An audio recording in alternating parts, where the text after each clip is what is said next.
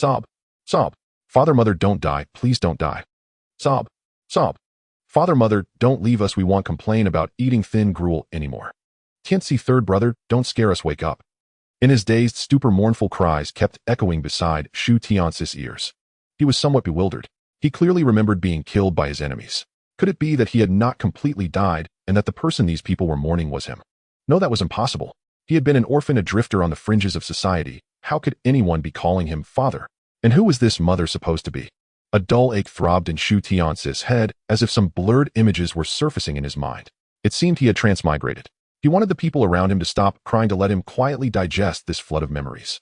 Yet he could not force out a single word, and the people around him did not cease their wailing. Someone even grabbed his body and shook him relentlessly. Cough. Cough. Something seemed to have lodged in his throat, triggering a sudden cough. Shu Tianci's eyes snapped open, and the scene before him rushed into focus.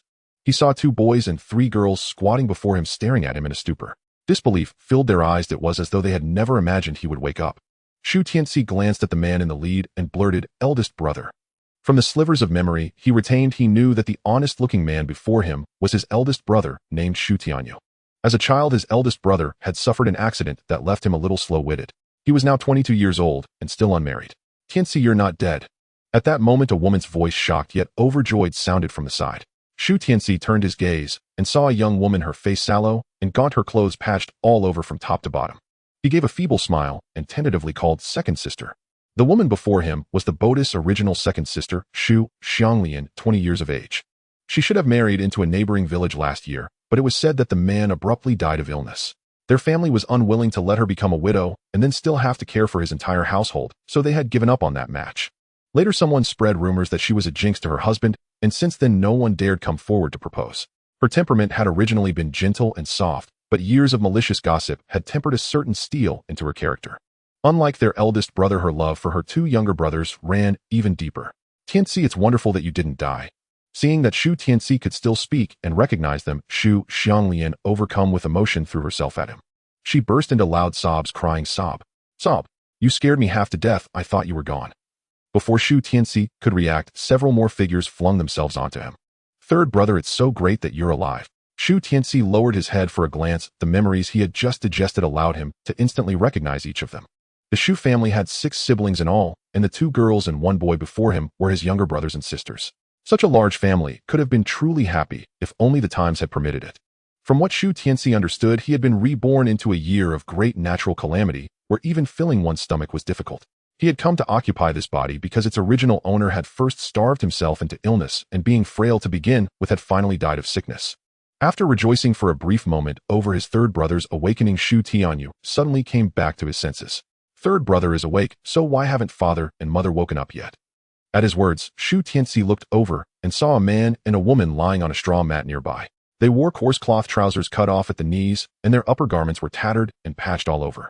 The 2 of them lay utterly still, their skin an ashen gray that was frightening to behold.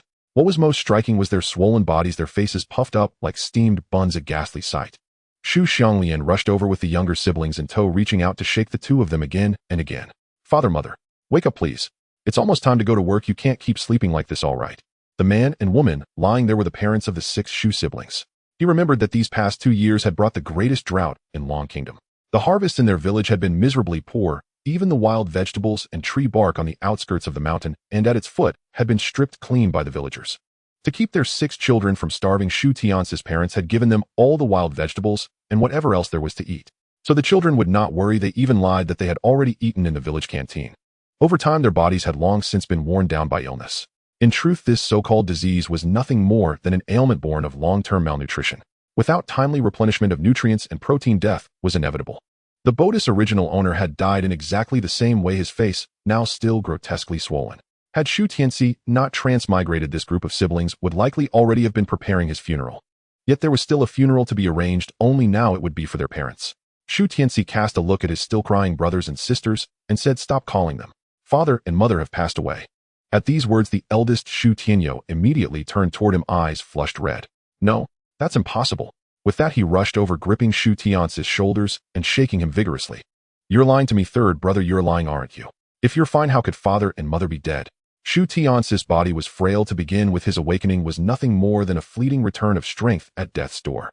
Now jolted so violently by his big brother, his face instantly turned a ghastly shade of green. Tianci! Shu Xianglian cried out in alarm, hurrying over to stand protectively in front of Shu Tianci. She glared fiercely at Shu Tianyou and shouted, "Eldest brother, have you gone mad? Tianci has only just woken up. Are you trying to beat him to death? He deserves it. Who told him to curse father and mother to death?" Shu Tianyou's eyes were bloodshot, and there was even a trace of grievance in them. Shu Xianglian fell silent, unable to refute his words. Shu Tianci sighed softly and shook his head. "Eldest brother, I also wish father and mother could be safe and sound. But the dead are the dead, and my heart aches even more than yours. If you still have the strength to hit me, you might as well think about how to see to their funeral, and then think of other ways to make sure Tiance and the others can fill their stomachs." He had no intention of blaming his brother. From the memories he had inherited, he knew that the man had always treated him well. For now, the only thing that mattered was finding something to eat. If they did not fill their bellies soon, he reckoned he would not last another 2 days before dying all over again. "That's right, eldest brother. We've been calling to father and mother for so long, and they've shown no reaction at all. They look just like grandfather did when he passed away. They really are." Shu Xianglian's voice suddenly choked off halfway. In the end, she simply clung to Shu Tianci and broke into loud sobs. Seeing their second sister cry, the 3 youngest, Shu Tiance and the other 2 little ones, also began wailing along with her. Shu Tianyou did not refute Shu Xianglian's words. He merely stared blankly at their parents' corpses. Soon his eyes reddened once more. Shu Tianci patted his sister's shoulder, wondering whether he should also cry. "Fuguwei, brother Fugui's wife, why haven't you come to work yet?" Just then the voices of villagers calling out drifted in from outside the door. Several men and women carrying farm tools stepped inside and were instantly taken aback by the scene within.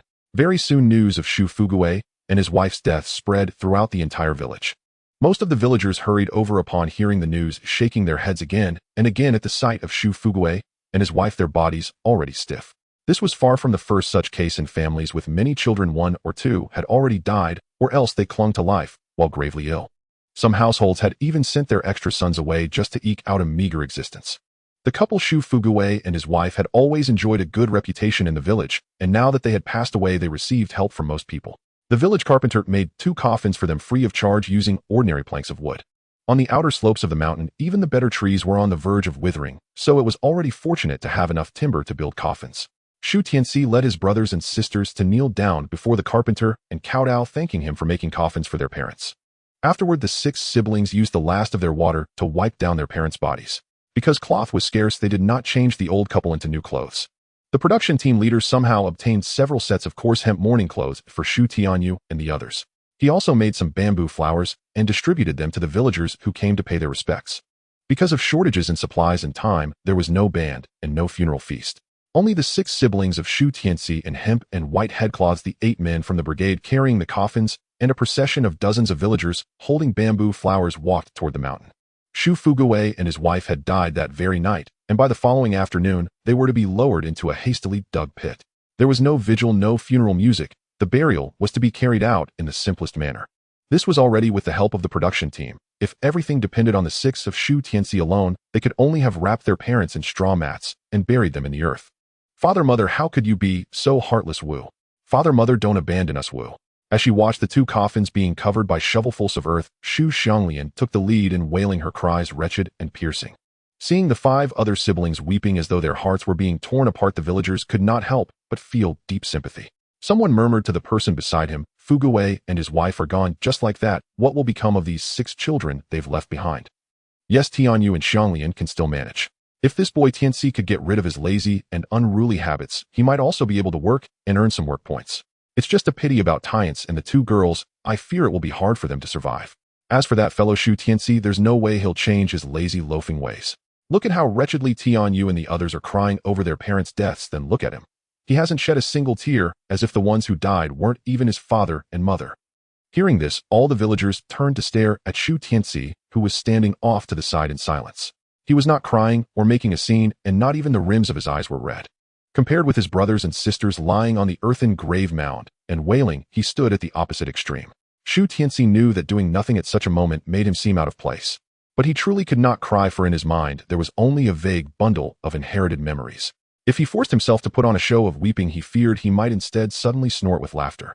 Thus remaining silent was the best response he could manage. As the sky gradually darkened, only the 6 of Shu Tianci were left by the grave. "Sister, let's go home." Shu Tianci stepped forward to gently pull at Shu Xianglian and spoke softly. Shu Xianglian had cried herself out as she no longer had any tears to shed. She turned to glance at Shu Tianci, pushed herself up using his strength, and almost fell again. Her health had always been poor, and after overwhelming grief and several hours of toil, she could barely stand.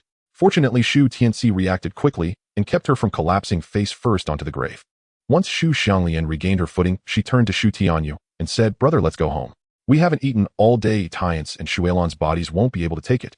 Shu Tianyou's body stirred. He turned his head to look at his younger brothers and sisters who were already lying exhausted on the ground. "Father, mother, I will definitely take good care of my younger siblings," he said, stroking the wooden grave marker before rising and swaying a little as he stood. Steadying himself, he stepped forward and picked up 80-year-old Shu Xianglian in his arms. Then he looked at Shu Xianglian. His voice choked as he said, "Help Tiance and Shu Xianglian up. Oh, let's go home." With that, he was the first to leave, carrying Shu Xianglian in his arms. Shu Tianci glanced at Shu Xianglian and said softly, "Sister, you support Shu Xianglian, all right." Shu Xianglian was already 14. With Shu Xianglian's arm around her, she managed to stand with difficulty. "Tianci, you and Tiance go slowly," she said. Leaving this instruction behind, the two sisters also slowly headed homeward. Shu Tianci took one look at the listless Shu Tiance and stepped forward saying, "Tiance, let's go home and eat meat." "Huh?" Shu Tiance froze for a moment, then hurriedly scrambled up from the ground. "Third brother, do we have meat at home?" Tianci let out a soft chuckle and, supporting his brother by the armpit with one hand, said, "You'll know when we get home." When they returned home, Shu Tianci found that the village head Shu Daqiang was still there. On the 8 immortals table, with one corner missing, were some wild greens and cornbread wo-wo buns. There were also several sweet potatoes.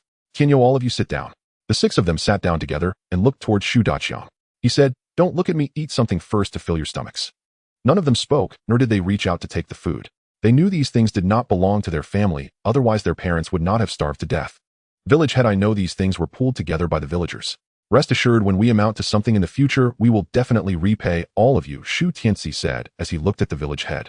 Then he divided the food on the table into 6 portions. He was already starving, and he knew his younger siblings were too, so there was no need for false restraint. Once the food was divided, he began to eat in big mouthfuls. Seeing him like this, his brothers and sisters also started devouring their portions. Shu Tianyou glanced at Shu Tianci, then turned his simple, honest face towards Shu Daqiang and said, "Village head, we will definitely pay you back." Shu Daqiang withdrew his gaze from Shu Tianci, feeling that this boy had somehow changed. He did not dwell on it. Perhaps it was simply because the boy had lost his parents. In response to the brother's promise, Shu Daqiang nodded and said, "It's enough that you have this intention. Harvests are poor now, and every household has it hard.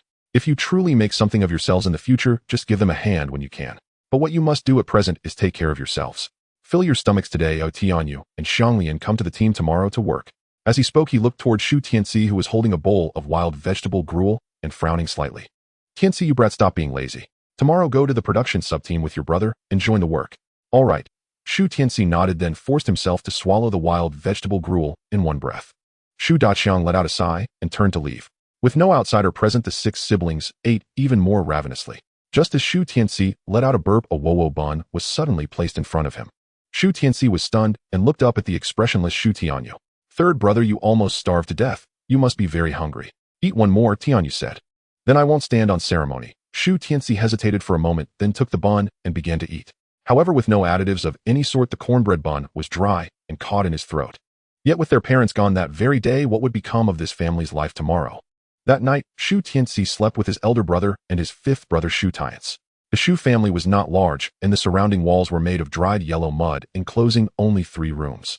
There were 6 siblings in Shu Tiance's family, 3 boys and 3 girls, each occupying one room, with one room belonging to their parents. Now that their parents had passed away, one room had become vacant. Shu Tianci looked at Shu Tianyou and said, "Elder brother, why don't you sleep in our parents' room?" This guy had a simple face and a large frame. In an era where having just one meal a day was a luxury, possessing such a large physique was quite extraordinary. The other person occupied half of the bed when lying down. Shu Tianci and Shu Tiance took the other half of the bed, which was indeed a bit cramped. "That's our parents' room. I'm not going." Shu Tianyou immediately shook his head in refusal. A spark of mischief lit up Shu Tiance's eyes as he teased, "Elder brother, are you scared?" Who is scared?" Shu Tianyou widened his eyes and forced himself to respond. "Then you go. 3 people will be too crowded. Final go." Shu Tianyou huffed, picked up his patched clothes, and headed out. This guy really couldn't handle the provocation. Big oaf. Just as the words left his mouth, Shu Tianyou suddenly walked back in. Under Shu Tiance's surprised gaze, he shouted, "Mom and Dad said I'm not a fool." Right, you're not a fool." Shu Tianyou huffed and turned to leave the room. Shu Tianci chuckled, then fell into contemplation. Due to the weather and locusts, the village's harvest was not good. Although the village shared a communal pot of rice, the food was only good for the first month. After that, the meals became increasingly meager, and now even a single person couldn't fill their stomach, let alone a family. Shu Tianci, who had traveled from another world, possessed decades of memories from another realm. Yet faced with such a natural disaster, he felt powerless. How should he use his knowledge to prevent his siblings from going hungry? No, shouldn't travelers in the Great Xia have a golden finger? What is his golden finger? A system? System, are you there? Shu Tianci called out in his heart several times, but received no response. It seemed that his golden finger was not a system after all. He wasn't discouraged, but began to search for clues within his own body. Sure enough, he soon felt that something was different in his head. Brain tumor. Shu Tianci was startled and immediately closed his eyes to perceive the anomaly within his head. The next moment, he felt darkness engulf him. The scene that reappeared before him seemed to be a paradise beyond the world. Here lay two pieces of black land, each one mu in size, devoid of any plants. Beside the land was a lake, its surface shrouded in mist, resembling an immortal realm. Spiritual lake. A term floated into Shu Tianci's mind, followed by a surge of ecstasy. Indeed, travelers from the dragon country never came without a golden finger. Shu Tianci immediately ran towards the lake, ready to dive in and enjoy the cleansing effects of the spiritual lake. Unexpectedly, due to his excitement, he lost his balance and fell forward. Splash! Shu Tianci surfaced from the lake, quickly wiping his face with his hand. He instinctively pressed his lips together, and a hint of sweetness instantly filled his entire mouth. An unknown warm current slowly circulated within his body, strengthening his previously weakened form due to hunger. Wonderful! Shu Tianci shouted, then stripped off his clothes and began scooping water into his mouth with both hands. The more spiritual spring water he drank, the more he felt a surge of strength. However, an intense feeling of hunger soon followed. Gurgle, gurgle. Indeed, while the spiritual lake water had the effect of cleansing the marrow, it also accelerated bodily functions, increasing the digestive speed. Shu Tianci stopped drinking the spiritual lake water and looked down at the clarity of the spring water. The original owner hadn't bathed in a long time due to drought and water scarcity, so he was quite dirty. Falling into the water should have affected its quality. However, the clear spring before him still swirled with mist, and the water he scooped up showed no signs of deterioration. It seemed that this spiritual spring water had self-purifying properties. But no matter how much it was purified, he would still feel uncomfortable inside. So Shu Tianci drew a bucket of water and happily took a bath. Third brother. At that moment, a familiar voice called out by his ear. Shu Tianci looked up to see a Qilan light screen appearing before him, resembling a mystical mirror. Seeing the appearance of this light screen, Shu Tianci couldn't help but recall the family heirloom from his past life. The shape of that jade pendant was exactly like the Qilan light screen before him. It seemed that his crossing was also related to this jade. The Qilan light screen displayed Shu Tianci's room along with the surroundings of his house. His fifth brother Shu Tianci had already gotten up, calling out as he walked towards the door. It seemed that their parents' passing had made him a bit fearful of being alone in the room.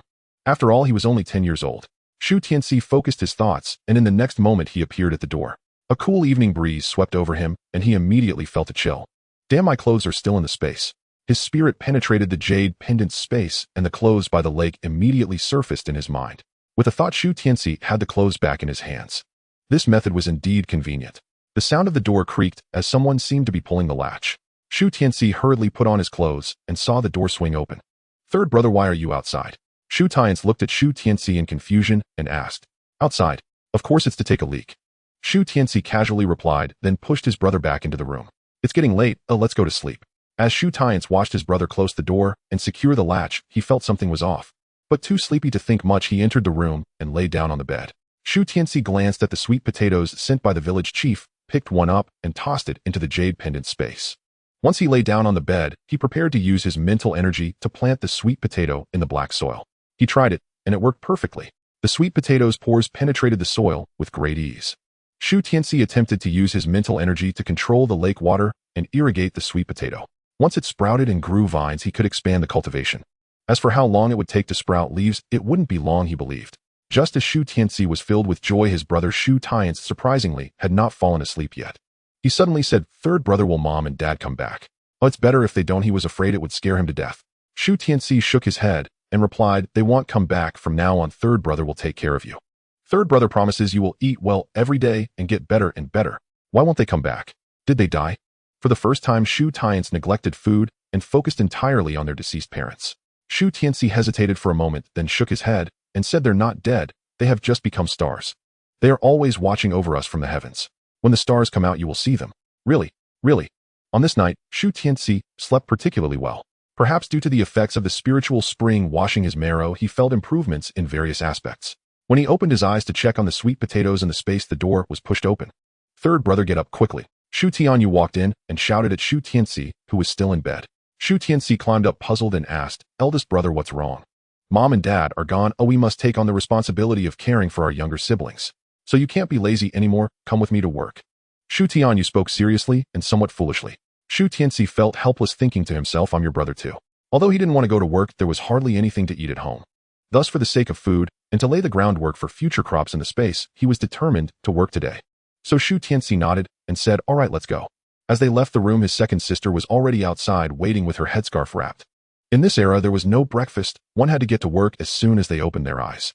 Eldest brother, second sister, you go ahead. Ooh, I need to go relieve myself, and we'll catch up with you soon.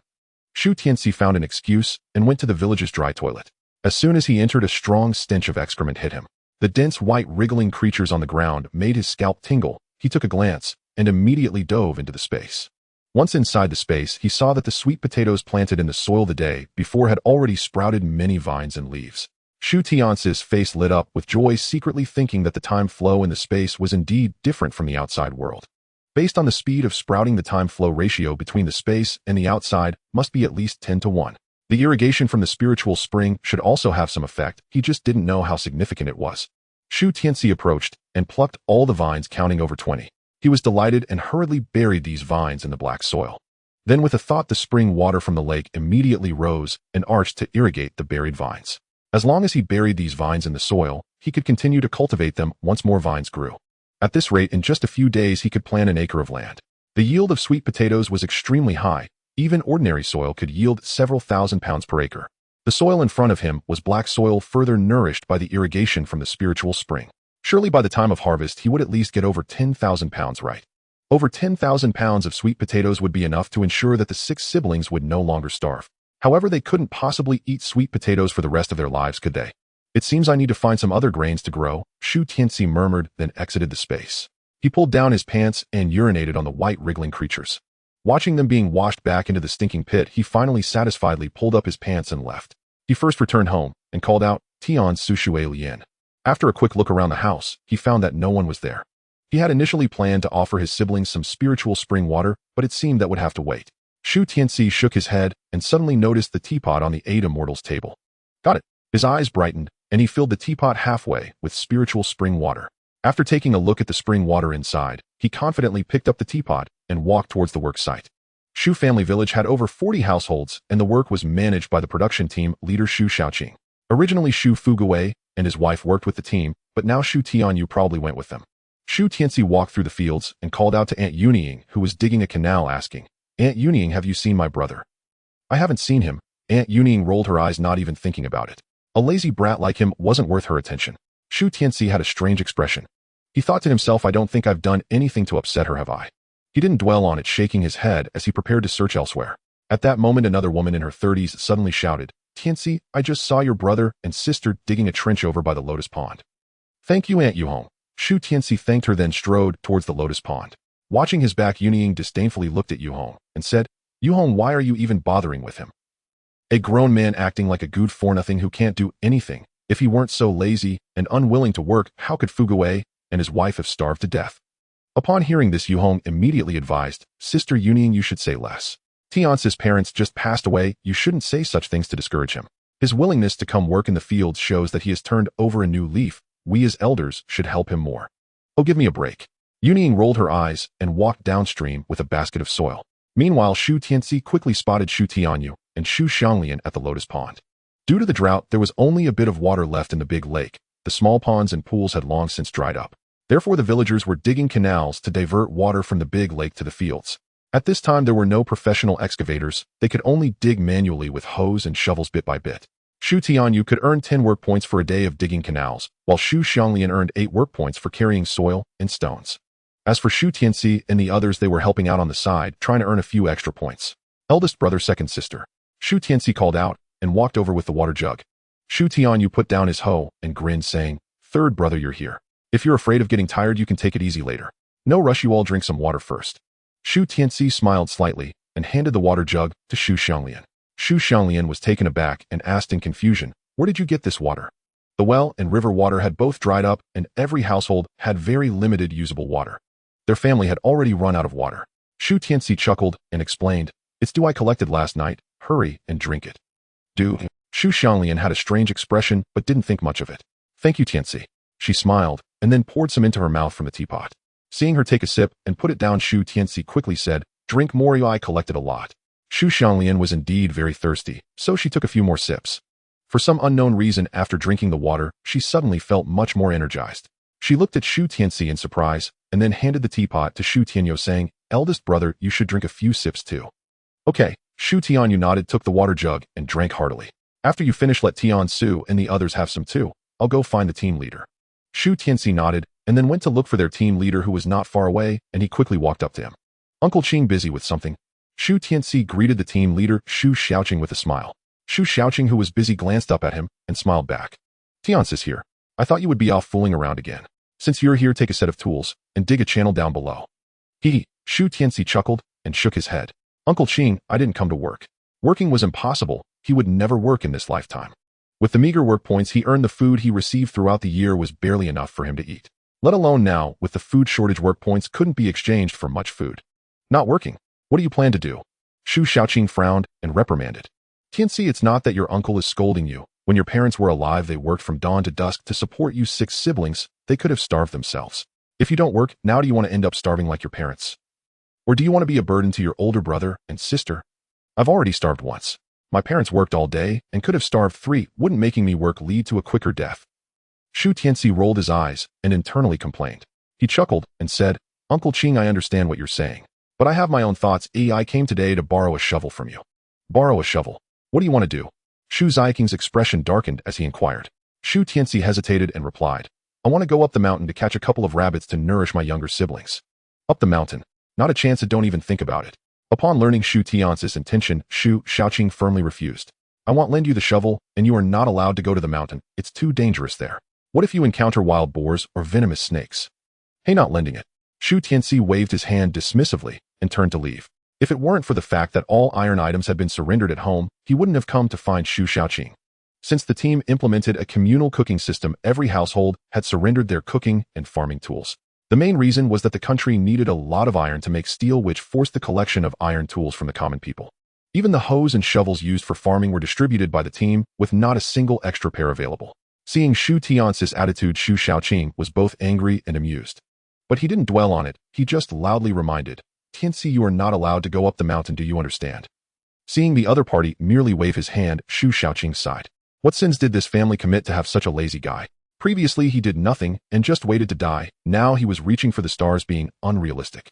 "Tianci, why are you back empty-handed?" Over here, Shu Xianglian saw Shu Tianci with nothing in his hands and couldn't help but feel curious. Wasn't he supposed to find the team leader for farming tools? Why did he come back empty-handed? "I went to Uncle Qing for a shovel, but he wouldn't give it to me." Shu Tianci hesitated and made up an excuse. "Wouldn't give it? That can't be right." Shu Xianglian and Shu Tianyou frowned, feeling something was off. How could the team leader refuse to give him tools if Shu Tianci came to work? "Here, take this and use it. I'm going to find Uncle Qing." Shu Tianyou handed over his farming tools and immediately went to find Shu Xiaoqing. He had never encountered this situation before. Could it be that the team leader was bullying their family? Shu Tianci couldn't let him go and quickly pulled him back, saying, "Brother, forget it. You all just keep doing your work. I'll go get some water for you." As he spoke, he bent down to grab the teapot. But just then Shu Xianglian suddenly reached out to stop him. Shu Tianci was taken aback and looked up at his second sister in confusion, asking, "What's wrong?" Shu Xianglian glanced around at the others in the distance and then whispered, "Did you add sugar to the water?" "No." Shu Tianci shook his head earnestly. "No." Shu Xianglian showed a strange expression as she felt the water she just drank was very sweet. Not just sweet, after drinking it, she quickly felt full of energy. She was able to work much faster, but she also got hungrier much quicker. "Second sister, you're overthinking it. We can't even afford food at home. Where would we get sugar?" Shu Xianglian looked doubtful, but after thinking about it, she found it reasonable. Perhaps it was her illusion from not having eaten sugar for too long. She almost thought it was some divine water. It must have been her delusion. After shaking her head to discard unrealistic thoughts, she continued to lower her head and work. Looking at his confused second sister, Shu Tianci smiled and said, "All right, second sister, don't overthink it. I'm going home for a bit and won't stay here with you." "You're going home? What about the work?" Shu Tianyou's eyes widened, speaking in a silly manner. "There are no tools left. What am I supposed to do?" Shu Tianci shrugged, holding the teapot as he turned to leave. "Then Shu Tianyu initially wanted to say he wouldn't work anymore, but thinking about his younger siblings, he still tightened his grip on the farming tools. Nearby Shu Xianglian said, "Brother, let's not worry about him. I feel like Tianci is different somehow, but I can't put my finger on it." "Really?" Shu Tianyu was taken aback, asking in confusion. Meanwhile, Shu Xianglian stared at Shu Tianci's back and the teapot in his hand, pondering for a long time. "Tianci, why did your temperament suddenly change? Also, was that feeling just now really an overthinking?" On the way home, Shu Tianci felt a bit frustrated. Just from drinking a mouthful of water, did my second sister start to suspect? Thankfully, she only doubted whether sugar was added to the water. But he needed to be more cautious in the future, at least not to be too conspicuous before getting a job. Just a single word from his second sister nearly made his heart leap into his throat. If this were exposed, wouldn't he be taken to the office for investigation? In the future, just diluting the spiritual spring water would be enough to improve his siblings' health. Once he returned home, he couldn't wait to find usable tools. There are mountains and forests near the commune, and there are still plenty of big creatures in the inner woods. Many villagers, desperate from hunger, ventured deep into the forest in search of food. But instead of finding food, they became prey for wild beasts. After several deaths, no one dared to venture deep into the mountains anymore. I just wonder how many of those beasts are left after this drought. Shu Tianci planned to take a chance, hoping to improve his family's meals.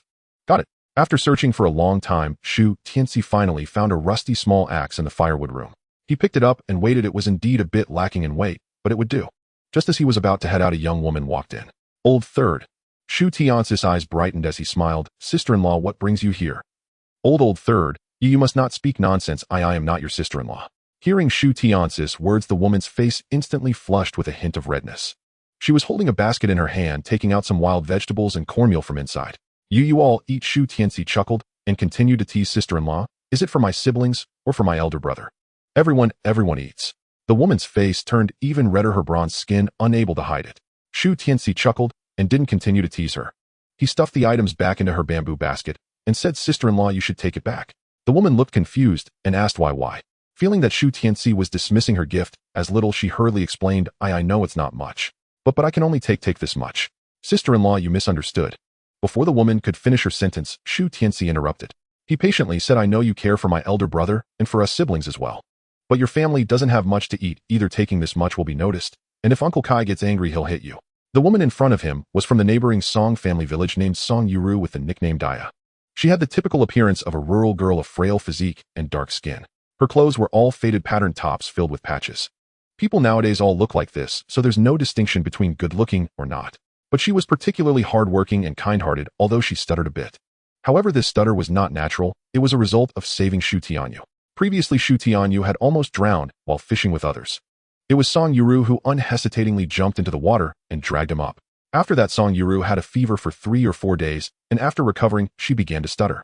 Shu Tianyu also became a bit foolish due to the fever from that near-drowning incident. It was also because of Song Yuru's stutter that she became increasingly overlooked in her family that favored boys over girls. A couple of years ago, Song's father demanded that the Shu family marry Song Yuru. However, the bride price was too high and the Shu couple simply couldn't afford it, especially with nearly 10 people in the family. Song's father was relentless, and in a fit of anger, Shu Tianyu said he wouldn't marry her. As a result, the matter was put on hold. Yet despite this, Song Yuru still took care of Shu Tianyu regularly. For instance, this time, she brought extremely precious food during this year of disaster. Shu Tianci was 100% sure that if he accepted this food, she would definitely get beaten when she returned. Not just by her parents, but also by her siblings. No problem. Song Yuru hurriedly waved her hand and explained. According to her, since Shu Tianci no longer had parents and the labor force had decreased, there was surely no food at home, but her family had some. So sending this little bit of food over could save Shu Tianci and their lives. And her family had food, so nothing would happen when she returned. Shu Tianci could not possibly believe her words and directly stuffed everything back into her hands. Then he took out the food that the village head had brought yesterday and looked at Song Yuru, saying, "Sister-in-law, we have food. Yesterday the village head gave us food we can eat for several days." Really? Song Yuru showed a puzzled expression and confirmed. "Of course it's true. I wouldn't dare to deceive you, sister-in-law." Shu Tianci nodded, repeatedly affirming. Seeing that he said so, Song Yuru could only helplessly say, "Then should I take it back? If you all don't have food, just tell me. Okay, we won't be polite with you." Shu Tianci smiled slightly and nodded. Good. Song Yuru chuckled, holding the food and turning to leave. Watching her back, Shu Tianci shook his head helplessly. Such a good girl, yet she became a stutterer to save Shu Tianyu. If Shu Tianyu doesn't marry her, that would be truly heartless. The problem lies with Song's father, and he must help his elder brother. Shu Tianci estimated and decided to find an opportunity to match them up after some time. He picked up the axe beside him and strode out. The entire village was very quiet with the elderly and children working in the fields. Although the elderly and children did less work, they could still earn some food. Thus, Shu Tianci did not encounter many people along the way and quickly arrived at the foot of the mountain near the village. However, what he did not know was that after he left the field, Shu Xiaoqing became increasingly unsettled.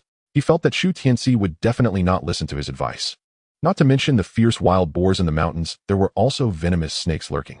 If something happened, how would he explain it to his deceased elder brother and sister-in-law? Thinking of this, he informed the villagers, and then strode towards Shu Tianyou. Tianyou, Xianglian. Hearing the familiar call, Shu Tianyou looked up at the anxious Shu Xiaoqing. He immediately climbed out of the riverbed and shouted, "Uncle Qing, I was just about to find you. Tianci, I came to ask you for farming tools. Why didn't you give them to him?" Just as Shu Xiaoqing was about to state the matter, he was taken aback, wondering if he was being falsely accused. However, it didn't seem quite so. Regaining his senses, Shu Xiaoqing said, "Give him what? If I give it to him, I'll be harming him." At this, Shu Tianyou and Shu Xianglian's expressions turned ugly. Unexpectedly, what Tianci said was actually true. His younger brother had finally come to work, but the team leader wouldn't give him the tools. Shu Xianglian asked, "Uncle Qing, what do you mean?" Nearby villagers, seeming to find a chance to slack off, also looked over. "What do you mean? Do you know what that kid wants the shovel for?" Hearing this, Shu Tianci and the others shook their heads. "He said he wants to go up the mountain to hunt to improve your meals." Shu Xiaoqing rolled his eyes and said unhappily, "What? Going up the mountain to hunt?" Everyone was shocked, and Shu Tianyou and Shu Xianglian's expressions changed drastically. "I said there are wild boars and wolves on that mountain. It's very dangerous. That's why I didn't give the shovel to Tianci, and he ultimately didn't take it and left." Shu Xiaoqing explained briefly, and then said, "But I always feel that kid is restless. I think he will definitely go up the mountain, so I came to ask if you know where he went." Hearing this, Shu Xianglian didn't even bother to respond, and dropped the bamboo basket she was using to carry soil and stone, running towards home. Shu Tianci and the others hurriedly followed. "Xianglian," Shu Tianyou called out, then turned to Shu Xiaoqing and said, "Uncle, I'll go back and take a look first." "All right." Shu Xiaoqing nodded and instructed, "If that kid really goes into the mountains, you must not act impulsively. Remember to come back and tell us so we can find him together." "I understand," Shu Tianyou replied, then pursued after his younger siblings. On the other side, Shu Tianci had already fastened the axe to his waist and arrived at the foot of the mountain. The once plentiful sour wild vegetables at the foot of the mountain had now been completely uprooted. There were hardly any wild vegetables left, let alone wild grasses. The drought had only just begun, yet the hardships faced by the rural community were already so severe. By next year, the bark of the trees on the mountain would be gradually stripped bare. By then, that would truly be a disaster. Since Shu Tianci had crossed over and possessed a magical space, he not only wouldn't let his siblings suffer, but he also wanted to ensure they lived well. He glanced around and then stepped into the forest. There wouldn't be any wild boars at the entrance of the forest, so the danger was minimal. However, his intrusion startled many birds, causing them to fly out of their nests. Chirp, chirp, chirp. Shu Tianci looked up and was instantly astonished. Due to the prolonged absence of rain and human interference, the trees at the entrance were in a deplorable state. The leaves on the branches had mostly fallen, and Shu Tianci could easily spot the nests within them. As long as there were nests, there might be chicks and eggs inside. It seems I can improve the diet for my younger siblings. Shu Tianci rubbed his hands together, muttering a few words before he began to climb the tree. Hiss!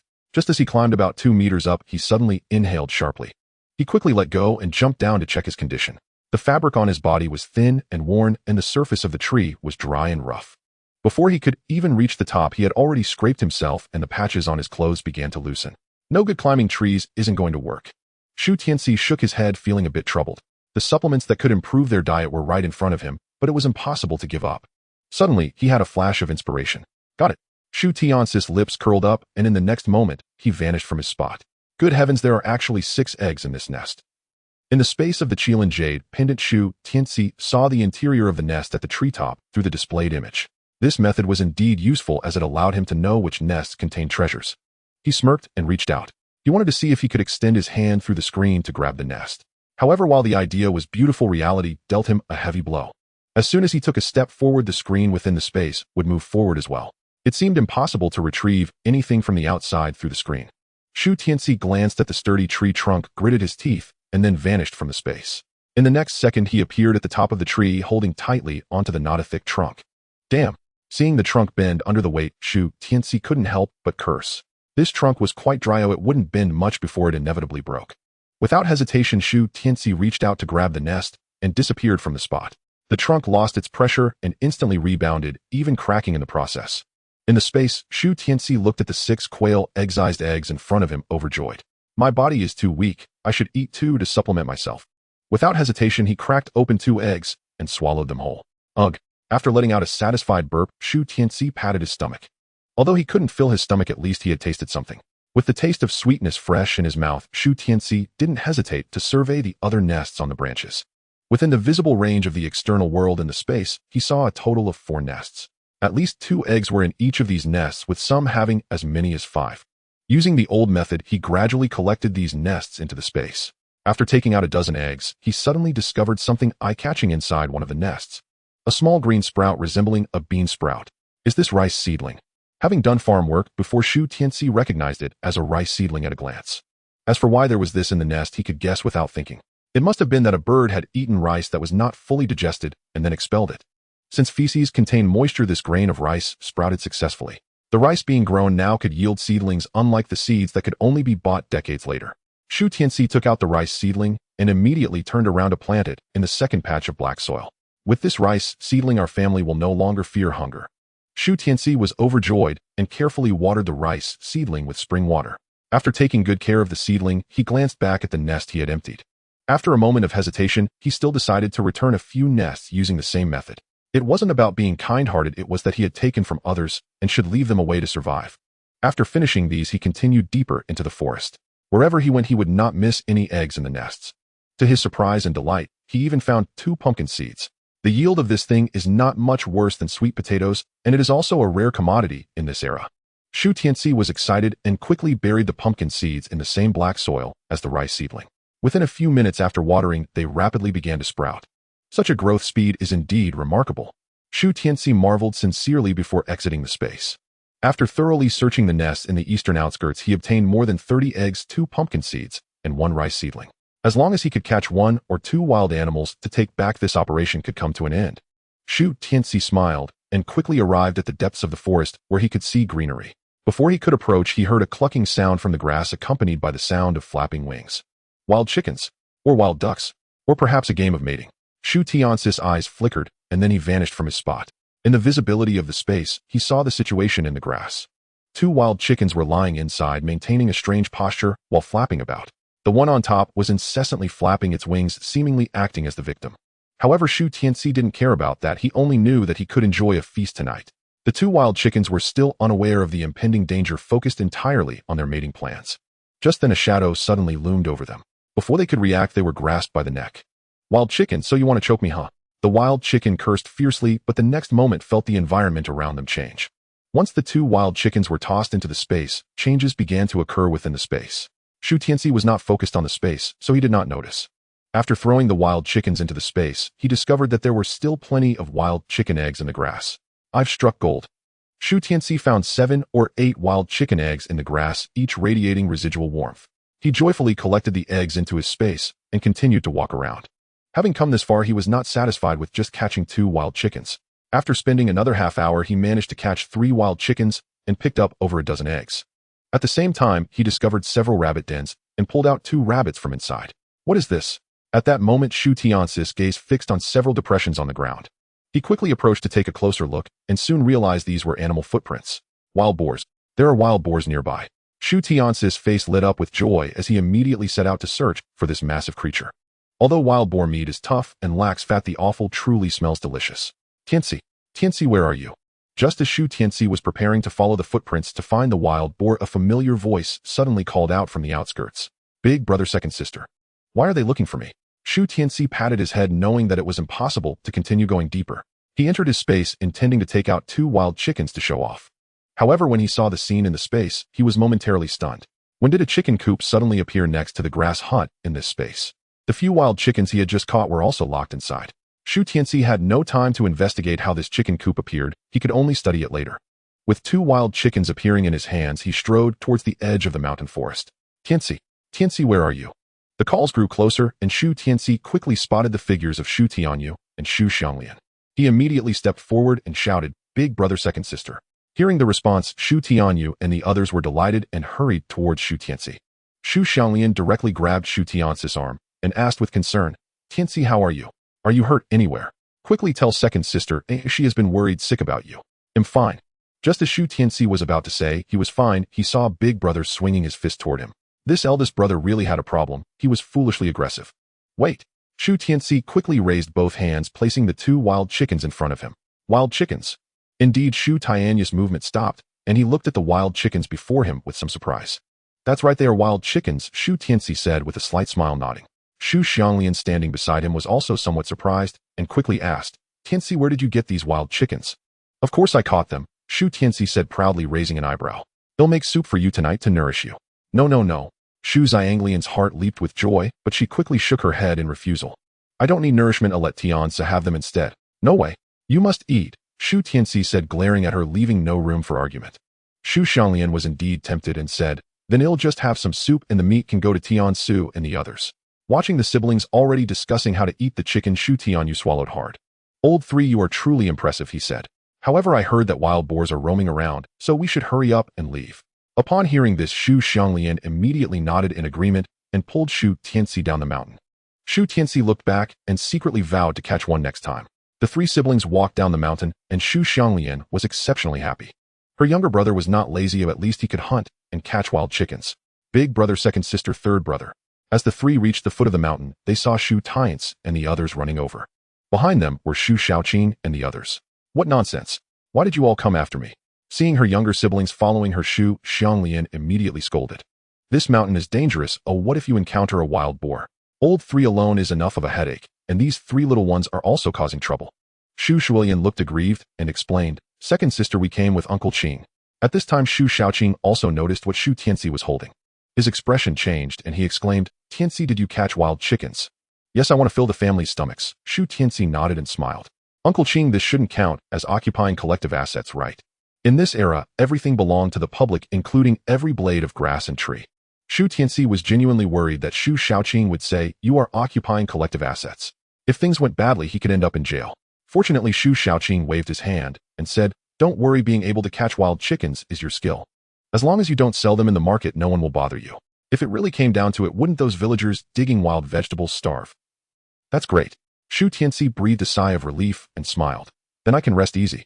Tianci, however, uncle still wants to advise you a bit. You caught 2 wild chickens today, but it may have been more luck than skill. There are wild boars roaming on this mountain, and you won't stand a chance, so it's better not to go up the mountain alone in the future. I must say, Shu Xiaoqing still cares about the siblings. Although everyone is suffering, the bond among them is quite strong. Hearing Shu Xiaoqing's words, Shu Tianci feigned compliance and nodded, I understand. But how could he let his family eat meat reasonably without going up the mountain? Sure enough, the 3 little ones, Shu Xiaolian, were following him, drooling over the wild chickens. Shu Tianci was even more innocently looking up and asking, third brother, are we having meat to eat today? Yes, later you can have a chicken, but Shu Tianci nodded and joked. Shu Tianci seemed not to understand, but upon hearing about the chicken, he swallowed hard. After descending the mountain, Shu Xiaoqing was about to part ways with them. He looked at Shu Tianyou and reminded, Tianyou, Xianglian, remember to come to work this afternoon. We wasted a whole morning. Ew, I don't know how much work we missed. Uncle Qing, I know, Shu Tianyou and Shu Xianglian replied in unison. Uncle Qing, wait. Shu Tianci suddenly called out to Shu Xiaoqing, handing the wild chickens to his older siblings before walking up to him.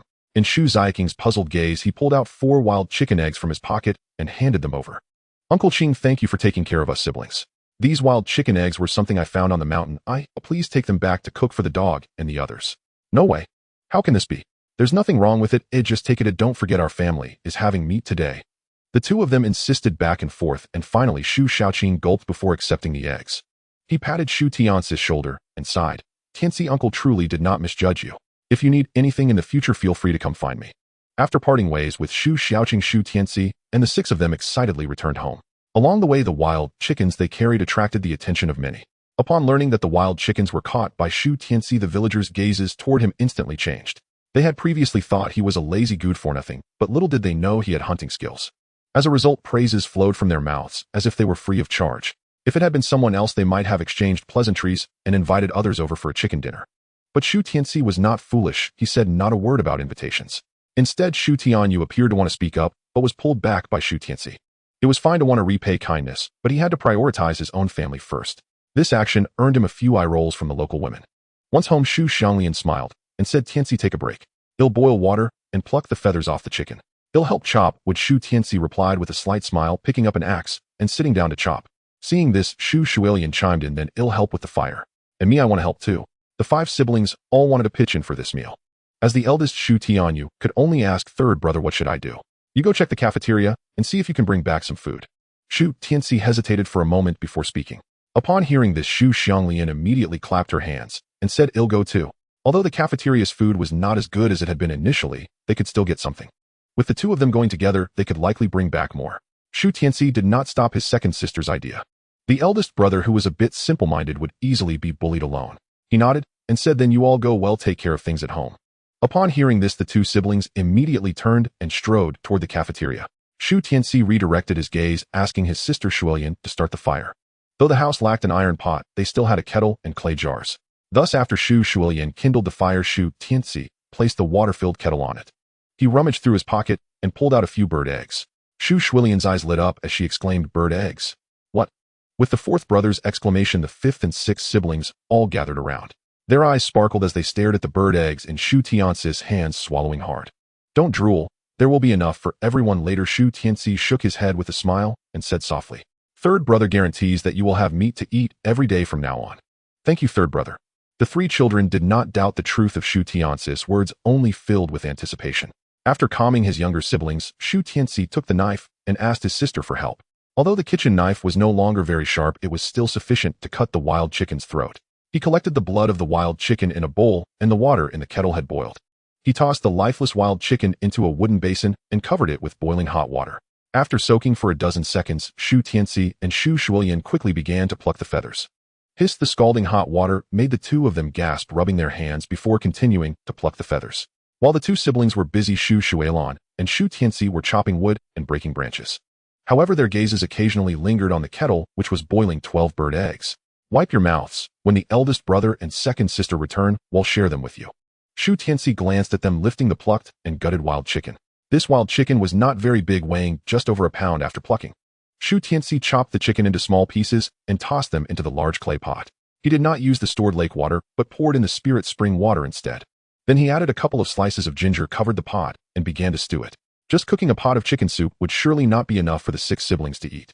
The house had no cornmeal, no noodles, and certainly no rice. Therefore, Shu Tianci took a few sweet potatoes sent by the villagers and tossed them into the steamer. After finishing these tasks, Shu Tianyou and Shu Xianglian returned carrying a large bowl of wild vegetable porridge. In addition to corn porridge, there were also 4 steamed buns, which were probably extra given by the cafeteria uncle. In the past, their parents would never bring back so much food. "Eldest brother, second sister, you're back." Shu Tianci and Shu Xianglian rushed to greet them, hugging their legs and calling out, "Are you hungry? Eat up." Shu Xianglian smiled as she placed the food on the table. The two little ones did not reach for the food, but instead looked at Shu Tianci. This left Shu Tianyou and Shu Xianglian puzzled, not understanding why the little ones weren't eating, even though there was food. They looked at Shu Tianci and asked Tianci what's going on. Shu Tianci smiled mysteriously and placed the cooked bird eggs on the table. "Bird eggs?" Shu Tianyou and the others were taken aback, looking at Shu Tianci in surprise. Shu Tianci nodded and divided 2 eggs for each of his younger siblings. "Little ones, are you craving them?" "Thank you, third brother." The 3 eagerly took the bird eggs and stuffed them whole into their mouths. The taste they had never experienced before brought joyful expressions to the little ones' faces. Seeing their expressions, Shu Xianglian took out a bird egg and handed it to the 5th child. "Tianci, this one is for you to eat." "No way." Shu Tianci decisively stopped her, saying, "Second sister, you can eat it yourself. I still have bird eggs and wild chicken eggs that haven't been cooked. There won't be any shortage for them." Still, everyone was taken aback, looking at Shu Tianci with surprise and anticipation. "Hurry up and eat. The chicken soup will be ready soon." Shu Tianci smiled slightly and then peeled the shell off the egg, swallowing the smooth egg whole. Hearing this, Shu Xianglian no longer insisted. Shu Tianyou looked at the bird egg in his hand, then turned to Shu Tianci and said, "Third brother, you must not go into the mountains from now on." Shu Tianci looked at him with a strange expression and asked, "Why not? If I don't go into the mountains, how can we have meat at home?" "The mountains are too dangerous. You should just come with us to work." Shu Tianyou, appearing simple-minded, spoke in a tone that brooked no contradiction. "If relying on work points could save us, our parents wouldn't starve." Shu Tianci shook his head and countered, "The drought might be worse next year. By then the team won't even have food for themselves, and the communal meals will definitely be cancelled. If I can hunt big game, I can make cured meat to help our family through the tough times, so don't worry about me. You danger in the mountains is for others, but not for me." "Then take me with you," Shu Tianyou shouted after thinking for a moment. Fortunately, Shu Xianglian reacted quickly, standing up to block him and began to persuade him. "No, you all cannot go. Big brother Tianci has never liked working since he was young. It must be because he excels in other areas, perhaps in hunting. Being able to do something for the family is certainly better than doing nothing all day, right?" As long as he doesn't venture deep into the mountains, there won't be any danger. To persuade her brother to allow Shu Tianci to do what he wanted, Shu Xianglian had to find a reason for him. Upon hearing this, Shu Tianci immediately nodded and said, "That's right, I am particularly adept at hunting. If only I had a hunting rifle, I would definitely bring back a few wild boars." "No way." Before Shu Tianci could finish his sentence, two voices rang out in the room to stop him. "Third brother, I've heard from the villagers that Tai Dan was killed by a wild boar. You cannot die, so you cannot go." Shu Tianyou glared with wide eyes and shook his head. "I definitely won't go." Shu Tianci nodded, saying this insincerely. As long as he went up the mountain, where he went would still be up to him. "Third brother, it smells so good. Is the chicken soup ready?" At this moment, Shu Xianglian suddenly called out. Shu Tianci came back to his senses and rubbed the top of her head, saying, "I'll go take a look." There was a small hole in the pot's lid and steam was rising. The steam wafted everywhere, and with every breath an enticing aroma filled the air.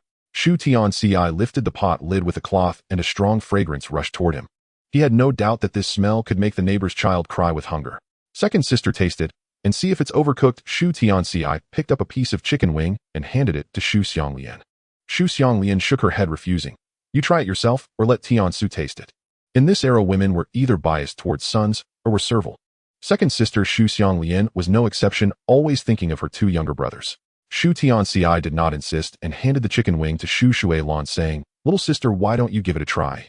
Little sister's face lit up with joy as she quickly opened her mouth and bit into the chicken wing. The fresh and fragrant taste filled her mouth, making her involuntarily close her eyes.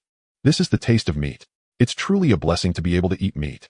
Seeing that little sister was silent, Shu Tianyou eagerly urged, "How is the meat tender?" Upon hearing this, little sister immediately took a bite. "I'm a bit tough." "Good, that's enough." Shu Tianci waved his hand, not caring about her response.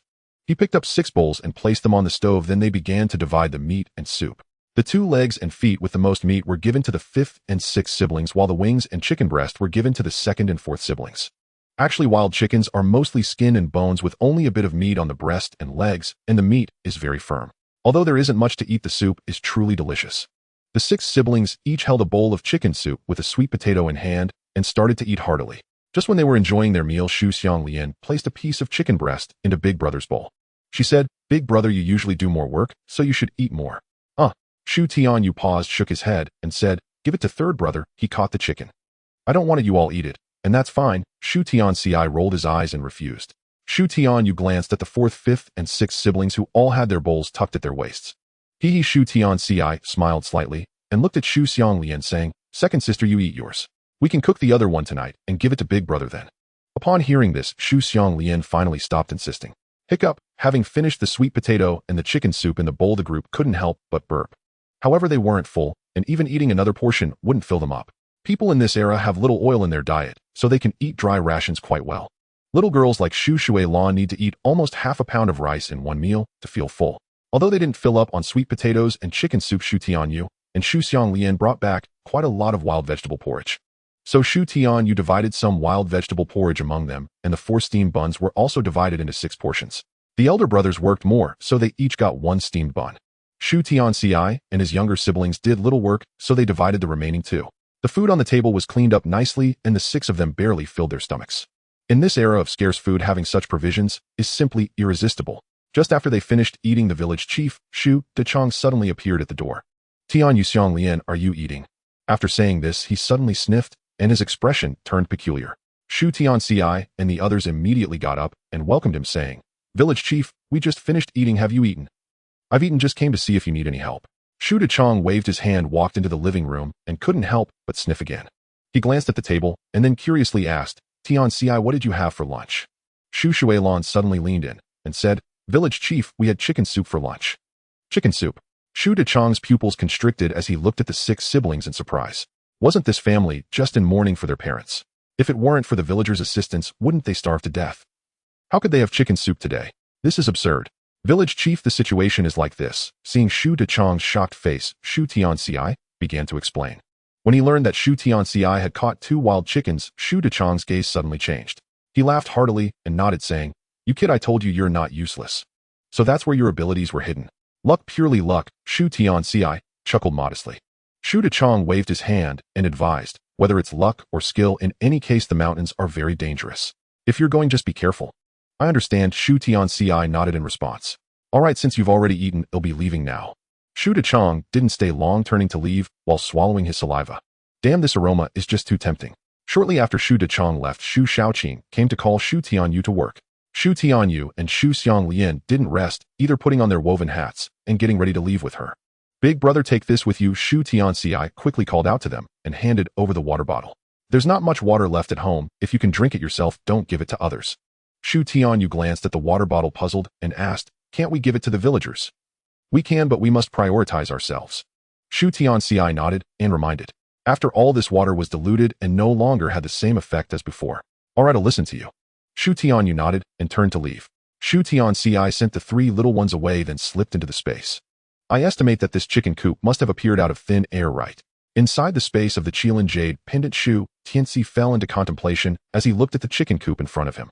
When he first entered the space, there was no poultry beside the thatched cottage, only a bamboo shed. However, after he caught a few wild chickens today, a medium-sized chicken coop appeared next to the thatched cottage. Therefore, Shu Tianci speculated that this space might generate certain things based on needs. For example, catching chickens would require a safe place, then the chicken coop would appear. Even the two rabbits he caught had a safe place in the corner. Moreover, this generated area seemed to have restrictions that limited the movement range of the poultry.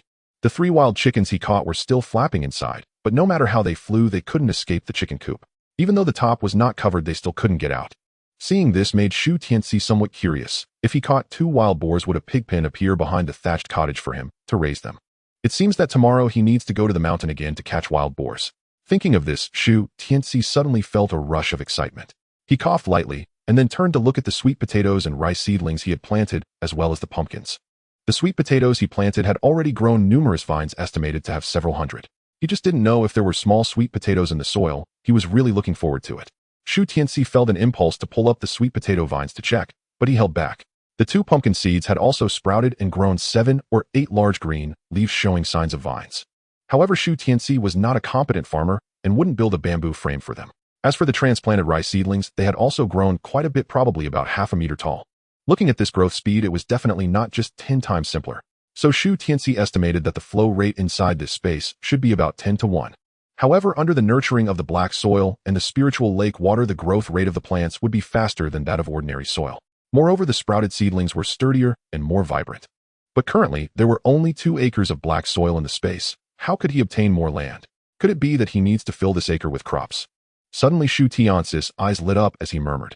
Since there is a demand that leads to generation if he fills the 2 plots of land in front of him with sweet potatoes and rice, if he wanted to plant corn or pumpkins, would there be new land for that? Although this was just a guess, it needed Shu Tianci to verify. So he didn't waste any time and began to remove the excess sweet potato vines. With the assistance of manual work and mental power, he quickly removed all the excess sweet potato vines and buried them in the soil. Additionally, he threw some into the chicken coop and rabbit hutch. The 1 to 10 flow rate must not let them starve. In the end, those sweet potato vines only covered half an acre of land. To fill this acre with sweet potatoes, he would have to wait for new sweet potato vines to grow tomorrow. Shu Tianci helplessly controlled the lake water with his mental power to water the buried sweet potato vines. After spending some time, he felt a bit dry and dizzy. It seems that this mental power consumes quite a bit. Shu Tianci shook his head and gulped down a few mouthfuls of spiritual lake water. After leaving the space, he lay down on his bed and took a nap. Tianci, Tianci. Suddenly, a familiar voice called out to him, and he slowly opened his eyes. He saw Shu Tianyou looking at him with confusion, asking, Tianci, did you sleep the whole afternoon? Shu Tianci got up and glanced out the window, only to find that it had already grown dark outside. It seemed he had slept a bit longer due to the excessive consumption of mental power. He shook his head and explained, I was busy with some other things and fell asleep when I got tired. Shu Tianyou didn't think much of it and nodded, saying, get up, it's time for dinner. Okay. Shu Tianci followed his elder brother to the living room and immediately smelled a rich aroma of chicken soup. Tianci is awake, come and have some chicken soup. Shu Xianglian brought the chicken soup from the kitchen and shouted at Shu Tianci. The family of 6 sat around the 8 immortals table again, staring at the chicken soup in their bowls with great appetite. With this aroma, wouldn't it make the surrounding villagers cry with envy? In this era of food scarcity, let alone wild chicken soup, even frying a chili with half a piece of meat could make the whole village drool. However, compared to lunch, it was lacking quite a bit. It should be due to the absence of spiritual lake water. Shu Tianci glanced at his elder brother and second sister, curious, with us eating like this, the villagers haven't talked behind our backs, right? Shu Xianglian smiled and said, who would talk about us? There's nothing to say. Second sister is lying. Shu Xianglian suddenly stood up and exposed Aunt Yuning, said, we are secretly eating meat. She's an ingrate. Little sister. Shu Xianglian frowned and scolded, "Drink your soup and don't talk." Shu Xianglian pouted and lowered her head, saying no more. Shu Tianci glanced at them and could guess what had happened without asking. It must have been that the villagers smelled the chicken soup and felt some kind of way. Some people felt that since they had given half a steamed bun for a sweet potato, they called them ingrates. Perhaps in their eyes, Shu Tianci should offer the wild chicken to them to eat. As for why they didn't come to make a fuss at home, it was probably due to the support of Shu Daqiang and Shu Xiaoqing. Such village women love to gossip. Just ignore her in the future. Shu Tianci hesitated for a moment, then said coldly, "When I catch a wild boar one day, I'll share a portion with the entire village. I won't share with her, it will infuriate her." Shu Xianglian and Shu Xianglian covered their mouths and laughed, then rolled their eyes at him. "But Tianci," Shu Tianyou hesitated and said, "Aunt Yunying did give us food. If you don't give her the wild game, she will gossip everywhere. If that spreads, won't everyone think we are ingrates?" "You seem to be understanding more and more." Shu Tianci looked at him in surprise, and then retorted, "Aunt Yunying did indeed give us food. But what she gave us, half a handful of wild vegetables compared to the dozens of sweet potatoes provided by other villagers, can only be considered icing on the cake. Moreover, we never said we wouldn't repay kindness. We aren't even full yet. We can't be forced to repay kindness, can we? Does this mean she can scold us every day, accusing us of being ingrates? For such a person, it would be nice if I didn't hit her. Right that Aunt Yunying particularly loves to gossip." Shu Tianci's three companions nodded in agreement immediately. Tianci hitting people is not good. Shu Tianyou shook his head, frowning, and said, "If Aunt Yunying wants to eat, I'll give her mine." Shu Tianci frowned as well, saying, "Then you go give her the chicken soup." "Okay." Shu Tianyou truly did not hesitate and stood up to take the chicken soup. "Elder brother." Shu Xianglian glared at Shu Tianci, then stepped forward to stop Shu Tianyou. "Tianci was joking with you. We must repay Aunt Yunying's kindness. But that must be under the premise that we won't starve to death. You still have to work tomorrow. You can't take the chicken soup to her." Shu Tianci ignored his elder brother and threatened his younger siblings, "Drink up, or I will give your portions to Lu Yunying." The three of them changed their expressions and immediately lowered their heads to gobble down their food. In the 1960s, old people had little to do at night, i.e. after dinner, they simply lay down in bed. The creaking of the bedboard might not stop all night. However, Shu Tianci had taken a nap in the afternoon and found it hard to fall asleep again after dinner. So he moved a stool, sitting in the courtyard and gazing up at the starry sky. There were no electric lights in the entire village, and some families used oil lamps. Some people were reluctant to spend money, so they went to bed before dark. Yet in this era, it was truly unnecessary to light a lamp at night, as the light of the stars and the moon was remarkably bright. Shu Tianci sat in the courtyard, the brightness of the stars and moon allowing him to see objects 100 meters away. In his previous life, he had lived in the city since childhood, where streetlights lined the streets. Indeed, he had never experienced such a bright night without needing any lights. Moreover, it wasn't quiet around him. The sounds of crickets, earthworms, and birds created a lively atmosphere. "Third brother, aren't you going to sleep?" At some point, Shu Tianci cautiously moved a stool to sit beside him and asked softly. Shu Tianci glanced at him, shaking his head with a light smile. "I took a nap in the afternoon, so I can't sleep yet. What about you? Why aren't you sleeping?" Shu Tianci hesitated nervously, saying, "I miss our parents." Shu Tianci was only 10 years old and still found it hard to accept the taste of separation. In truth, who could accept that their closest family members would never return? Seeing his fifth brother's sorrowful expression, Shu Tianci suddenly reached out to hug his shoulders. He softly said, "Tianci, our parents must be thinking of you too." Upon hearing this, Shu Tianci immediately asked excitedly, "Really?" "Of course it's true," Shu Tianci affirmed with a nod, pointing at the multitude of stars above. "Look, our parents are up there." He had told the other that their parents had become stars in the sky. On this starry night, he hoped to find 2 stars to serve as a comfort for his brother. Shu Tianci looked in the direction Shu Tianci was pointing, searching for a long time before saying, "But I can't see them." Shu Tianci patiently replied, "The 2 brightest ones, the ones that twinkle in response to you, are them." Shu Tianci looked again and suddenly exclaimed, "I found them." He immediately stood up and waved at the sky, calling, "Dad, Mom, is that you?" Shu Tianci glanced at him, smiled, and did not stop him. When Shu Tianci saw those 2 twinkling stars, he excitedly turned back to look at Shu Tianci. "Third brother, you really didn't lie to me. It seems like Dad and Mom are responding to me." Shu Tianci smiled slightly and stood up, saying, "Of course, third brother would never lie to you. Dad and Mom will always be with us. You must be good and listen, okay?" Shu Tianci immediately nodded and shouted at the sky, "Dad, Mom, don't worry. I will definitely listen to big brother and sister. You must take good care of yourselves up there and watch me grow up." Upon hearing this, Shu Tianci's expression darkened as he thought, "I treat you so well, and you only listen to big brother and sister." He didn't dwell on it too much, but instead ruffled his brother's hair and said, "All right, you've already greeted Dad and Mom. It's getting late. Go to bed now." Shu Tianci nodded and prepared to turn with his third brother to go back inside. Just as they turned, they found 2 people standing behind them, having appeared there at some point. "Damn!" Shu Tianci exclaimed, staring at the 2. Big brother, big sister, why are you standing here silently? Shu Xianglian looked up at the sky, without speaking, while Shu Tianyou curiously asked, were those really dad and mom? It seemed that what Shu Tianci said to his fifth brother had been overheard. Moreover, it appeared that these two adults seemed to believe it. Shu Tianci chuckled softly and said, it doesn't really matter. As long as big brother believes it, then it's getting late, you should rest early too. Patting his sister's shoulder, Shu Tianci led his brother back into the house. The next day, when Shu Tianci woke up, he found that his big brother and sister were no longer at home. Shu Xianglian walked over in her tattered clothes, dirty, and calling, third brother, you're awake. Oh, Shu Tianci replied, asking, did big brother and sister go to work? Shu Xianglian nodded, explaining, Uncle Qin came to call big brother and sister before dawn. Well, at this time, common people really do wake up early to work. Shu Tianci fished out a few wild chicken eggs from his pocket. Little sister, do you want to eat some? Shu Xianglian's eyes lit up, staring at the eggs and swallowing. Shu Tianci smiled, slightly ruffling her hair, and saying, you take all of them and go boil them in the kitchen. They'll go help you get some water so you can have a good bath later. Bathing. How much water would that take? Shu Xianglian shook her head and said, third brother, it'll take the eggs to boil. But there's no water left at home, so I want to take a bath. That won't do, not bathing will lead to rotten flesh. Shu Tianci firmly opposed, reassuring her, don't worry, third brother can get water. There was not much usable water at home, and this child probably hadn't bathed for a long time. Plus, she was naturally active, so she needed to grow a bit quicker. Shu Tianci had an endless supply of spiritual lake water in his space, so he had to ensure his little sister was clean. Upon hearing this, Shu Xianglian half-believingly took the eggs to the kitchen. Though she was only 8 years old, she could manage washing and cooking. Boiling an egg was a piece of cake for her. Shu Tianci withdrew his gaze from her figure and entered his space. A rice seedling in the field had grown significantly taller, measuring about a meter. In another day or so, it should start producing rice, and after 2 or 3 more days, it would likely be ready for harvest. The pumpkin vines were also large and numerous, and they would likely bloom and bear fruit in a day.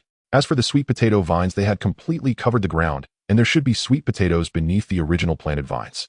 Shu Tianci decided to deal with that later. For now, he should help his little sister fill up the bathwater. As he exited his space, he took a wooden tub into his sister's room. Using his consciousness to fill the tub with lake water from his space, he turned and headed to the kitchen. Shu Xianglian was busy putting firewood into the stove, the bright flames illuminating her dark face, making it appear both dark and red. Little sister, Shu Tianci called out as he approached. I've brought the water, it's in your room. You can go take a bath now, just leave this to me. Did he really bring the water? Shu Xianglian looked at Shu Tianci with half-belief before returning to her room. Upon seeing the clear water in the tub, her little mouth instantly opened wide. Shu Tianci had just boiled 6 wild chicken eggs when his little sister came running over. Third brother. She looked at Shu Tianci with a face full of anticipation, her eyes filled with a hint of admiration. At that moment, the other person appeared somewhat ragged, but their dark skin had traces of a fair complexion. It seemed that the miraculous effects of the spiritual lake water had many more uses, and Shu Tianci would need to explore them gradually in the future. He smiled contentedly at his little sister and handed her 5 wild chicken eggs.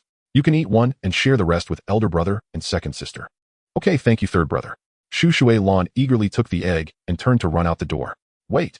Shu Tianci quickly stopped her and reminded her, little sister, water resources are incredibly precious right now. You mustn't mention having water for bathing outside, understand? I understand. Shu Xianglian nodded, not sure if she really took the words to heart. Shu Tianci didn't say anything more and let her go find elder brother and the others. He picked up the last wild chicken egg on the table, peeled it, and began to eat it hungrily. After finishing 1 egg in 2 bites, he suddenly vanished from the spot. In the jade pendant space, Shu Tianci used his spiritual sense to survey the uncultivated land. After drinking the spiritual lake water and taking a bath these past few days, his physical condition had improved significantly, especially after overexerting his mind, taking a sip of spiritual lake water and waking up again. The state of his spirit felt indescribably wonderful. Now he had discovered yet another miraculous use of the spiritual lake water, as it seemed to also have skin whitening effects. Perhaps it could even be used as medicine to cure ailments. Shu Tianci instinctively speculated and then continued to cultivate the land. After cultivating the remaining half-acre of sweet potato field, he buried all the sweet potato vines he had grown. Thus, this piece of land was now completely planted with sweet potatoes. Shu Tianci exhaled a breath of turbid air and approached the sweet potato vines that had been buried earlier. He grabbed the roots and pulled hard. Perhaps due to excessive force, several square meters of sweet potato vines were pulled up along with it. What came into view were dozens of large red sweet potatoes at the roots. Holy cow! Shu Tianci exclaimed, then immediately used his spiritual force to gather all these sweet potatoes. The pulled vines were buried back into the soil, and he continued to uproot other sweet potato vines. After pulling dozens of times, he had overturned 1/5 of the sweet potato vines. At first, each sweet potato vine had several large sweet potatoes at the roots, and that sensation was incredibly delightful. Until finally they grew smaller and smaller until none remained. Shu Tianci then dared not pull any more and just buried the vines he had uprooted again. After finishing all this, he went to check his harvest for the day. The ground beside him was covered with large red sweet potatoes estimated to be in the hundreds. Moreover, each weighed at least 1 or 2 pounds. He didn't collect the smaller ones. Shu Tianci stroked his chin and murmured, "This must weigh over 1,000 pounds, enough for the whole family to eat for several months. But how should I store so many sweet potatoes? Just leaving them here, shouldn't they rot?" Just as Shu Tianci was deep in thought, a few clucks of a chicken suddenly sounded nearby. Cluck, cluck, cluck. He immediately turned his head and saw that one of the 2 wild chickens in the coop was lying in the nest. It was raising its head and clucking loudly, sounding quite distressed. Holy cow! Could it be laying eggs? Shu Tianci's eyes brightened, and he dashed over. The other wild chicken seemed to sense danger and directly flapped its wings, trying to attack Shu Tianci. However, there seemed to be a barrier in the chicken coop that prevented the wild chicken from flying out. Yet Shu Tianci could easily reach his hand in. He grabbed that wild chicken and gave it 2 swift slaps. "That'll teach you. How dare you try to peck at me?" After feeling somewhat relieved, he tossed the wild chicken back into the coop. The one crouching in the nest seemed to be startled and suddenly flew out. Shu Tianci focused and his eyes widened. In the still warm nest, there were actually 5 wild chicken eggs. He quickly glanced at where he had stored the wild chicken eggs, and the remaining dozen eggs were still there. This meant that the 5 eggs in the nest were laid by the wild chickens. According to the time flow in the space and outside, it really seemed possible. Since they could continuously bring him value, he needed to cultivate them well. Shu Tianci's face lit up with joy, and he immediately picked a large amount of sweet potato leaves and tossed them into the chicken coop. The 2 wild chickens immediately flew over and began pecking at the leaves. Shu Tianci smiled slightly and said, "Brothers, eat some leaves for now. When the rice is ready, I'll switch it out for you." After saying this, he turned to observe the rice seedlings he had transplanted and the pumpkins he was cultivating. The rice seedlings had grown quite a bit, and there seemed to be signs of bearing fruit. According to the time flow and the effects of the spiritual lake water, they should be ready to turn yellow within 2 days at most. As for the 2 pumpkin vines, they had grown very long with leaves larger than Shu Tianci's face. 7 or 8 green fruits the size of baby fists were hanging above, still some time away from maturity. However, according to the time flow, it was roughly equivalent to 1 day outside. By then he could continue to cultivate them and grow even more. What troubled Shu Tianci was how to store all this grain. It seemed he needed to find a market for it quickly. Shu Tianci scratched his scalp and suddenly remembered he had also caught 2 rabbits. The space had built a small bamboo nest for them, and when Shu Tianci approached, he saw. However, to his surprise, there were not just 2 rabbits inside. In the adjacent rabbit nest, there were actually over a dozen baby rabbits the size of adult fingers lying there. Good heavens, had they given birth. Rabbits are notoriously prolific, but who knew they could be this fertile? Yet Shu Tianci was both shocked and delighted, quickly tossing more sweet potato leaves into the rabbit nest.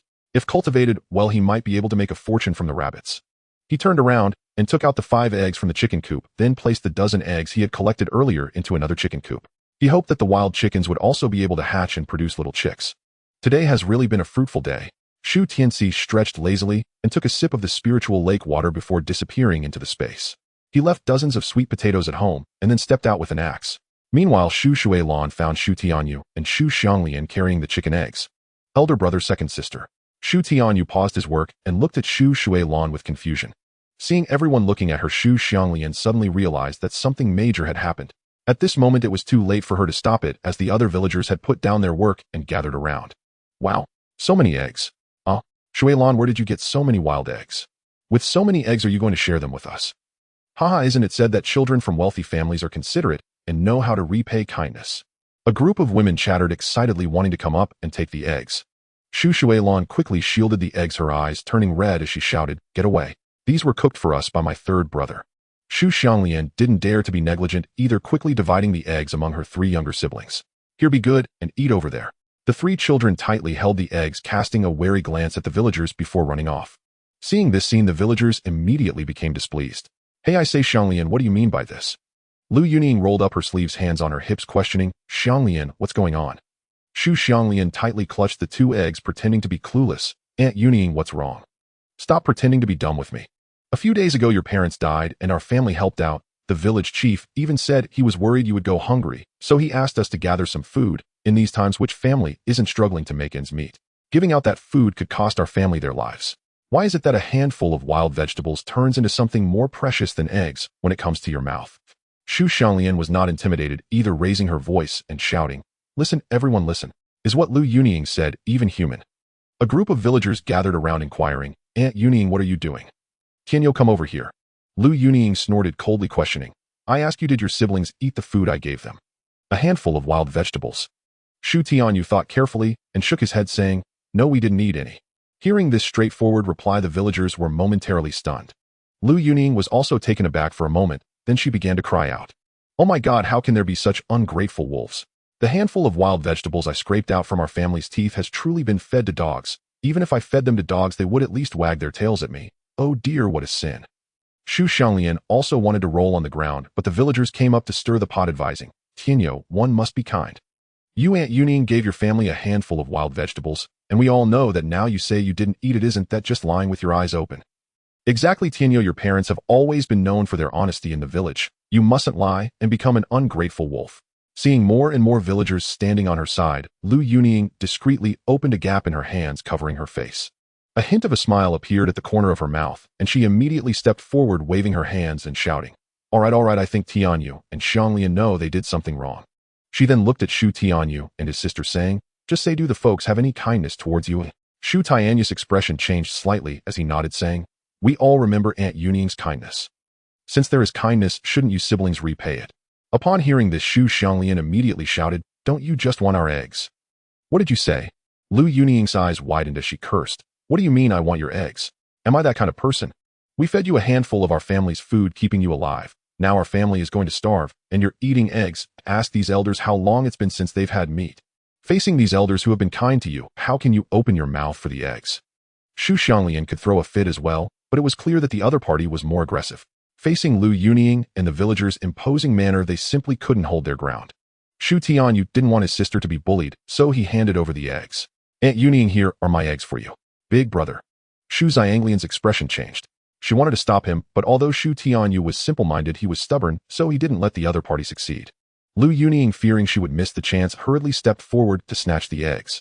The villagers' hearts were warm, but they could also be cold when it came to interests. Looking at Lu Yunying, who was holding the eggs with a face full of delight, Shu Tianyou said foolishly, Aunt Yunying, now our family doesn't owe you anything, right? No more debts, no more debts. A handful of wild vegetables exchanged for an egg. Lu Yunying wouldn't say anything more.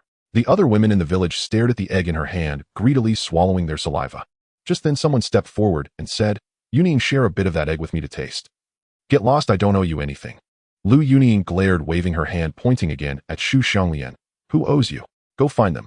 The group of women's expressions changed, but in the end they still fixed their eyes on the egg in Shu Xianglian's hand. Compared to Lu Yunying, this widow was clearly easier to bully. What are you doing? Don't you want your work points anymore? Shu Xiaoqing suddenly ran over, glaring at the group of villagers. Lu Yunying, are you bullying Tianyou and his sister again? Upon hearing this, Lu Yunying immediately retorted, Captain, what are you talking about? How did my family's debt to them become me bullying them? Shu Xiaoqing also knew this woman was difficult to deal with, and she couldn't afford to lose against her. So she could only downplay the matter, waving her hand. All right, let this matter rest. The rich family only has Tianyou and 6 children left, and life is already tough. You should behave and not always think of bullying them. Hearing this, the group of women could only glance reluctantly at the egg in Shu Xianglian's hand. After taking another look at Shu Xiaoqing, they turned and went back to work. Shu Xiaoqing shook her head, looking at Shu Tianyou. Tianyou, you're foolish too. I'm not foolish. Shu Tianyou quickly retorted, while Shu Xianglian gratefully said, thank you, Uncle Qing, for today. It's a small matter, you just need to learn to be a bit more assertive. You all go back to work, and if anything happens in the future, just find me. Shu Xiaoqing also glanced at the eggs, swallowed hard, and then turned to leave. Yesterday, the few eggs they brought back were all eaten by the children, and he was really craving them. After everyone went to work, Shu Tianyou also started working. Suddenly, a hand came over with half an egg. Brother, eat this. Shu Tianyou looked at Shu Xianglian and shook his head, saying, no, you eat it. One for each. How can we have the strength to work without eating? Seeing that Shu Xianglian insisted, Shu Tianyou took it. The two stuffed the egg into their mouths, revealing happy smiles. At this moment, Shu Tianci had already ascended the mountain, feeling curious about the thoughts of his elder brother and second sister after being targeted. Having his younger sister deliver the eggs, he had already contemplated the likely outcome. His elder brother was sometimes adorably foolish and at other times a bit clever. He hoped that his brother could understand more about human nature, which might be beneficial for his mindset. In any case, he did not care much about the few wild eggs. Upon reaching the mountain, he suddenly sensed something was amiss. The path was marked with many signs of trampling, as if many people had passed through. Moreover, on the dry, muddy ground ahead, there were numerous footprints left by straw-soled shoes. Shu Tianci squatted down to investigate and then exclaimed, "What the hell? How many people have gone up the mountain?" He could guess some reasons and purposes for this group of people ascending. However, his purpose today was not to hunt for meat, but to seek wild boar. Thus, he chose to take a detour using a rusty axe to carve a path into the forest from the other side. Since he could cultivate within the space, there was no need for him to overly pursue wild chickens or rabbits. With the Tintoon growth rate of the space, he could quickly cultivate an endless supply of wild chickens and rabbits. Chirp, chirp, chirp. Upon entering the depths of the forest, sounds of disturbed birds constantly resonated around him. Above, some birds circled seemingly, trying to confirm if they could still return to their nests. Shu Tianci glanced at the treetops swaying in the distance and shook his head helplessly. It seemed that many villagers were already raiding the bird nests. However, the nests over there had already been emptied by him. Even if there were any left, it would only be 1 or 2. If those children went again, they would probably come back empty-handed. The village had a professional information network. The news of their chicken meal from yesterday surely spread like wildfire. Thus, there would certainly be villagers tempted by hunger risking their lives to venture into the forest in search of meat. However, most of those who came here were just children. After all, the production team had tasks, and the adult labor force had to go out to meet their quotas.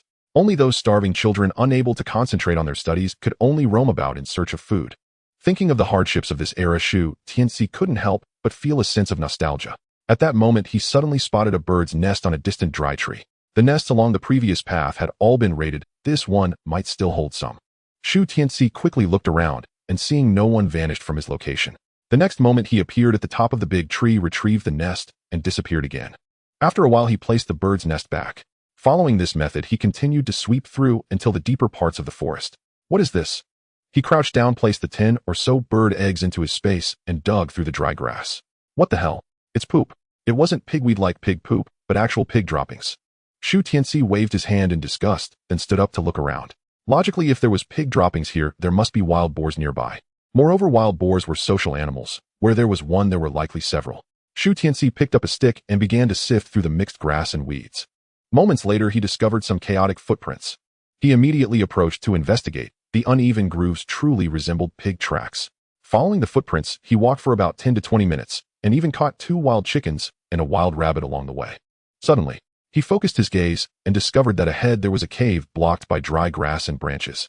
If nothing unexpected occurred, the wild boar group must be inside. What should I do? Shu Tianci hesitated. He feared that if he went in, he would be gored by the wild boars. The scene inside the cave was invisible from outside. Even if he entered the space, he probably couldn't see. It seems I can only try to lure or disturb them. Shu Tianci thought of a plan and picked up a small stone from the side. Then he took 2 steps back, raised the stone, and threw it into the cave. Humph, humph. Soon angry sounds of wild boars echoed from within, and there was more than one. Shu Tianci's eyes lit up as he picked up another stone and tossed it inside. After leaving 2 sweet potatoes on the ground, he disappeared from his spot. In the next moment, several wild boars charged out like rockets. The one with its head thrust upward seemed intent on launching an attack on the intruder at the moment it burst out. Hiding in the space, Shu Tianci couldn't help but breathe a sigh of relief, wiping the sweat from his forehead. If he had stood there just now, he would have surely met a grim fate. Watching the wild boars rooting through the sweet potatoes on the ground, he knew the opportunity had arrived. At this moment, 3 wild boars were busy digging into the sweet potatoes, all with their backs facing him. Suddenly, 2 wild boars sensed that something was entangled in their tails. Years of living had honed their instinctive reactions. Oomph. Just as they were about to resist, the next second, everything spun and they lost consciousness. Oomph. The last wild boar's eyes turned crimson, glaring at Shu Tianci, as if it had seen its father's killer. Shu Tianci looked at the last wild boar provocatively, striking a pose. Come here. Humph. The wild boar snorted angrily, exerting force with its limbs to charge at Shu Tianci. In the next second, it suddenly felt empty. It steadied itself and turned to look at the spot where it had just been. A hint of confusion appeared in its eyes, looking a bit foolish. Suddenly, it also sensed that its tail was entangled by something foreign, and the next second, everything spun out of control. Got it. Shu Tianci smugly clapped his hands, then looked towards the forest cave behind. He understood the habits of wild boars and knew there would certainly be more inside. However, why they hadn't come out remained a mystery. He picked up the leftover sweet potatoes on the ground and tossed them into the cave, then waited outside for 2 minutes. Afterward, he used the stick to pry the cave entrance open a bit wider. Shu Tianci cautiously stepped into the cave, and what he saw made his eyes light up. Inside the cave were 12 piglets of varying sizes, frantically snatching the sweet potatoes he had just thrown in. According to the social habits of wild boars, they generally fell into 2 categories. One was a large group, while the other consisted of sows with their last litter of piglets. It seemed that the 3 wild boars he encountered earlier were the mothers of this group of piglets. Upon hearing the commotion at the cave entrance, the dozen or so piglets immediately looked over on high alert. The next second, they immediately abandoned their food, showing a hint of ferocity on their faces. The sudden presence of a strange foreign entity prompted them to be cautious. Shu Tianci grinned and rubbed his hands, saying, "Little treasures, I'm here to reunite your family." A few minutes later, not a single wild boar remained in the cave. Shu Tianci clapped his hands satisfied and strode out of the forest cave. "Help! There are wild boars." The sudden cry for help forced Shu Tianci to look in that direction. "What is that sound?" "Help! There's a wild boar.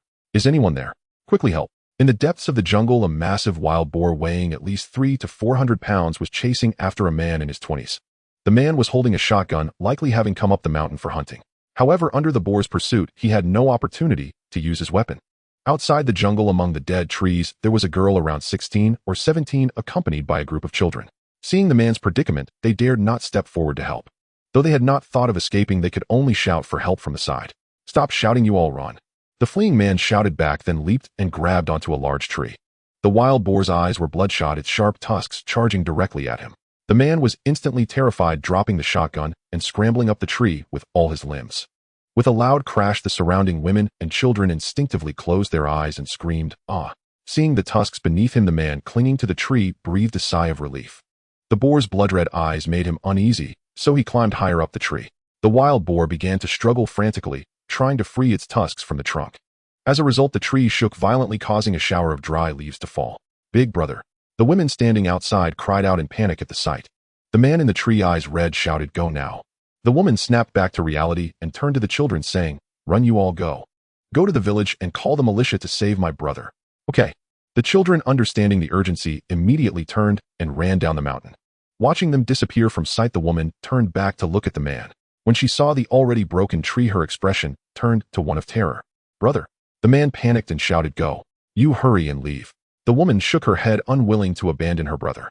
However, at that moment, another wild boar was attracted by their cries. It slowly emerged from the dense dead forest, its blood-red eyes fixated on the woman. "Ah, run, run." Seeing this scene, the man panicked even more than the woman, shouting with all his might. Huff, roar. The strong instinct for survival urged the woman to scramble to her feet and quickly run forward. Huff. The wild boar seemed angry, letting out a roar as it charged after her. "Ah, help." Watching his sister in imminent danger, the man clinging to the tree felt a mix of urgency and regret. He should not have agreed to let her follow him up the mountain. Meanwhile, Shu Tianci, holding an axe, was following the sound towards them. As he got closer to the sound, he spotted a familiar figure running towards him. Xiao Qian. The girl was from the neighboring Shu family and had played with Shu Tianci since childhood. Upon seeing the wild boar behind her, Shu Tianci was startled. "Damn, what a huge wild boar. Tianci, help. No, run quick." Su Qian initially wanted Shu Tianci to save her, but then remembered the wild boar chasing her. She quickly changed her words, urging him to run. Unexpectedly, as she was distracted, she tripped over a stone again. She quickly turned around to see the boar pushing towards her and began to crawl backward. Huff. Suddenly, the wild boar let out an angry grunt and charged at Su Qian. "Aunt!" Su Qian screamed, covering her eyes as she awaited her doom. After a few seconds passed, the anticipated pain did not occur. Su Qian trembled, and the tightly closed fingers slowly revealed a few gaps. When she opened her eyes, she saw a gaunt smile. The blinding sunlight shone on him, warm like the early spring sun. He reached out his hand towards her and softly said, "Are you okay?" I'm fine." Su Qian's heart fluttered as she slowly lowered her hands. She looked around anxiously, curiously asking, "Tianci, where's the wild boar?" "Don't worry, it's already scared away by me," Shu Tianci replied with a slight smile, raising his right hand. "Let's get up, though. Aren't the branches on the ground hurting your backside?" Su Qian then felt the pain in her rear and blushed as she grasped Shu Tianzi's hand. With his strong pull, Su Qian managed to stand up. However, a sudden sharp pain shot through her foot, making her unsteady. Hiss! The 2 tumbles had left her foot unable to bear weight. Even the slightest movement was excruciating. If it weren't for Shu Tianzi's quick reflexes to support her, she might have fallen to the ground. Shu Tianzi held her waist and underarm, curiously asking, "What's wrong? Did you hurt your foot again?" "I think so." Su Qian blushed and murmured, suddenly recalling something. Her expression changed and she quickly grasped Shu Tianzi's clothes, saying, "Tianzi, you have to save my brother. He's been chased up a tree by the wild boar. If this drags on, it'll be dangerous." Shu Tianzi frowned and asked, "Did you come with Su Jun?" "Yes," Su Qian replied, her eyes pleading as she stared at Shu Tianzi. "I beg you, save him." Shu Tianzi did not refuse but looked her over and said, "What about you?" "You don't have to worry about me. Saving my brother is more important." "That wouldn't do." This was the edge of the forest. It was too dangerous to leave Su Qian alone here. After hesitating for a moment, Shu Tianci squatted down and said, "Get on, I'll take you with me." "But, no buts. If you keep dawdling, your brother will be doomed." Shu Tianci would not allow Shu Qian to refuse. He directly lifted her legs and had her lie on his back. "Aunt." Shu Qian let out a surprised cry as her chest pressed against his back. Seeing him running towards her direction, Shu Qian stopped resisting.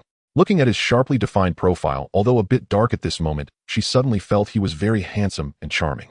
"Tianci, you really are good looking." "Huh?" Shu Tianci was taken aback, asking curiously, "What did you say?" "Nothing, I just wanted to thank you." Shu Qian's face flushed as she shook her head and shouted, "It's nothing, but you shouldn't come up the mountain anymore." Shu Tianci waved his hand, dismissively, not taking it seriously, shouting without breaking a sweat. He had plenty of strength now and could easily carry something weighing 300 pounds. Carrying a skinny little girl was hardly taxing. Soon they arrived at the area where Su Jun was located. "Tianci, over there."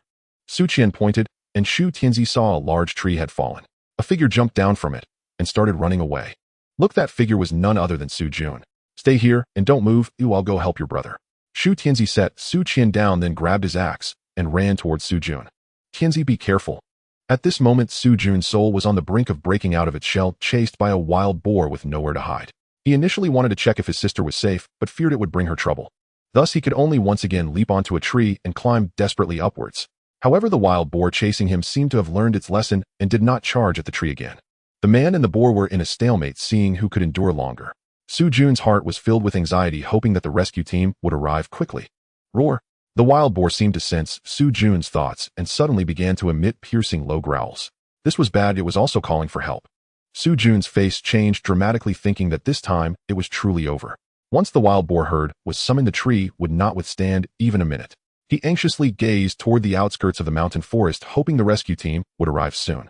Suddenly, the sound of blades piercing flesh echoed, and Su Jun looked down in shock. "Damn! Shu Tianci!" "What?"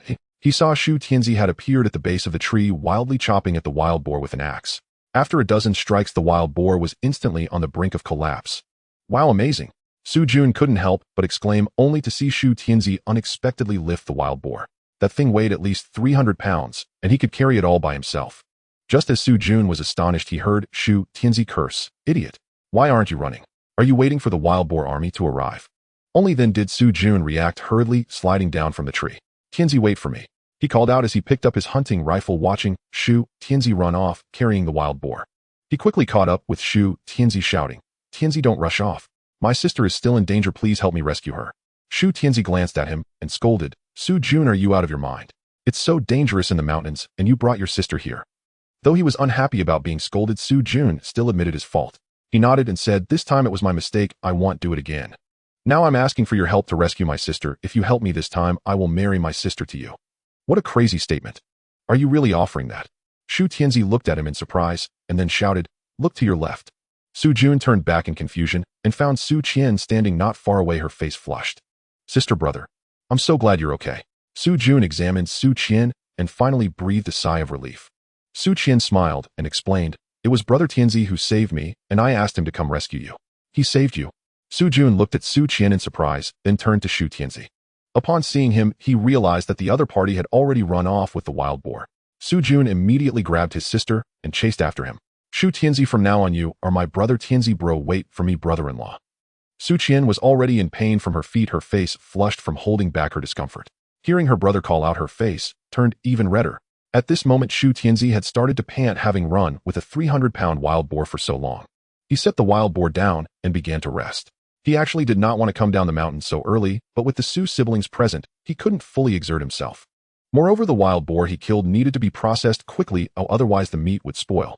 If it weren't for the presence of the siblings, he could have stored the wild boar in his space. "Brother-in-law, how strong are you? Carrying such a heavy wild boar and still able to run so fast?" Looking at the approaching siblings, Shu Tianci shook his head in disbelief.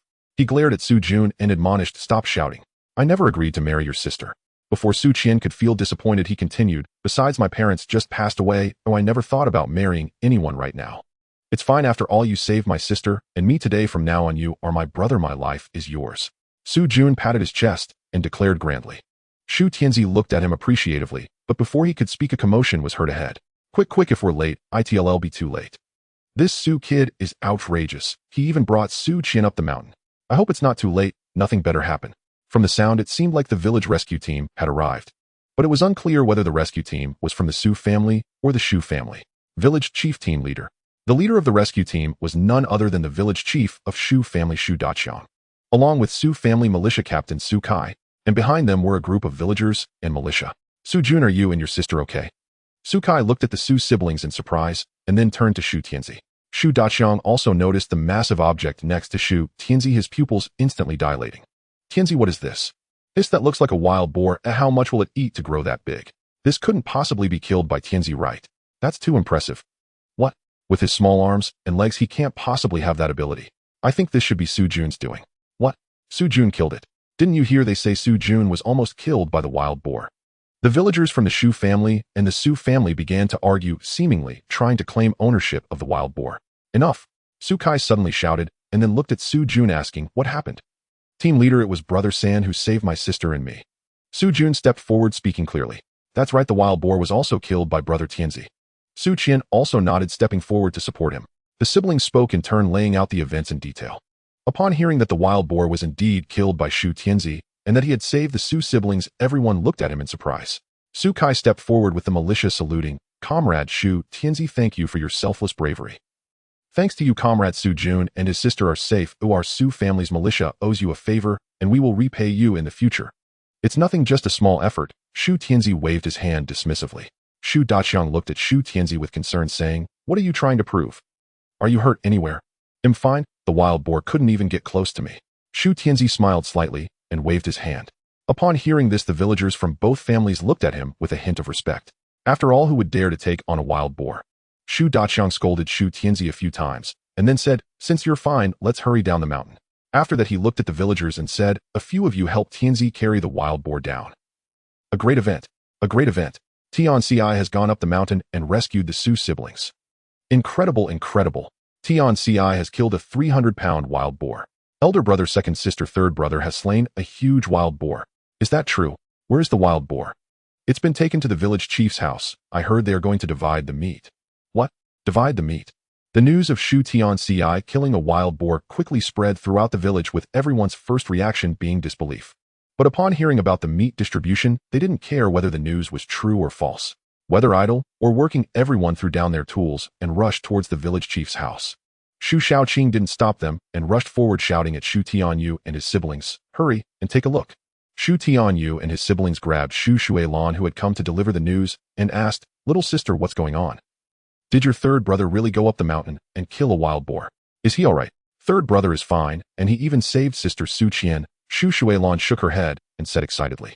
Sister Shu Qian encountered the wild boar, and it was third brother who struck it down with an axe. As everyone ran towards the cafeteria, they listened to Shu Xianglian recounting the events. When the villagers heard how brave Shu Tianci was, they could hardly believe it. How could that scrawny, lazy boy be so formidable? By the time they arrived at the cafeteria, it was already surrounded by hundreds of people. Upon seeing the wild boar, which had been skinned and was lying on the table, everyone had no choice but to believe. This lazy son of a wealthy family is truly impressive. I heard he caught a wild chicken before, and now he has even brought back a wild boar.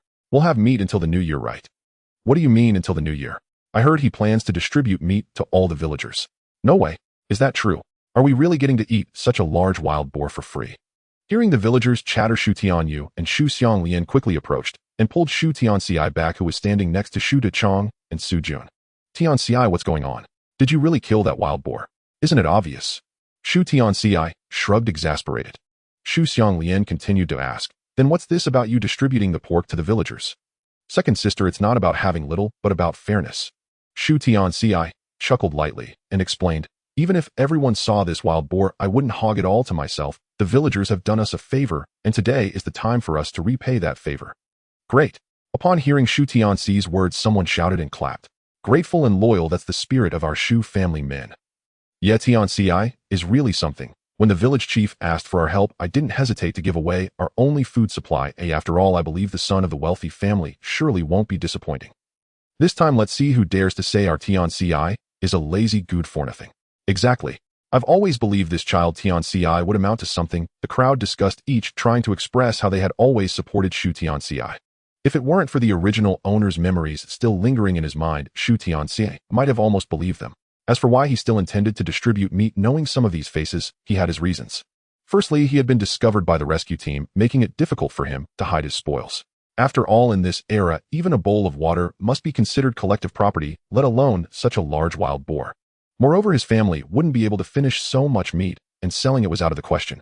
If someone reported him for speculation and profiteering, he would surely face severe consequences. Thus, in every aspect, he had to distribute the wild boar. Seeing the entire village praising his brother Shu Tianyou, and Shu Xianglian felt very pleased. Shu Xianglian beamed with pride, patting Shu Tianci on the back. Tianci, you've truly brought honor to our family. Shu Tianci chuckled and said nothing more. Tianci, how do you plan to divide this pig? After having the pig skinned, Shu Tianyou looked at Shu Tianci and asked. Hearing this, Shu Tianci hesitated for a moment before speaking. I only want 10 pounds, and only the pork belly. You definitely won't want the offal and bones, so leave those for me. Also give Su Jun and his siblings 10 pounds, and let's distribute the rest among the villagers by household. Hearing that Shu Tianci wanted to give them pork too, Su Jun was instantly filled with disbelief.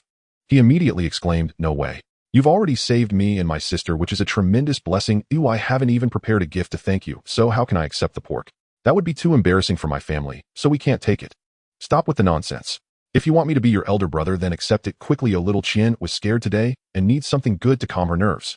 Shu Tianci glared, pointing at Su Qian. Upon hearing the meat was for his sister, Su Jun was taken aback for a moment and then chuckled. In that case, I will accept it on behalf of my sister. Later, I will have my parents count this meat as part of the betrothal gift. Come on. Shu Tianci quickly raised his hand, saying, let's talk about other matters later. We're here to divide the meat. Looking at Su Qian's flushed face, he could only secretly lament the misfortunes. Shu Tianyou agreed with Shu Tianci's statement and spoke a few fair words in front of the villagers. He emphasized how dangerous it was on the mountain and that killing the wild boar was solely Shu Tianci's achievement. Now that he was willing to share the meat with everyone, the entire village should be grateful to him. Thus, taking 10 pounds of meat and the offal was well-deserved. This statement received partial agreement from some villagers, while the opinions of others could be disregarded. After the discussion, Shu Tianyou began instructing the butcher to divide the meat. The wild boar weighed around 300 pounds, after removing the hair, blood, and internal organs, over 200 pounds remained. Shu Tianci and Su Jun's siblings took away 20 pounds with a portion submitted as collective property. This meat would count towards Shu Tianci's family, allowing them to receive more during the New Year's distribution. As for the remaining over 100 pounds of meat, it was evenly divided among the 40 households of the Shu family. Distributing meat by household was the fairest way, especially since some families had over 10 mouths to feed. If anyone felt unbalanced and thought they received less due to having more family members, they could only blame themselves for having too many children. After receiving the meat, the villagers excitedly returned home. As Shu Tianci was preparing to head home, he suddenly heard Shu Xianglian reporting a complaint. Third brother Aunt Yuning and the other aunts are robbing our eggs. The elder brother gave the eggs to Aunt Yuning, and now they want second sisters as well. Upon hearing this, Shu Tianci immediately turned to look at Shu Tianyou. The latter quickly stepped forward and shouted, they are bullying our second sister. If you don't want them to bully our second sister, then just give the eggs to Aunt Yuning. Hearing this, Shu Tianci walked up to Lu Yuning, who was about to receive the meat. Just as the butcher was about to hand over the meat, he snatched it away. Lu Yuning's fiery eyes suddenly changed, and her outstretched hand froze. She looked at Shu Tianci in surprise and frowned. Tianci, why are you snatching the meat from your aunt? Say it again, whose pork is this? Looking at Lu Yuning, who had a puzzled, yet angry expression, Shu Tianci calmly lifted the pork. It seemed she did not catch the meaning of his words, or perhaps she was pretending to be confused. Lu Yuning pointed at herself and said, of course it's mine, who else could it belong to? The surrounding villagers looked over, listening in confusion to the conversation between the two. When they heard Lu Yuning pretending to be confused, an older woman who had already received pork immediately stepped forward. Yuning, what you said is a bit shameless. This is the wild boar that Tianci hunted. How can it be yours before it even reaches your hands? Upon hearing this, Lu Yuning instantly became furious. She glared at the older woman and shouted, who are you calling shameless? Do you believe I'll tear your mouth apart? The older woman, undeterred by Lu Yuning's words, rolled up her sleeves and pointed at her own face. She shouted, hey, you the woman who married and dare to be so arrogant. Come on, show me what you've got. Do you think I'm afraid of you? Lu Yuning couldn't stand the provocation and rushed forward without a second thought. Seeing this, the villagers immediately stepped in to break them apart. The two women continued to shout in defiance, causing chaos among the crowd. Enough! Shu Tianyou, the village head, shouted angrily, glaring at the two women. Are you all not lacking food at home, yet still have the energy to fight? Upon hearing this, the two women finally ceased their quarrel, but their discontent was clearly visible in their eyes, showing a clear competitive tension between them. If looks could kill, they would have murdered each other 1,000 times over. Lu Yuning snorted coldly and approached Shu Tianci, extending her hand. the third child of the rich family, hurry up and give me the meat. Well, now you don't even call me by name. Shu Tianci unhurried smiled and said, let me ask you, whose pork is this? Lu Yunying widened her eyes, wanting to shout, but then saw his fearless expression. Helpless, she waved her hand and exclaimed, it's yours, all right. Wrong. This is collective. Shu Tianci coughed and corrected her. But since I hunted this boar, the distribution rights are in my hands, so ultimately I decide who gets a share. Upon hearing this, Lu Yunying's expression changed instantly. The anger she had just suppressed erupted again as she pointed at Shu Tianci's nose and shouted, you little brat, what do you mean by this? Are you trying to play tricks on me? Shu Daqiang looked at Shu Tianci with a puzzled expression and hesitated, saying, Tianci, what is this all about? I said my parents just passed away a few days ago. It was the help of all our fellow villagers, uncles and aunts that allowed them to rest in peace. It was also thanks to everyone's generosity in contributing the little provisions we had that enabled my siblings and I to survive. Oh, I am willing to share this wild boar with everyone to show my gratitude and repay you, however. At this point, Shu Tianci suddenly intensified his tone. Looking at the villagers who nodded in agreement, he pointed at Lu Yunying and said her. She, in order to repay a favor, demanded a wild chicken egg from my elder brother. My brother, to repay this favor, gave her the wild chicken egg. He had never even tasted. This means my brother has already returned the kindness of that handful of wild vegetables to her. Since there is no debt, why should I still share pork with her? Fellow villagers, do you think what I said is right? Yes, that's right. I also think it's right. Tianci and the others indeed owe her nothing. This Yunying forced Xianglian to cry just for a chicken egg. For a chicken egg, she lost 2 jin of meat, and now she must be crying her heart out. She deserves it. Lu Yunying became anxious and quickly shouted, shut up. What nonsense are you all talking about? When did I force them? That egg was clearly given to me by Shu Tianyou. After saying this, she pointed at several women in the crowd and exposed them, saying, and you all. Didn't you also want to eat Xianglian's eggs, which is why you forced her to cry? How now are you pushing all the blame onto me just for 2 jin of pork?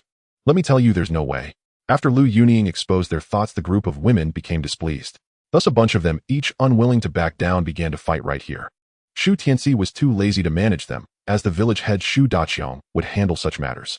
He looked at Zhang the butcher and said, Uncle Zhang, continue distributing to everyone except Lu Yunying.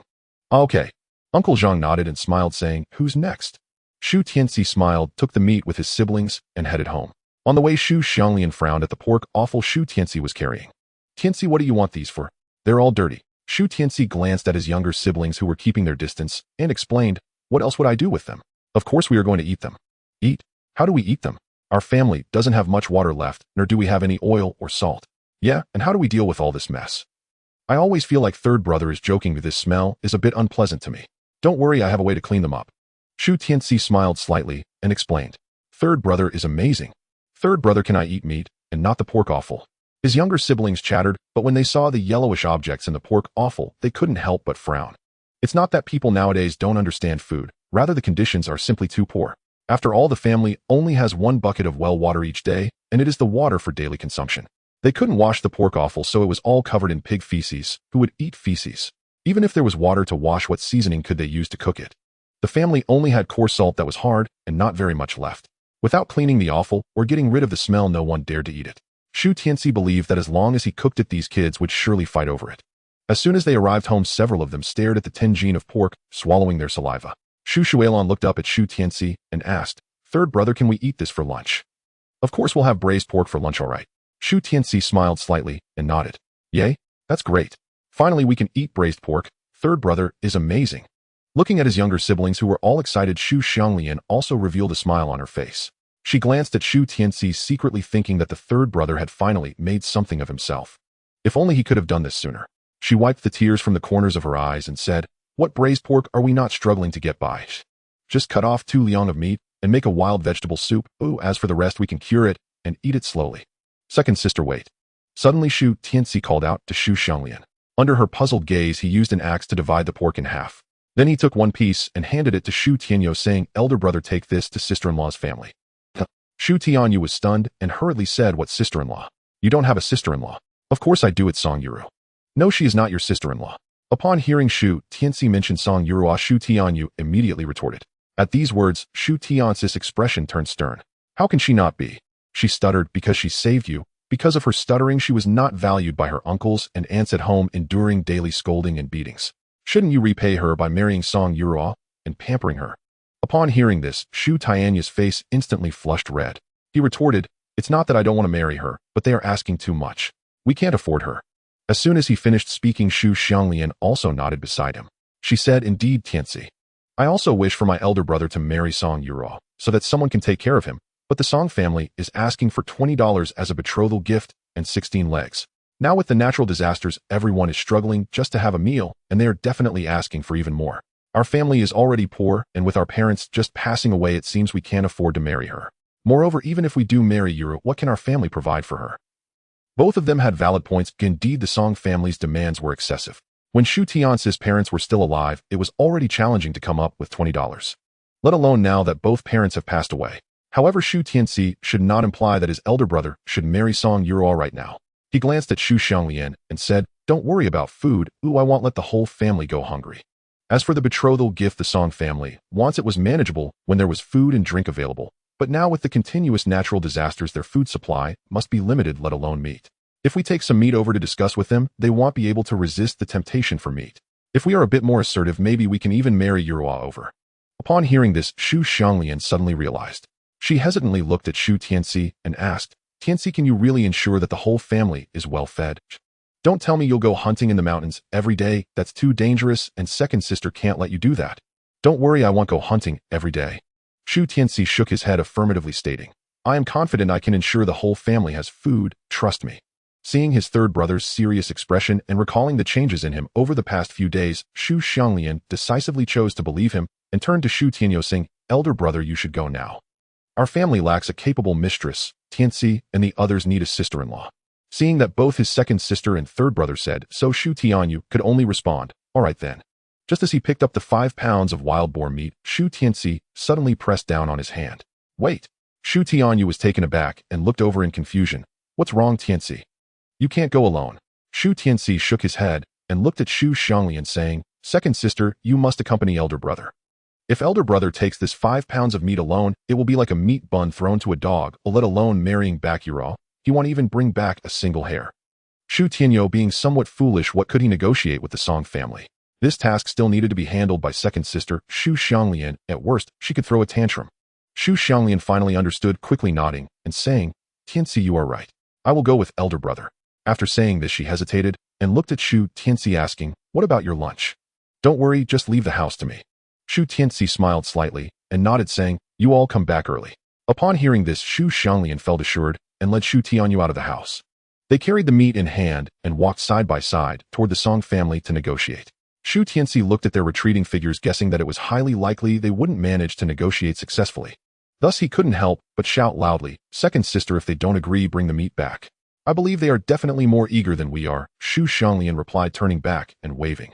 "I know your second sister isn't foolish."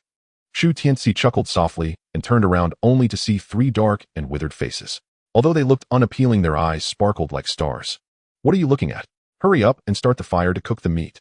Shu Tianci glared and said, "Oh, we are eating meat." The 3 little ones cheered softly and then went to start the fire and cut the meat. Shu Xianglian was already 14 years old and could handle household chores. The other 2 youngsters were also not small anymore. While they couldn't handle heavy work, starting a fire was still manageable. Shu Tianci glanced at them and then walked into the room with a bamboo basket. When he came out, the basket was filled with sweet potatoes and sweet potato stems. He brought the bamboo basket to the kitchen and saw Shu Xianglian and the others busy. The wild boar meat had already been cut into diced pieces, mainly because there wasn't a good knife available at home. "Third brother, should we stir-fry this meat?" Shu Xianglian, seeing Shu Tianci come in, intended to ask how to stir-fry the wild boar meat. However, when she looked over, she was immediately captivated by the bamboo basket in his hand. Seeing him set the basket down, she rushed over and stared at Shu Tianci, asking, "Third brother, why are there so many sweet potatoes?" Shu Tianci and Shu Xianglian also gathered around, staring with delight at the basket of sweet potatoes. "So many, this will last us a long time." "Don't shout, be careful not to alert the neighbors and passing villagers." Shu Tianci shook his head, placing his finger to his lips. Upon seeing the 3 siblings cover their mouths, he smiled and said, "Third brother, promise to ensure that you all have enough to eat." The 3 were overjoyed and quickly exclaimed, "Thank you, third brother. Third brother is amazing." Shu Tianci ruffled his little sister's hair and looked at his fourth sister, saying, "Steam some sweet potatoes for us. Well, eat them at noon. And wash those sweet potato stems, then stir-fry a plate with meat." "All right." The younger siblings immediately nodded and crouched down. They carefully picked up the sweet potato stems, treating them like treasures, breaking them into small pieces. A few years ago, these were used to feed pigs. However, in this year of famine, these were 100 times more precious than wild grass. Watching them help out, Shu Tianci chuckled and said, "We don't need so many people here. Shu Xianglian, go steam the sweet potatoes." Okay. Shu Xianglian had no objections taking the sweet potatoes and getting ready to steam them. After glancing at her retreating figure, Shu Tianci looked at Shu Tianci. "Tianci, go start the fire." "Okay.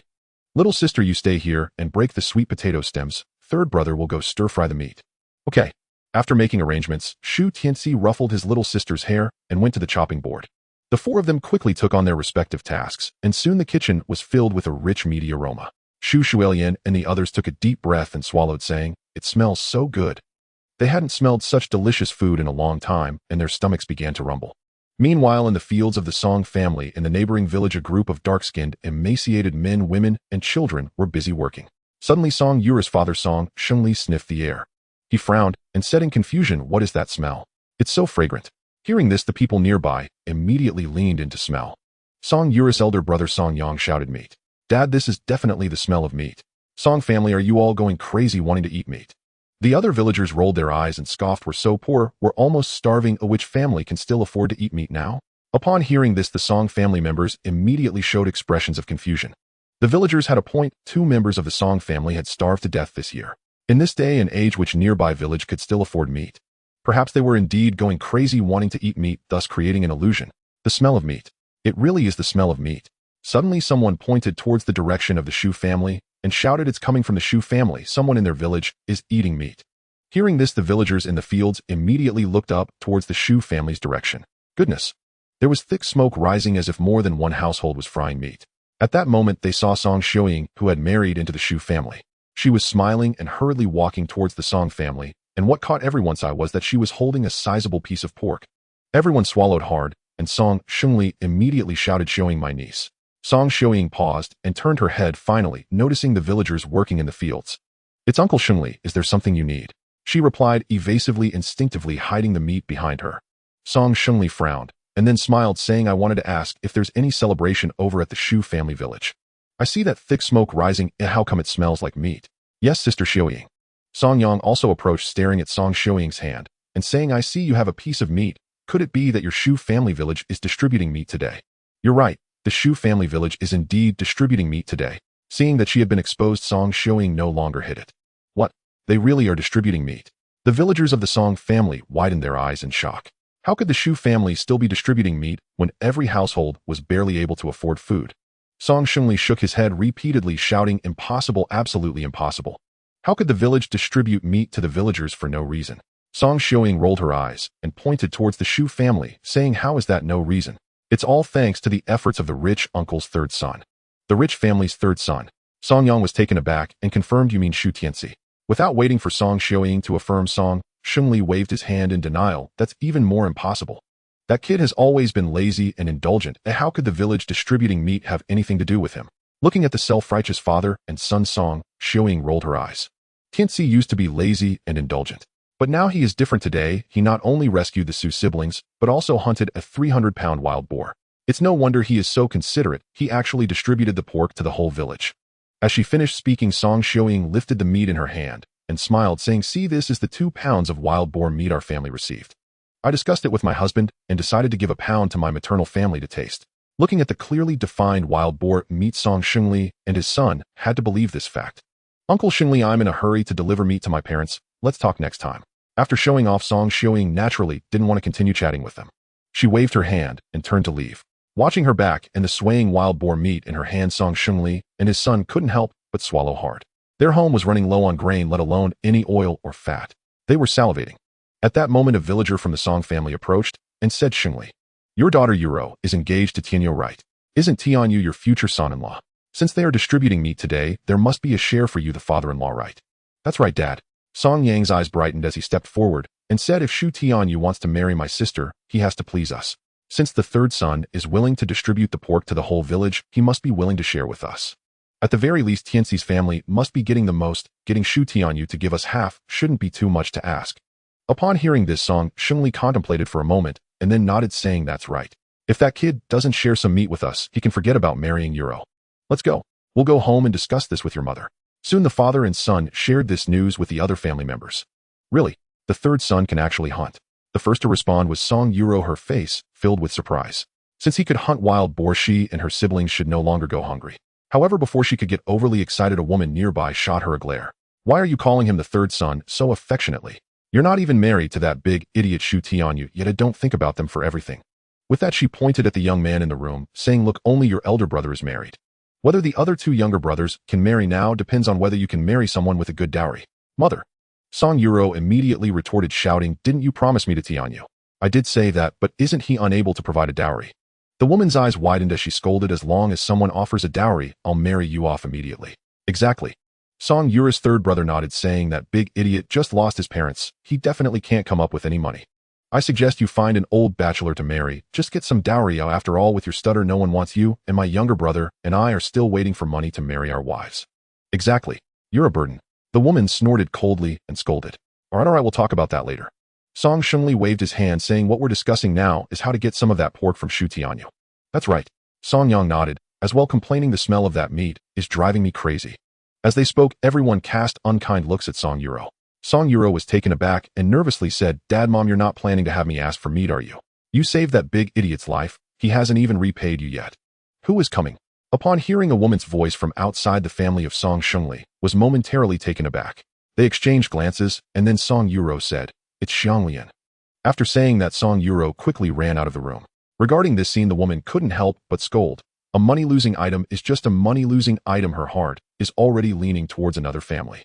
Let's see what's going on first. Perhaps they are here to bring us some meat. Song Xianglian waved his hand and stood up to walk outside. The others exchanged glances and hurriedly followed. As soon as they stepped outside, they saw Song Yuro tugging at Shu Xianglian, still saying something like, you should take it back. A few of them looked at the piece of meat in Shu Xianglian's hand, and their pupils suddenly contracted. What are you doing? Song's mother scolded, then stepped forward to pull Song Yuro back and admonished, you rebellious girl, have you lost your mind? Behind them, Song Yang leaned closer and whispered, Mom, it's pork. Song's mother nodded repeatedly, pushing Song Yuro behind her, and then looking at Shu Xianglian and the others. Xianglian and Tianyou, why are you both here? Without waiting for Shu Tianyou to speak, Shu Xianglian took the initiative to say, Uncle, Aunt, we came here to discuss something with you. No need to say more, we understand. Song's mother laughed heartily and grabbed Shu Xianglian's wrist. Come on, let's go inside and talk. As she spoke, her fingers kept rubbing against the piece of pork. It's so fatty, so slippery. Shu Xianglian and Shu Tianyou were pulled into the room, and Song Yuro poured them a cup of tea. Before they could even lift their cup, Song's mother couldn't help but speak. Xianglian, I want to ask you something. I just heard that Tiancis boy hunted a wild boar and distributed 2 pounds of meat to all the villagers. Since our Yuro is engaged to Tianyou, we are considered one family, right? So this pork must have a share for us, right? Shu Xianglian chuckled, and before she could respond, Song Yang's wife spoke up. She laughed and said, Mom, look at what you're saying. Don't you see that Xianglian brought the meat with her? Upon hearing this, Shu Tianyou immediately reached for the meat in Shu Xianglian's hand and hid it behind him. This group of people is too scary, their eyes gleaming as if they wanted to eat someone. Seeing this, Song's mother's expression immediately turned stern. Song Yang's wife reacted quickly and smiled. I understand now, this meat must have been saved by Tianyou for Yuro. Look, he already cares for his wife even before marriage. Alas, your brother Yang doesn't care for people like this. Everyone laughed heartily, and Song's mother said, Tianyou, what are you doing? Since the meat is meant for Yuro, let her take it to cook. We can have a meal later. Your uncle still has half a bottle of sweet potato liquor. No way. Shu Tianyou shook his head decisively and said, the third brother said that if you don't agree, we can't give you the meat. What do you mean by agree? Agree to what? Everyone looked puzzled, and Shu Xianglian explained, Uncle and Aunt, the meat is not in a hurry. We are here to discuss business today, or as long as we come to an agreement, the meat will be a gift for you. Hearing this, the expressions of the Song family turned somewhat unpleasant. The meat indeed came as a gift, but it seems to come with conditions. Xianglian Tianyou. Song Xianglian looked at Shu Xianglian and the others and sighed. I heard that your parents passed away a couple of days ago. Your aunt was almost in tears upon hearing the news. I have been friends with Fu Gui since childhood. How could he leave like this? You all should take care of yourselves, understood? What tears? I haven't seen you come to pay your respects. Thank you, Uncle Yu, and also take care of yourselves. Shu Xianglian smiled lightly and nodded perfunctorily. Song's mother pretended to wipe her tears and said, all right, Xianglian. Now tell me, what exactly are you here for today? I want to marry Yuro. Before Shu Xianglian could make any formalities, Shu Tianyou directly stated. His loud voice could even be heard by Song Yuro in the kitchen. Her dark face instantly flushed with a rosy hue. Seeing the stunned expressions of Song Xianglian and the others, Shu Xianglian smiled and said, Uncle and Aunt, my parents always had a wish. They hoped that my elder brother could become a family with Yuro. You both just said that our two families are also considered one family. Now that my parents have passed away, I believe you would be willing to fulfill their wish, right? Everyone's expression stiffened as Song's mother chuckled and said, Xianglian, if you want Tianyou to marry Euro, it's not a problem. But you must provide the betrothal gifts. Exactly, you can't just take our woman with a single sentence, right? Song Yang's wife nodded in agreement. It's not just a single sentence, we have meat. Shu Tianci shook his head repeatedly and lifted the meat. The 5 pounds of pork with a mix of fat and lean meat caught Song Yang's attention, and he immediately reached out to snatch it. But Shu Tianci was much quicker than him, instantly hiding the pork behind his back. No stealing, if you let Euro marry me, I will give it to you. Shu Xianglian stood up and pointed at Song Yang, saying, what are you still going to fight for it? No such thing. Song Yang laughed, awkwardly swallowing hard. Shu Xianglian snorted coldly and turned to look at Song Xiangli and his wife, saying, Uncle and Aunt, just tell us whether you will marry her or not. This is 5 pounds of wild boar meat. Food is scarce now, and you might not even be able to buy it with money. Just as Song's mother was about to speak, her youngest son kept nudging her arm, saying, Mom, I want to eat meat. Meanwhile, Song's third son was pushing Song Xiangli's hand, saying, Dad, I also want to eat meat. No way. Song's mother pushed away her youngest son, shaking her head and saying, You think you can trade my daughter, whom I've raised for 20 years, for 5 pounds of pork? No way. If not, then forget it. Shu Tianyu also got angry and turned to leave. If you want to leave, then leave. He still left one sentence behind. Anyway, our third brother can hunt, we can eat meat every day, so we are not worried about not being able to marry a wife. After saying that, he pulled Shu Xianglian and walked outside. The Song family exchanged glances, secretly thinking, who said this big fool was foolish? Song's third and fourth sons could no longer hold back and immediately stood up to protest, saying, Mom, I want to eat meat. Ew, I'm tired of wild vegetables and sweet potatoes. Song Yang's wife couldn't hold back anymore and shouted, Song Yang, I want to eat meat too. Your sister is a money-losing item anyway, so what's the big deal if we can trade her for 5 pounds of pork? All right, stop the noise.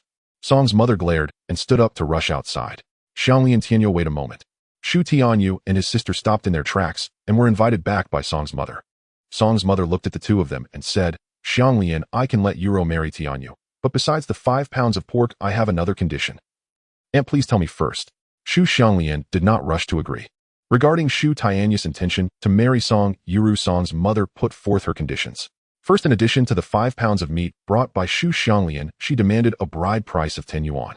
This was because their family's third son was also getting married, and the bride's family was asking for a bride price of 10 yuan. As the elder sister, Song Yuru was expected to contribute this amount for her younger brother. Of course, this reflected the patriarchal values of their family, which led to such statements.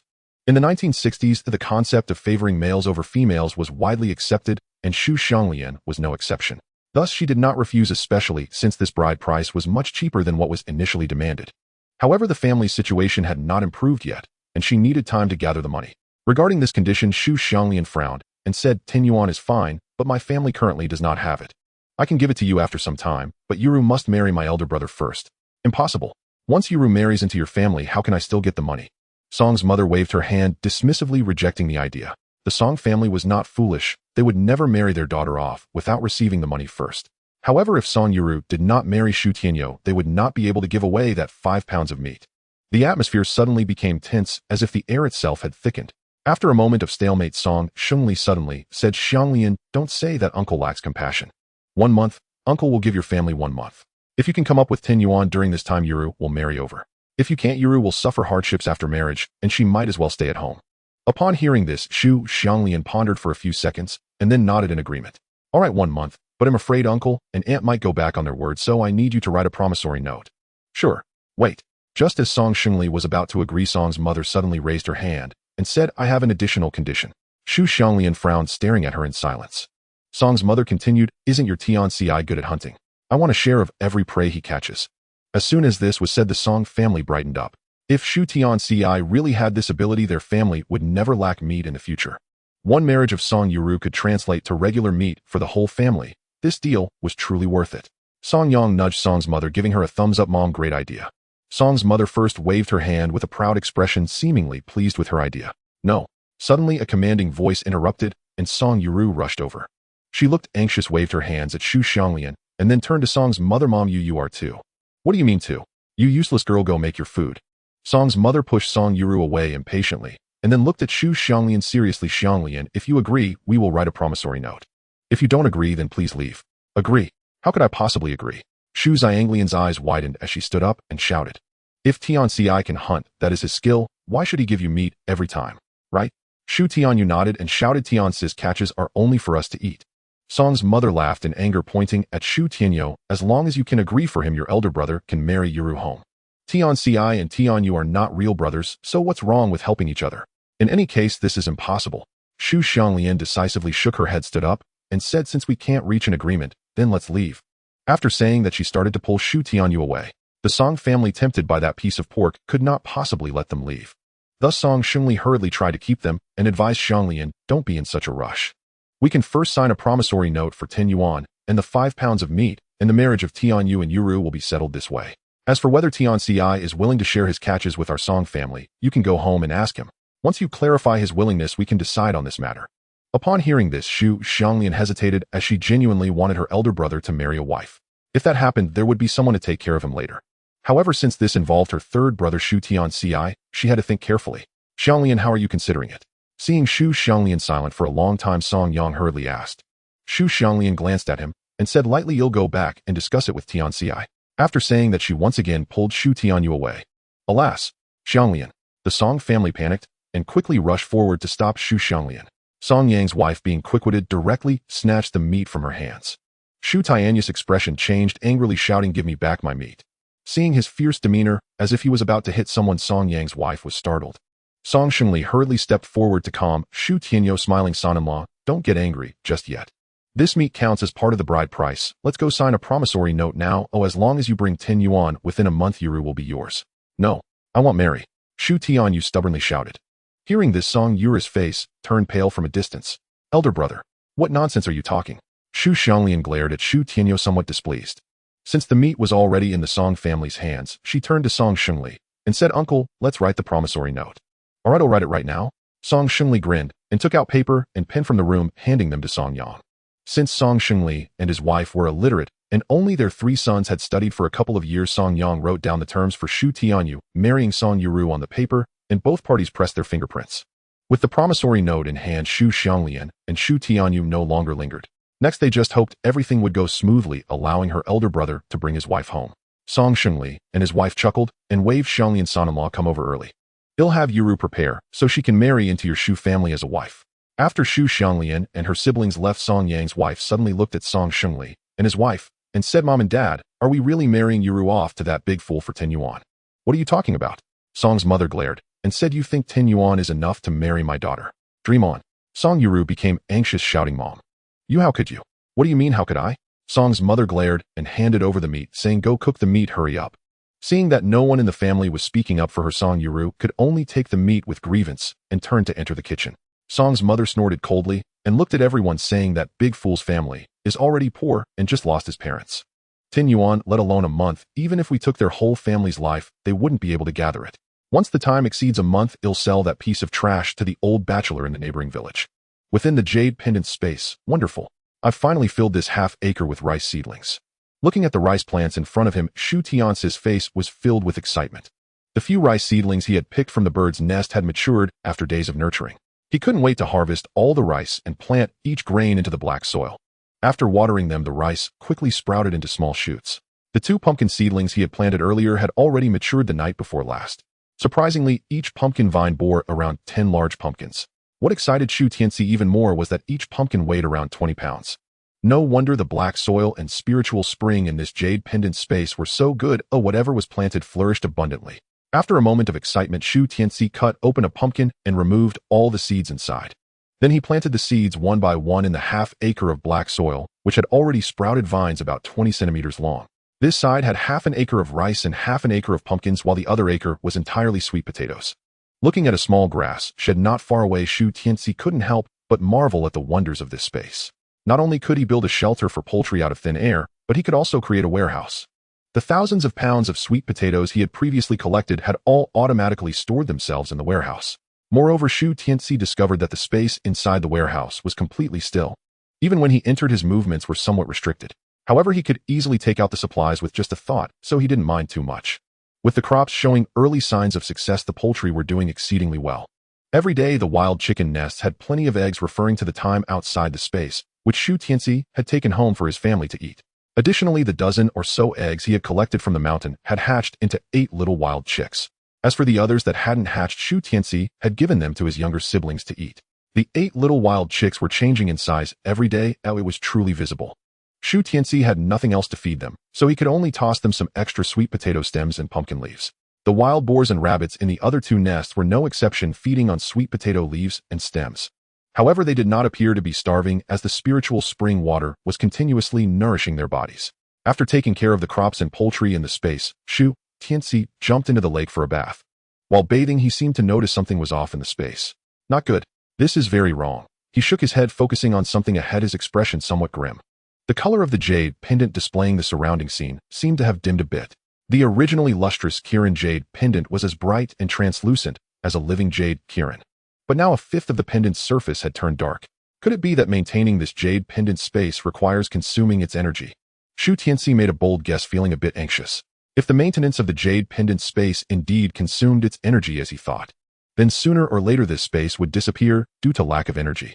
At that time, Shu Tianci would lose the capital to live brilliantly in this era. Moreover, judging by how dim the jade pendant had become, the remaining energy could only last for about 20 days. 20 days, Shu Tianci murmured, suddenly feeling a bit dispirited. He then put on his clothes and turned to exit the jade pendant space. Where have you been, Tianci? Seeing him appear outside, Shu Xianglian hurried over. Did you go up the mountain again? Are you hurt anywhere? I'm fine, second sister. Seeing the concerned look on his second sister's face, Shu Tianci felt his dispiritedness fade significantly. He shook his head and smiled, then handed over the bamboo basket on his back. Look, what is this? Shu Xianglian took the basket, and upon seeing its contents instantly narrowed her pupils and exclaimed, pumpkin. So big. Where did you get this? Shu Tianci was just about to find an excuse when Shu Xianglian waved her hand and pulled him towards the house. Forget it, let's talk about it at home. Shu Tianci smiled helplessly and followed her into the house. As soon as Shu Xianglian entered the house, she set down the bamboo basket, and Shu Tianyou and the others immediately gathered around. Looking at the contents, Shu Xianglian's pupils shrank, nearly wanting to shout out. But she quickly swallowed it back, and someone covered her mouth. Shu Xianglian glared at her and raised her finger to signal her to be quiet. Don't shout so loudly. If the neighbors hear, there won't be anything left to eat. It's true what they say about children from poor families growing up quickly.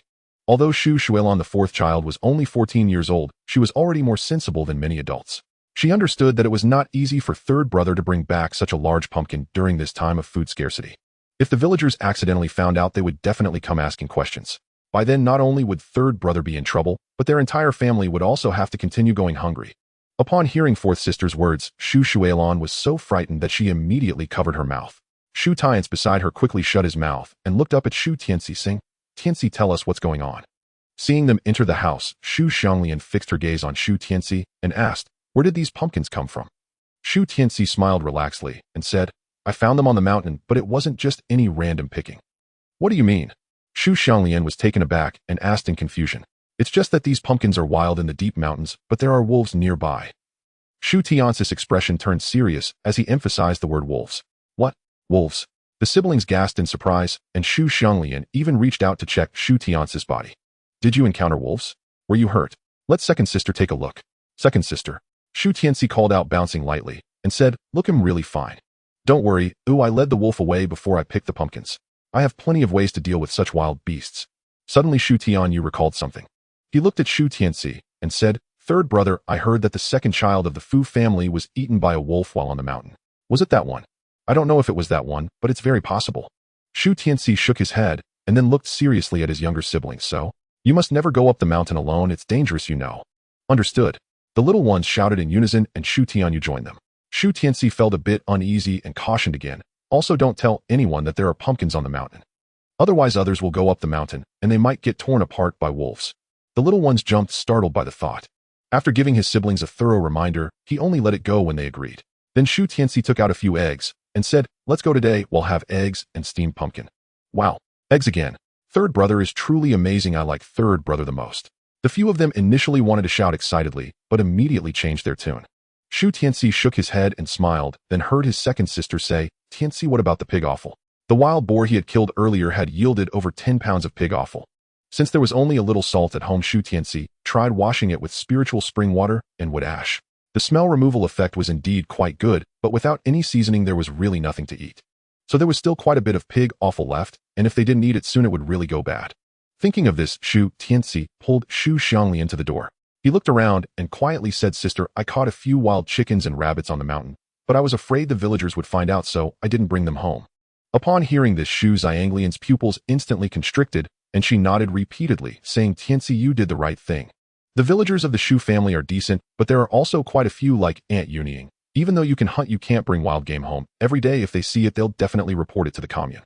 I know that, which is why I didn't do it." Shu Tianci nodded and smiled. "Sister, I'm telling you this because I want to go to the county town tomorrow." Go to the county town. Shu Xianglian was initially taken aback, then her pupils shrank suddenly. "Tianci, are you planning to sell the rabbits and wild chickens in the city? That won't do. Speculation is a serious offense." "Sister, what nonsense are you talking about?" Shu Tianci frowned, feeling distressed, as he said, "I'm telling you this privately, because I'm afraid that Big Brother and the others will spread this around.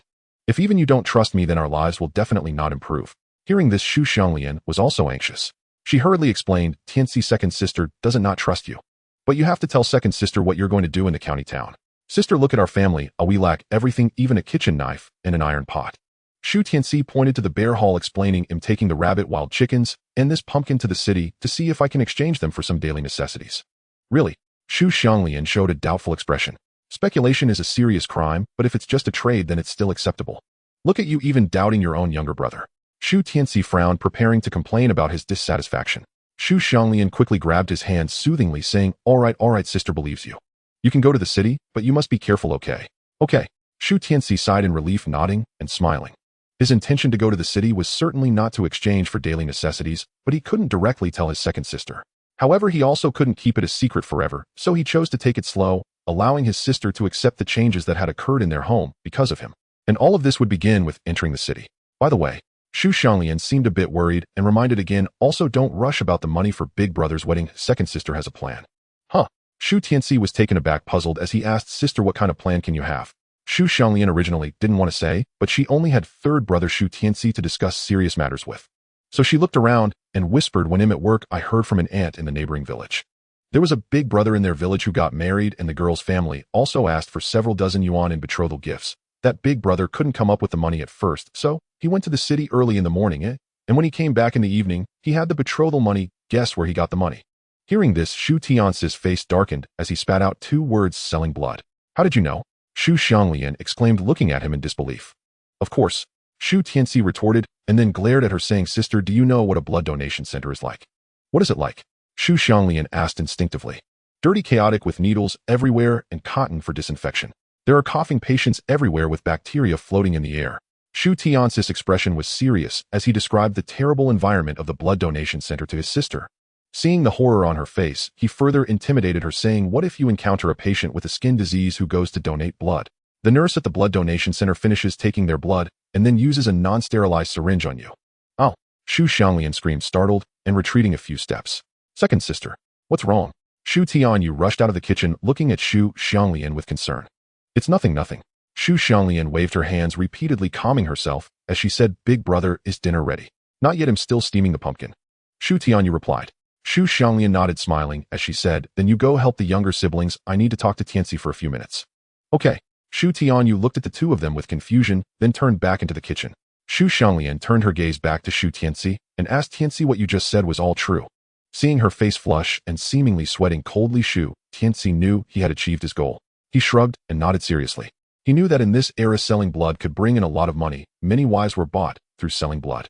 But blood donation centers were really dirty and chaotic, and most syringes were used without sterilization. So in this era, there were many people selling blood, and many were infected with terminal illnesses. It was precisely for this reason that Shu Tianci wanted to dissuade his sister from the thought of selling blood. He stared at Shu Xianglian seriously, saying, "Sister, don't concern yourself with this matter. I'm going to exchange for some supplies tomorrow and see if I can find a job. By then, Big Brother's betrothal money will have a solution."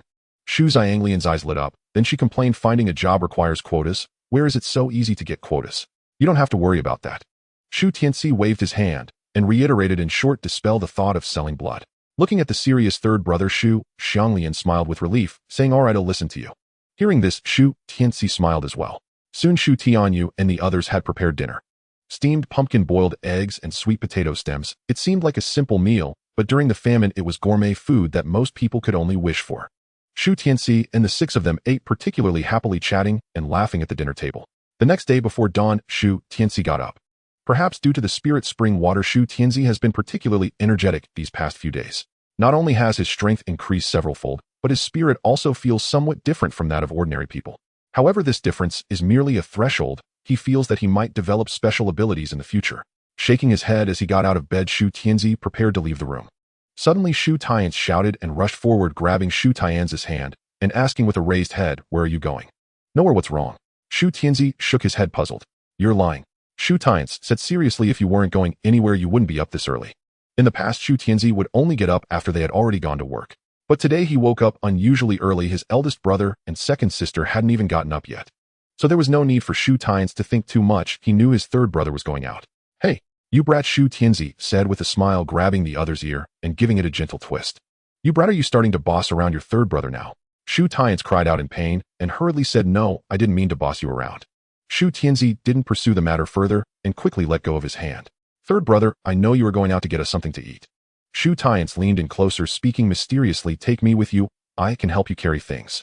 Wanting to be a general at 10, your courage is commendable. Shu Tianci rolled his eyes and pushed him away, saying, "I warn you, give up that idea of going up the mountain." Forgot about the Shu siblings. They nearly died on the mountain, even with guns. If you have the idea of going up the mountain, you would just be feeding the wolves and wild boars. Besides, I'm not going up the mountain today, or I'm going to the town to take a look around. After saying that, he ignored Shu Tianci and turned to leave the room. Tianci. As soon as he exited, Shu Xianglian came over and grabbed his hand, pulling him outside. Although Shu Tianci was puzzled, he still followed her outside. "Tianci, take this." Shu Xianglian handed him a checkered scarf and a woven hat. With a puzzled look, Shu Tianci asked, "What's this for?" She explained, "Wear this when you go to exchange things so that no one sees your appearance." "To be honest, my second sister is quite cautious." "All right, thank you, second sister." Shu Tianci took the scarf and stuffed it into his pocket, then casually put the woven hat on his head. Seeing his appearance, Shu Xianglian quickly adjusted the hat, saying, "Wear it properly, it don't look like a spy." Shu Tianci chuckled and teased, "My sister knows quite a bit." "Stop joking." Shu Xianglian glared at him and said, "I have something to tell you." Shu Tianci stopped smiling and looked at her curiously. "When you get to the county, first go find our aunt and second aunt. They still don't know about our parents' passing." Upon hearing this, Shu Tianci immediately recalled memories regarding this matter. His grandfather had 4 children, 3 daughters and 1 son. Shu Fuguwei ranked third. He had 2 elder sisters and 1 younger sister. The eldest married into the county, the second also married into the city with some help, but only the youngest was unambitious. Because the Shu family lived far from the county, when Shu Fuguwei and his wife died, Shu Tianci and the others were still worried about their next meal. Thus a week had passed since their deaths, and their aunts still didn't know. Now that Shu Tianci was going to the city to exchange for supplies, Shu Xianglian remembered this matter. "All right, I'll go visit my aunt when I get into the city." Shu Tianci nodded, not refusing. Shu Xianglian reminded him to be careful again before she and Shu Tianyou went to work. Shu Tianci also sent the 5th sibling along, instructing the 4th to keep a close watch on the 5th. If he showed even a hint of wanting to go up the mountain, just beat him until he couldn't move. Shu Xianglian looked at her third brother in surprise, then grinned and agreed. Watching their lively figures, a smile appeared on Shu Tianzi's face. During this time at home, he had been giving them spirit spring water, while outside they drank the diluted version. Along with the steamed sweet potatoes, chicken soup, and wild boar meat at home, all of which had been infused with spirit spring water, the 6 members of the Shu family were now full of energy and no longer looked gaunt. To outsiders, it seemed as if they were eating meat every day to achieve such a change. With Shu Tianzi's instructions, the family did not argue or explain about it. "Tianci, are you going up the mountain again?" "No, I'm just going to inform my aunt." "Uncle Tianci, when are you going to hunt another wild boar down?" "You brat, are you craving it again?" On the road out of the village, Shu Tianci greeted the villagers along the way. After leaving the village, he quickened his pace, walking and running towards the county. The Shu family was quite far from the county, about 10 kilometers away, and he still had to pass through the town. Even if Shu Tianci jogged and walked, it would take over 2 hours. After running for about 10 minutes, he arrived at the town. However, the town now was not as lively as it had been 2 years ago. It even looked a bit desolate. Every household seemed to have meals only sporadically, and even the market had been cancelled. Watching the few villagers passing by, Shu Tianci couldn't help but sigh. These people's appearances were quite similar to how he looked when he first arrived. They all looked bloated, with large faces and no strength in their steps. This was a disease caused by long-term malnutrition. It was likely that these people wouldn't last much longer. Standing among them, Shu Tianci seemed like an outsider. After all, his skin had become somewhat fair and tender from the spirit spring immersion, making him look nothing like a farmer. To avoid drawing attention, he deliberately pushed his woven hat down. "Tianci, you're the 3rd child of Uncle Fuguwei." A surprised voice suddenly came from behind, and Shu Tianci turned around. A woman wearing a white coat with short hair at neck length approached. She had a thermometer and a new rural pen tucked into her pocket, and a stethoscope hung around her neck. Shu Tianci glanced sideways and realized he had arrived at the town clinic. "Dr. Jiang, He was about to greet her when she suddenly grabbed his wrist and pulled him into the clinic. Shu Tianci panicked, secretly thinking, could this old woman be having a moment of spring fever? Although she was in her 30s and had lost her husband, he was still just a young man. As soon as they entered the clinic, Dr. Jiang released Shu Tianci. However, the way she looked at him was a bit strange. Her eyes sparkled and her mouth was slightly open, giving off an odd vibe. Shu Tianci, startled, covered his chest with both hands and laughed awkwardly. Dr. Jiang, don't look at me like that. What are you talking about? Jiang Lily frowned and reached out to take off Shu Tianzi's woven hat. Do you have a fever? Let me check. No, I'm not feverish. Shu Tianci quickly waved his hands. Jiang Lily seemed not to hear his words, staring at his face and murmuring, wow, why is your skin so fair? You seem to have bulked up quite a bit too. Listen, what kind of wolfish words are these? What good skin and strong physique. Hearing Jiang Li's words, Shu Tianci became even more flustered. I think it's you who's acting flirtatious. Just as he was about to flee from here, Jiang Li suddenly changed the topic and said, tell me, is it the benefits from eating meat? Off. Shu Tianci was taken aback and asked in confusion, what are you saying? Are you still pretending with me? Jiang Li rolled her eyes and said, it's been spread all around saying that you can hunt. Recently, I even had a taste of the wild boar meat you distributed to everyone. Who is this big mouth that dares to spread such trivial matters? Shu Tianci twitched the corner of his mouth and continued, Dr. Jiang, what exactly do you want to say?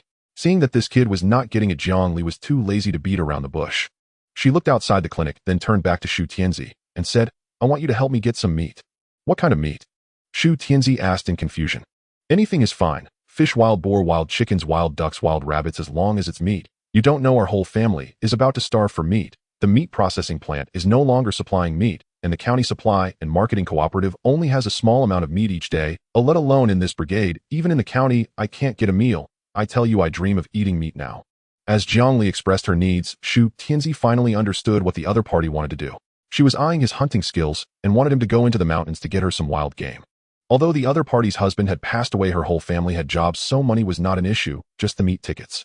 Moreover, there was a food shortage now. Having tickets didn't guarantee one could buy meat. After Jiang Li finished speaking, she was also afraid he would think too much, so she specifically said, don't worry, I can pay for it. But I can't provide the meat tickets. Shu Tianzi's eyes suddenly lit up, but he waved his hand and said, Dr. Jiang, please don't get me in trouble. I want to engage in speculative activities. If caught, I would end up in prison. Don't start with that. Jiang Li rolled her eyes and tossed the knitted hat back. You've never been a decent person since you were young, but what are you afraid of? Also, with Uncle Fugue and Auntie just passing away, how poor has your family become? With your hunting skills, wouldn't you want to use them to exchange for some money? Hee. Shu Tianci caught the knitted hat and gave a thumbs up, saying, Sister Jiang, you're really perceptive. Stop being cheeky. Jiang Li glared at him and said boldly, so can we do it or not? Seeing that the other party had made it clear, Shu Tianci stopped being coy. Sure. He gritted his teeth and nodded, saying, but we have to agree first. You can't tell anyone. Otherwise, I will definitely take a piece of your flesh. You little rascal, you're quite wild. Jiang Li rolled her eyes unfazed and said, don't worry, if this leaks out, I won't have a good outcome either. Seeing her say this, Shu Tianci reached out to put on the hat properly, then turned and walked outside. All right, just wait for me. Hey, where are you going? Hearing this, Jiang Li hurriedly asked. To get you some meat. Shu Tianzi's voice came back, leaving Jiang Li stunned in place. Then she chuckled and shook her head, saying, this kid, I really didn't misjudge him. From what the other party said, it was clear he had caught a lot of wild game and was hiding it, just waiting for the chance to take it out and exchange it for some money. In less than 10 minutes, Shu Tianci came back with a bamboo basket. Jiang Li's eyes lit up and she hurriedly pulled him inside and closed the door. Seeing her so cautious, Shu Tianci also breathed a sigh of relief. He took down the bamboo basket, placed it on the ground, and looked at Jiang Li. Dr. Jiang, a wild rabbit and a wild chicken. Originally, I planned to supplement my younger siblings' nutrition, but after hearing what you said, I was tempted. You were right. Our family indeed lacks money. All right, I understand. Jiang Li waved her hand, then turned to look at the bamboo basket. Seeing the pumpkin on top, she paused for a moment. This isn't pumpkin season. Where did you get it? That's none of your business, Shu Tianci said, moving the pumpkin aside to reveal a layer of sweet potatoes. After moving aside 4 or 5 sweet potatoes, the figures of the wild chicken and rabbit finally came into Jiang Li's view. She no longer questioned the origins of the pumpkin and sweet potatoes and stepped forward to pick up the wild chicken and rabbit. Her eyes lit up and she exclaimed, goodness, these look quite plump. These wild rabbits and chickens had been in the space and their bodies had been improved by the spiritual spring. How could they not be plump? Are you satisfied? Shu Tianci chuckled and asked in return. Very satisfied, extremely satisfied. Jiang Li nodded repeatedly and said, Tianci, how much do you plan to sell them for? Sister Jiang, just give me a price. Shu Tianci hesitated for a moment, rubbing his hands and smiling. He had never bought anything in the market and truly didn't know the current prices. so it was definitely the most appropriate to let Zhongli set the price. Zhongli was amused by his words and teased, "Now you know to call me sister, huh? What are you talking about? Haven't you always been my dear sister?" Shu Tianci laughed and said without blushing. Zhongli smiled and said, "Then I can't let you lose out. Currently the market price for pork is 72 cents, and it's generally more expensive on the black market. But since wild chickens and rabbits are lean meat, they certainly won't sell for such a high price. However, since your wild chicken and rabbit are plump, how about I give you 60 cents per pound?" Shu Tianci was taken aback and hurriedly said, "Is the price so high? Are you sure you won't lose out, sister?" "Not losing out, not losing out." Zhongli waved her hands repeatedly explaining, "Speaking of which, I'm the one taking advantage of you. If you can supply me regularly in the future, I would be immensely grateful. If you have excess, you can check out the county's black market. Wild chickens and rabbits can sell for over $1 per pound." This straightforward remark made Shu Tianci feel at ease. So he nodded and smiled, saying, "Then let's do it as you say, sister." Then Zhongli took out a scale to weigh the wild chicken and rabbit. The wild chicken weighed over 3 pounds, and Shu Tianci rounded it down to 3 pounds. The rabbit was heavier, weighing over 4 pounds. Together, they totaled 7 pounds, which amounted to $4.20. Zhongli took out a wad of cash with various denominations, including 1 cent and 10-cent bills. She pulled out 2 $1 bills, 4 50-cent bills, and 2 10-cent bills, handing them to Shu Tianci, saying, "Tianci, would you sell these pumpkins and sweet potatoes? Sister Zhang wants them." Shu Tianci was taken aback and generously said, "If you want them, I'll just give them to you. You kid, if you keep this up, you'll go broke." Zhongli rolled her eyes and complained, "Grains are sold for more than meat on the black market. You actually offer to give them away? Huh?" While Shu Tianci was in a daze, Zhongli handed the pumpkins and sweet potatoes forward, saying, "He'll take all these. How about $10? Looking at the serious expression on her face, Shu Tianci suddenly felt that she was quite nice. However, was $10 too expensive for such a small amount of pumpkins and sweet potatoes? Just as he hesitated, Zhongli explained, "Take it to check out the black market in the city when you have time. Then you'll know that it's me who took advantage of you. Sister Zhang, how wealthy is your family?" Upon hearing Zhongli's words, Shu Tianci was instantly taken aback. "You don't need to worry about that. I'm not the only one paying. My parents and several brothers all have jobs, so we can afford this little bit of meat." Wow, Zhongli's background sounds quite impressive. It's a pity she's a bit older and her husband has passed away. Shu Tianci shook his head inwardly and said to her, "Sister Zhang, I want to inquire about the black market situation." A few minutes later, he left the clinic and ran towards the county town. Watching his retreating figure, Zhang Li also shook her head and smiled. This little brat is quite capable. Shu Tianci did not linger in the town, nor did he take the money to buy anything. He jogged steadily towards the city, occasionally munching on a roasted sweet potato. When thirsty, he drank some spring water, finally entering the county town after 2 hours. Phew! Shu Tianci took a breath and began to survey his surroundings. The rows of houses were far better than those in the town. According to the original owner's memories, this was not his first time in the county town. He had been here with his parents before. However, he did not know the location of the black market, so he casually asked a nearby aunt, "Sister, can I ask you something?" "Hey, who are you calling sister?" That aunt glared at him displeased and said, "How can I be someone's sister at my age?" Shu Tianci was taken aback, and after glancing at her, he sincerely apologized, "Sorry, auntie. I thought you looked about the same age as my real sister." Upon hearing this, the aunt's expression softened considerably. She waved her hand and smiled. "You seem like a sincere kid, so I won't hold it against you. Go ahead, what do you want to ask?" Shu Tianci chuckled inwardly, thinking he almost encountered a tough situation. He quickly inquired about the street of the black market, and the aunt happily provided detailed directions.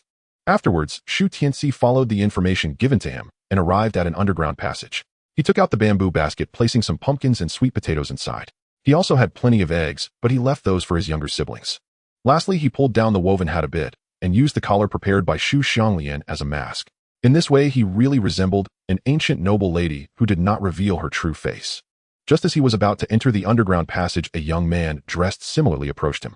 "Buying or selling?" Shu Tianci was taken aback and truthfully replied, "Both buying and selling." The young man glanced at him and said nonchalantly, "Pay 5 cents and find a spot to set up your stall." "All right."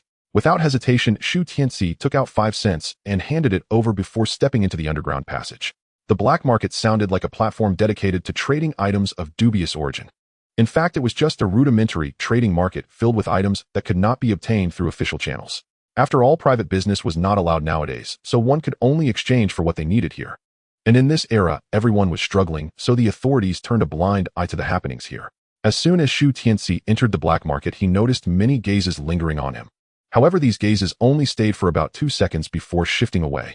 Everyone understood the rules here. It was not permissible to stare at others for long.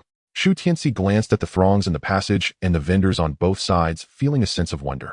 Although this was an underground passage, light filtered in from both sides, so it wasn't too dark. The items being sold by those squatting at the intersections were also clearly visible. However, not only were there vendors selling items, but there were also signs up for purchasing various grains. But with so many people here, Shu Tianci could only hear the sounds of footsteps and the wind in the passage. He could see buyers and sellers haggling, but the voices were very quiet.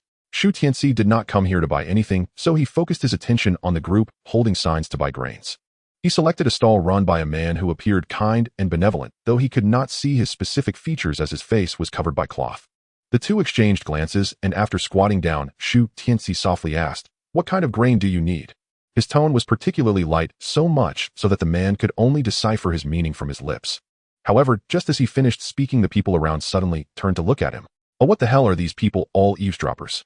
Shu Tianci was momentarily taken aback, only to be grabbed by the familiar-looking man who pulled him into an alley. "Follow me."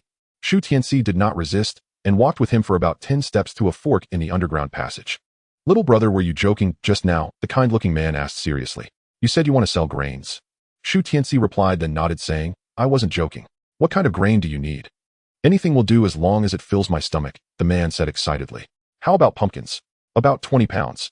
I also have sweet potatoes, all weighing over 2 pounds. All right, that works." The man nodded vigorously, breathing a bit quicker. He suddenly grabbed Shu Tianci and exclaimed, "Little brother, no big brother, how many pumpkins and sweet potatoes do you have? I want them all." Shu Tianci looked at him in surprise, thinking to himself that he was worried the man wouldn't be able to eat that much. However, he did not dare to say this, and instead first broke free from the man's grasp. Then he shook his head and said, "Not much. You tell me how much you're willing to pay first. If it's too low, we'll go ask someone else." Upon hearing this, the man hastily shouted, No. How about 50 cents a pound for pumpkins and 40 cents for sweet potatoes? Goodbye." Shu Tianci did not look back and walked directly towards the other side of the fork. Big brother. The man chased after him, saying, I'll add a dime. Seeing the other party raise the price, Shu Tianci's eyes lit up. He turned back, looking at the man with a cold smile, and said, "I'm not new to this. I know the prices of grains very well."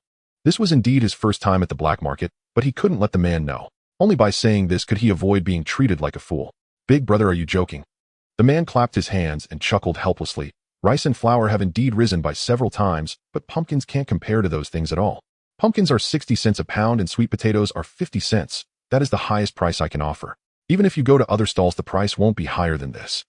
Seeing the man's serious expression, Shu Tianci also realized he could not press down any further. "All right, then I'll sell it at the price you offered." In the end, Shu Tianci agreed to the kind-faced man's bid. In fact, he was quite satisfied with this price, as wild chickens and rabbits only sell for a few cents per pound. If he were to sell it at the black market next time, he could probably get more than $1 per pound. Facing the man's eager gaze, Shu Tianci set down the bamboo basket on his back. He lifted the cloth, revealing a pumpkin weighing around 20 to 30 pounds and more than a dozen sweet potatoes. The man quickly crouched down, hugged the pumpkin, and said, "I've never seen such a large pumpkin. Brother, how did you grow it?" Hearing this, Shu Tianci's expression darkened instantly. I'm sorry, I got too excited." The man also realized that he had asked something inappropriate in his excitement. In the black market, the most taboo thing is to inquire about the source of the goods. Who would dare to trade with someone like him in the future? Shu Tianci didn't want to get entangled with him and said impatiently, "Forget it, let's hurry and complete the transaction." The man didn't dare to speak any further and quickly weighed the pumpkin and sweet potatoes. Since he came to collect food, he certainly brought these tools with him. The pumpkin weighed over 28 pounds, and the sweet potatoes were more than 20 pounds, totaling over 50 pounds. The man put away the scale and looked at Shu Tianci, saying, "Brother, that's $32.08 in total." "That's fine, no problem." Shu Tianci nodded, feeling quite excited inside. Just as he finished speaking, he saw the man pull down his pants and reach into his crotch. Hiss! Shu Tianci took a sharp breath and then saw the man pull out a cloth bag. After opening it, it seemed to contain quite a bit of money. The man took out 3 large black bills and some change, then handed them over, saying, "Brother, here." "Good," Shu Tianci responded, then stuffed the money into his pocket. "Brother, if you need more food in the future, come find me." The man happily said goodbye to Shu Tianci and turned to leave. Shu Tianci glanced at the direction the man left, wondering if there was another way out over there. Before he could think more, a group of people suddenly rushed over. "Brother, is it my turn now? How many pumpkins and sweet potatoes do you have left, brother?" Looking at the 5 or 6 people surrounding him, Shu Tianci realized even more the scarcity of food. He shrugged and said, "I don't have any for the time being.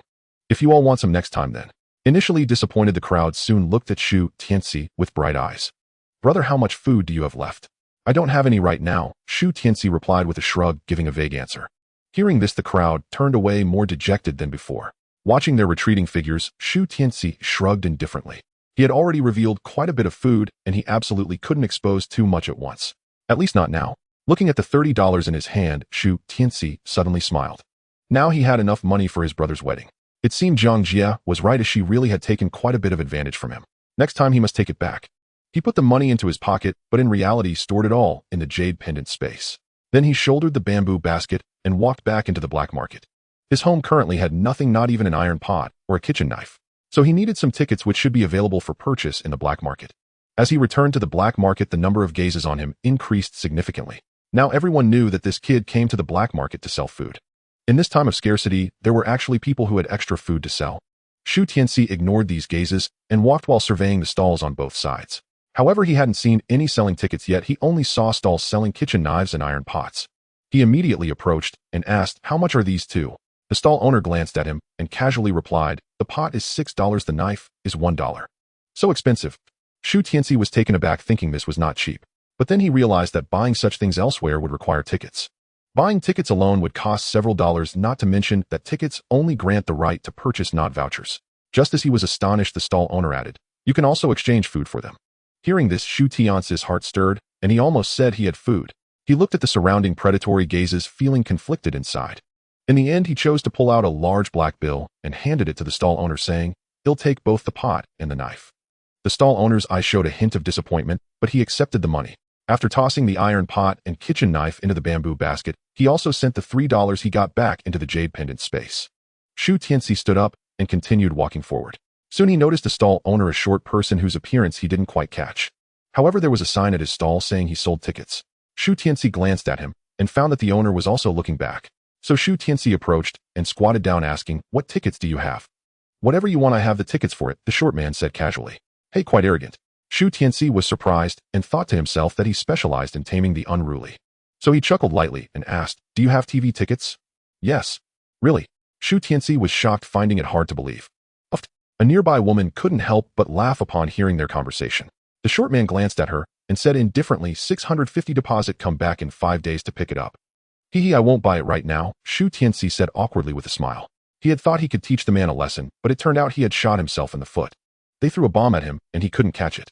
Not to mention, he didn't have the money now. Even if he did, he wouldn't buy such a thing to take home.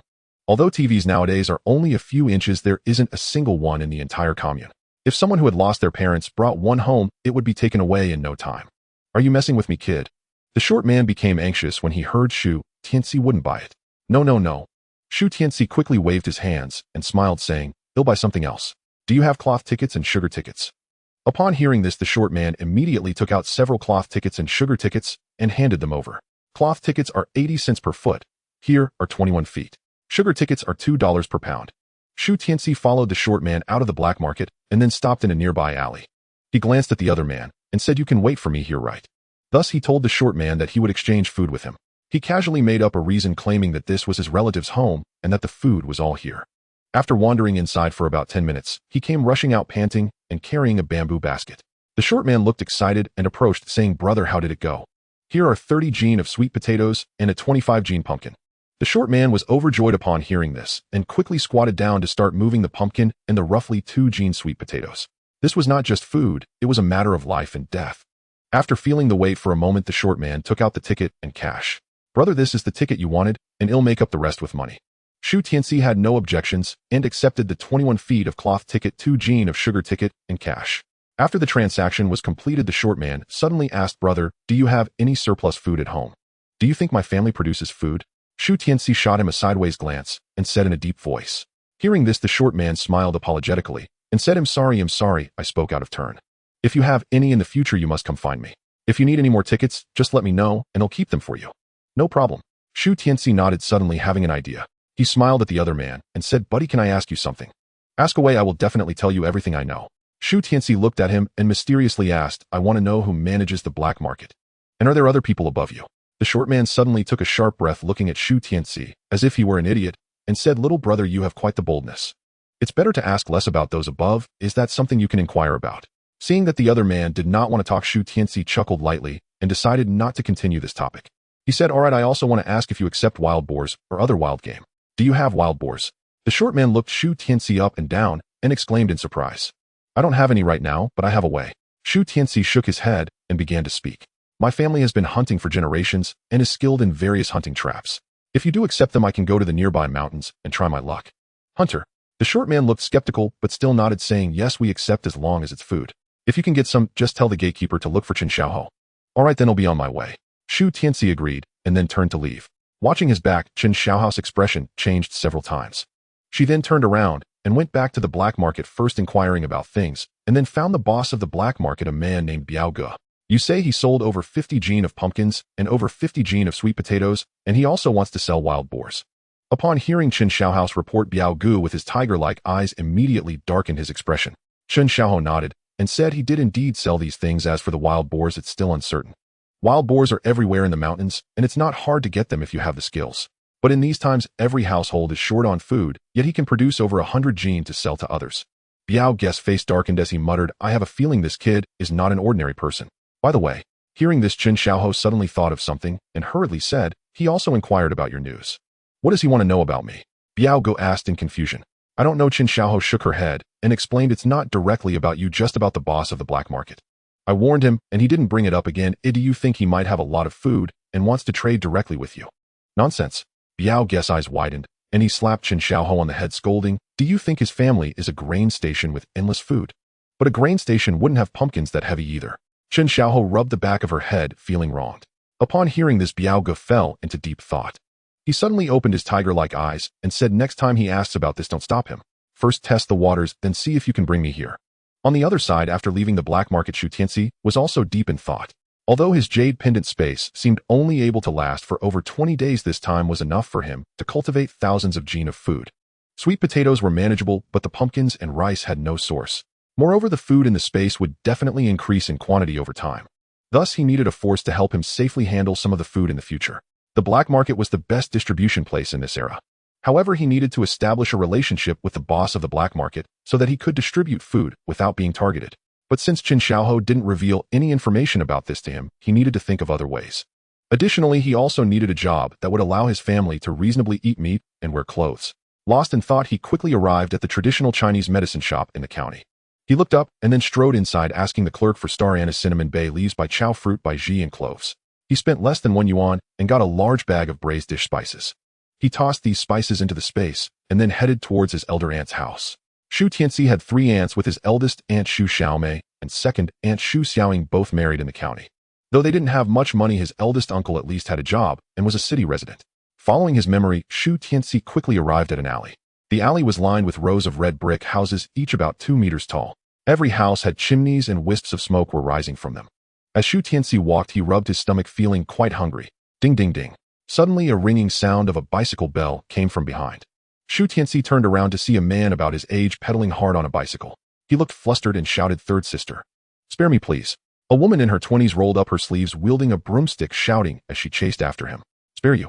Today I must make your backside bloom. Seeing this scene, Shu Tianci had a strange expression and shouted, Sister Jean, phone brother Jean. Tianci, why have you come to the city alone? Cousin Tianci, how did your skin become so fair? Do you have some secret? In the alley, Shu Tianci looked helplessly at the 2 curious young people. They were his cousin and cousin, the third daughter of his aunt Shu Xiao, Mei Fu Jin Feng, and her younger brother Fu Shi Jin. Both of them were about the same age as Shu Xianglian and himself, and they had played together a lot when they were younger. Facing their inquiries, Shu Tianci directly said, my parents passed away, and I came to inform my aunt. The air seemed to freeze for a moment. Suddenly, Fu Jin Feng reached out and slapped Shu Tianci, scolding. You brat Tianci, you are getting bolder. How can you joke about uncle and aunt? That was your mom and dad. Exactly, Fu Shi Jin laughed, pointing at Shu Tianci. This guy hasn't been seen for a few days and his jokes are getting bigger. They initially thought Shu Tianci was joking, but no matter how they said it, his expression was serious. Really? Fu Jin Feng confirmed again. Shu Tianci helplessly nodded and said, do you think I would joke about this? Hearing him say this, Fu Jin Feng and her brother's expressions became serious as well. Fu Jin Feng directly grabbed Shu Tianci and quickly ran in the direction of home. Come back with me. Shu Tianci stumbled and awkwardly followed. Third sister, wait for me. Fu Shi Jin shouted and then pedaled his bicycle to catch up. Soon the 3 of them arrived in front of a red brick house where smoke was rising from the chimney, indicating someone was cooking inside. Fu Jin Feng pulled Shu Tianci inside and shouted, Mom, something's wrong. Mom, what's the matter? What's the matter? A woman in her 50s walked out of the kitchen with an impatient look, holding a spatula. Upon seeing Shu Tianci, she was first stunned then rushed over in a panic. She grabbed Shu Tianci's shoulder and shouted, "Tianci, how did you come to the city? Where are your parents? Did something happen at home?" Before Shu Tianci could speak, Fu Shijin chimed in. "Mom, Tianci," said uncle and aunt have died. Slap.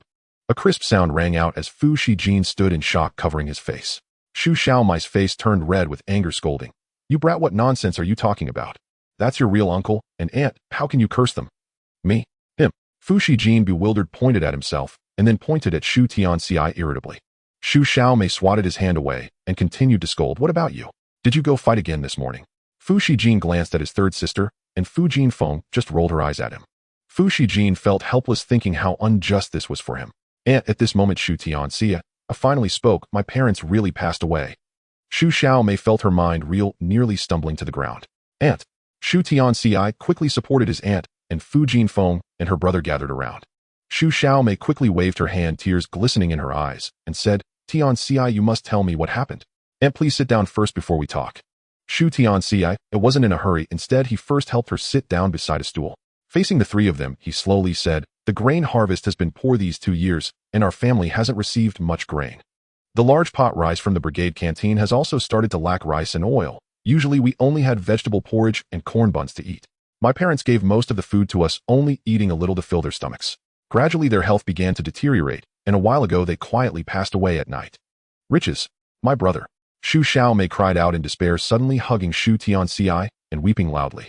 Fu Jinfeng and her brother also showed sadness, wiping their tears from the corners of their eyes. Shu Tianci said nothing, merely showing a sorrowful expression as he patted his aunt's back.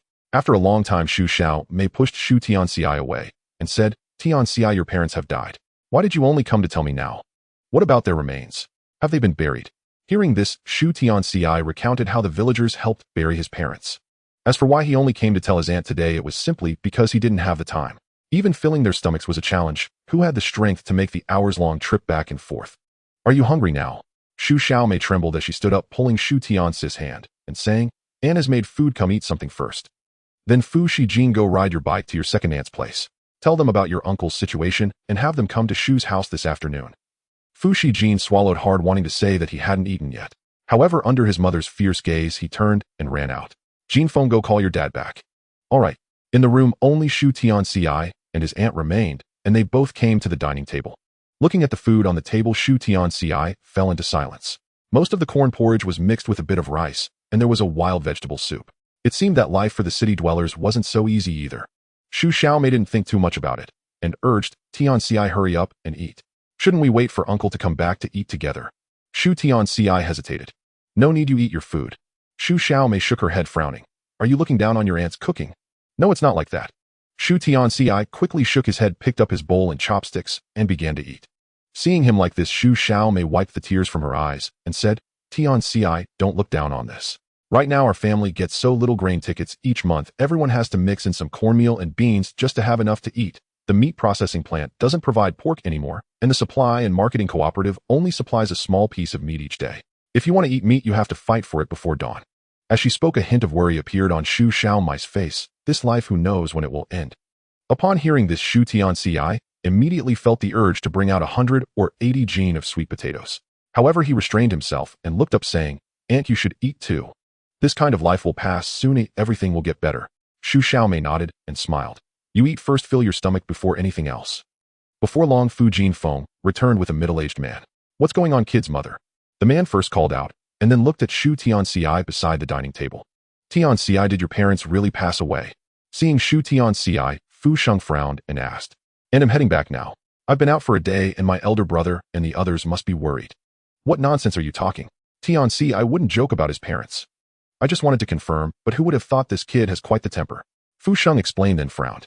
"The foolish big guy from the Shu family knows how to work in the fields while he just eats and lazes around every day."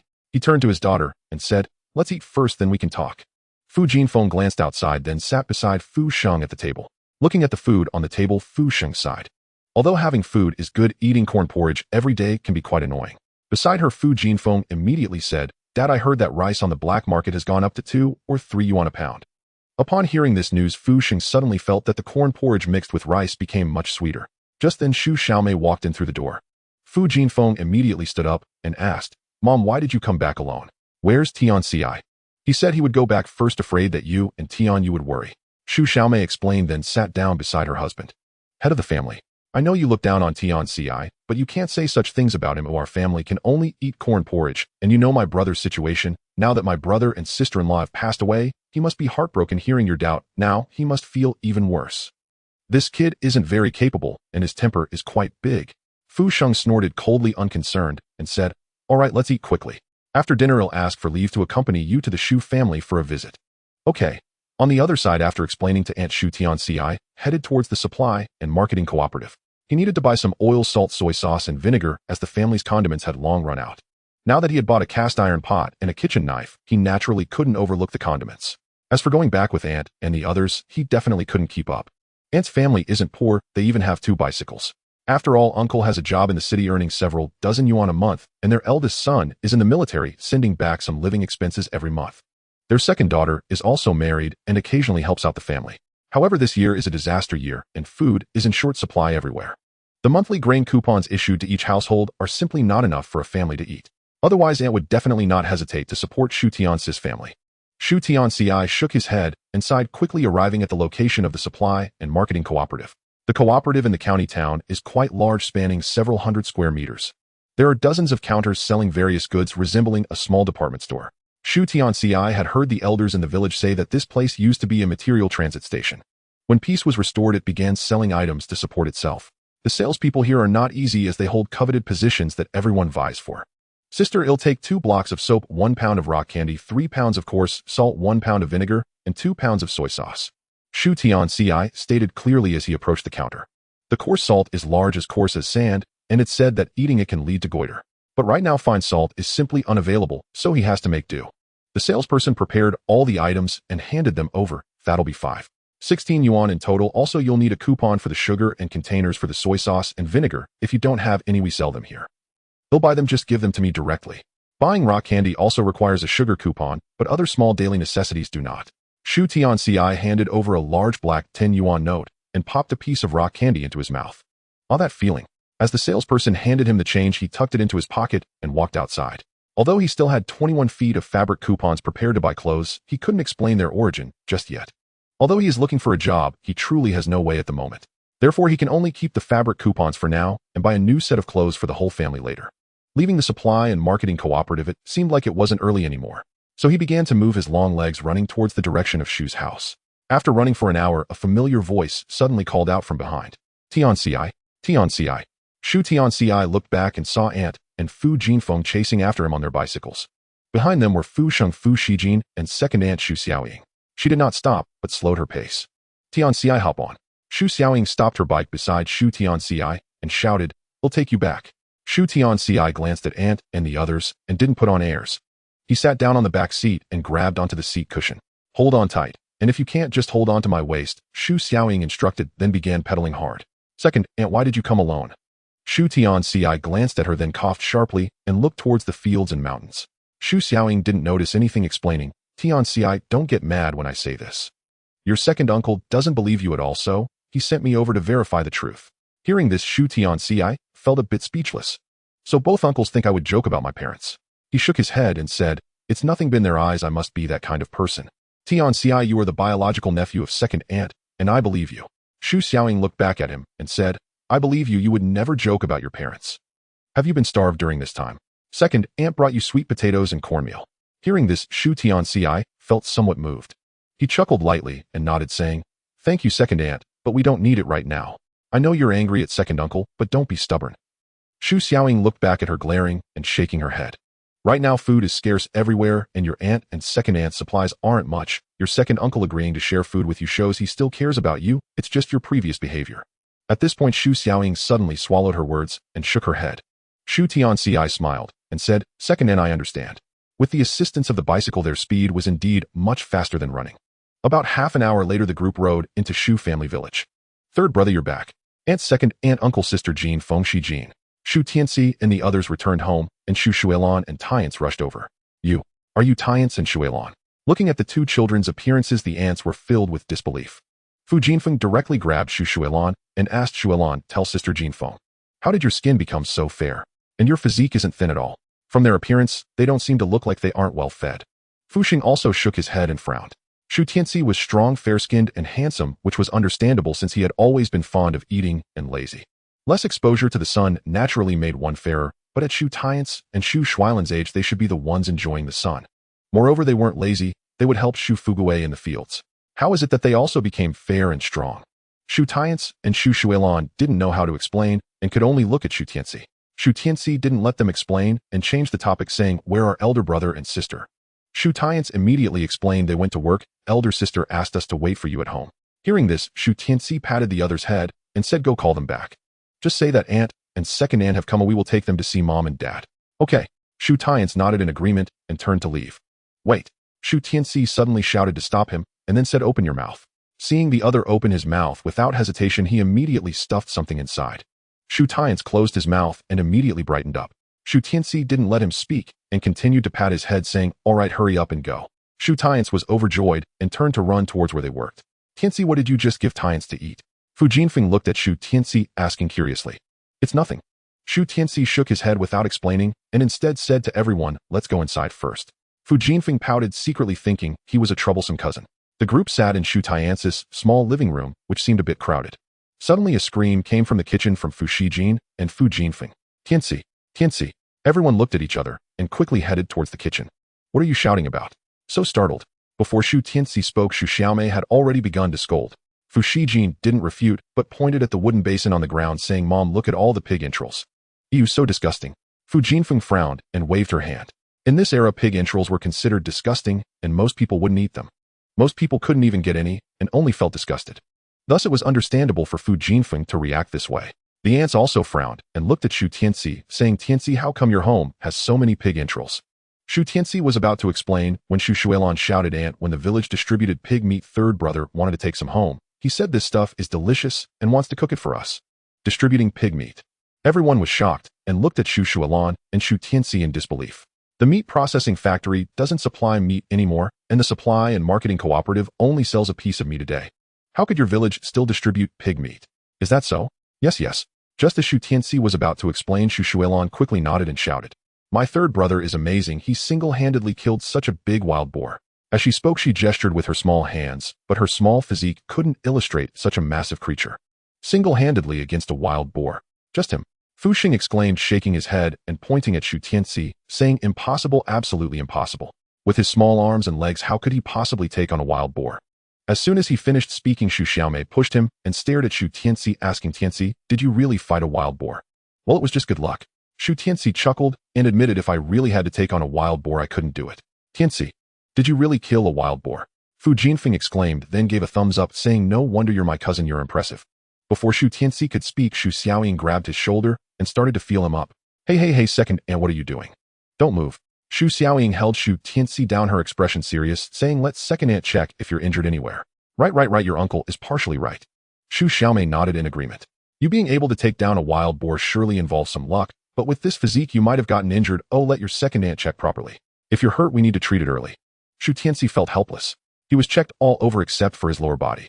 Noticing the second aunt's gaze, he immediately covered his lower body and said, "Second aunt, I'm really fine." Seeing this scene, Fu Jinfeng and Fu Shijin couldn't help but laugh. "You little rascal, what's there to be shy about?" Shu Xiaoying rolled her eyes at Shu Tianci and said casually, "Second aunt has bathed you before. You said it best when I was a child." Shu Tianci was touched by the concern of his aunts, but it was a bit overwhelming. Soon Shu Tianyou, Shu Xianglian, and Shu Xianglian returned with Shu Tianci. "Aunt, second aunt," Shu Xianglian shouted, and then threw herself into Shu Xiaomei's arms. Seemingly having found a place to rely on, she couldn't help but burst into tears. "Aunt, my parents have died, woo. Second aunt." On the other side, Shu Xianglian also shouted and threw herself into Shu Xiaoying's arms, crying as well. Shu Tianyou looked around, seemingly wanting to find a place to lean on as well. Shu Tianci noticed his thoughts, reached out to pull him, and gestured towards his own shoulder. The other party really did as he was told and directly lay on him. "Tianci, woo. After they had all vented their emotions, Shu Tianci said, "Elder brother, elder sister, take aunt and second aunt to the back mountain. Let them say some words to mom and dad. I'll cook at home and wait for you to come back." "Okay." Shu Xianglian nodded and then looked at Shu Xiaomei and the others, saying, "Aunt and second aunt, let's go." "Troublesome cousin, I don't eat pig entrails." Fu Jinfeng pointed at Shu Tianci and turned to follow. "Tianci, go, I won't eat that stuff either." Fu Shijin also shouted, glancing at Shu Tianci with a hint of respect in her eyes. This was someone who could take on a wild boar. He truly saw him in a new light. Hoping they wouldn't actually find it delicious later, Shu Tianci smiled and shook his head, looking at Shu Xianglian and the others, saying, "All right, let's cook and eat." As he spoke, he turned and took out a cast iron pot, a kitchen knife, and some seasonings from the room. "Wow, it smells so good. Whose cooking is this? This flavor, it doesn't taste like meat or rice. It resembles something like traditional Chinese medicine. No, this is just too fragrant." In the late afternoon, a strange aroma suddenly mingled in the air around the Shu family. Whether at home or in the fields, anyone who caught a whiff of this scent couldn't help but take a few deep breaths. Not to mention eating it, or just smelling it would whet one's appetite. Wait a minute, this fragrance seems to be wafting from the Fu family. Why could it be that Tianzi has brought back some wild game from the mountains again? It shouldn't be. I saw Xiaomei and Xiaoying seem to have returned. Yes, Tianzi must have come back with them, and they are likely bringing food for their nephew and niece. The villagers were buzzing with chatter, first discussing what delicious food the Shu family was preparing. Then they speculated for a while, suspecting that Shu Tianzi had hunted something tasty. Eventually, someone mentioned Shu Xiaomei and Shu Xiaoying, and only then did they attribute the aroma to the two aunts of Shu Tianzi. In reality, Shu Tianzi was at home preparing the marinade. After taking out the pot and knife, he began to simmer the marinade with rock sugar and spices. Shu Xianglian was tending the fire beside the stove, the bright flames illuminating her fair face with a rosy glow. After being nourished by the spiritual spring these days, she finally resembled a charming young girl. Shu Tianci was nearby, breaking branches and sticks, then moving them behind Shu Xianglian. Shu Xianglian, meanwhile, was carefully cutting pig lungs and pig liver with a brand new kitchen knife. After cutting, she handed it to Shu Tianci by the large pot, taking a deep breath and saying, "Third brother, it smells so good." Shu Tianci and Shu Xianglian also looked over and exclaimed, "Third brother, is this really pig awful? What else could it be?" Shu Tianci smiled slightly, picking up a piece of pig intestine with his chopsticks and offering it to Shu Xianglian. "Want to try?" Shu Xianglian playfully responded with a soft sound and took a couple of steps back. "I'll eat it, third brother, I'll eat it." Shu Tianci couldn't wait any longer and leaned in. Shu Tianci didn't refuse and directly stuffed it into his mouth. Shu Xianglian and Shu Xianglian looked over, staring intently at Shu Tianci's mouth. He chewed a couple of times and then exclaimed with delight, "Wow, this is so delicious. It's spicy and numbing and a bit sweet." After saying this, he looked at Shu Tianci and asked, "Third brother, can I have another bite?" "Of course, there's plenty." Shu Tianci smiled slightly and handed over the chopsticks. "Thank you, third brother." Shu Tianci accepted the chopsticks and hurriedly approached the pot to grab pig's stomach and intestines to eat. Seeing this, Shu Xianglian and Shu Xianglian couldn't help but come over as well. "Wow, so spicy, so numbing, and really sweet. It really is fragrant. Don't eat too much, otherwise you'll have to drink a lot of water later, as Xianglian, you'll wet the bed again tonight." Shu Tianci warned, and then went to steam the sweet potatoes. Shu Xianglian closed her mouth, swallowed, and stopped eating. Not long after, a voice came from outside. "Smelly cousin, what delicious food are you making? That aroma has even wafted up to the graves on the hill." Fu Jinfeng and Fu Shijin rushed in, followed by their teary-eyed aunt. Seeing them, Shu Xianglian immediately said, "Cousins, it's pig offal. Third brother's pig offal is really delicious. You must try it." "What? This aroma comes from pig offal." Upon hearing this, the two were shocked and quickly rushed to the pot. "No way, is it really pig offal?" Shu Xianglian picked up a piece of pig intestine and offered it to Fu Jinfeng, saying, "Sister Jinfeng, want to try?" Fu Jinfeng frowned, pursed her lips decisively, shook her head, and stepped back. Suddenly, a hand stealthily placed on her waist and twisted hard. "Off!" Fu Jinfeng cried out in pain, and the pig intestine on Shu Xianglian's chopsticks was quickly stuffed into her mouth. "Ugh!" Fu Jinfeng's little face instantly contorted in pain, and she hurriedly spat out the pig intestine. "Tui, tui, tui. Shu Tianci, I'm going to kill you." No. Shu Tianci laughed heartily and raised his hand in surrender, saying, "Sister, wait a moment. Try it, see if it tastes good." Upon hearing this, Fu Jinfeng instinctively pouted her lips. "Hey, it's neither fishy nor smelly, a bit numbing and spicy, and a bit sweet."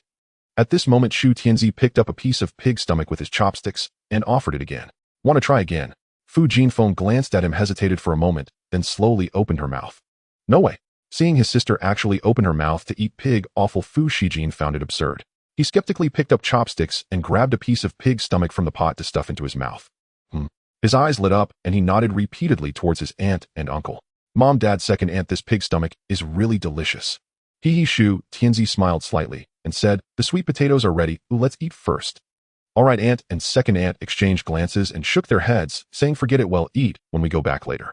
You all sit first. I have something to discuss with you. Let's eat first, and we can talk about it at the table." Shu Tianci waved his hand dismissively and said, "Don't worry, there's plenty to eat at home." He knew what his aunt and second aunt were worried about. It was simply about not having enough food at home. By keeping them for dinner today, the 6 siblings would have to eat one less meal tomorrow. However, with Shu Tianci around, there was clearly no need to worry about food. After several reassurances, a pot of braised pig offal was placed on the 8 immortals' table. "Uncle, we don't have any wine at home. Please enjoy more dishes." Shu Tianci handed Fu Sheng 2 sweet potatoes and said, "That's fine, I don't drink anyway." Fu Sheng chuckled and didn't continue to make it difficult for him. Fu Jinfeng and Fu Shijin couldn't hold back any longer, each holding a sweet potato in one hand and chopsticks in the other, continuously scooping pig offal from the pot into their mouths. "So delicious." Second aunt hesitantly took a small bite and then looked at Shu Tianci in surprise. "Tianci, your cooking skills are really this good?" "Not really, it's all thanks to those medicinal ingredients." Shu Tianci shook his head modestly. He could cook, but it wasn't that great. It's just that pig offal tastes good no matter how you cook it. Not to mention it has been washed with the spiritual spring to remove any fishy odors. After some light-hearted banter, Shu Tianci asked, "By the way, where are aunt and second aunt, and where is my little aunt?" Second aunt immediately explained, "I sent a telegram to her team when I came, but it's not as easy for her to come from her side compared to the city. Oh, I'll send her another one later. She should be able to come tomorrow." Shu Tianci suddenly realized and didn't press the matter further. After all, his little aunt Shu Xiaoxia lived on the other side of the county, and it wasn't easy for her to come to the Shu family. "By the way, Xianglian Tianci," suddenly aunt shouted and pulled out 2 large black $10 bills and some change. "I have heard that the Song family has asked for 5 jin of pork and 10 yuan as a betrothal gift." Aunt Shu Xiaomei handed the money to Shu Xianglian and Shu Tianci, saying, "This is what I and your second aunt contributed to help Tianyou marry a wife." Upon hearing this, everyone's expressions changed immediately. Shu Xianglian quickly pushed the money back, shaking her head and saying, "No, aunt. Right now everyone is having a tough time. How can we take your money?" "Take it. Did you hear me?" Shu Xiaomei frowned and scolded. Shu Xianglian trembled slightly, gratefully accepting the money. Next to her, Shu Xiaoying smiled and said, "We are your aunts, your elders. Since your parents have passed away, who else would take care of you? After bringing Yuru home, there will be someone to take care of Tianyou. Your parents would also be comforted to know this from below." After saying this, she took another bite of sweet potato and pig intestines. After chewing a few more bites, she said, "Right now, due to the food shortage, adding another person's meal at home will increase the burden. So after marrying Yuru, the banquet can be held later. This leftover money can be used to buy them a set of clothes and some sugar to distribute to the villagers." Aunt and second aunt discussed Shu Tianyou's wedding arrangements clearly while eating. Shu Tianci was arguing with Fu Jinfeng while eating and watching aunt and second sister talk. He had money set aside for his brother's wedding, but there was no reasonable explanation at the moment. He glanced at Uncle Fu and asked, "Uncle Fu, can I ask you something?" Fu Xing looked back at him with a puzzled expression and said, "What is it?" "Go ahead." Shu Tianci cleared his throat and said, "I just wanted to ask if the machinery factory still needs workers." Upon hearing this, aunt and the others looked over. Fu Jinfeng was the first to ask, "Stinky Tianci, do you want to work at my dad's unit?" Before Shu Tianci could respond, aunt also patted Fu Sheng's arm. "Yes, uncle. Go ask your supervisor at the factory if they can arrange for Tianci to be included. If he can get a job in the city, their lives will at least have some security. After all, a close brother has just passed away, and now Shu Tianyou and the others are the seedlings of the Shu family." Shu Xiaomei did not say what the situation was, but the traditional concept is still very deep. With a close brother gone, as an aunt, she must take care of these nephews and nieces. At the very least, they need to have a place to live and continue the Shu family line. It's not that easy to arrange a job. Do you think it's as easy as drinking water? Fu Sheng glared and waved his hand impatiently. Didn't old Chun from the transport department die in a car accident recently? His son didn't want to be an apprentice in the factory and immediately sold the position for 500 yuan. What? 500 yuan? Shu Xiaomei was shocked, not expecting this news. Indeed. Fu Sheng snorted lightly and said, "Someone is willing to spend 500 yuan to buy a position that requires an apprentice to watch someone's face. Do you think being an apprentice is easy? During festivals, you have to offer things to your master. In the future, that master will be like a father, and you'll owe them for a lifetime." He rambled on, hoping to make Shu Tianci give up on this idea. Shu Tianci glanced at him and shook his head, not asking further. His uncle Fu worked at Hongyan Machinery Factory and earned dozens of yuan a month. If he could land a job, he wouldn't have to worry too much about feeding his siblings. Unfortunately, it really wasn't that easy. Just when everyone thought this topic would end, Fu Xing spoke again.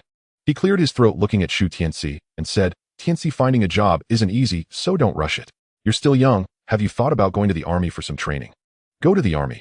Shu Tianci was startled, and then he heard his 2 aunts and Shu Xianglian all echoing their agreement. "Great. Going to the army is good." Shu Xiaomei nodded repeatedly, looking at Shu Tianci and saying, "Yes, Tianci. You are only 17, which is the perfect age for training. Your cousin has served in the army in Jingshu province for many years and is now a deputy battalion commander. If he helps you out, getting into the army shouldn't be a problem." This time, Fu Sheng rarely did not object. After all, he was the nephew of his wife. He would care for him regardless. But he felt that Shu Tianci was too lazy and needed to go to the army to train well. Then he could transition out and still work in a unit. His eldest son was currently a deputy battalion commander in the army in JC province, so arranging for a big soldier wouldn't be an issue. Otherwise, he wouldn't have brought this up. Shu Tianci glanced at them and hesitated, saying, "But I don't want to be a soldier." "You child, what's wrong with being a soldier?" Second aunt rolled her eyes and scolded. "Do you know that now young and old across the country take pride in being soldiers and are eager to join the army? After you train for a few years and come out, your second aunt will find you a beautiful wife. If you have the ability, finding someone in the art troupe would be even better." "Exactly, Stinky Tianci."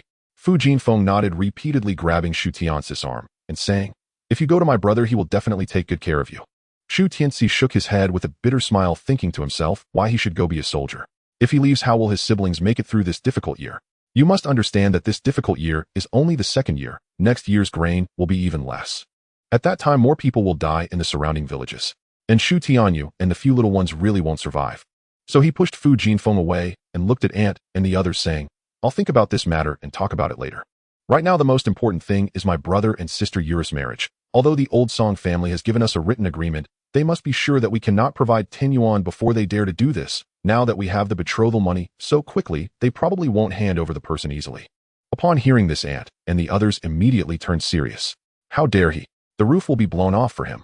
Aunt angrily shouted, cursing. Last time he asked for an unreasonable amount, causing the wedding date to be delayed repeatedly.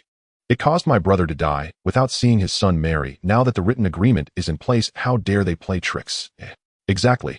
Second aunt also nodded and said to Shu Tianyou, "Tianyou, don't be afraid. 3 aunts will go with you tomorrow to support you, ensuring you can bring Yuru home." "Thank you, second aunt." Shu Tianyou happily nodded his head and shouted to the others, "Thank you, aunt, thank you, uncle." "All right, then, it's settled." Shu Xiaomei nodded and smiled, saying, "Tomorrow we'll come again. I'll wait for your 3 aunts to arrive, and we'll go to the Song family together." "Okay. Tianci Xianglian, you all should rest early tonight. We will come back tomorrow." "Stinky Tianci, we are going home." "All right, take care on the way." After finishing dinner and discussing important matters, the aunts and uncles got up to prepare to return to the county. As night fell, they had to return soon or risk walking in the dark. Shu Tianci and the 6 of them stood outside the courtyard, watching their backs and slowly waving. "Dad, Mom, wait for me." Fu Shijin suddenly ran out of the room, still munching on something. "It smells good." Shu Tianci shook his head and smiled, turning to his siblings and saying, "Let's go wash our faces and then rest. Get ready, we will go propose tomorrow." After saying this, he patted Shu Tianyou on the shoulder and smiled, "Get a good rest, don't get too excited." Shu Tianyou chuckled and returned to his room. Shu Tianci looked at his brother washing his face and said, "Tian, so finish washing your face and go sleep first, I'll go to the restroom." After saying that, he turned and dashed straight to the restroom. However, he wasn't really going to the toilet. The moment he entered, he arrived in the space of the jade pendant. Upon entering the jade pendant space, he was pleasantly surprised by the scene before him. Originally, there were only 2 patches of black soil in the space, but somehow another patch of black soil had appeared. Unlike the 2 patches of black soil, this new piece was filled with sweet potatoes, pumpkins, and rice. However, the recently appeared land currently had nothing on it. As expected, Shu Tianci's face showed a hint of joy, realizing that his guess had been confirmed. As long as he filled the land with plants, new land would appear in the space. In the space, he would never lack land, he would only lack crops. However, what worried Shu Tianci even more was the energy issue of the jade pendant. Thinking of this, he turned to look at the jade pendant barrier that displayed the surrounding scenes. Indeed, that milky white jade pendant had already become 1/5 transparent, and now it had decreased by half again. This land that appeared out of nowhere consumed even more energy from the jade pendant, and Shu Tianci looked towards the chicken coop that had greatly expanded due to the hatching of wild chickens. There were also wild boar pens and rabbit burrows, which would surely get bigger with reproduction. The jade pendant's energy, which could originally last for 20 days, might end up lasting less than 10 days or half a month outside. Shu Tianci rubbed his face with his hand, feeling somewhat anxious as he took off his clothes and dove into the lake. Splash! After a moment, he resurfaced from the lake. Frowning, he pursed his lips and realized something again. He wasn't sure if it was because his mental strength and physical quality had improved, or if it was due to the energy depletion of the jade pendant, but the efficacy of the lake water seemed to be decreasing. "No, I need to think of a way." After a moment, Shu Tianci exited the jade pendant space and hurried home. Due to the dark weather, the entire Shu family appeared incredibly dim. In these times, every household was extremely poor, not to mention electricity. Even oil lamps were seldom lit. Shu Tianci stumbled back home in the dark and complained as he looked at the dim surroundings, "If only we had electricity." Electricity. Suddenly, Shu Tianci's eyes lit up as if he had thought of something. At this moment, Shu Xianglian's voice came out of nowhere. "Tianci." The The voice was very soft, and Shu Tianci shivered and looked back. Holy crap! Shu Tianci exclaimed, and he fell to the ground in fright. What did he see? A woman with disheveled hair, her face intermittently glowing green. That appearance resembled a scene from a horror movie where a female ghost comes to claim souls. Tianci. Shu Xianglian knocked on the dead flashlight and hurried over to help Shu Tianci. What happened to second sister? What happened to third brother? Shu Tianyou and the others also ran out looking puzzled. The flashlight is dead and Tianci suddenly fell to the ground. You all hurry over and help him into the room. Shu Xianglian supported Shu Tianci with one hand while shining the flashlight on her own face and then on Shu Tianyou and the others. Oh, okay. Looking at Shu Xianglian's face that shimmered with a green glow, Shu Tianyou and the others showed no reaction. They quickly came over and helped Shu Tianci up, dragging him into the room. Tianci, what's wrong with you? Don't scare second sister. Third brother, why are you sweating so much? Are you hot? Help third brother take off his clothes. He must be very hot now. No. Suddenly Shu Tianci grabbed the hand that was unbuckling his belt, shaking his head to stop them. Tianci, third brother, are you okay? I'm fine. Shu Tianci shook his head and sighed lightly, saying, second sister, don't play with that flashlight anymore. I saw you hadn't come back for a long time, so I wanted to light the way for you. Shu Xianglian fiddled with the flashlight and said helplessly, unfortunately, it seems like it can't be used anymore. Thank you, second sister. Shu Tianci smiled and said, I'll buy you a new one sometime. He had to admit he was genuinely scared this time. It was one thing for him to walk in the dark alone, but if Shu Xianglian did this, it would really scare him to death. However, she meant well, and he couldn't possibly blame her. No, if you have money, just save it. Shu Xianglian shook her head, looking at the flashlight with reluctance, saying, this thing is very expensive, though our family has only had this one for so many years. Shu Tianci smiled and said, once I make money, I'll buy you an even more expensive one. Upon hearing this, a happy smile instantly appeared on Shu Xianglian's face. With your words, second sister will be smiling in her dreams. All right, you should rest well. After saying that, Shu Xianglian got up and left the room. Third brother, take care and rest. The siblings gradually left, leaving only Shu Tianci and Shu Tiancu. Shu Tianci responded and looked at his brother, saying, Tianci, what's up, third brother? Weren't you afraid of the way second sister looked when she shined the flashlight on her face? Shu Tianci asked. Shu Tianci looked puzzled and innocently asked, why should I be afraid? Are you very afraid of second sister? It seems this brother didn't think about it that way. Perhaps he never thought of encountering such things. Shu Tianci had watched enough horror films, and the scene immediately came to mind. He shook his head and smiled, saying, no, how could I be afraid of second sister? Rest early, tomorrow we will go propose to big brother. All right, we'll soon have a sister-in-law. Shu Tianci clapped his hands, feeling quite excited. Shu Tianci smiled slightly and then fell into deep thought. The recent experience gave him a guess, and that was about electricity. When the flashlight runs out of power, it needs to be replaced with batteries or charged to provide energy. The energy of the jade pendant has been depleted. Can he also use something to replenish it? But what could he use to verify this guess? Should he go to the commune and try using electricity to test it? Tianyou, Xianglian, it's time to work. The next morning, the villagers who were to work together came to call for Shu Tianci. Today my aunts are taking us to the Song family to propose for my elder brother, therefore I won't be going to work with you today. Hearing this, the villagers of the Shu family were instantly filled with joy. Oh, this is wonderful. That's right, even though your parents are gone, you still have 3 aunts. With their support, your lives can still go on. What nonsense are you talking? Tianci can support the whole family just by hunting. That's right, ha. Xianglian, we'll head to the fields now. If you need any help, just call us. Okay, thank you, uncles and aunts. Shu Xianglian smiled gratefully and shouted. Shu Xiaoqing glanced at Shu Tianyou, then looked at Shu Xianglian and said, Xianglian, the Song family is known for not keeping their word. I was a bit worried at first, but now that you have your aunts backing you, there shouldn't be any problems. If needed, you can help Tianyou and Yura build a yellow mud house nearby. Oh, if you need help, just speak up. Okay, thank you, Uncle Qing. Shu Xianglian smiled slightly and shouted. Shu Xiaoqing waved his hand dismissively and turned to leave. Qing, uncle. Shu Tianci suddenly called out and quickly walked out. In the puzzled gaze of Shu Xiaoqing, he handed over a boiled egg. Qing, uncle, have an egg. No, I can't accept this. There's nothing wrong with it. Oh, I just picked it up on the mountain. After some back and forth, Shu Xiaoqing reluctantly accepted the egg and stuffed it into his pocket. He shot a glance at Shu Tianci and reprimanded. You can't do this next time. Every time you go up the mountain, it's a life and death challenge. Shu Tianci chuckled and nodded, saying, Don't worry, I wouldn't be able to bring it out for you if I didn't manage to get it. After their polite exchanges, Shu Xiaoqing headed toward the fields. Seeing Shu Tianci follow, he asked, Tell me, do you need my help with something?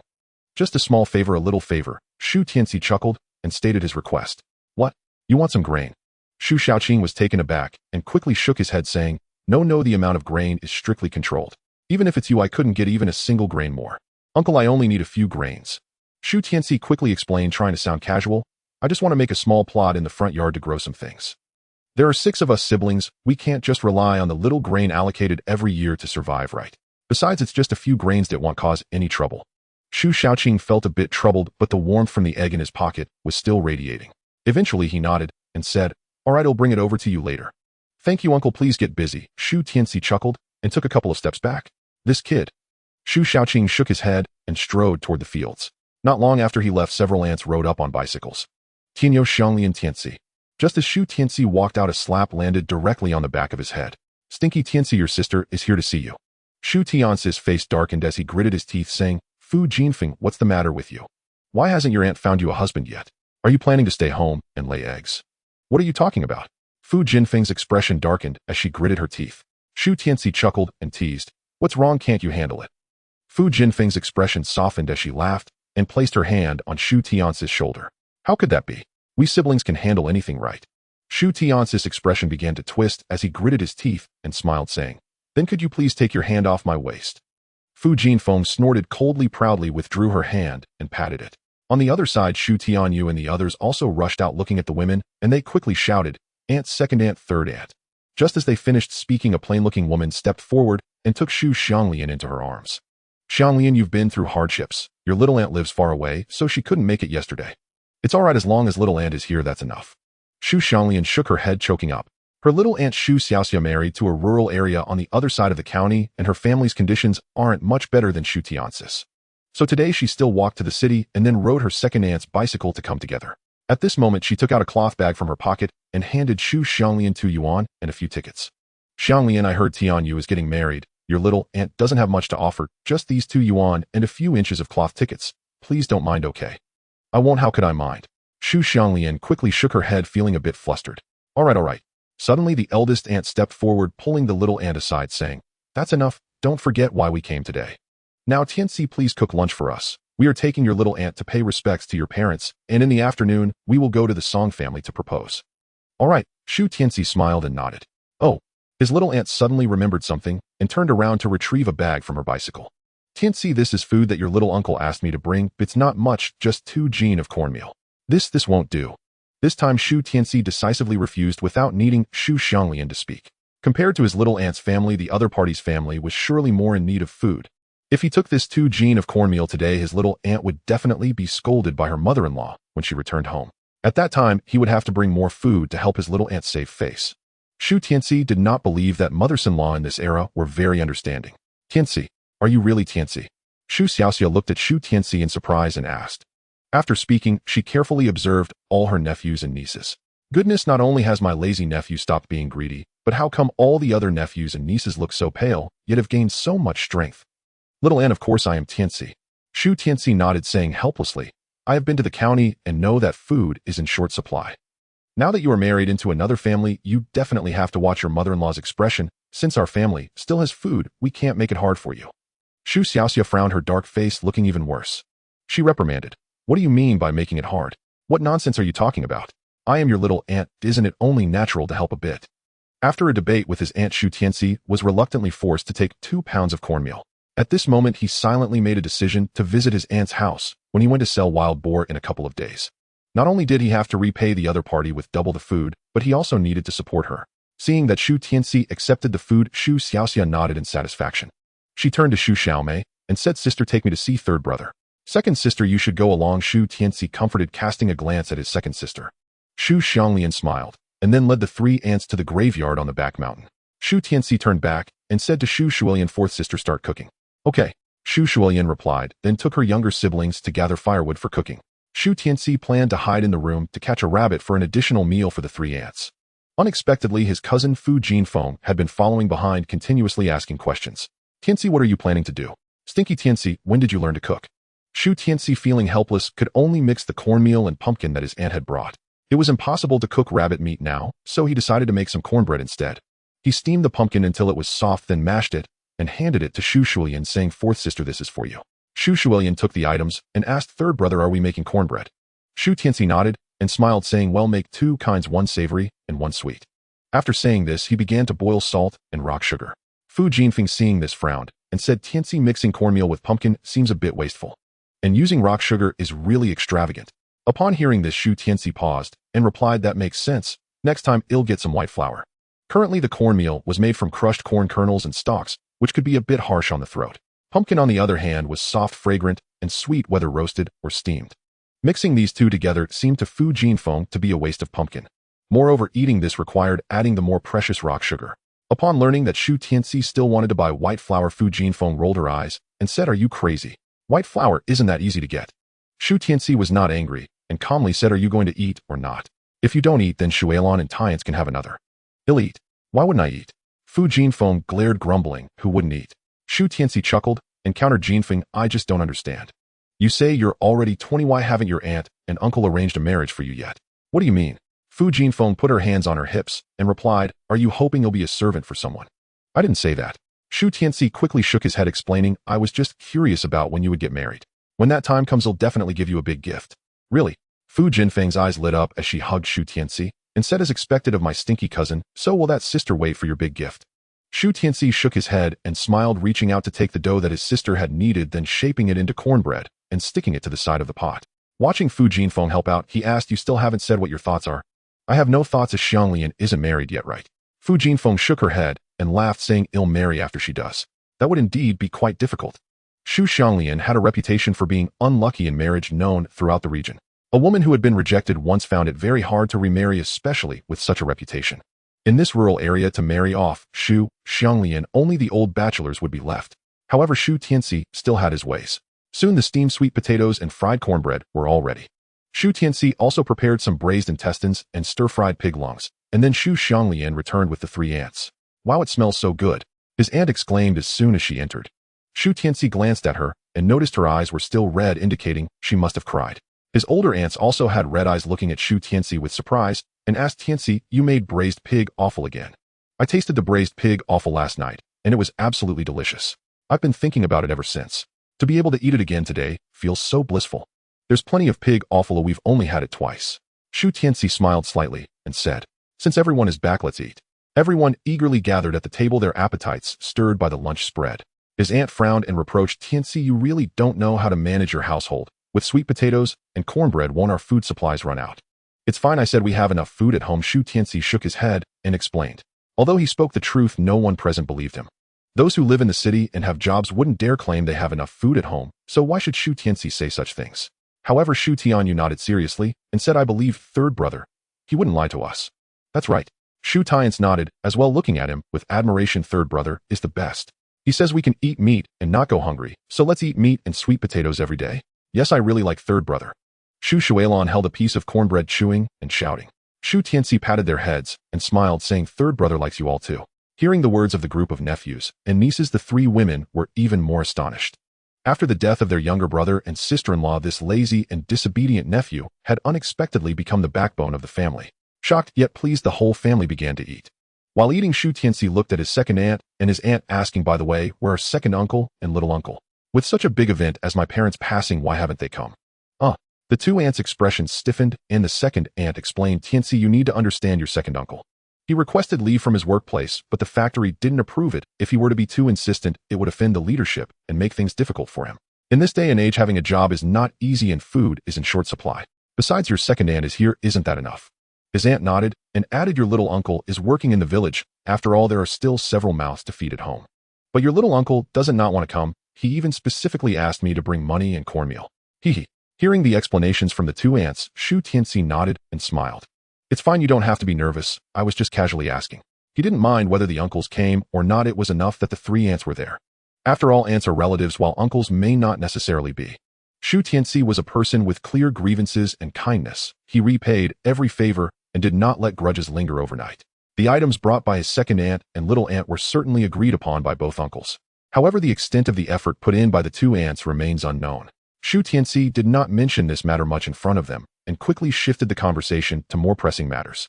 He saw his elder aunt glance at Shu Tianyou and smile, saying, Tianyou, change into another outfit after dinner. Your aunts will accompany you to the Song family to help you set the wedding date. Thank you, aunt. Shu Tianyou exclaimed, then hesitated, saying, but I don't have any other clothes. You do. How could you not have any? Shu Xianglian stood up and said, you can wear the military undershirt that dad wore for his wedding. Not to mention that Shu Tianyou had no new clothes. Even Shu Tianci and the other 6 siblings had none. Their parents' clothes were not burned, but were divided among the family to wear. Shu Tianci did have a 20 woot cloth voucher, but he had no suitable reason to take it out. Tianyou, you can wear your father's clothes for now. The elder aunt glanced at Shu Xianglian, then looked at Shu Tianyou, saying, once the wedding date is set, I will take you to buy fabric. At that time I will make you and Yuru each a new outfit, alright? Alright, thank you, aunt. Shu Tianyou nodded, his face slightly flushed. Look, the elder brother is so excited about marrying a wife. Shu Tianci laughed heartily, teasing him. Upon hearing this, the younger siblings also burst into laughter. Shu Tianyou's face turned even redder, and in anger he stood up to hit Shu Tianci. Lunch quickly ended amidst their playful scuffles, and Shu Tianyou returned to his room to change into the military undershirt worn by their father during his wedding. Other clothes of their parents were tattered, but the clothing worn during the wedding was preserved particularly well. Now that the eldest son was getting married and the family's conditions were poor, it could only be used. Shu Xiaomei patted Shu Tianyou's body, nodding in satisfaction as she smiled, and said, looks good, quite spirited. Your skin is fair and tender, and your physique is robust, much better looking than your father's during that time. Upon hearing this, Shu Tianci and the others also smiled slightly. Alright, let's go. Shu Xiaomei no longer hesitated, saying this before turning to walk towards the Song family. The three aunts protected Shu Tianyou at the front, while Shu Tianci and Shu Xianglian followed behind. Along the way, they encountered many villagers who kindly came up to greet Shu Xiaomei and the others. Oda Mei Ering and Xiao Xia have all returned. Due to all three aunts having names that included the word Xiao, they sometimes got mixed up with others' names. Thus, during their childhood, the villagers gave them nicknames based on their age. Elder Aunt Shu Xiaomei was called Demei, and second Aunt Shu Xiaoying was called Eringzi. Shu Xiaomei took the lead, and along with her two younger sisters, bowed to the villagers. Uncle, I have heard Tianyou and the others say thank you for helping my younger brother and sister prepare the coffin. I'll also thank you to all the villagers for burying them. Seeing this, the villagers waved their hands, saying it's a small matter. Helping each other in the village is only right. It's good that you all returned. The 6 children have had a hard time. Upon hearing this, the 3 aunts hugged their niece and nephew a bit tighter. After a brief exchange, an aunt asked Demei, where are you taking them? We are going to the Song family to bring back Yuru. The Song family promised to marry their daughter to us for a piece of 5 jin pork, saying a total of 10 yuan. Alright, Yuru is a good girl. Once she is married, someone will take care of Tianci and the others. A good girl is a good girl, but unfortunately, she has fallen into a family of vampires. Demei, when you go to the Song family, be a bit tougher. That old couple is not easy to deal with. The villagers all knew the temperament of the Song Xianglian family and advised Shu Xiaomei and the others to be cautious. Some villagers even volunteered to contribute some grain to help Shu Tianyou with the betrothal gifts. Shu Xiaomei and the others could not accept this, as these were all life-saving favors. Everyone's homes had little surplus grain, and accepting more would mean taking lives. Soon the 3 sisters from the Fuguwei family helped their nephew take the lead, and the news of proposing to the Song family spread. At this time, the Song Xianglian family had just returned from work, each bringing back a bowl of wild vegetable soup and a steamed bun from the canteen. Where's the meat? Hurry up, bring the meat over. Song Xianglian, somewhat impatient, swaggered to sit down at the dining table. Soon Song Yuru brought over a plate of stir-fried meat slices and placed it on the table. Song Yang and the others' eyes brightened as they immediately reached for the chopsticks to grab the meat. However, a pair of chopsticks came in and interrupted their actions. Everyone frowned, looking up at Song's mother in confusion. They saw her face darkening as she looked at Song Yuru and said, this dead girl, why is there so little meat today? Upon hearing this, Song Yang and the others finally realized. A few days ago, the plate was piled high with meat and the greasy aroma was incredibly appetizing. But today's meat slices were at least half less and even mixed with wild vegetables. At that moment, everyone in the Song family looked at Song Yuru with eyes that could devour her. Song Yang's wife complained, Yuru, this is a bit excessive. The family is not lacking in your bit of food. How could you steal meat to eat? I am carrying your Song family's child in my belly. I cannot lack any nutrition. I didn't steal it. Song Yuru's face changed as she hurriedly explained, I didn't steal any food. Not at all. That was 5 jin of meat. Song's mother slammed the chopsticks on the table and angrily scolded. Tell me, did you cut half of the meat and secretly send it back to that big fool? I didn't. Song Yuru was almost in tears, shouting loudly, I only made 2 jin before, and you said it wasn't enough to eat. You said 1 meal needed half a jin, that's how we finished the meat. You little money loser still dare to retort. Song's mother glared, ready to use the chopsticks as a club. Song Yuru was terrified, but fortunately Song Xianglian spoke up at this moment to save her from disaster. Alright. He patted the table and said in a deep voice, we indeed have not been moderate these days. Each day has been a large plate of meat. With only this bit of meat left, it is understandable. Let's fill our stomachs first and talk about it later. Upon hearing this, Song Yang and the others could not wait to start using their chopsticks. Watching her family eat with grease all over their mouths, Song Yuru cautiously reached out to grab a steamed bun. Oh! Song Yuru cried out in pain, quickly retracting her hand to look. 2 red marks were printed on her dark skin, looking quite serious. She looked at Song's mother with a face full of grievance, not understanding why she hit her. Song's mother shot her a glare and said, "You're about to become someone else's wife. What are you still eating for?" All right, that silly giant Shu Tianyu doesn't even know when hell arrived. Looking at Song Yuru's pitiful appearance, Song Xianglian spoke with a hint of reluctance. She glanced at Song's mother and continued, "When the time comes, even if we have to marry her off to the old bachelor from the next village, it should at least look presentable." Having said that, he picked up 2 steamed buns and handed one to Song Yuru, saying, "Here, eat." "Thank you, Dad," Song Yuru said, feeling extremely sad, but could not resist the torment of hunger. Just as she took the steamed bun, a hand reached over and snatched one away. Song Yang's wife rubbed her belly and sighed, "I've been so hungry lately. It must be because Song Yang's son is growing." Song's mother nodded and said, "Yes, our daughter-in-law is carrying the next generation of the Song family. She needs to eat more." Turning to Song Yuru, she added, "One is enough for you, just don't starve." Looking at her parents, brothers, and sister-in-law's attitudes, Song Yuru felt utterly disappointed. At this moment, she couldn't help but hope that Shu Tianyu would come and take her home soon. She could do housework and cook, and all she wished for was to have a relative who could truly care for her. Just then a child rushed in. "Uncle Xianglian, that silly giant Shu has come with his aunt. He said he wants to take Sister Yuru back as his wife." "What?" Everyone in the Song family widened their eyes and stood up abruptly. Song Yuru was overjoyed, stepping forward to grip the child's shoulder, saying, Tai Dan, are you telling the truth?" Before Tai Dan could respond, Song's mother suddenly slapped her forehead, regretting, "Oh dear, I was too busy thinking about eating. I forgot that silly giant has 3 aunts to marry off." Song Xianglian frowned and asked the child, "Tai Dan, where are they now?" "At the village entrance." Tai Dan pointed outside the door, explaining, "They should be at your house soon." As soon as the words left his mouth, a voice from outside called out, "Brother Xianglian, is sister-in-law home?" "They've come." Song Yuru's eyes lit up, and without a second thought, she ran out. Song Xianglian panicked, cursing under his breath as he looked at his wife. A money-losing item is just a money-losing item. Now she's siding with others. Song's mother cursed directly, then turned to Song Xianglian. "Listen, don't say anything foolish later. Just follow my lead. Even if they marry her off, we must get enough benefits." After saying this, she looked at Song Yang and the others, urging them to support her. Just as they nodded, Shu Xiaomei and her 2 sisters walked in with large strides. "Brother Xianglian's sister-in-law, why are you still hiding in the house?" Song Yuru remained by Shu Tianyou's side, looking down, not daring to face Song Xianglian and the others. "Oh my, isn't this big beauty and second beauty?" Song's mother laughed heartily, pretending to step forward to greet them. "Little Xia is here too. What wind brought you all together?" "3 sisters, come sit down." Song Xianglian smiled warmly and turned to his son, saying, "Little brat, hurry and give your aunts a seat." After some pleasantries, Shu Xiaomei and her sisters all sat down. Shu Tianci was with his younger siblings watching from the side, and there was also Fu Jinfeng with them. "Tianci, when do you plan to marry?" Shu Tianci shot her a glance and said coolly, "Are you going to introduce someone to me?" Originally just a simple joke, unexpectedly the other party nodded directly. "Sure." Fu Jinfeng raised an eyebrow provocatively, saying, "There are plenty of single girls in my alley around your age." "Really?" This was not said by Shu Tianci, but by Shu Xianglian. With a face full of surprise, she grabbed Fu Jinfeng's arm and said eagerly, "Then could you introduce one to Tianci?" A Shu Tianci was a bit speechless and could only turn his gaze towards his great aunt and their negotiation with the Song family. At this moment, Shu Xiaomei had finished catching up with Song Xianglian and took out the signed document. "Brother Xianglian's sister-in-law, this is the document you signed with our Xianglian a few days ago. It should still hold, right?" Song Xianglian glanced at his wife, who immediately nodded and smiled, saying, "Of course it holds." "From what big beauty is saying you're willing to help Tianyu with the bride price?" "Of course." Shu Xiaomei nodded affirmatively. "When our family was prosperous, Tianyu and Yuru had already made a marriage pact. Their greatest wish was for the children to settle down. Now that they have passed, this wish should be completed by us 3 sisters." After saying this, she pulled out a large black bill from her pocket and looked at the Song family. "I brought the money, and there are some tickets as well. As for the dowry, our family doesn't want yours. Just let us take Yuru away. If Yuru marries our Tianyu, we 3 aunts won't let her suffer. We will help her make new clothes and bedding." "No need." Upon hearing that Shu Xiaomei wanted to make clothes and bedding for Song Yuru, Song's mother quickly stood up to oppose.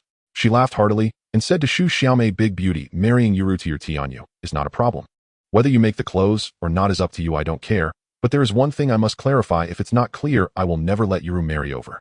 Upon hearing Song's mother's words, the Shu family members frowned immediately. "What do you mean you don't care? Isn't Song Yuru your biological daughter?" Shu Tianci glanced at Song Yang and his brothers and suddenly understood. It was just that after Shu Xiaomei urged the other party to clarify, Song's mother spoke directly. She said, "Yuru is our second child, capable of earning work points and returning home to wash clothes and cook. Not only can she serve our family, but she can also earn quite a bit of food every year. If she goes to serve your family, wouldn't we be at a loss?" Hearing this, the Song family members watching from outside all nodded. Although the Song family valued sons over daughters, everyone in the village knew how capable Song Yuru was. If she marries Shu Tianyou, it would indeed be a loss for the Song family. Not just them, even Shu Tianci felt that women in this era were at a disadvantage. However, it must not be used as leverage for the Song family to gain more. Shu Xiaomei looked at Song Yuru, then turned to Song's mother and said, "Sister-in-law, just tell me what else do you want?" "It's not that I want anything." Song's mother quickly shook her head, pointing at the other two teenage boys, and said, "You know them two, Yuru's two younger brothers. After Yuru marries Tianyou, they will also be Tianyou's younger brothers. Am I wrong?" Shu Xiaomei hesitated for a moment, and then nodded, saying, "Yes, that's right." "So I hope." Song's mother chuckled lightly and said, "In the future, if their younger brothers need help, your Shu family must lend a hand." The fox's tail has been revealed. To what extent does the Song family value sons over daughters? They treat their own daughter Song Yuru as nothing more than a tool, making her do the hardest work while providing her with the least food and the worst treatment. Now, as she is finally about to get married, her mother Song insists that it can only happen if she takes care of her two younger brothers.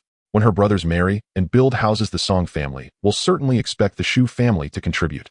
Song Yuru understands her family well, so when she hears this demand, tears immediately spring forth. She steps forward and exclaims, "By what right?" "What do you mean by what right?" Although Song Yuru intended to resist this unequal arrangement, she was still at a loss for words. Before she could finish her words, she was interrupted by a fierce glare from her mother Song. Looking at Song Yuru with a fierce expression, she said, "By what right do you even ask? If it weren't for you saving that big fool and causing a fever, our family wouldn't have spent so much money on your treatment. In the end, you stuttered, and even that old bachelor despises you. Our family has suffered so much because of you. Do you not plan to repay us? And don't you think as the elder sister that you should take care of your younger brothers?" After a series of questions, Song Yuru was left speechless, her face flushed. Shu Xianglian stepped forward to pull her back and looked at Song's mother, saying, "Annie, what you're saying isn't right. When Yuru saved my brother, my parents indeed paid over 1,000 for his medical expenses." Although she was young at that time, she still remembered some things. "What's wrong? Where's the mistake?" Song's mother glared, shouting, "A few thousand is just F coins, okay?" At that time, a few thousand F coins couldn't even buy a pound of rice, let alone that they were soon banned. Shu Xianglian was at a loss for words. Aback, then the Long Kingdom had not yet been established, and F coins were indeed worthless. Seeing Shu Xianglian remain silent, Song's mother turned to Shu Xiaomei with a smile and said, "Beautiful girl, do you think him right? Even you wouldn't want the 6 siblings to be at odds with each other, right?" The 3 sisters, upon seeing Song's mother's attitude, furrowed their brows. It is reasonable for an elder sister to help her younger brothers. They had no objections to that. However, the Song family's behavior of going back on their word and being shameless truly made it impossible to tolerate. At this moment, Shu Tianci stepped forward and said, "Auntie, I will agree to this for my brother." "Tianci." The faces of Shu Xiaomei and the others changed, and they stood up to shout.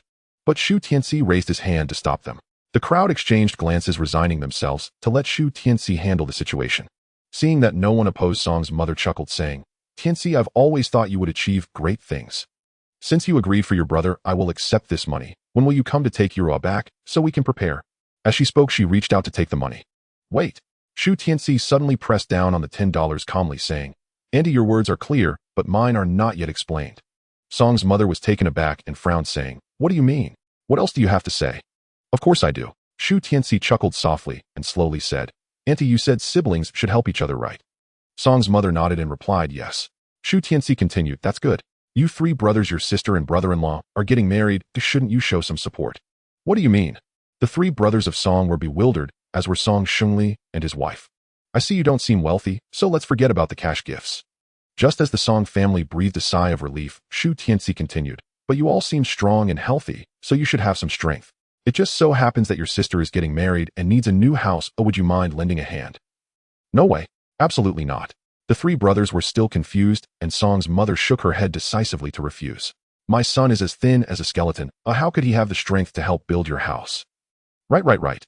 Song Yang nodded, repeatedly clutching his chest and saying, "Recently I can barely fill my stomach. I feel so weak." My second brother pointed at himself and exclaimed, "Look how thin I am. If you make me go build a house, won't I just fall apart?" The third brother covered his forehead and leaned on Song Xiangli, saying, "Dad, I think I'm sick." Oh my, is this family full of talent? Shu Tianci's family and the onlookers were all astonished by the antics of the Song family. The villagers who knew their family style also showed disdainful expressions, saying, "Auntie, your family is acting this way, and it's just no fun at all." Shu Tianci coldly laughed, sneering, "So it should be our Shu family supporting you, and you can't even lend a hand." "Tianci, your words are incorrect." Song's mother frowned, looking displeased. "You know there's a food shortage now. Our family hasn't had enough to eat. It's normal for our bodies to be a bit weak. Your brothers are already weak. They have to work every day. They really don't have the energy to help Tianyou build a house." All right, is this how you want to play it? Shu Tianci was amused and decided to take the money back. Then let's not go ahead with the wedding. Tianci. Everyone became anxious, especially Song Yuro and Shu Xianglian. Don't rush. Shu Tianci raised his hand again to stop the anxious aunt and family. If we don't get married, it's not like no one wants our Yuro. Song's mother said defiantly, hands on her hips. Song Yang's wife also nodded, repeatedly sneering. The old bachelor from the neighboring village said he would marry our Yuro. Not only that, but he is also willing to help our third and fourth. That's your business. Shu Tianci casually waved his hand, saying, now you should return the betrothal gifts to us. Song Xiangli, do you not understand reason? Seeing Song's mother starting to act unreasonable, Shu Xiaomei and the others immediately stood up and scolded. Song Xiangli showed a helpless expression, raising his hands in surrender. Yuro has already agreed to marry your Tianyou. It is you who disagrees. Nonsense. Shu Xiaoying rebuked angrily, shouting, you expect us to support your 3 sons, how can we agree? Isn't it natural for siblings to help each other? Song Xiangli hesitated for a moment and began to act unreasonable as well. We 3 children also want to help their sisters build houses, but our bodies won't allow it, will they? You, big aunt. Shu Xiaomei was furious, but was stopped by Shu Tianci. Shu Tianci looked at Song Xiangli and Song's mother, chuckling lightly. We won't be marrying now, return the meat. If you don't return it, we will go directly to the commune and confront the leaders. We will expose your actions as landlord scoundrels and suspect you are defrauding large sums of money using your daughter. With this, Uncle Xiangli and Song Yang will at least sit in jail for 10 years. What? This set of rhetoric from Shu Tianci frightened Song Xiangli and his 3 sons. However, Song's mother was unfazed, continuing to shout, you go ahead, do you think I am easily scared? All right. Shu Tianci chuckled and shouted, Tianci, Shuilan, here. Third brother, we are here. Shu Tianci pulled Shu Xianglian over. You go to the commune and call the leaders to come and mediate. I will go. Fu Jinfeng volunteered, saying, I will ride my bicycle. No. Song Xiangli became anxious, quickly standing up to hold Shu Tianci back. Nephew, we are all family, it shouldn't come to this. Haha, now you know we are family. Shu Tianci waved his hand coldly, stating, Song Xiangli, I now give your family 2 choices. 1. Take 10 yuan and Song Yuro will be my brother's wife. Oh, my brother will call you dad, and we will all call you uncle. Once our family becomes rich, we will certainly respect you. As for when we become rich, isn't that up to me to decide? Hearing this, Song Xiangli immediately put on a shameless grin and said 2. Shu Tianci ignored him and continued, let's just call off the marriage between our families. Either return the meat or convert it to cash. Currently, the meat processing factory does not supply meat, and the supply and marketing cooperative only has 1 piece of meat available for sale every day. The black market meat is 5 yuan per jin, so let's calculate it at 4 yuan per jin. 5 jin is 20 yuan. Do you choose to return the meat or to return the money? If you don't return anything, I will go to the commune to expose you. 20 yuan could land your whole family in jail. The first one. I choose the first one. Song Yang, worried sick, shouted loudly. Song's mother originally wanted to say something, but was pulled back by the second and third sons. Mom, let's just let it go. It would be fine to marry into the Shu family. Having 10 yuan is better than being an old bachelor. The key is that their third son can hunt, so we will definitely have meat to eat in the future. The Song family began to have internal disputes, and a thumb was directly pointed at Shu Tianci. Shu Tianci glanced at Fu Jinfeng, raised an eyebrow, and revealed a smug smile. At this moment, Song's mother also reacted, staring at Shu Tianci and saying, you planned this from the beginning, right? You just wanted us to finish the meat and then come to ask us for it. And what you said is not correct. Shu Tianci waved his hand, denying it. Our elder brother truly wants to marry your Yuro, and this meat and money are genuinely given from our hearts. If you truly wanted to marry your daughter over, why would there be such a situation? Song's mother was instantly left speechless. And one must pay the price when they have taken advantage of others. Shu Tianci chuckled softly, slowly saying, once you've eaten someone else's meat and taken their money, you must pay the price. Your sister-in-law will first let my aunt take her to the city, and we still need to make her new clothes and bedding. The wedding will be held in 3 days, and we will bring her back to you. After saying this, Shu Tianci turned to Shu Xiaomei and the others. Big aunt, second aunt, little aunt, let's go. Let's go. The 3 women were overjoyed, standing up and pulling Shu Tianyou and Song Yuro out the door. Shu Xianglian and Shu Tianyou made faces at the Song family and then turned to run away. Xiangli, congratulations. Yes, congratulations on your family finally marrying off a daughter. Get lost. Get away from me. Song's mother was filled with anger, holding a large black stick and shouting loudly. The villagers of Song's family were startled and quickly distanced themselves from Song Xiangli's house, but this matter quickly spread. The Song Xiangli family sat in their respective positions, their faces extremely gloomy. Suddenly, Song Xiangli slammed his hand on the table, making a loud bang. I see now this 5 jin of meat is just bait. Previously their family didn't give us anything we could demand whatever we wanted now that the meat has already gone into our stomachs, and we've been forced to write an IOU we can't back out. Insidious. The Shu family is too insidious. Song Yang also angrily gritted his teeth. Enough. Song's mother impatiently shouted, scolding. Who told you to be so greedy, always wanting to eat meat? If it weren't for seeing the meat and being unable to resist, could our family have been controlled by the Shu family? Upon hearing this, the others immediately shouted in grievance. Mom, what you said is incorrect. When that 5 gene of pork was beautifully placed on the table, you didn't eat less either. You all. Song's mother furious trembled as she pointed at her 3 sons and daughters-in-law. Finally, in utter despair, she sat down on the ground and cried loudly. Oh dear. You Song family, you bunch of damned ones. Song Yang and the others frowned, their expressions showing no signs of distress. They were already used to their mother's style, so their hearts did not stir up waves. Enough. Song Xianglian suddenly shouted, saying, let it be, let it be. The Shu family is not bad either. After all, they also gave 10 yuan. In the future, if we hear about them eating meat, we can just go ask them for it. If Euro marries an old bachelor, we might even have to pay them. Indeed, following the Shu family is really not bad, just like Dad said. I also think that the old bachelor can't give anything other than 20 yuan, and it's not worth as much as that 5 gene of meat. It seemed that the crowd was thinking of this point for the first time. Everyone nodded in agreement. Gaining the approval of his children, Song Xianglian felt a bit proud. He glanced at the table and coughed, saying, whoever go wash the dishes. Oh dear. Song Yang's wife suddenly screamed, placing her hand on Song Yang's body and saying, Song Yang, your son is kicking me. Song Yang's expression changed quickly, helping her. Let's go, I will help you back to the room. Which big man would do such a thing? Song's 2nd and 3rd sons shook their heads repeatedly, turning to return to their rooms. Song Xianglian was furious, only able to look at his wife. Facing Song Xianglian's gaze, Song's mother also looked over. What are you staring at? You wash it yourself. With a loud scolding, she got up from the ground and went back to her room. Song Xianglian twitched his lips, collapsing directly onto the chair. On the other side, the Shu family members were quite pleased after all the twists and turns this matter was finally settled. Shu Xiaomei patted Shu Tianci's shoulder with great satisfaction, saying, Tianci, you performed exceptionally well today, my dear uncle, truly didn't expect you to be this capable. Shu Xiaoying also nodded with a smile, saying, exactly, did you not see the faces of the Song family? They were almost green with anger. Thinking of their previous expressions makes me angry. 3rd brother is so impressive, I really like 3rd brother. Shu Tianci smiled and shook his head, saying, it's just basic skills, nothing more.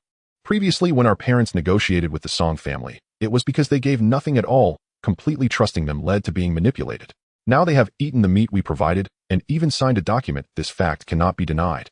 Hearing such remarks, everyone couldn't help but admire Shu Tianci's cleverness. Fu Jinfeng even playfully bumped him with her arm, laughing. Well done, you little rascal. If you could apply this brainpower to your studies, wouldn't we be able to work at a good place?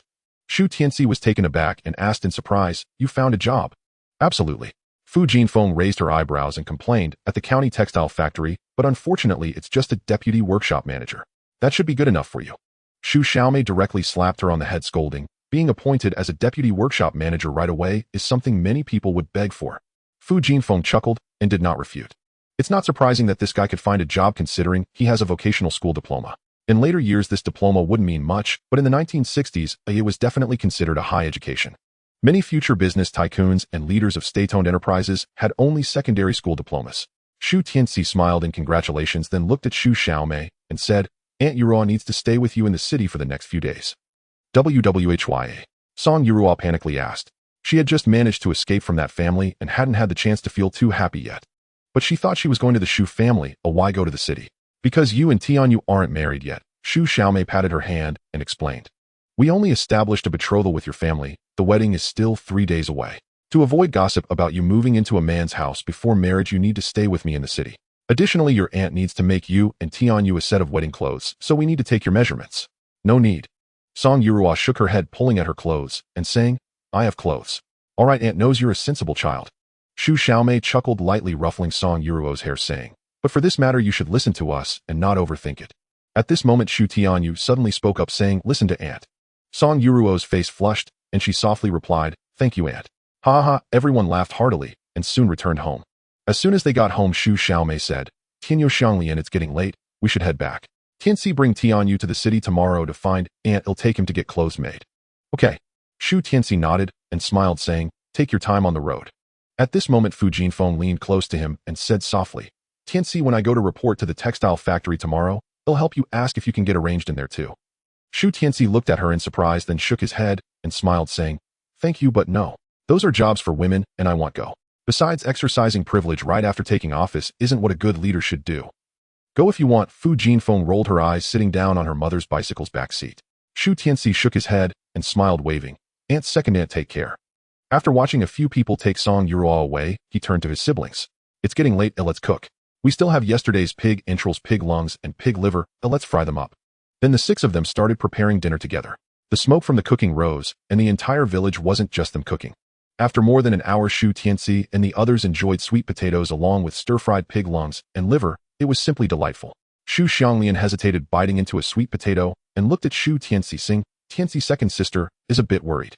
Shu Tianci was taken aback, looking at her in confusion. Shu Xianglian sighed and slowly said, "Although I don't know why your personality has drastically changed since you woke up from your coma. But no matter how you change, you will always be my third brother. There are some things I don't ask about, because I believe my brother wouldn't do anything bad." After saying that, she glanced at the sweet potato in her hand and said, "This thing is something that others can't even get a taste of. Yet our family eats it every day and not in small quantities." Her meaning was already very clear. She suspected Shu Tianci had done something wrong to obtain so much food. Unlike Shu Tianyou and the others, they would eat if they had food without thinking of anything else.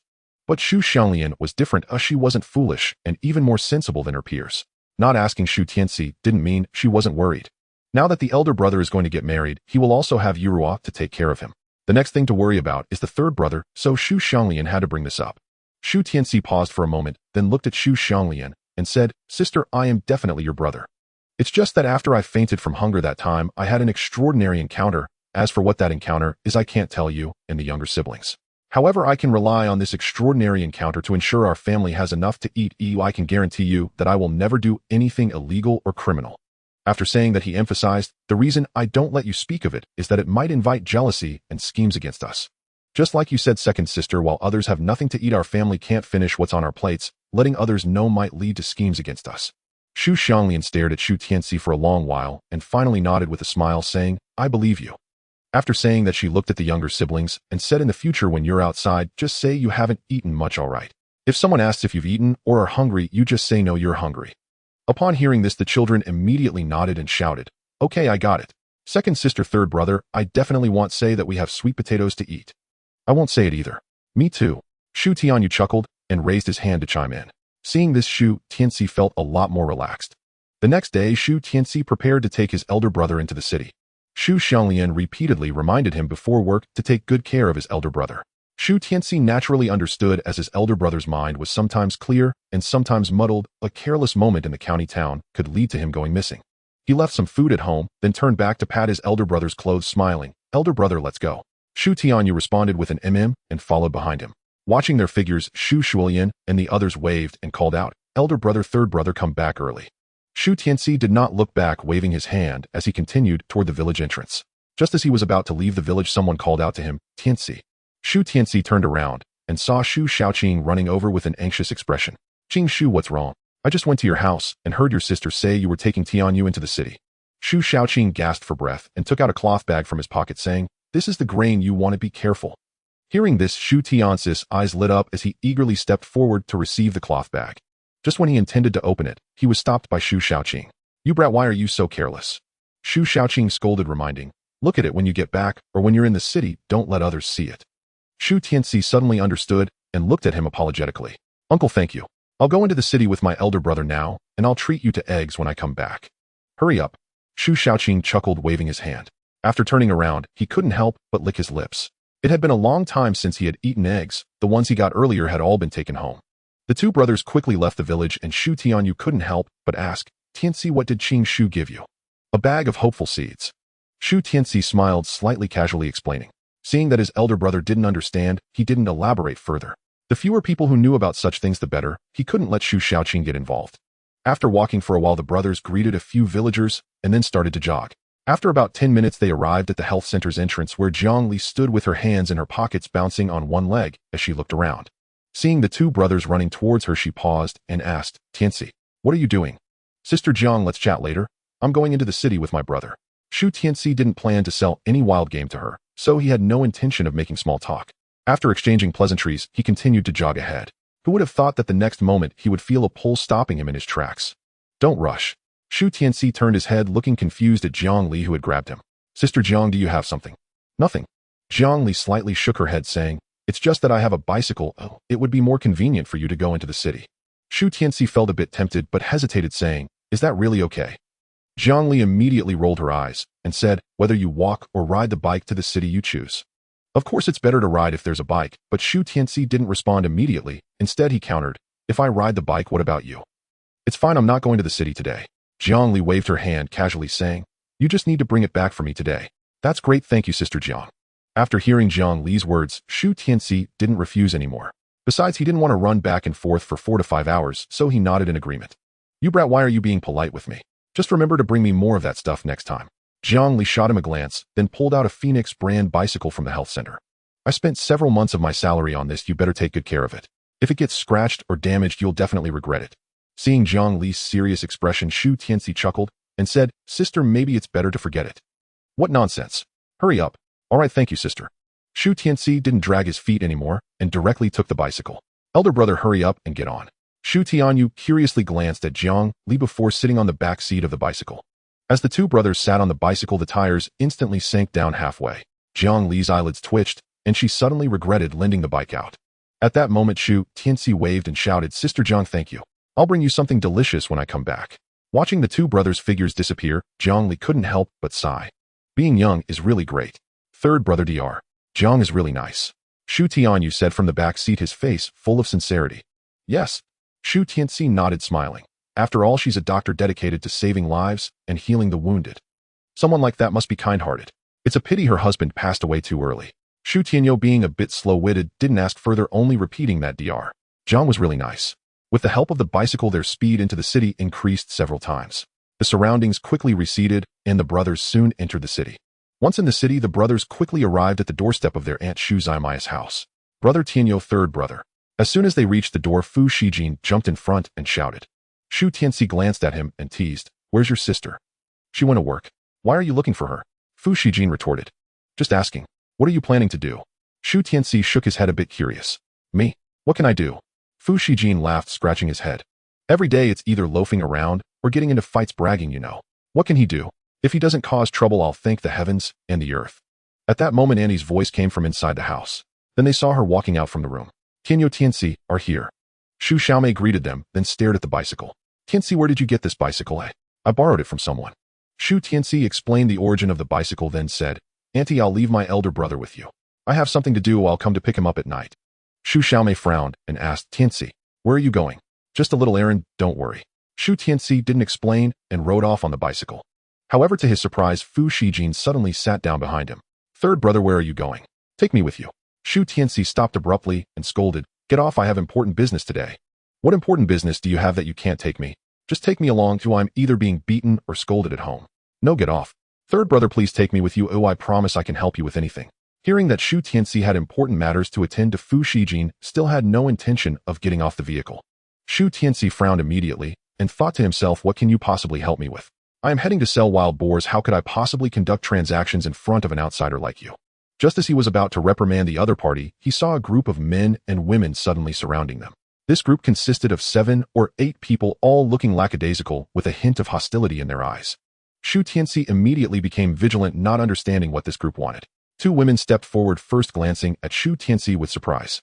Then they turned to Fu Shijin and asked, Shijin, where are you going to play? Going with my third brother to handle some matters. Fu Shijin glanced at them and replied casually. After speaking, he pointed at Shu Tianci and said, this is my third brother, call him. As soon as he finished, the 2 women immediately called out to Shu Tianci, hello, third brother. Hello. Shu Tianci chuckled and thought, what a surprise. Fu Shijin is no ordinary person. It seems that all 7 or 8 of these people have to call him big brother. Just after the greetings, the group of men surrounded them. Shijin, the little brat from the next street, has come to provoke us again. Should we deal with him? Exactly, those scoundrels are so arrogant. We must take care of him. Fu Shijin waved his hand and said, not today, we'll talk about it next time. Just after he spoke, a skinny guy immediately teased Shijin, are you afraid of your third sister? Don't worry, I saw your sister at the textile factory this morning. She won't be back until tonight. Nonsense. Am I afraid of my sister? Fu Shijin glared, suddenly jumping off the vehicle. I just respect my sister and don't argue with women. However, no one believed him and the group rolled their eyes. Fu Shijin seemed accustomed to it, casually pointing at Shu Tianci and saying, let me introduce you. This is my third brother. Don't be fooled by his delicate appearance. He is someone who can kill a wild boar with his bare hands. Kill a wild boar with bare hands. Shu Tianci was taken aback looking at Fu Shijin in surprise. Kill a wild boar with bare hands. When did I become so powerful? Even she found it absurd, let alone the group of young people around her. Immediately someone rebutted Shijin, don't joke around. When our team previously hunted a yearling pig, several of us couldn't catch it. How fierce those wild boars are. Can your third brother really do it? Exactly, I could believe you if you said your third brother is a university student, but that he can kill a wild boar with his bare hands, I wouldn't believe it even if you killed me. Damn. Fu Shijin cursed, angrily shouting, am I trying to fool you? I went to my third brother's village, the whole village knows about it. My third brother killed a wild boar with bare hands and shared the meat with everyone in the village. I even had some. Hearing their conversation felt like a bunch of kids trying to one-up each other. Shu Tianci shook her head smiling, then raised her leg and stepped on the pedal. Damn it, I'm too lazy to explain to you little brats. Fu Shijin waved his hand and chased after Shu Tianci. Third brother, wait for me. Watching the two leave, a group of teenagers looked at each other. Do you think what Shijin said is true? Can his third brother really kill a wild boar with bare hands? I don't know, I just think it's impossible. But Shijin has never lied to us. On the other side, after Shu Tianci left the alley, she headed straight for the black market. She glanced back at Fu Shijin and asked Shijin, who were those people? They are just the locals from this street. Fu Shijin shrugged and explained their parents either work in the same factory as my dad or their brothers serve with my brother in Jingshu. So based on your dad and brother's connections, you're considered the boss around here. Exactly. Fu Shijin flipped his hair proudly and said, in the Northwest Street, I'm the boss. At first it was because of my dad and brother's connections that everyone my age had to call me brother. Later, after I led them to win fights several times, they started calling me brother out of genuine respect. Listen to this, a 16-year-old boy who loves to fight, and he's quite proud of it. You don't study because you're always fighting. Shu Tianci retorted. Actually, I don't want to either. There are a few dogs barking happily over at Dongmen Street. I have to fight back. Fu Shijin sighed and shook his head, saying, as for studying, I just don't have that capability. Hee. Shu Tianci shook her head and smiled, feeling quite helpless about this guy's thoughts. No wonder Fu Jinfan would chase him with a stick. He coughed and said, Shijin, why don't you just go back? I need to go to the black market. It's really inconvenient to bring you along. Third brother, I know what you're worried about. Fu Shijin's eyes widened and he patted his chest, saying, don't worry, I can keep my mouth shut. Even if it costs me my life, I will never betray you. This guy who said he wasn't smart. With this quick thinking, it wouldn't be a problem for him to ace exams. But bringing him along is definitely out of the question. It's not even about trust. If he were to encounter someone following them during the transaction, he wouldn't have time to care about Fu Shijin. Who knows, it might even expose the existence of the space. Therefore, Shu Tianci looked at Fu Shijin very seriously and said, Shijin, you go back. What I have to do is not the same as your little scuffles. You can't participate. Third brother, go back. Shu Tianci scolded and hesitated, saying, if you listen, I'll take you next time when there's a chance. If you continue to argue with me, even if I ride back to the village, I won't let you follow. Hearing his third brother say this, Fu Shijin finally had no choice. He hesitated, glanced at Shu Tianci, and turned away in defeat. Shu Tianci shook her head and smiled, riding her bicycle straight towards the black market. When she was almost at the black market, she found a deserted spot to stash her bike. Then she put on her knitted hat and mask, leaving only her eyes visible. After confirming everything was fine, she walked briskly to the entrance of the black market. Buying or selling? A person even more wrapped up than her approached and asked. Shu Tianci glanced at him and explained, I'm looking for Brother Monkey. I had an appointment with him last time. Hearing this, the man sized her up and then walked a few steps away. After communicating with another person for a moment, that guy ran into the black market. The man turned back and stared at Shu Tianci, saying, wait here for a moment, don't wander off. No problem. Shu Tianci waited for a while at the entrance of the black market, casually offering a cigarette to the toll collector. After lighting the cigarette in his mouth, he began to strike up a conversation with the other party. Brother, how much do you collect for the entrance fee in a day? To his surprise, the other person merely shot him a glance and silently walked away to someone else. Seeing that he was making a fool of himself, Shu Tianci could only shrug. Just as he finished smoking a cigarette, he saw Chen Xiaohou hurriedly running towards him. He glanced at Shu Tianci in surprise and said, little brother, do you have something for me? Didn't we agree last time? Wild boar. Shu Tianci raised an eyebrow and said softly, you really have it. Chen Xiaohou's pupils contracted as he spoke in a low voice. Last time he mentioned this, he was somewhat hopeful. But days passed, and he was so busy that he almost forgot. He never expected the other party to actually come looking for him. Of course I have it, but I need a cart. Shu Tianci nodded and continued, no problem, just follow me. Chen Xiaohou nodded and turned to leave. Subsequently, Shu Tianci followed him to find a cart. The two arrived at an alley where Shu Tianci asked him to wait, then pushed the cart away. After a while, he returned, pushing a wild boar. So big. Chen Xiaohou stepped forward to examine it, exclaiming in surprise. This wild boar looked to weigh at least 200 to 300 pounds. Where did he get it from? Could it be that the other party had help? Otherwise, it would be impossible to lift the wild boar onto the cart. Shu Tianci glanced at him and said indifferently, "Stop talking nonsense, just name your price." "All right." Chen Xiaohou nodded and stopped hesitating. He said the price of pork at the meat processing plant and the supply and marketing cooperative is 0. 650. 75, depending on the ticket. However, now the supply and marketing cooperative can hardly buy any meat, and having a ticket doesn't guarantee it can be used, while in our black market meat can be bought without tickets, plus the market is priced high. Thus, the price of pork in the black market has risen to 3.54, 5 per pound, and it may not even be available. Little brother, this is our second cooperation, and I'm willing to give you the price of 4. However, since this is a wild boar, the yield of meat is definitely not as high as that of a domestic pig, thus I can only offer you 3.2 per pound. After all, we need to make a profit too. Chen Xiaohou had no intention of playing tricks on Shu Tianci and analyzed every aspect thoroughly. The yield of meat from a wild boar is indeed not as high as that of a domestic pig, only about 70%. The price Chen Xiaohou offered was indeed fair. This was only in the year 60, and 61 pork could cost over 10 or 20 yuan per pound. All right, then it's 3.2. Shu Tianci did not hesitate, nodding decisively. "Brother Monkey, can you weigh it here?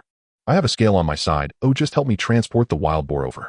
Chen Xiaohou replied, stepping forward to assist. Hearing this, Shu Tianci initially hesitated. After all, he was on someone else's turf, and a black market deal could leave him completely empty-handed. Moreover, there would be no place to argue. So from the very beginning, Shu Tianci yearned for his own power. However, he did not know whom to trust. Sensing his concerns, Chen Xiaohou said, "Little brother, you can rest assured. I, Chen Xiaohou, have been doing business in the black market for quite some time. I have some credibility.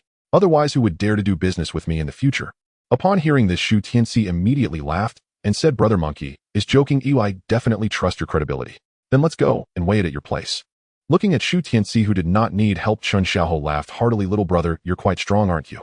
Brother Monkey is overpraising me. I've been like this ever since I had a fever as a child." Shu Tianci chuckled and rambled on. "We should hurry up, or we might be interrupted later." Right, hurry up." Chen Xiaohou covered the pig with some items, his eyes showing a hint of caution. Then the two pushed the cart towards the vicinity of the black market. Along the way, Chen Xiaohou asked Shu Tianci some questions about hunting. Shu Tianci knew that the other party was trying to pry information from him, so he remained silent. Seeing that he seemed not to like talking, Chen Xiaohou did not speak more. Soon they arrived at Chen Xiaohou's territory, which was a not too large courtyard. Inside there were 2 middle-aged men who should be his partners. Upon seeing Chen Xiaohou pushing the cart with the wild boar, their pupils widened. Then they chattered and asked for a long time, even pointing at Shu Tianci several times. Upon learning that it was Shu Tianci selling the boar, they became even more friendly, treating him like a brother and offering him a cigarette. Shu Tianci did not refuse, accepted the cigarette, and thanked them. He took a deep puff and then joined Chen Xiaohou to weigh the wild boar. After weighing, the wild boar weighed 316 pounds. Little brother, 316 pounds at 3.2 per pound, that's a total of 1,011. 2. Chen Xiaohou calculated the total for Shu Tianci, then turned to the other two and said, "You two, lend me some money." The price for the boar was a bit high, and he didn't have over 1,000 yuan on hand. The other two knew that this pork was a guaranteed profitable deal, so, without a word, they lent him the money. Chen Xiaohou counted the money, then handed it all to Shu Tianci, saying, "Little brother, please count it." "No need, I trust Brother Monkey." Shu Tianci smiled, accepted the money, and stuffed it into his pocket. He had clearly seen the other party count the money just now, so there was no need to count again. However, Chen Xiaohou noticed that he was hiding the money so casually and felt the need to remind him, "Little brother, there are quite a few pickpockets here. It's best to keep that money somewhere safe." If it were anyone else, he wouldn't care, but he felt that Shu Tianci was a long-term business partner, so he reminded him, which also helped to build some goodwill. "Thank you, I will be careful." Shu Tianci casually brushed off the comment and continued to ask Brother Monkey, "Do you have any other tickets?" Naturally, he wouldn't tell the other party that he had already put the money into his space. Not to mention stealing, even if he were stripped clean, no one would find out where the money had gone. "Yes, what tickets do you need?" "Any tickets you have, it's better to be prepared." Shu Tianci smiled slightly and said casually. After all, he now had money, and it was always good to have more tickets. After all, in this era, the importance of tickets far outweighed that of money. Once he got a job, he could openly provide a better life for his family. Chen Xiaohou and the other two brought over their boxes and began to tally. Besides grain tickets, they also calculated out some fabric tickets, cigarette tickets, liquor tickets, and candy tickets. After selling the pig for over 1,000, Shu Tianci spent a few dozen yuan to buy the tickets. Just as he was preparing to take his leave, Chen Xiaohou suddenly called out to him, "Little brother, are you interested in meeting the boss of the black market? Are you here to see your boss?" Upon hearing Chen Xiaohou's invitation, Shu Tianci was momentarily taken aback. Hadn't they said before that he shouldn't casually inquire? Why was he suddenly invited this time? Chen Xiaohou smiled and explained, "I recall you mentioning it before, so you must be curious about our team. Our brother Biao also said he would like to be friends with you." Hearing this, Shu Tianci's back suddenly broke out in a cold sweat. Indeed, this guy must have reported his affairs to the higher-ups right after their last encounter. Luckily, he hadn't revealed too much grain last time, otherwise he wouldn't have had a chance for negotiation. Shu Tianci smiled slightly and shook his head, saying, "Forget it, maybe next time. I originally intended to prepare something and visit your boss, but I came in a bit of a rush this time and brought nothing but the wild boar." Chen Xiaohou stared at Shu Tianci for a moment, unable to discern anything from his expression. He nodded and said, "If that's the case, let's talk next time. Brother Biao is always fond of making friends, so you don't need to prepare any gifts." "All right then, we'll take our leave." Shu Tianci agreed and didn't bother with further pleasantries. Watching their retreating figures, Chen Xiaohou suddenly called out, "Little brother, what's your surname?" "Qi." Shu Tianci replied without turning back, waving his hand. Once they had walked some distance, someone approached Chen Xiaohou. "Monkey, should we find someone?" Chen Xiaohou glanced at him and replied indifferently, "Do you think he's foolish? He dares to casually leave money in front of us without fearing we might steal it. Besides, if we were to rob him now, it would be obvious it was us." Upon hearing this, the person immediately fell silent. Meanwhile, after walking a bit further, Shu Tianci finally sighed in relief. He was genuinely worried about the black market people taking action, as he didn't want to stir up unnecessary trouble. If those people really dared to come after him, he would have no choice but to resort to deadly measures. At that point, it would truly be a situation of no survival without mutual destruction. He had indeed wanted to meet the black market leader to leverage their power. But now he needed to change his mindset. However, looking at the dwindling energy of the jade pendant, he thought it best to wait a while before proceeding. If he couldn't replenish the jade pendant's energy, then his spatial advantage would be lost. The notion of meeting the black market leader would become unnecessary. Thus, the most pressing matter was to find a way to replenish spatial energy. Soon he returned to the black market, buying or selling. The masked doorman approached him again, softly inquiring. Shu Tianci glanced at him and shrugged, saying, "Buying." Upon hearing this, the man immediately stepped aside to let him in. Selling in the black market required a stall fee, while buying did not. Shu Tianci needed jade to replenish the abilities of his Qilan jade pendant. Of course, this was still just his speculation. Whether he could indeed replenish it with jade required him to purchase a piece of jade pendant for confirmation. Afterward, Shu Tianci wandered around the black market, surveying the stalls around him. Their main target was those selling porcelain antiques, as there might be jade among them. Soon a particularly special stall caught Shu Tianci's eye. It was a stall filled with porcelain vases with a fiery red jade pendant displayed prominently in the center. The patterns on the jade pendant were quite unique, clearly the work of a master carver. And a jade pendant that could attract a master carver's attention surely wouldn't be made of ordinary material. The stall owner was a frail man tightly wrapped up. Shu Tianci approached without hesitation, squatting in front of him, and asked how much for the vase. "The pendant is not for sale," the other party's voice came, sounding somewhat hoarse. Shu Tianci was taken aback, thinking, how could this guy answer a question that wasn't asked? Or did the other party already know that his goal was the jade pendant? "Stall owner, I asked how much for this vase." Shu Tianci coughed and continued to probe. The stall owner suddenly looked up, and from the wrinkles at the corners of his eyes, it was evident he was an elderly man. He said again, "The pendant is not for sale." This old man is quite shrewd. There's no need to keep pretending. "All right, I'll take a look first." Shu Tianci nodded helplessly and reached for the jade pendant. As soon as he picked up the red jade pendant, he immediately felt an unusual throbbing in his brain's nerves. His brain was exhilarated, and without needing to think, he understood that the Qilan jade pendant was transmitting a message of desire to him. Indeed, the jade contained the energy that the Qilan jade pendant required. With this, he no longer had to worry about the pendant running out of energy. Shu Tianci was extremely excited and looked up at the stall owner, saying, "Comrade, how much for the jade pendant?" "Not for sale, only for food." The stall owner's tone was very flat, as if he was certain of Shu Tianci's intentions. Shu Tianci was taken aback, not expecting the other party's intention to be food. However, that was fine. What he lacked most at the moment was food. Shu Tianci smiled slightly and looked at the stall owner, saying, "Boss, what material is this jade pendant made of?"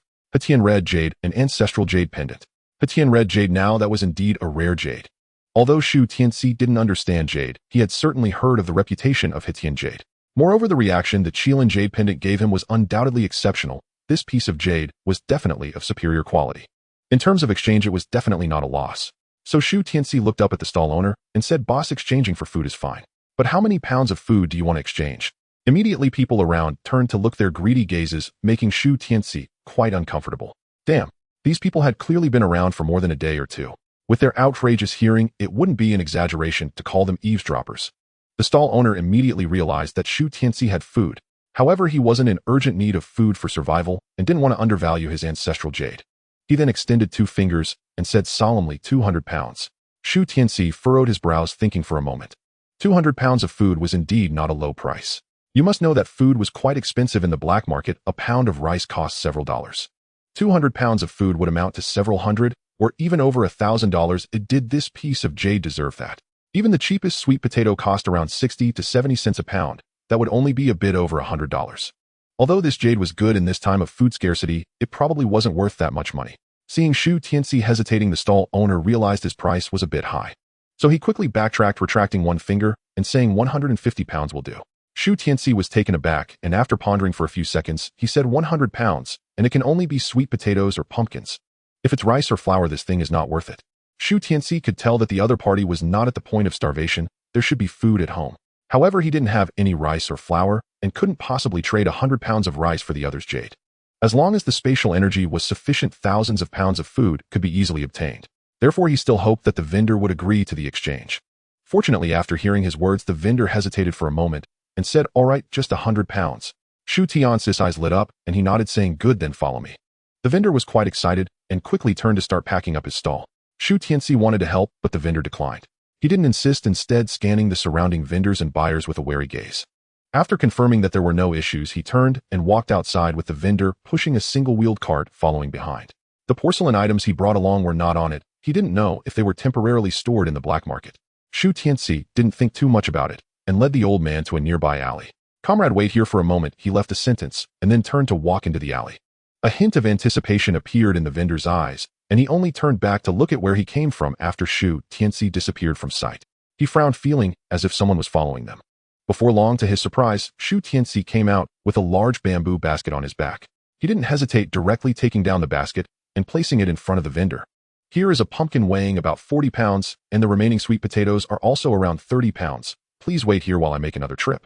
Okay, the vendor nodded, excitedly squatting down to gather the pumpkin and sweet potatoes into the bamboo basket he brought. While picking, he suddenly realized something. He looked up at Shu Tianci and asked, "Little brother, can the remaining items be exchanged for other kinds of food? Although this pumpkin and sweet potato are good, they can't compare to rice and flour. If not, cornmeal would be acceptable." Upon hearing this, Shu Tianci immediately frowned. He wanted to exchange for the other party, but the rice in his space had only been planted for a few days.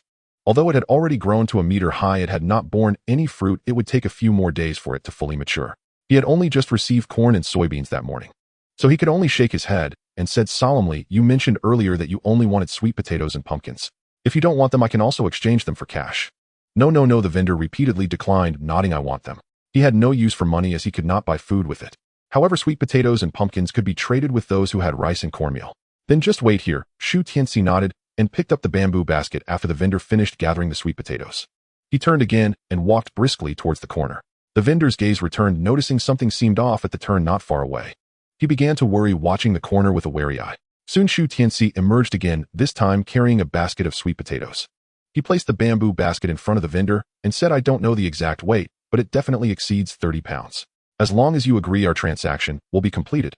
Okay, the vendor nodded repeatedly, smiling, I agree. Hearing this, Shu Tianci immediately breathed a sigh of relief. He proceeded to put the jade pendant into the space of the jade pendant and looked at the vendor, saying, "Our transaction is concluded. And don't say we taught you anything, let alone that the food was exchanged here, all right? All right, you may leave." The vendor nodded and waved his hand. Shu Tianci smiled with satisfaction and turned to leave. However, just as he walked less than 20 meters, he suddenly heard some commotion behind him. While this black market is indeed chaotic, just after the transaction ended, he encountered someone trying to attack. Why didn't they follow him? Did they think he had no food? Shu Tianci hesitated for a moment and decided to help the old man after all. After all, it was food he had exchanged from his hands. He didn't want to give others the impression that he was unprincipled.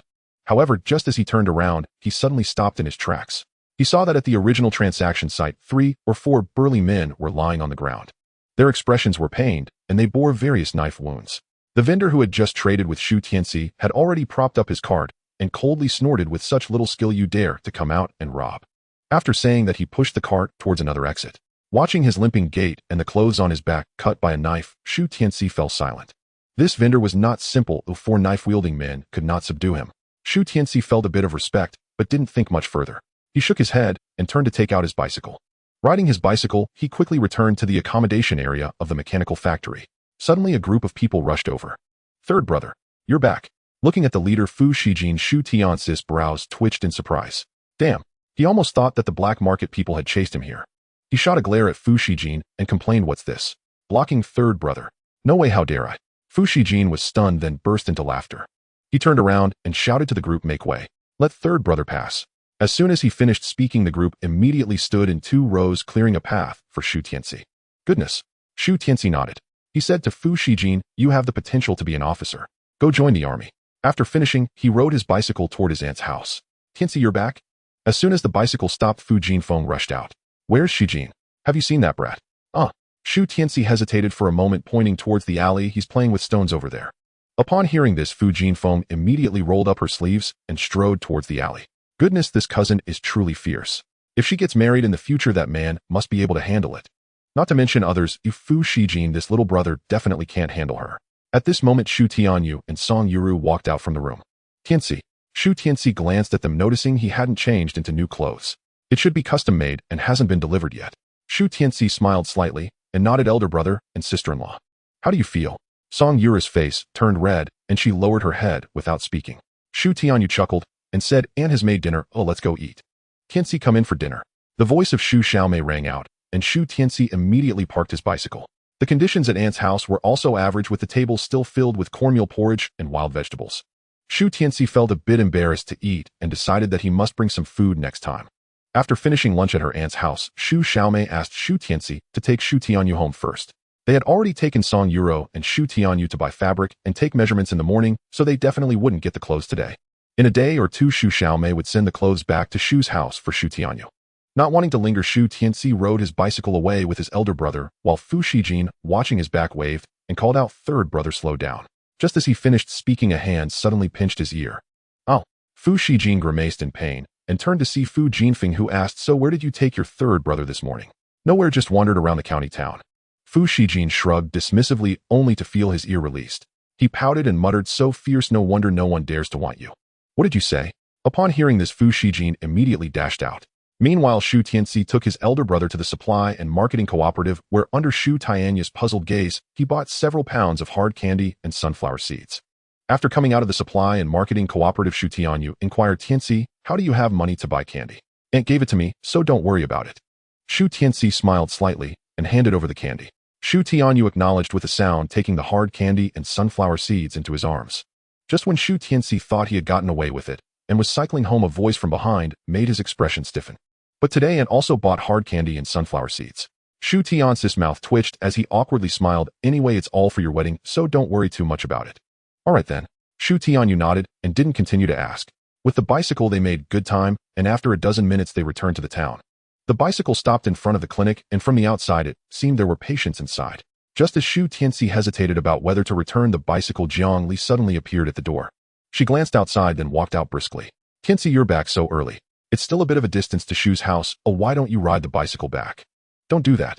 Shu Tianci shook his head, repeatedly supporting the front of the bicycle and saying, "There are too many people in the village, it's easy to gossip." Hearing this, Jiang Li immediately replied irritably, "If I'm not afraid, why should you be? How you'll understand fear later." Shu Tianci didn't explain further and returned the bicycle to her. Jiang Li didn't insist, only saying, "Why not stay a while? I have something to discuss with you." Shu Tianci looked at her in surprise, not noticing anything strange in her expression. He shook his head and said, "My brother and I will head back first, he'll come over later." Leaving behind a light remark, he took Shu Tianyu and walked towards Shu's house. Watching their backs, Jiang Li shook her head and smiled, then returned to the clinic with the bicycle. Inside, an uncle, seeing a patient, looked at her and asked, "Dr. Jiang, aren't those the 2 children from the Fuguwei family?" Jiang Li raised her eyebrows and chuckled, "Yes, I saw them walking to the city this morning. Watching them is quite difficult. I thought if I could help a little, I'd lend them the bicycle." Hearing this explanation, the uncle sighed. Indeed, it's tough for 6 children. Half an hour later, Shu Tianci walked into the clinic alone, carrying a bamboo basket, which he placed directly on the ground upon entering. Hearing the noise, Jiang Li came in from the backyard and was momentarily startled upon seeing him. Then she quickly approached and pulled the door shut. When she turned around, "Shu Tianci's sister, you're making me feel anxious. It's like cheating, afraid of getting caught." Jiang Li's expression darkened immediately as she pointed to the door, asking, "Should I open the door?" No. Shu Tianci panicked, rushing forward to remove the rice stalks from the basket. These were all collective items from the mountain, and being caught with them could cause trouble. Jiang Li snorted lightly and teased, "Look at you, scared. I thought you had more courage." After saying this, she didn't continue to tease, but looked down at the things in the bamboo basket. She didn't rummage through it, but directly asked, "Is there pork?" "No." Shu Tianci shook his head decisively, explaining, "It's broad daylight. Where would I get you pork? From the mountains, aren't there plenty of them?" "Tianci, you're so capable. Catching one shouldn't be too difficult, right?" Shu Tianci was shocked, staring at Jiang Li, questioning her intentions. "Catch a wild boar." No one in this entire town would be able to eat it. Besides, even if someone could eat it, could I deliver it to them in broad daylight? Don't be anxious. Seeing Shu Tianci getting a bit agitated, Zhongli quickly reassured him. Didn't I just say I have something to discuss with you? It's about this. Then under Shu Tianci's gaze, she elaborated on her intentions. It turned out that he had brought back wild rabbits and wild chickens for his family to eat before. Those wild rabbits and wild chickens were so fatty and delicious that they were even better than pork. After his father inquired about it, Zhang Li directly sold Shu Tianci out, saying he was a young hunter from the town and wild boars were nothing to him. Upon hearing this, Shu Tianci gave a wry smile and said, "Sister, are you really not afraid you'll get caught? Oh, why are you so anxious?" Zhang Li waved her hand dismissively and rolled her eyes, saying, "Would I harm you? After my dad learned about your hunting skills, he particularly wanted to ask you for a favor. To catch a wild boar and bring it back." Shu Tianci blurted out. "Exactly." Zhang Li nodded decisively, smiling. "You know, the meat processing plant no longer supplies meat. My dad's people eat vegetarian every day and their taste buds are almost gone. When some leaders visit the plant, they can't even serve good dishes. So he wants to find you to help him get a wild boar back to improve the situation." "But sister," Shu Tianci slapped his forehead, exasperated. "Speculating and profiting from it is illegal. If I catch a wild boar, I'd get caught before I even enter the city." "Wait a moment." Zhang Li chuckled lightly, turned around, and ran into the backyard. In Shu Tianci's puzzled gaze, she quickly came out with a few slips of paper. "So can we proceed with this now?" Zhang Li smiled at Shu Tianci and asked again. Shu Tianci picked up the procurement certificate and asked curiously, "With this I can take the wild boar over without breaking the law? After all, the resources on the mountain belong to the collective, and the crime of reselling is quite serious." Upon hearing this, Zhang Li immediately rolled her eyes. She stated that the wild boar is an unplanned product. There are people from the county units who come to the town to procure materials at every interval. Moreover, as long as there are no reports, private dealings with the public should not pose any problems. If there were no procurement certificate, getting caught could lead to significant trouble. But since we have the procurement certificate, it should be much easier. After explaining, Zhang Li also offered a very safe option. She chuckled lightly and continued, "Discuss it with your village chief and let them take a share of the profits. The village collective takes 70 to 90%, and you take 10 to 20%. This way, you will be absolutely safe. But won't I be losing out big time?"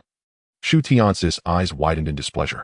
Though it wasn't difficult for him to go up the mountain for wild boars, it was still very dangerous for others. It felt unfair to give the village 80 to 90% of the profit.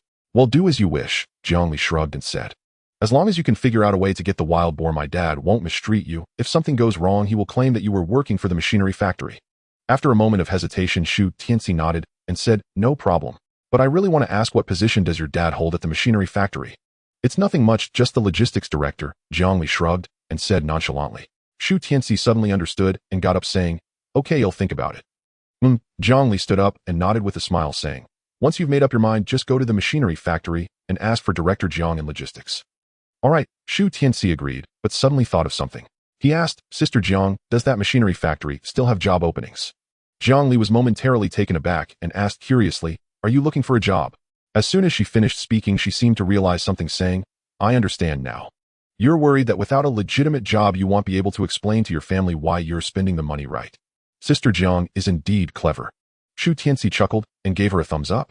Zhang Li pondered for a moment before saying, "Think it through first, and then we can talk about the job. You won't catch a hare without setting a trap, right?" Shu Tianci understood, so he said nothing more and nodded, preparing to turn and leave. "Hey!" Zhang Li's voice suddenly called out, and Shu Tianci turned back in confusion. He saw Zhang Li pointing at the bamboo basket and complaining, "Aren't you going to collect the money for the rabbit and wild chicken?" Shu Tianci finally reacted, awkwardly smiling as he stepped forward to weigh the wild game. The wild rabbit weighed over 4 pounds and the wild chicken over 3 pounds.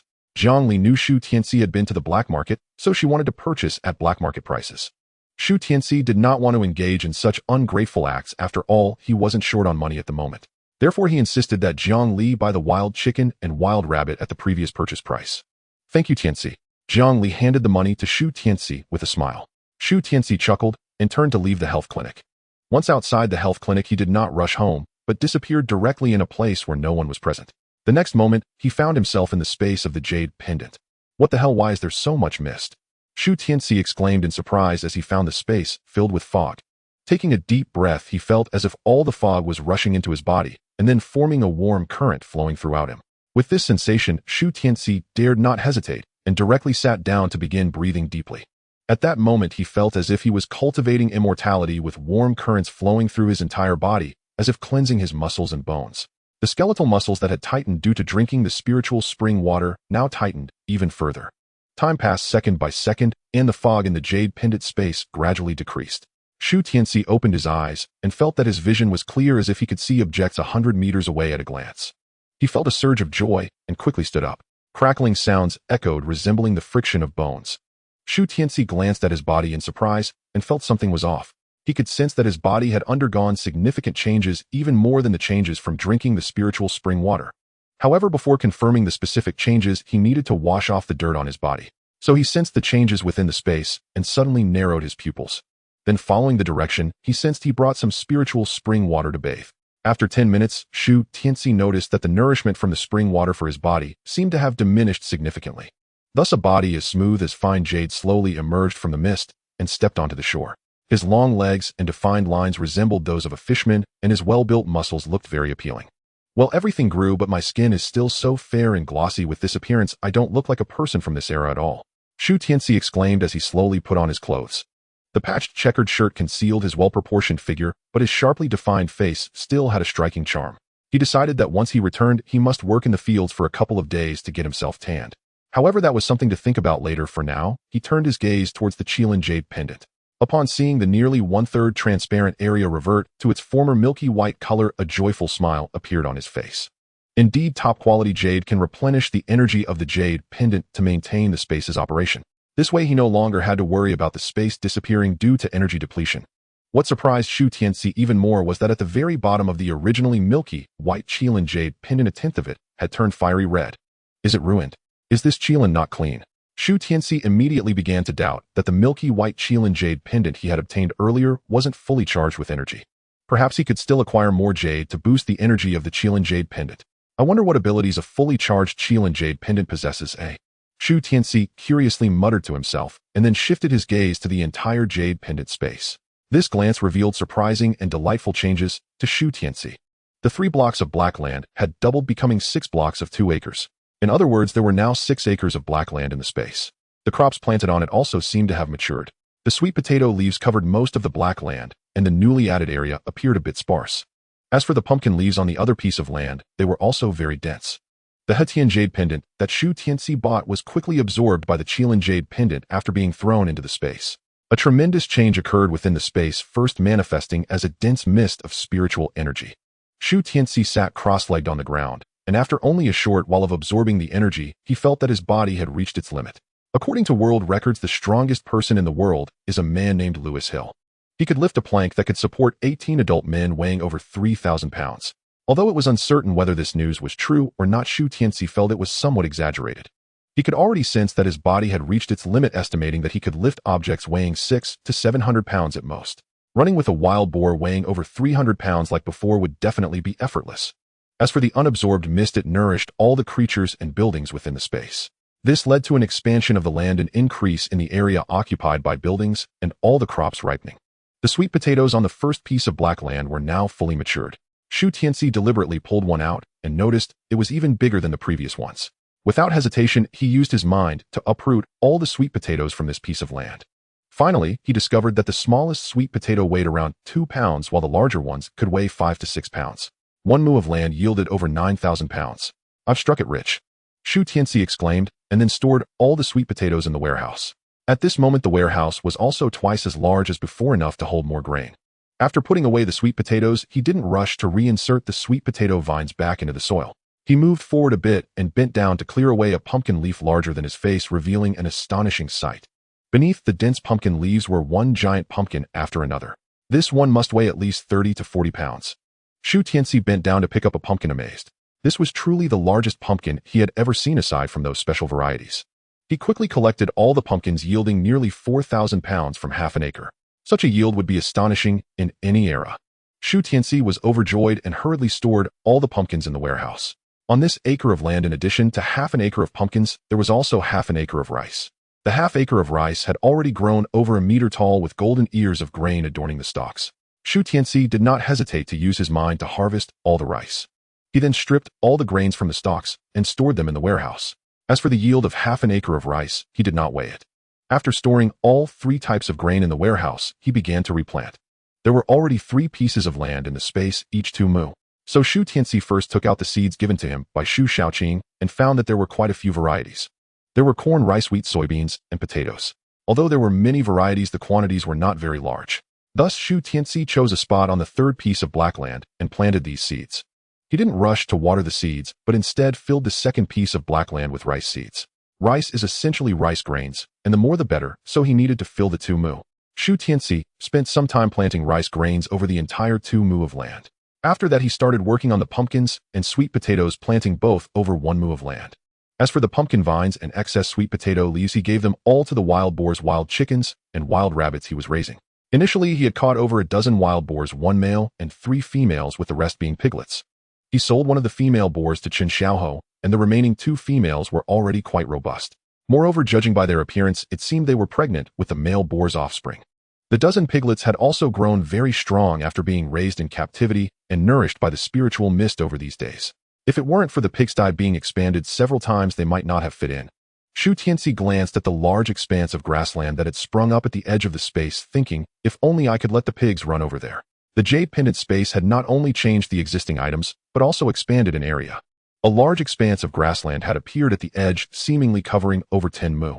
A branch of the spiritual spring also flowed slowly through the middle of the grassland. If he could bring in a few cows or sheep at this time, they could be completely self-sufficient. As soon as Shu Tianci finished speaking, a passageway suddenly appeared at the edge of the pigsty. The wild boars, which had been munching on sweet potato leaves, suddenly went wild and rushed out. Oh no, they won't destroy my crops or attack the wild chickens and rabbits, will they?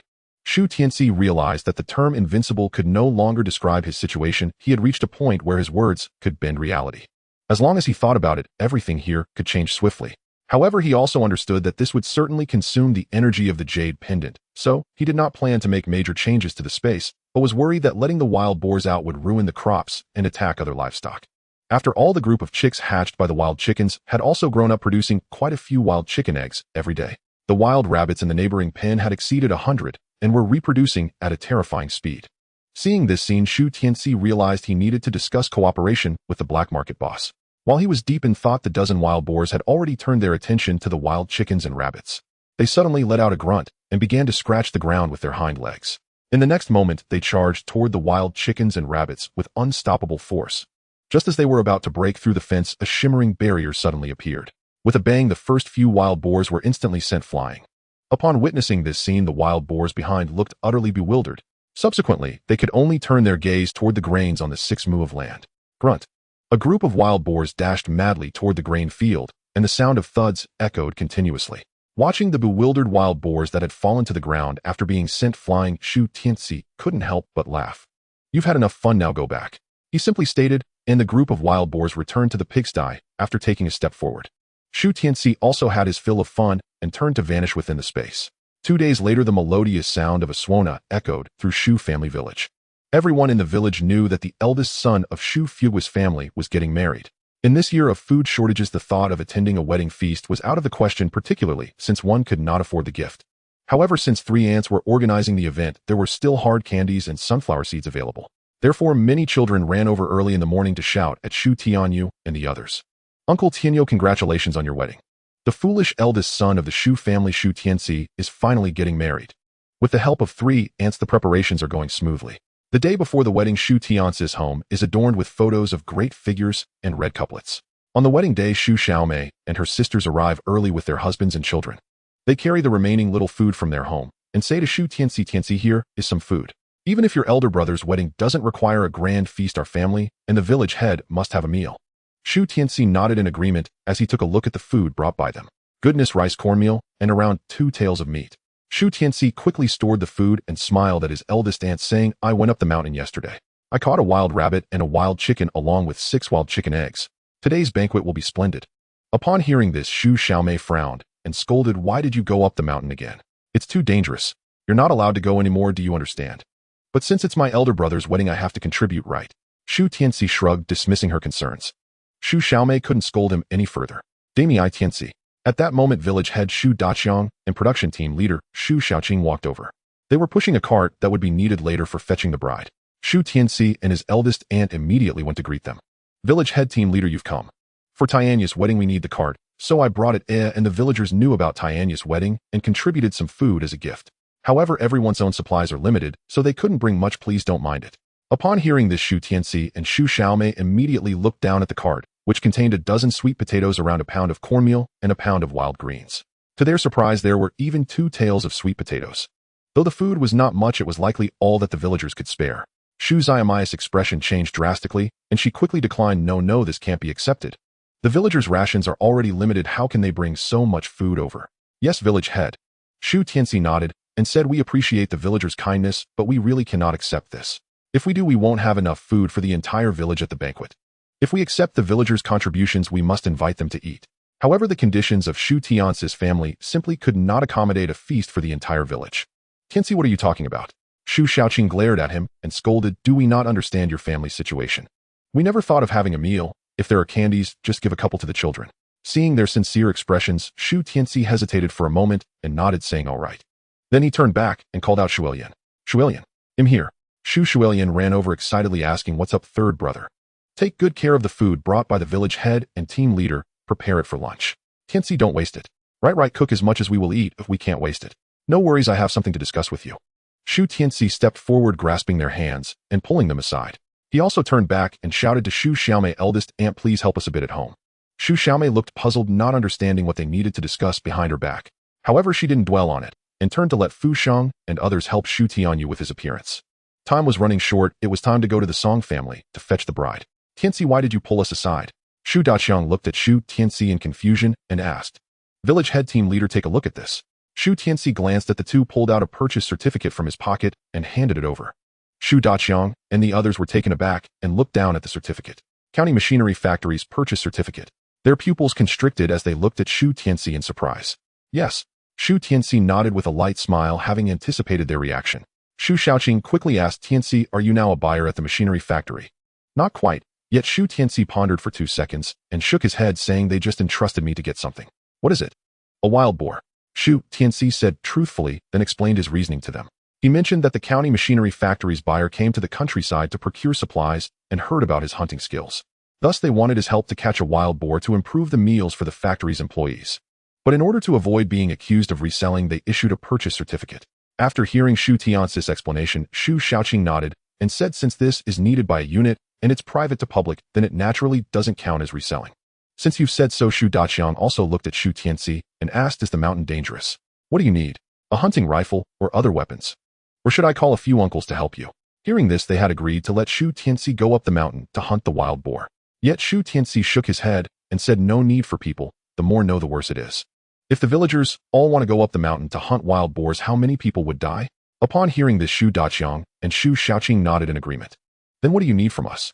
Shu Daqiang asked. First, I need a hunting rifle. Shu Tianci hesitated for a moment and said. Additionally, I want to give the bulk of this transaction to the village collective. Upon saying this, Shu Daqiang and Shu Xiaoqing's pupils constricted. What? You want to give the wild boar you catch and the profits from the transaction to the village collective? Looking at the shocked expressions of the two, Shu Tianci decisively nodded yes. But I still have to say this, you cannot tell anyone about this, as I'm afraid someone might get jealous and report me, accusing me of taking collective assets. If the commune sends someone to investigate, you must provide me with proof. Shu Daqiang and Shu Xiaoqing exchanged glances and nodded decisively, saying, okay, no problem. After saying this, Shu Daqiang patted Shu Tianci's shoulder with a look of appreciation. Tianci, I knew you wouldn't be useless forever. Now that you have a connection with the machinery factory and can think of the village, I'm very pleased, my nephew. Shu Tianci smiled, secretly thinking that he hadn't thought this way at first. It was only today, seeing the villagers bringing their rations, that he had this notion. Stinky, Tianci, hurry over and carry the bag. Fu Jinfeng's voice came, signaling that they were ready to fetch the bride. Shu Tianci smiled at Shu Daqiang, and the others took back the purchase certificate and turned back home. On the way from the Shu family to Songjia village, Shu Tianyou, dressed in new clothes, was pulling a cart. On the cart lay a pile of rice straw with a brand new red quilt spread over it. A group of emaciated villagers surrounded them, their faces adorned with genuine smiles. Congratulations, congratulations. Tianyou is marrying a wife. He will have a woman by his side from now on. Oh dear, even our big fool is getting married, haha. Big fool, do you know what to do after you get married? Some villagers sincerely congratulated while others made lewd jokes. Shu Tianyou's fair face flushed with warmth as he walked, revealing a simple smile to the group. Shu Xianglian and Shu Tianci stood on either side, with Shu Xianglian responsible for pulling out hard candies and sunflower seeds from her pocket. Shu Tianci held the cheapest cigarettes, offering a few to the older men on both sides. The children of the ants were playing the suona, making a loud and bright sound. Especially as they played and danced, they looked quite comical. Soon the bridal procession entered Songjia village. Big man from the Shu family, here to marry our Yurua. Welcome, welcome. The girl can finally have someone to rely on. Big fool Yurua isn't well regarded at home. You must treat her well in the future. Song Yurua was quite well regarded in Songjia village, and everyone knew that her life was not easy. Although Shu Tianyu was a bit foolish, everyone in the surrounding villages knew he was hardworking and diligent. According to the farmer's mindset, as long as one worked hard in the fields, they would never go hungry. As for how Shu Fuguwei and his wife died, they believed it was simply because they had too many children. If they weren't starved to death, then the children would be. Compared to the suffering at home with Song Yurua, some villagers hoped she would marry into the Shu family. So after Shu Tianyu and his group entered the village, they received a warm welcome. Not to mention the candies in Shu Xianglian's hands and the cheap cigarettes in Shu Tianci's. There were also some old bachelors who couldn't find a wife and were eyeing Song Yurua, shouting out, "Big fool, do you even know what to do after getting married? If you don't know, come find my uncle tonight. He can teach you step by step, haha. You son of a bitch." Shu Tianci didn't care and directly kicked him. Ouch! The old bachelor flew back several meters, clutching his stomach and spitting bile. This was still a result of Shu Tianci holding back, otherwise he could have kicked him to death. The villagers of Songjia were momentarily stunned, not expecting this kid to have such strength. Some villagers became agitated, pointing at Shu Tianci and shouting, "What are you doing? Why are you hitting people?" Shu Tianci didn't care about that, pointing at the old bachelor and shouting, "Old man, are you going to keep making trouble? I warn you, today is my brother's wedding day. I'll keep your mouths in check and say something festive with candies and cigarettes. If anyone dares to speak lewdly about my brother and sister-in-law, I will make you unrecognizable. Do you believe me?" Given his current fair complexion, his words lacked any intimidating presence. However, the image of that kick was still fresh in everyone's mind, making it hard to deny the weight of his words. The villagers who had just made lewd jokes trembled, feeling as if they had survived a disaster. Tianci, Shu Xiaomei, and the others were also panicked and hurriedly pulled Shu Tianci back. "Today is your brother's wedding, don't cause trouble." Shu Tianci snorted coldly, staring at the villagers blocking the road in front of him, and said, "Get out of the way. My third brother told you to get out of the way. Did you not hear?" Fu Shijin seemed to be filled with adrenaline, running up to Shu Tianci and pointing at the group of Songjia villagers. But the next second, he was in trouble with his ear being grabbed. "Do you think you're very impressive?" "Aunt!" Fu Shijin cried out in pain, covering his ear and shouting, "Sister, sister, I was wrong, I was wrong."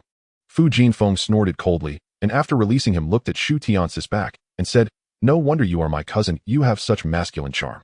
My third brother is amazing."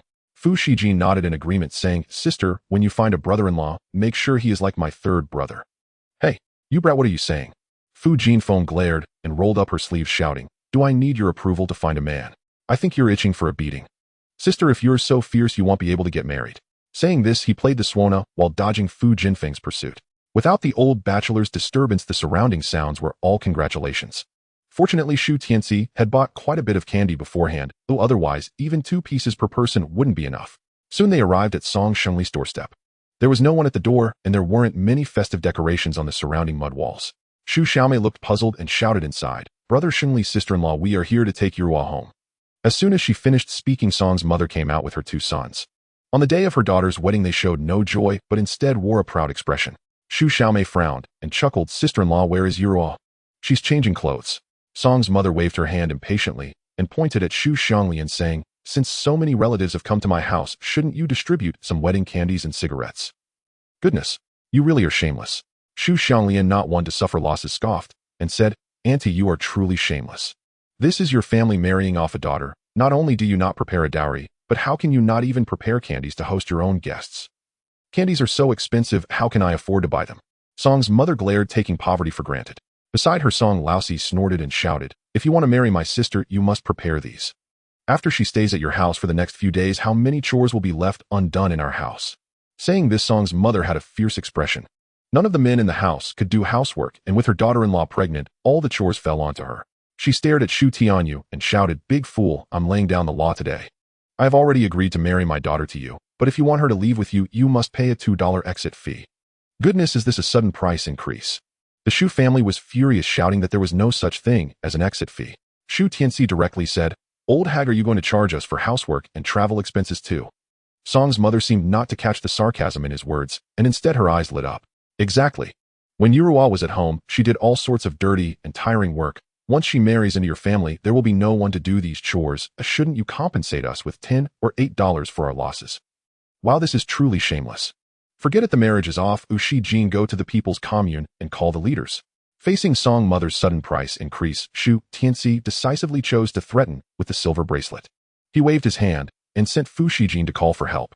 The kid cooperated, shouting aloud, "All right," as he turned and ran. Not to mention the Song family. Even Shu Tianci couldn't call him back now. Song Xiangli rushed out from the room, furious. Third son of the rich family, do you really want to make a big deal out of this? Listen, the villain cries first. Shu Tianci clicked his tongue and shook his head, then raised an eyebrow at Shu Xianglian. Shu Xianglian was taken aback, then immediately understood the implication. She showed a look of grievance and shouted loudly, "Look folks, which family gets married and has to pay a fee for leaving home and for the ride? Our brigade's face is about to be completely lost by this group of people. Right? Song Xiangli is really out of line. In this day and age, it's good enough not to starve. His family demands both money and meat for marrying off their daughter. Now they even want a leaving fee and a ride fee. How embarrassing. How could there be such shameless people in our Song family? Shut up. What are you making noise about?" Song mother scolded angrily, shouting, "My family marrying off a daughter isn't your family's business. Why are there so many issues?"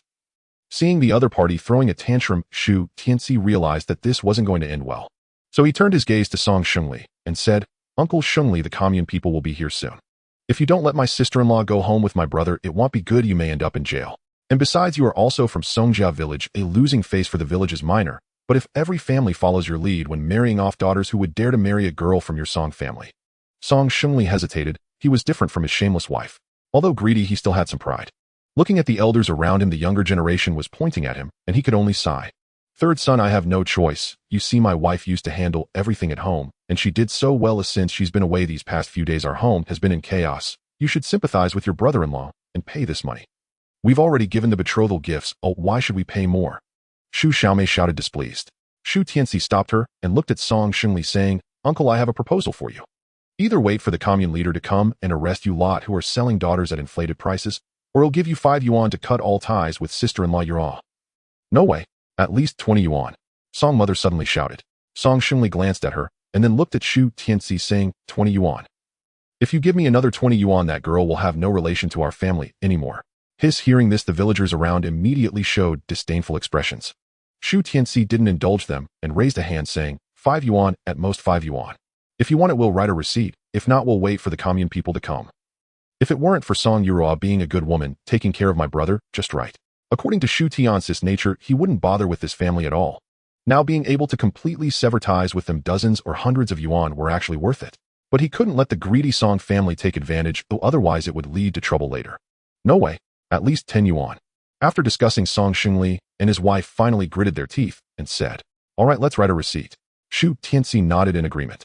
Seeing his readiness, Song Xiangli and his wife immediately looked regretful. However, given the circumstances, they still went back to write a receipt immediately. Song Xiangli and his wife both pressed their fingerprints, and Shu Xiaomei and her sisters immediately started gathering money. Shu Tianci glanced at them and stopped reaching for his money. Soon they got the receipt, and Shu Xiaomei also handed 10 yuan to Song Xiangli and his wife. "Song Yang, help your sister out." Soon Song Yuruo, dressed in new clothes, walked out, but without any makeup. Given the Song family's nature, they certainly didn't take their daughter's wedding seriously, so they didn't dress her up. Shu Xiaomei looked at Shu Tianyou and shouted, "Tianyou, hurry and help your wife onto the cart." Upon hearing this, he immediately approached with a smile to assist Song Yuruo. Before she got onto the cart, Shu Tianci handed over the receipt. "Sister-in-law, press your handprint here, then go home with my brother." Song Yuruo looked at her parents with tearful eyes, then gritted her teeth and pressed her handprint on the receipt. Her parents didn't prepare anything for her, as she herself was the best dowry. After Song Yuruo got onto the cart, the welcoming party began to return. "Aunt, take this." Shu Tianci glanced at his aunt and handed over several big bills. Shu Xiaomei looked down and her face changed instantly. She hurriedly pressed Shu Tianci's hand, saying in a low voice, "Where did you get this money?" "Take it first, Bill, explain when we get back." Shu Tianci replied softly. Hearing this, Shu Xiaomei could only put the money away for now. Just as they were leaving the village, Fu Shijin suddenly jumped out from the side. "Third brother." Everyone was startled, and Shu Tianci frowned, saying, "Didn't I tell you to find the leaders? Why are you hiding here?" Fu Shijin exclaimed in confusion, "Third brother, didn't you ask me to scare them?" "Hey, this kid is really clever."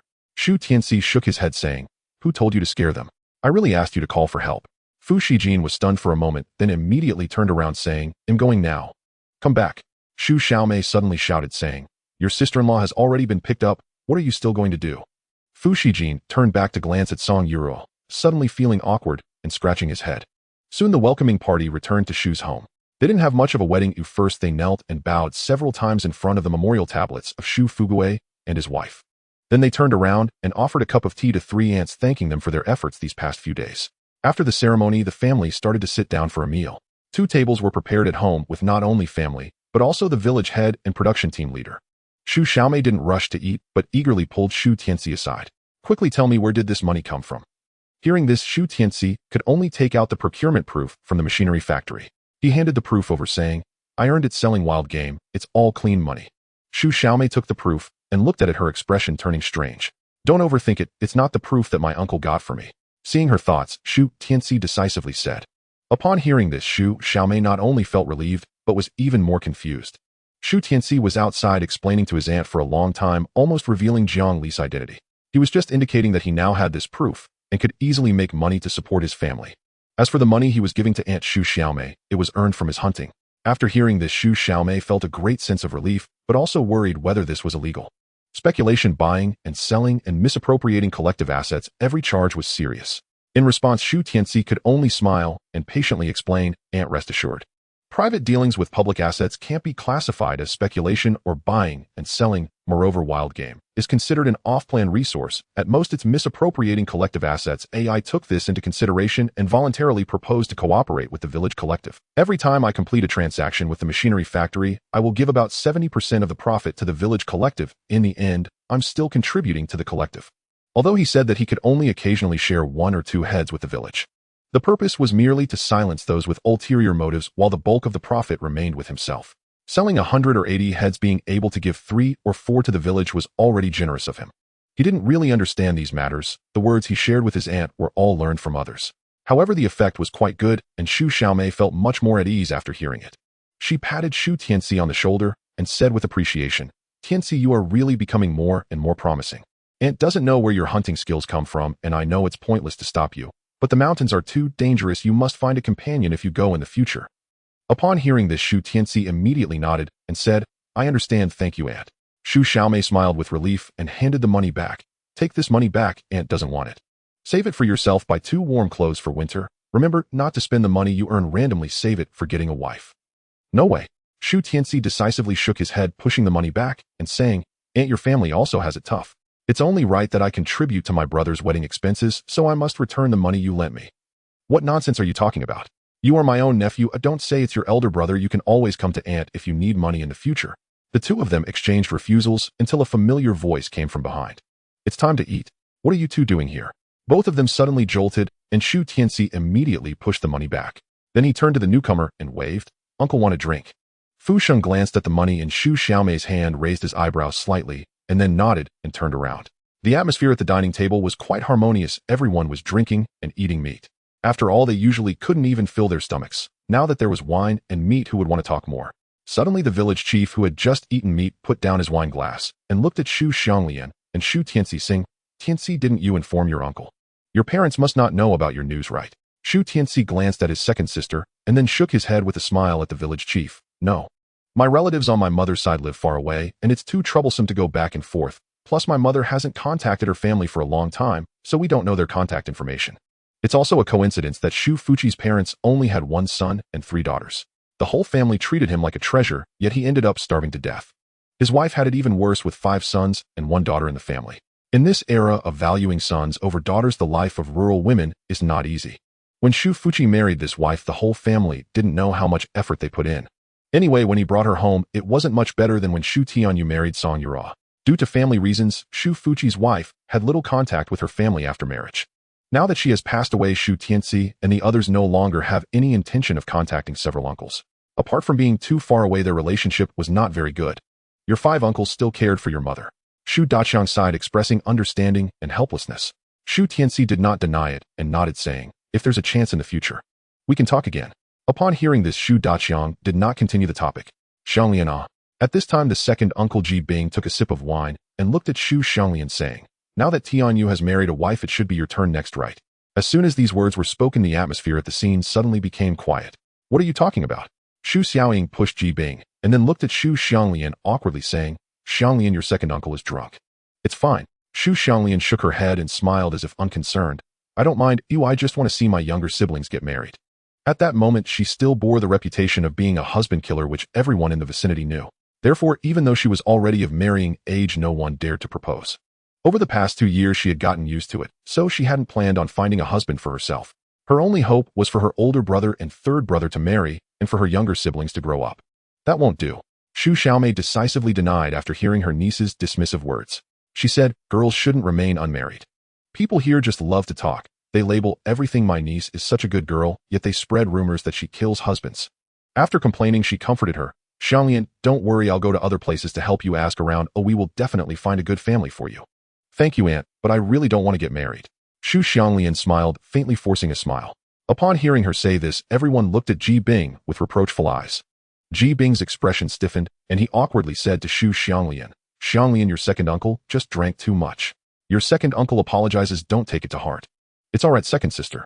Shu Tianci suddenly smiled slightly, putting his arm around her shoulder and saying, a girl can live well even without relying on a man. If there's a chance, I'll help you find a job in the city and then arrange for a city household registration. Oh, just wait and see, those men will surely chase after you like dogs, begging you to marry them. Although this statement is not incorrect to Fu Sheng and others, it just sounded like empty talk. I have to say our third brother is quite ambitious. The little uncle chuckled, glancing at everyone before looking back at Shu Tianci. Tianci, your little uncle has great expectations for you. When you have that capability, remember to arrange a job for little uncle as well. Although this statement seems reasonable, it feels particularly strange coming from his mouth. It was treated as a joke. Little uncle, don't underestimate my third brother. Fu Shijin was displeased and stood up, saying, I tell you, if my third brother says he can arrange work for Sister Xianglian, then he will surely be able to arrange it. I also believe in Tianci. Fu Jinfeng nodded in agreement, casting a supportive smile at Shu Tianci. Apart from the two siblings, the village chief, the captain, and Shu Xiaomei also believed in him, which made the three uncles somewhat puzzled. When did this lazy kid gain such high credibility? The laughter and chatter at the dinner table soon came to an end, and Shu Tianci could sense the attitudes of his three uncles. It must be said that all three held considerable prejudice against him. Only the eldest uncle was somewhat better, showing a willingness to help him. The second uncle was taciturn, harboring disdain in his eyes, but not voicing it. The youngest uncle, however, showed no reservation at all, openly flattering his brother-in-law and teasing Shu Tianci without subtlety. As a result, their children had varying attitudes towards Shu Tianci. However, Shu Tianci did not mind, as he did not need to rely on these people for support. If you treat me well, I will repay you doubly. If you treat me poorly, I won't force it. Just don't expect me to do anything for you. After lunch, Shu Xiaomei took Song Yuru into the room, not knowing what to say. Shu Tianyou was driven out and then pulled into Shu Tianci's room by the three uncles, unsure of what to say. Village chief Shu Daqiang pulled Shu Tianci aside and said, Tianci, I will go back now and help you get a gun. Wait for me outside tonight, and remember not to let Tianyou and the others know about the gun. Okay. Shu Tianci nodded excitedly. After watching the village chief and the captain leave, he returned to the house and saw Shu Xiaomei and the others coming out. Xianglian, Tianci, we should head back now. Make sure to take care of yourselves in the future, alright? Since no family had much food, there was no intention of staying for dinner. Alright. Faced with the idea of these relatives leaving, Shu Tianci nodded without any intention of holding them back. If you encounter difficulties in the future, come to the city to find your aunt. Shu Xiaomei hugged Shu Tianci's shoulder and said. Shu Tianci nodded and then saw his second aunt Shu Xiaoyin come up and pat his shoulder. Not knowing if it was due to the second uncle's scrutiny, she merely smiled without speaking. As for the youngest aunt Shu Xiaoxia, she was even more distant, just smiling at them. Until they all finished saying their goodbyes, Fu Jinfeng stepped forward and smiled. Tianci, you can also come to me if you need something. If you want to find a job for Sister Xianglian, I can help too. No, you should just focus on your own matters. Shu Tianyou decisively shook his head and scolded, don't start thinking about how to use that little power just because you became a leader.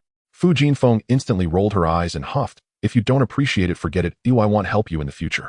After saying that, she turned and left. At the moment she exited, Shu Tianci called out, thank you, sis. Fu Jinfeng paused, instantly turning back with a bright smile to look at Shu Tianci. Soon the three aunts and Shu Tianci's siblings said their goodbyes and left the Shu family. Shu Tianci and Shu Xianglian walked part of the way back and saw that Song Yuru had already come out. At that moment she was wearing a new outfit, neatly tidying up the bowls and chopsticks on the table. Shu Xianglian and the others helped nearby, sweeping the floor, taking out the trash. Shu Xianglian hurriedly rushed forward, grabbing Song Yuru's hand and taking the bowls and chopsticks from her. She said, sister-in-law, let me handle this. Today is your big day, so just relax. No, I have to work. I am your sister-in-law, so I must take care of you. This sister-in-law was indeed quite nice, but it was exhausting to hear her speak. Shu Xianglian was patient as well, and after arguing with her for a long time, she chose to work together. To fully integrate into a new family, one must work together, speak face-to-face, and share meals. Song Yuru, who married in the morning, seemed to have integrated into this big family by the afternoon. In the evening, she eagerly wanted to go to the kitchen to cook, leaving the whole family at a loss. Thus, Shu Tianci could only have Shu Xianglian and the others help chopping firewood and lighting the fire. Looking at the pile of sweet potatoes and pumpkins along with ample oil, salt, soy sauce, and vinegar, Song Yuru exclaimed so much. Seeing this, Shu Xianglian immediately explained that was all brought by third brother. He's quite impressive. Ever since he fainted from hunger once, our family hasn't gone hungry again. However, he doesn't allow us to ask where these things come from, so sister-in-law, don't ask either. If someone outside asks, just say you're hungry, all right? Song Yuru looked at her in surprise, seeming to understand something. She quickly nodded and said, all right, sister-in-law won't ask. Then water Xianglian, how much do we need to prepare? Upon hearing this, Shu Xianglian immediately indicated they should prepare as much as the family could eat. After all, Shu Tianci had never let them go hungry. Sister-in-law. At this moment, Shu Tianci walked in with a peeled wild rabbit in his hand. Just a bit of trouble for you. Besides the staple food, please cook this wild rabbit as well. Song Yuru was taken aback and exclaimed again, meat. There was chicken and rabbit meat at the noon banquet, and now another rabbit in the evening. Shu Tianci smiled slightly and casually said, our family is not short of meat. If you want to eat, just tell me. As the sounds of banging echoed from the village, the meals at Shu Tianci's home were also ready. On a damaged 8 immortals table, a round board was added, allowing all 7 family members to finally sit down. Shu Tianci poured a cup of spring water for the whole family and then stood up with his cup. Today is a good day, the day sister Yuru marries our elder brother. Let's raise our cups. Let's toast to our elder brother and sister-in-law with tea instead of wine, wishing them harmony and happiness in the future. Upon hearing this, Shu Xianglian and the others immediately stood up with smiles on their faces. They held their bowls and looked towards Shu Tianyou and Song Yuru, who were seated at the front. Shu Tianyou smiled, and holding the blushing Song Yuru stood up together. Thank you, Xianglian Tianci, Shuilian Tiance Shuilan. And may our family be harmonious and happy. After saying this, the 7 family members drank the spring water in their cups in one go. Good. Everyone clapped, and Shu Tianci waved his hand, saying, all right, let's eat. Everyone sat down again, but Song Yuru had a somewhat peculiar expression. Shu Tianci glanced at her, and then looked at Shu Tianyou, saying, elder brother, let sister-in-law eat more meat. Wife, eat more. Shu Tianyou nodded, and quickly picked up a piece of rabbit meat for Song Yuru. Thank you. Song Yuru felt both shy and touched, instinctively expressing her gratitude. Everyone was stunned and looked at each other in surprise. Song Yuru cleared her throat and continued, thank you. She seemed to feel her throat had recovered a bit. Shu Tianci laughed heartily and smoothed things over, saying, look, you've made sister-in-law happy. She speaks much more smoothly now. Upon hearing this, the whole family burst into joyful laughter. After dinner, they prepared to rest. Shu Tianci was waiting for the village chief to arrive when he suddenly heard a noise coming from next door. Ahem. Shu Tianci looked over and inquired, third brother, what is elder brother doing? Children should not pry into so much. Upon hearing his younger brother's inquiry, Shu Tianci sternly reprimanded, just pretend you didn't hear anything and don't ask tomorrow. Shu Tianci exclaimed, turning back to continue sleeping. Children's sleep is already deep, especially after being nourished by the spiritual spring for this period. Soon the faint sound of Shu Tianci's breathing could be heard beside him. Shu Tianci glanced over, and even the slightest sound was clear to his ears. At this moment, he felt a bit annoyed at this damned hearing. At the same time, he realized that his aunt and Song Yuru had been secretly discussing something. Anyway, he didn't believe that his foolish elder brother Shu Tianyou could understand such private matters. It's time to get my elder brother and sister-in-law a house. Shu Tianci thought to himself. Meow. Suddenly a clumsy cat's meow came from outside the window.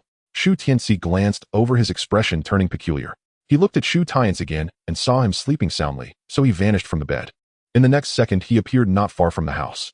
Looking towards his home, he found a sneaky figure outside the window. Shu Tianci chuckled softly and stepped forward, whispering, village chief.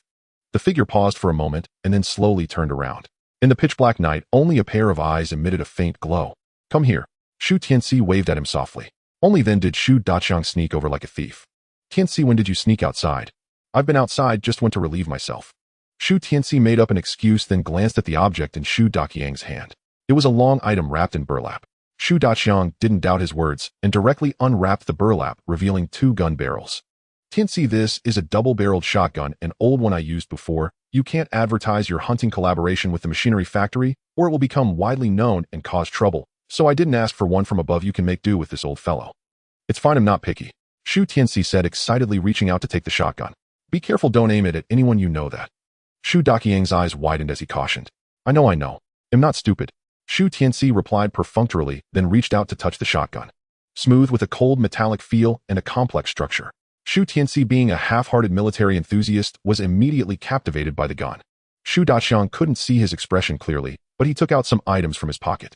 Here are over 20 rounds of ammunition. I used up the rest before. Since this is your first time handling a gun, take these bullets to the back mountain to practice tomorrow. Once you're completely familiar with this gun, we can think about hunting wild boars on the mountain. Thank you. Shu Tianci didn't hesitate, stuffing the bullets into his pocket. Shu Tianyou didn't notice that his bulging clothes quickly deflated. All right, I'll head back first. Seeing Shu Tianci agree, Shu Tianyou prepared to leave. Village chief. Shu Tianci suddenly called out, and when the other turned around, he hurriedly asked, "What if I run out of bullets?" "As long as you hand over the money from selling the wild boars, they'll find a way to get more." Shu Tianyou replied, suddenly stepping closer to Shu Tianci. Shu Tianci took a step back and saw the other staring at him. "Remember, don't let anyone see it, and don't aim at anyone. If anything goes wrong, I can't protect you." "Don't worry, I will never take it out usually." Shu Tianci patted his chest and assured. He had a jade pendant space, and others would definitely not discover the existence of the shotgun. Moreover, he wasn't the kind of person who liked to show off, or why would he take out the gun casually? Seeing Shu Tianci's serious agreement, Shu Tianyou reminded him a couple more times before turning to leave. "In the future, approach the mountain from more than 5 kilometers away. There are too many people around here." Watching the figure gradually disappear into the darkness, Shu Tianci finally put the gun into the space. He quietly appeared in the room without waking the sleeping Shu Tianci. The noise from the next room also stopped, which relieved Shu Tianci. The next morning, Shu Xianglian time to work. Shu Tianyou and Shu Xianglian were already prepared, followed by Song Yuru. "Oh, is Tianyou's wife going to today?" "Tianyou, did you not eat last night? Your wife can still get out of bed." Upon hearing this, everyone burst into laughter.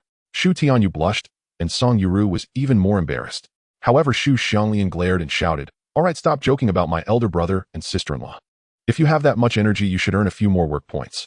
In the village, there are not many entertainment options, but crude jokes come one after another." After they left, Shu Tianci looked at Shu Xianglian and the others and said, "Third brother might not come back for lunch, so you don't need to wait for me." After speaking, he took a wild chicken egg, peeled the shell, and took a bite. "Third brother, where are you going?" Shu Xianglian also took a bite of the egg, asking curiously, "I'm going to the city to find a job to earn money to buy new clothes for you, okay?" "Really?" The 3 younger siblings' eyes lit up with joy. "That depends on whether you all behave or not." Shu Tianci smiled slightly, stroking his chin. Shu Tianyou quickly nodded and shouted, "I will listen to third brother." Shu Xianglian even directly came forward, hugging his thigh and saying, "Third brother Xianglian will also behave." "Good, you all are the best." Shu Tianci smiled with satisfaction and reminded, "When third brother is not at home, you still need to listen to elder brother, sister-in-law, and second sister." "Got it." After chatting with his younger siblings for a while, he put on his woven hat and went out. When he left the village, he encountered many villagers, all asking if he was going up the mountain. Facing their inquiries, Shu Tianci decisively shook his head and said, "No, I'm just going to the city." He couldn't let people know he was going up the mountain to hunt. Envious people would definitely be jealous. For example, Aunt Yunying, he had heard Tianci mention her sarcastic remarks more than once while she was working. If she had the opportunity, she would definitely report him. Shu Tianci shook his head and soon arrived at the main road. He glanced around and directly ran towards the county town. "Wanatwin! Wanatwin!" Just as he was about to reach the town, a synchronized shout suddenly came from behind. Shu Tianci turned around and saw 2 rows of militia running towards him in formation. He immediately recognized that these were the men and women selected from various villages to form the militia. Among them was Su Jun, whom he had saved on the mountain before. Judging by their appearance, they seemed to be in training. Brother-in-law! Brother-in-law! Shu Tianci had no intention of responding to the group of militia, but was called back as he turned around. If it were anyone else, he wouldn't have cared, but he was quite familiar with that voice. To say that Shu Jun was thick-skinned is an understatement. He dared to shout recklessly in front of so many people. Shu Tianci was startled and quickly turned around to scold, "Shut up." As soon as he finished speaking, Shu Jun hurried over with a grin. "Brother-in-law, where are you going so early?" The leading militia ignored him and shouted to the others, "Everyone keep running." After shouting, he took the lead and ran ahead with the others following suit. Shu Tianci glanced at them and found that many of the militia were smiling warmly at him. Only 2 militia members around 18 or 19 years old spat on the ground as they passed by him.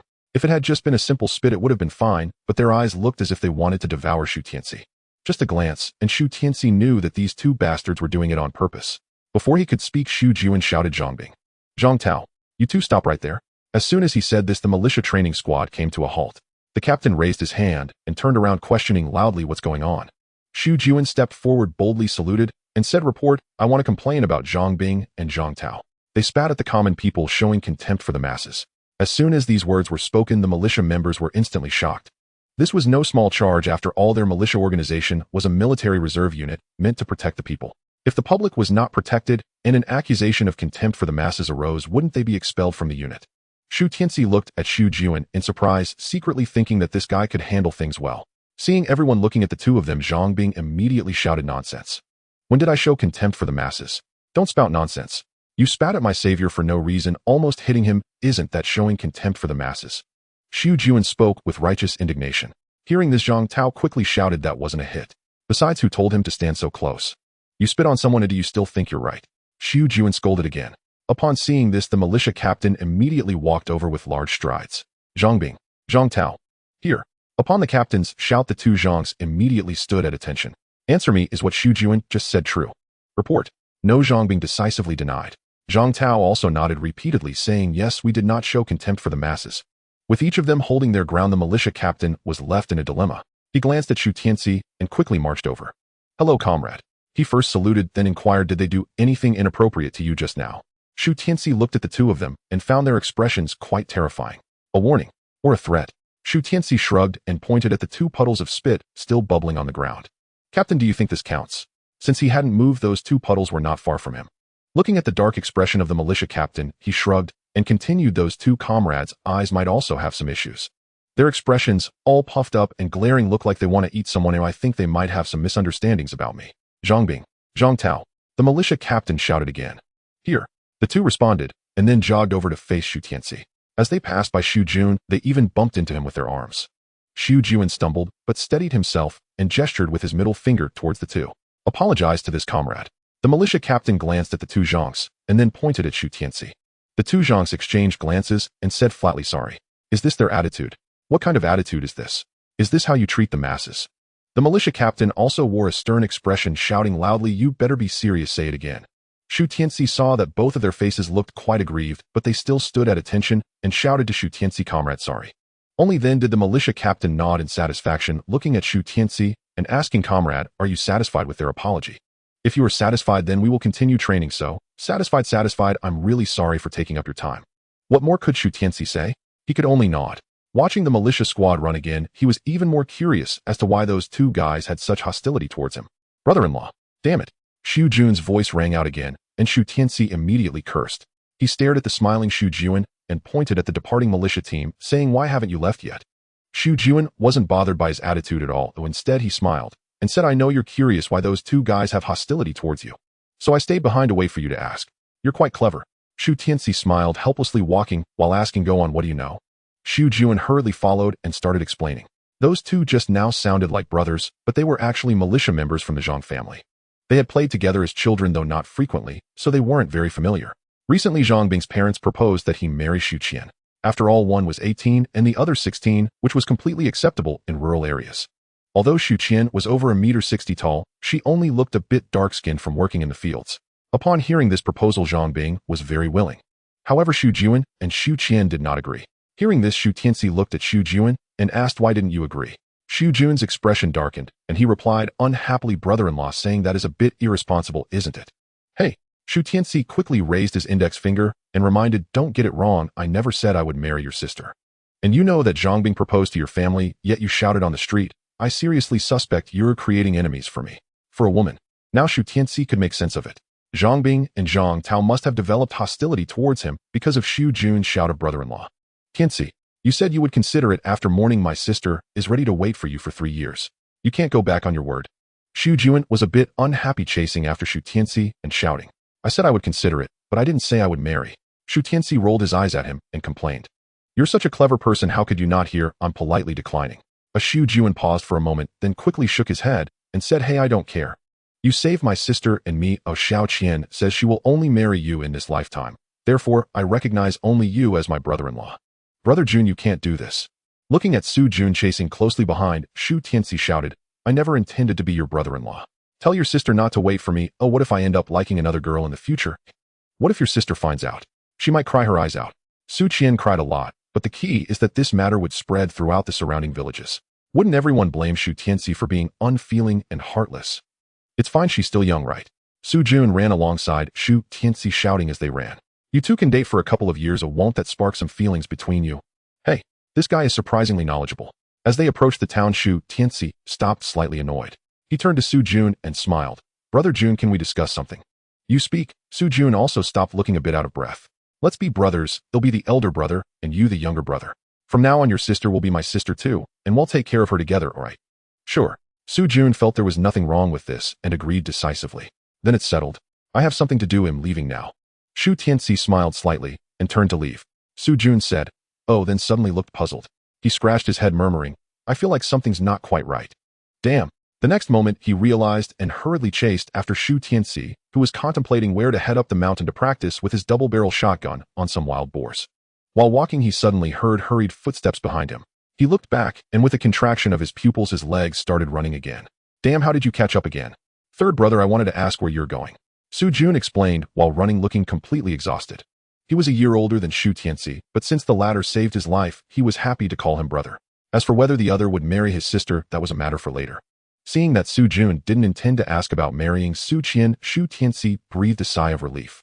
He glanced at Shu Jun's hand and asked, do you have a gun with you? No, I don't. Why? Shu Jun hesitated and shook his head.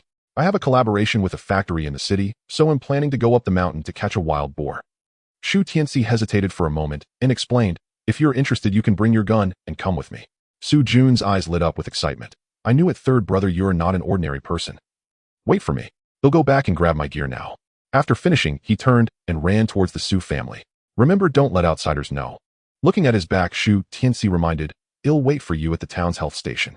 Don't worry. Shu Jun waved his hand and quickly disappeared onto the main road.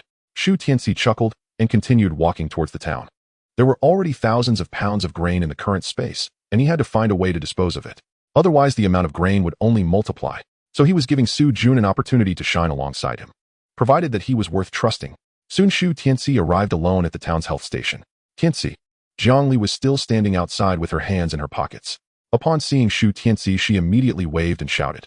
Then she looked him up and down with a hint of surprise, saying, you seem to have gotten much paler again. At this rate, people might even believe you're an intellectual. I can't help it, it might be related to not doing farm work. Shu Tianci shrugged, glanced around, and then stepped forward with a smile. Sister, is there no business? What business is there? Zhongli shook her head and complained, there are quite a few who invited me over. But after going there, I realized they were all suffering from hunger. There's nothing I can do. After all, I don't have food to give them. Indeed, many illnesses nowadays stem from hunger. After all, the big pot meals at the cafeteria are either wild vegetable soup or rice and bean soup, only served twice a day. For families with many children, the parents have already fed their kids. How could they not be hungry? Shu Tianci didn't dwell too much on this. It was just the state of the times. He looked around and then said to Zhongli, I plan to head up the mountain and bring you back a wild boar. Upon hearing this, Zhongli's eyes lit up. She asked, have you come to a decision? Shu Tianci chuckled and said, I'll collaborate with the village collective and give them a little taste of sweetness first. As for how much I'll report to them, that depends on my mood.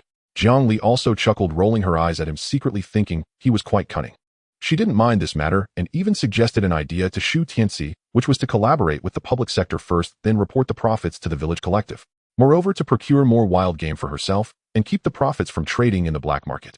When spending money, don't be too extravagant to avoid arousing jealousy among the villagers. Sister, you really gave me a great idea. Shu Tianci nodded, giving Zhongli a thumbs up. Don't be silly. Zhongli waved her hand, turning to walk into the health station. Shu Tianci looked around and followed her in.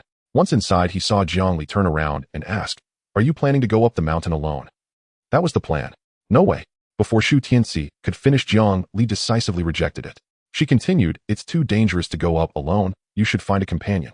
Have you thought about how you'll transport the wild boar into the city if you catch one? Shu Tianci didn't argue with her. He simply retorted, do you have any good ideas? Firstly, you need to be sure you can catch a wild boar or bring one directly here. Zhongli hesitated for a moment and said, then I'll help you contact the buyer and have them come pick it up. That's a good plan. Shu Tianci's eyes brightened as he nodded. Okay, let's do it. Zhongli didn't mind. She just told him to find another partner. Since he had already reported to the village collective, there was no harm in finding another assistant. Shu Tianci looked at her and shook his head. No need, I've already found one. Just as Zhongli was confused, Shu Jun came rushing and panting. Third brother. Shu Jun shouted to Shu Tianci, then smiled at Zhongli. Hey Dr. Zhang is here too. Of course. Zhongli rolled her eyes and complained, this is my territory. After saying that, she turned to Shu Tianci and asked, is the assistant you mentioned him?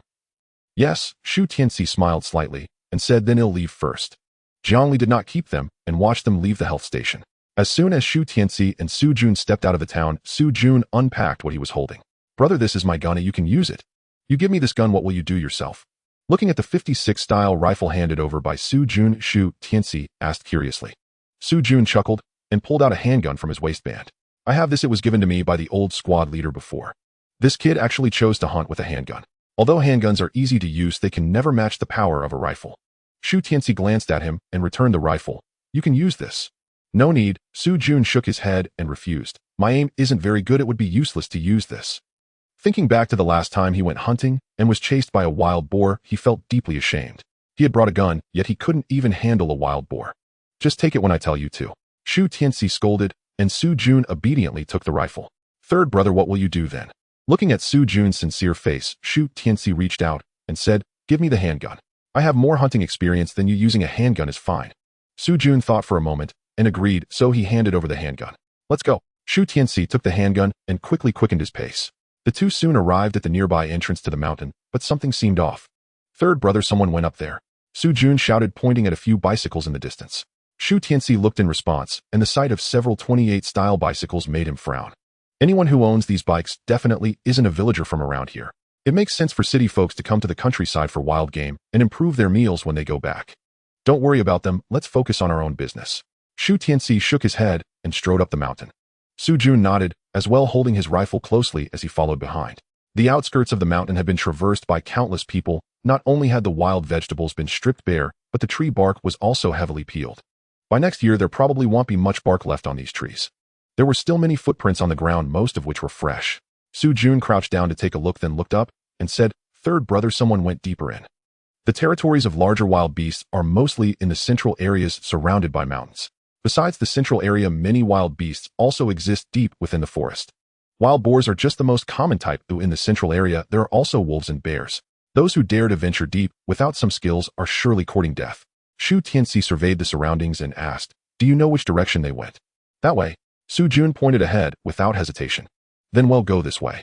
Shu Tianci nodded and turned to walk towards the right front. Shu picked up a stick to disturb the footprints and slowly followed behind Shu Tianci. After walking for a while, Shu pointed to the top and said, Third brother, a bird's nest. Shu Tianci stopped, closed his eyes to sense, then shook his head. It's empty. Huh. Shu was taken aback, surprised. How did you know that? If you don't believe me, you can go up and take a look. Shu Tianci chuckled, not explaining further. After being cleansed by the spiritual mist, his perception was terrifyingly strong. Now it seemed he could retrieve the bird's nest above with just his thoughts. But he wouldn't do that, at least not in front of Shu. He also sensed that there was nothing inside the bird's nest. It was completely normal for there to be a few experts at tree climbing in the dozens of villages within several dozen miles. So Shu Tianci didn't pay it any mind and continued walking forward. Suddenly, he realized that Shu who had been following him, was gone. Looking up, he saw that the kid had actually climbed the tree with the gun on his back. What are you doing? Shu Tianci called out in a deep voice. As soon as he finished speaking, Shu had already climbed to the position of the bird's nest. His tree climbing ability was quite strong. He had escaped from a wild boar attack using this skill last time. He reached out with an expectant face, took down the bird's nest, and took a look. There was indeed nothing inside, but Shu's expression did not fall. Instead, he was very excited. He immediately slid down from the tree and ran to Shu Tianci with an excited face. Third brother, there really is nothing in there. Shu Tianci frowned and questioned, don't you trust me? No. Shu's face changed and he hurriedly explained, I was just curious and wanted to verify it. I promise. I won't doubt your words next time. Alright, I was just joking with you. Shu Tianci smiled, patting his shoulder. Let's go, we might need to act separately later. Huh. Shu was startled and quickly explained. Third brother, that's not okay. Having just the two of us is already very dangerous. If we separate, won't the danger increase? Are you afraid? Shu Tianci retorted. Yes, Shu nodded decisively. Then he changed the subject. I'm afraid you'll get hurt. Just take care of yourself. Oh, I won't be too far from you. Shu Tianci chuckled and said, we need to try to find wild boars and avoid running into other people. Hearing this, Shu could only nod in agreement. Thus, as the two ventured deeper into the forest, when the greenery appeared, Shu Tianci pointed to the right. Under Shu's puzzled gaze, he indicated that he would go left. Shu Tianci instructed, remember, if you find any traces of wild boars, come to me. Okay. Shu didn't understand why he wanted to do this, but still turned to walk to the right. Shu Tianci walked to the left until he sensed Shu's presence was almost gone, and then a double-barreled shotgun appeared in his hand. This type of shotgun belonged to the category of shotguns and had considerable power. Since Shu was just there, he couldn't take it out in vain. He could only temporarily send him away. As for hunting, he was here to practice shooting today. Shu Tianci chuckled softly and turned again, walking at a 35-degree angle toward Shu's direction. Bang! Bang bang! Suddenly, several gunshots rang out in front. A commotion erupted in the sky above the forest with countless birds immediately flying away. Shu Tianci frowned and glanced in the direction of the gunfire. He suddenly realized that the danger here was not just from wild beasts, but also from people. Without hesitation, he turned and chased after Su Jun. Roar! A series of roars came sounding like more than one beast. Third brother, run! Su Jun suddenly ran over frantically shouting in panic. Shu Tianci glanced behind him and his muscles tensed. He wanted to open the safety and fire a few shots, but Su Jun pulled him and they ran. Shu Tianci cursed angrily, damn. What's going on? Su Jun's face turned red running and shouting, someone over there is randomly shooting provoking a beast tide. I just curiously took a look and a few wild boars came chasing after me. Su Jun is truly unfortunate. Last time he made a mistake and was chased by wild boars. This time it's even more ridiculous. He was chased by 5 wild boars just for taking a second glance. Shu Tianci was rendered speechless thinking to himself how he could have found such a jinx. However, he was also quite curious about the group of people recklessly shooting over there. If they were professional hunters, they would never make such a basic mistake. Huff huff, the enraged sounds of the wild boars echoed behind him, growing closer. Su Jun turned around and shouted, damn. What do we do, third brother? Split up and run.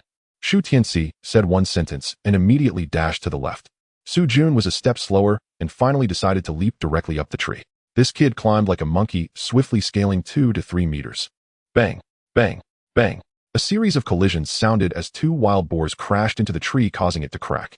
Su Jun cursed and quickly clamped the tree with his legs, loading his gun with both hands.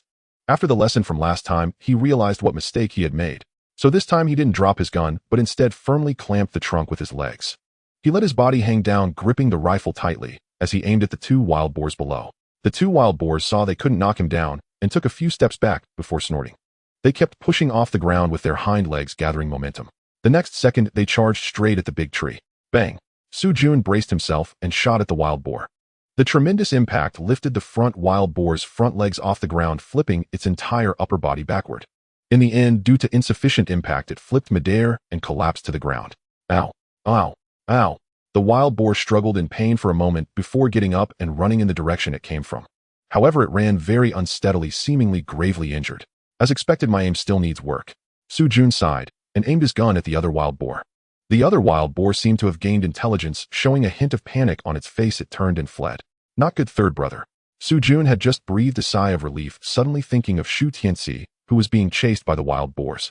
So he hurriedly slid down the tree and ran in the direction Shu Tianci had gone. Thud! Suddenly a loud noise and the wail of a wild boar echoed not far away. Su Jun's eyes lit up and he rushed over. However, when he arrived at the source of the sound, he found it hard to believe and was completely in awe of what he saw. He saw Shu Tianci pinning down the tusks of a male wild boar with both hands while the wild boar's hind legs kept pushing against the ground. The ground beneath him had already been dug deep by its struggles, yet it still hadn't moved an inch. Looking at Shu Tianci's expression, he merely frowned slightly. And not far away on the ground, 2 wild boars were lying among the dead leaves. Their faces were battered and bleeding profusely, seemingly suffering from significant fatal injuries. Su Jun's pupil shrank as he exclaimed, damn, third brother is amazing. Hearing the voice, Shu Tianci turned his head to look and was immediately pushed back 2 steps by the wild boar. Su Jun's expression changed, and he was about to raise his gun to shoot at the wild boar. Aunt! At that moment, Shu Tianci suddenly shouted, and then with a mighty roar his hands bulged with veins. The over 300 pounds of wild boar was instantly lifted off the ground and raised up directly. Under Su Jun's stunned gaze, the wild boar was then slammed heavily onto the ground. Thud! The heavy object hit the ground, instantly kicking up a cloud of dust. As the wild boar was left dazed, Shu Tianci flipped onto its back, and then his massive fists fell like rain, pounding relentlessly on the wild boar's head. The sound of thumping continued, and the wild boar's struggles weakened until it finally fell silent. Su Jun gasped and stepped forward, saying, third brother, you're too fierce. Seeing Su Jun safe and sound, Shu Tianci also breathed a sigh of relief. In response to the question, he just rolled his eyes and said, you think I wanted to? He ran very quickly, surpassing 3 wild boars in no time. Since he was here to practice shooting, he hadn't planned to enter the jade pendant space. When he felt he had run far enough, he turned around and shot one of the wild boars. As it was a face-to-face encounter, the wild boar at the front was directly shot in the head. But before he could fire a second shot, the other 2 wild boars charged at him directly. After undergoing the spiritual mist cleansing, Shu Tianci had no idea how much strength his body had gained. So he tossed his gun aside and engaged in a battle of strength with the wild boars. And just like that, he single-handedly took down 2 of the 3 wild boars. Su Jun expressed some admiration and then asked, so what about these 3 wild boars? What else can we do? We'll sell them all to the factory later. Shu Tianci replied casually, then looked curiously at Su Jun's body. Su Jun was taken aback and looked at himself in confusion. Just as he was about to ask, Shu Tianci spoke up asking, what about the other 2 wild boars? One got away.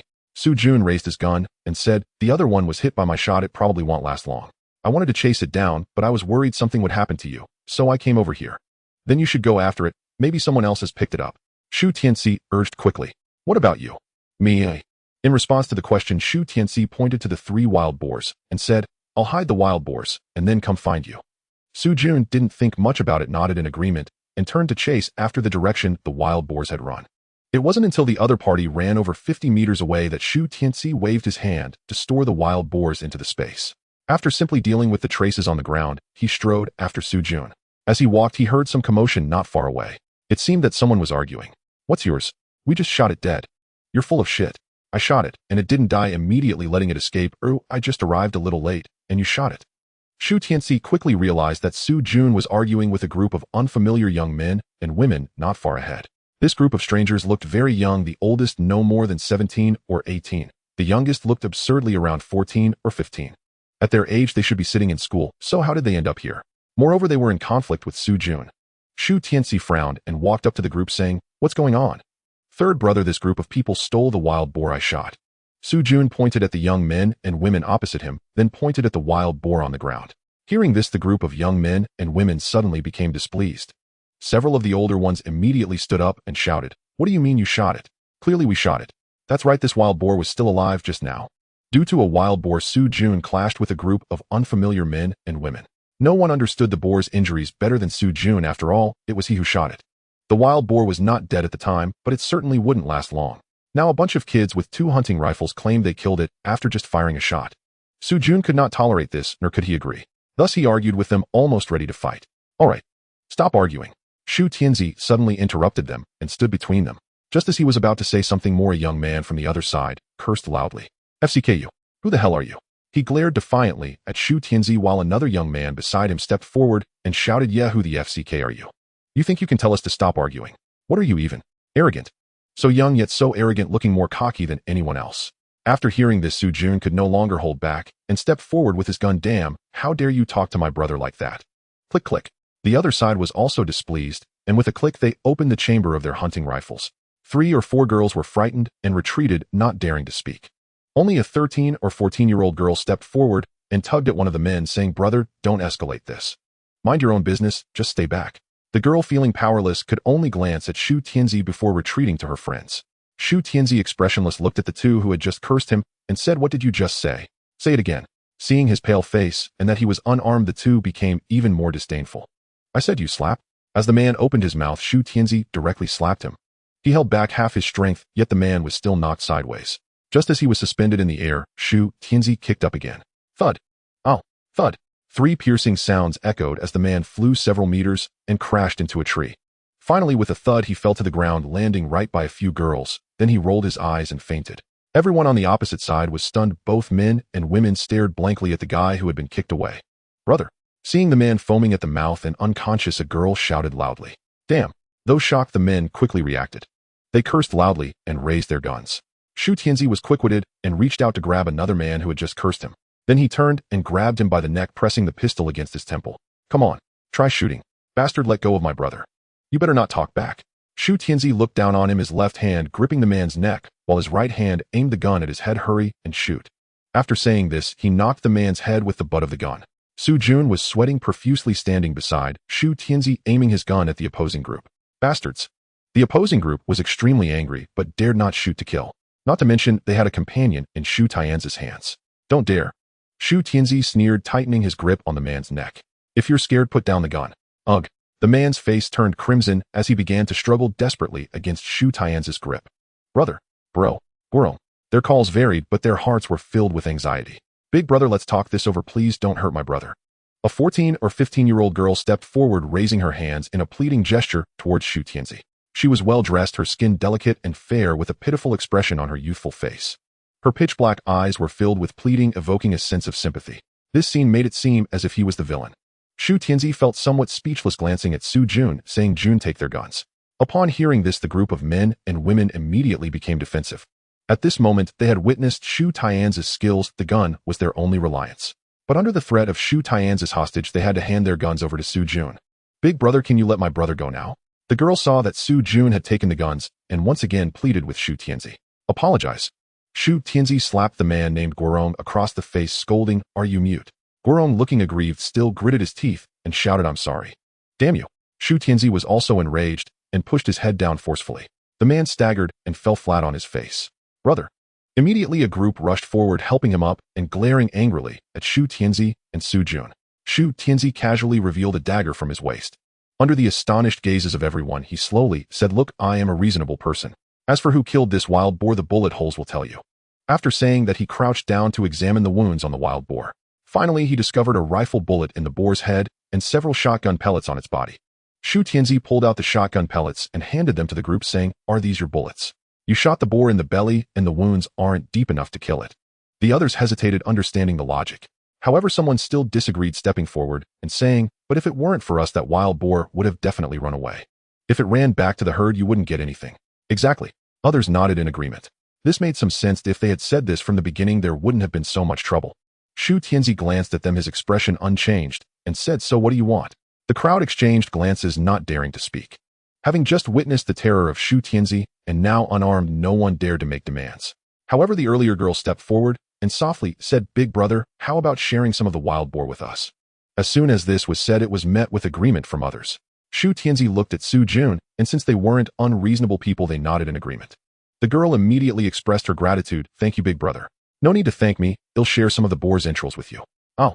A chorus of exclamations erupted, and the people opposite looked shocked. Whether it was the sound of surprise that resonated or not, a synchronized sound of running suddenly echoed from deep within the mountains. Everyone looked up, puzzled, towards that direction. With snorting sounds and rising dust, flocks of birds flew up, creating a truly terrifying spectacle. "Not good. A beast tide is coming again," one person exclaimed, and everyone's faces changed in unison. Huff puff. In the depths of the mountains, the continuous roars of wild beasts echoed, sounding like more than just wild boars. Shu Tianci and the others who were discussing how to divide the meat panicked and shouted, "Run. Once we get out, we'll be safe." As soon as the words fell, everyone jumped up and ran towards the outside of the forest. The person who had just been knocked out by Shu Tianci could only be supported by others moving extremely slowly. Another injured student stumbled and nearly fell, but got back up and continued to flee. "Third brother, you go ahead, I'll shoot them." "Shoot your head, hurry, and run." Su Jun wanted to use his gun to shoot at the beast tide, but his gun couldn't fire continuously. So Shu Tianci directly gave him a shove, urging him to run quickly. After Su Jun reluctantly gritted his teeth and ran wildly, Shu Tianci turned back to put away the hunting guns into his space. Looking at the oncoming beast tide, a glint of light flashed in his eyes. If he could store all these in his space, he would never need to hunt again in this lifetime. Unfortunately, there was still a group of people behind him. Off. He then lifted the dead wild boar with one hand and threw it towards the charging herd of wild boars. With a bang, the boar's corpse directly knocked the leading beast of the herd away. "Damn." Hearing the commotion, Su Jun and the others turned back while running and were immediately shocked by the sight. The force was a bit outrageous, wasn't it? But before they could think too much, the beasts behind trampled over the few wild beasts and rushed forward again. A group of students screamed in terror and then exerted themselves to escape again. However, with two injured people being dragged along, they couldn't run fast. Sure enough, after just 2 steps, one stumbled and fell to the ground. Brother, get up quickly." The 2 girls cried out, shaking and shouting. Other students, seeing this scene, intended to help, but when they looked up, they saw a group of wild beasts behind Shu Tianci. So they could only step forward and grab the hands of the 2 girls, shouting, "Run." The 2 girls stumbled and were then dragged along. The man with lighter injuries got up and started to run desperately. But seeing his brother still lying on the ground, one girl directly broke free from their hold. I want to save my brother." As she said this, she pounced onto the seriously injured man next to her. She wanted to continue shaking her brother, but looked down to see a pair of bare feet and straw sandals. What a hassle. A voice of complaint came, and the girl immediately realized she had been lifted up by someone. Then with a spin, she found herself pressed against a wall as hard as stone. Looking down, she found she was actually being carried on someone's back. "Hold on tight, I won't take responsibility if you fall." A scolding voice echoed, and the girl quickly wrapped her arms around the person's neck. "But my brother." As the girl spoke, she discovered that the man lying on the ground was being lifted up as if he were a small chicken by the person in front of her. Her mouth opened in surprise, and she noticed the scenery around her rapidly retreating. She glanced left and right and realized it was because the man beneath her was running too fast. At this speed, they were about to catch up with the others who had been fleeing for over a minute in the blink of an eye. Third brother damn. Shu Jun, who was fleeing, saw that Shu Tianci hadn't caught up yet and intended to turn back to shoot the wild boar. However, a figure flashed by him, and who else could it be but Shu Tianci? Outrageously, he was carrying one person on his back and holding another in his hand. Even more outrageously, he was running faster than them. In the blink of an eye, he had already dashed ahead of everyone. The girl looked down in astonishment at the man beneath her, secretly wondering what kind of monster this was. But when she saw the person's face, she couldn't help but be mesmerized.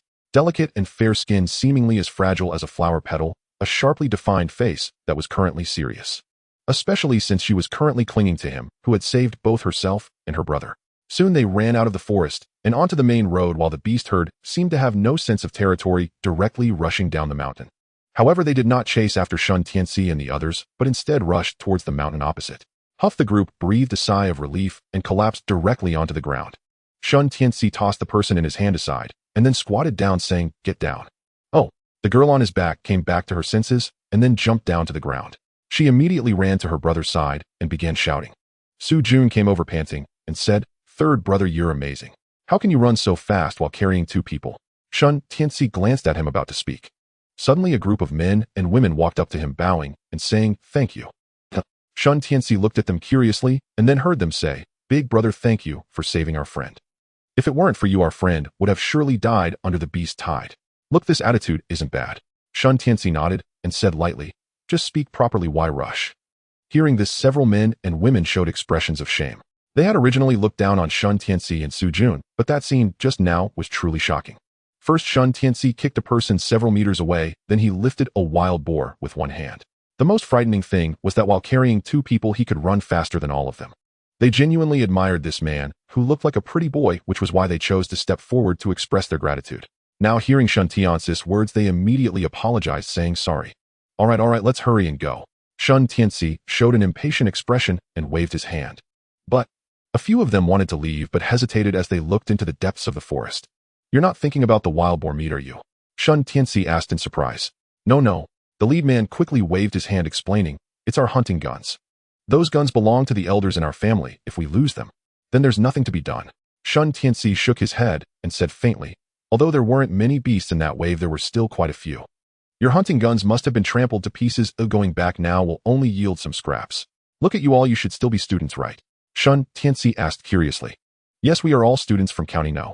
1 high school. Since we are on break, we came up the mountain to hunt." "Who knew? Don't come again in the future." Shu Tianci interrupted them, expressionless, and said, "Go back and tell your parents about the beast tide. They want fuss over the guns." At this point, the group hesitated for a moment, ultimately sighing in regret. At this time, the girl hiding on the ground suddenly turned back and shouted, "Can you help me check on my brother? Why isn't he awake yet?" Hearing the girl's cry, everyone hurried over. Upon seeing the boy still unconscious after experiencing life and death, their expressions suddenly turned peculiar. Although he said nothing, Shu Tianci still noticed that the group's gaze was intentionally or unintentionally drifting towards him. In their eyes, Shu Tianci was indeed too ruthless. But Shu Tianci understood that he had already gone easy on them. However, he indeed knocked the man out. He couldn't just leave him unattended. So he squatted down in front of the girl, and under her expectant gaze, he waved his hand, "Let me take a look." After saying that, he pressed on the man's chest and patted his face. Under the strange gazes of the crowd, he pinched the man's cheek with his left hand, forcing his mouth open. As he placed his other hand near the man's mouth, a few drops of spring water fell into his mouth. "It's fine, he should wake up soon." Shu Tianci withdrew his hand and wiped it on the man's body. "Really?" the girl asked with a strange expression, puzzled. Cough, cough. Before Shu Tianci could speak, the man lying on the ground began to cough. Brother, you're awake." Everyone looked at Shu Tianci in surprise, their pupils filled with a hint of admiration. This guy is truly terrifyingly strong. Turning back, they asked the girl's brother, "Joey, are you okay?" What happened to me?" Joey slowly sat up and asked.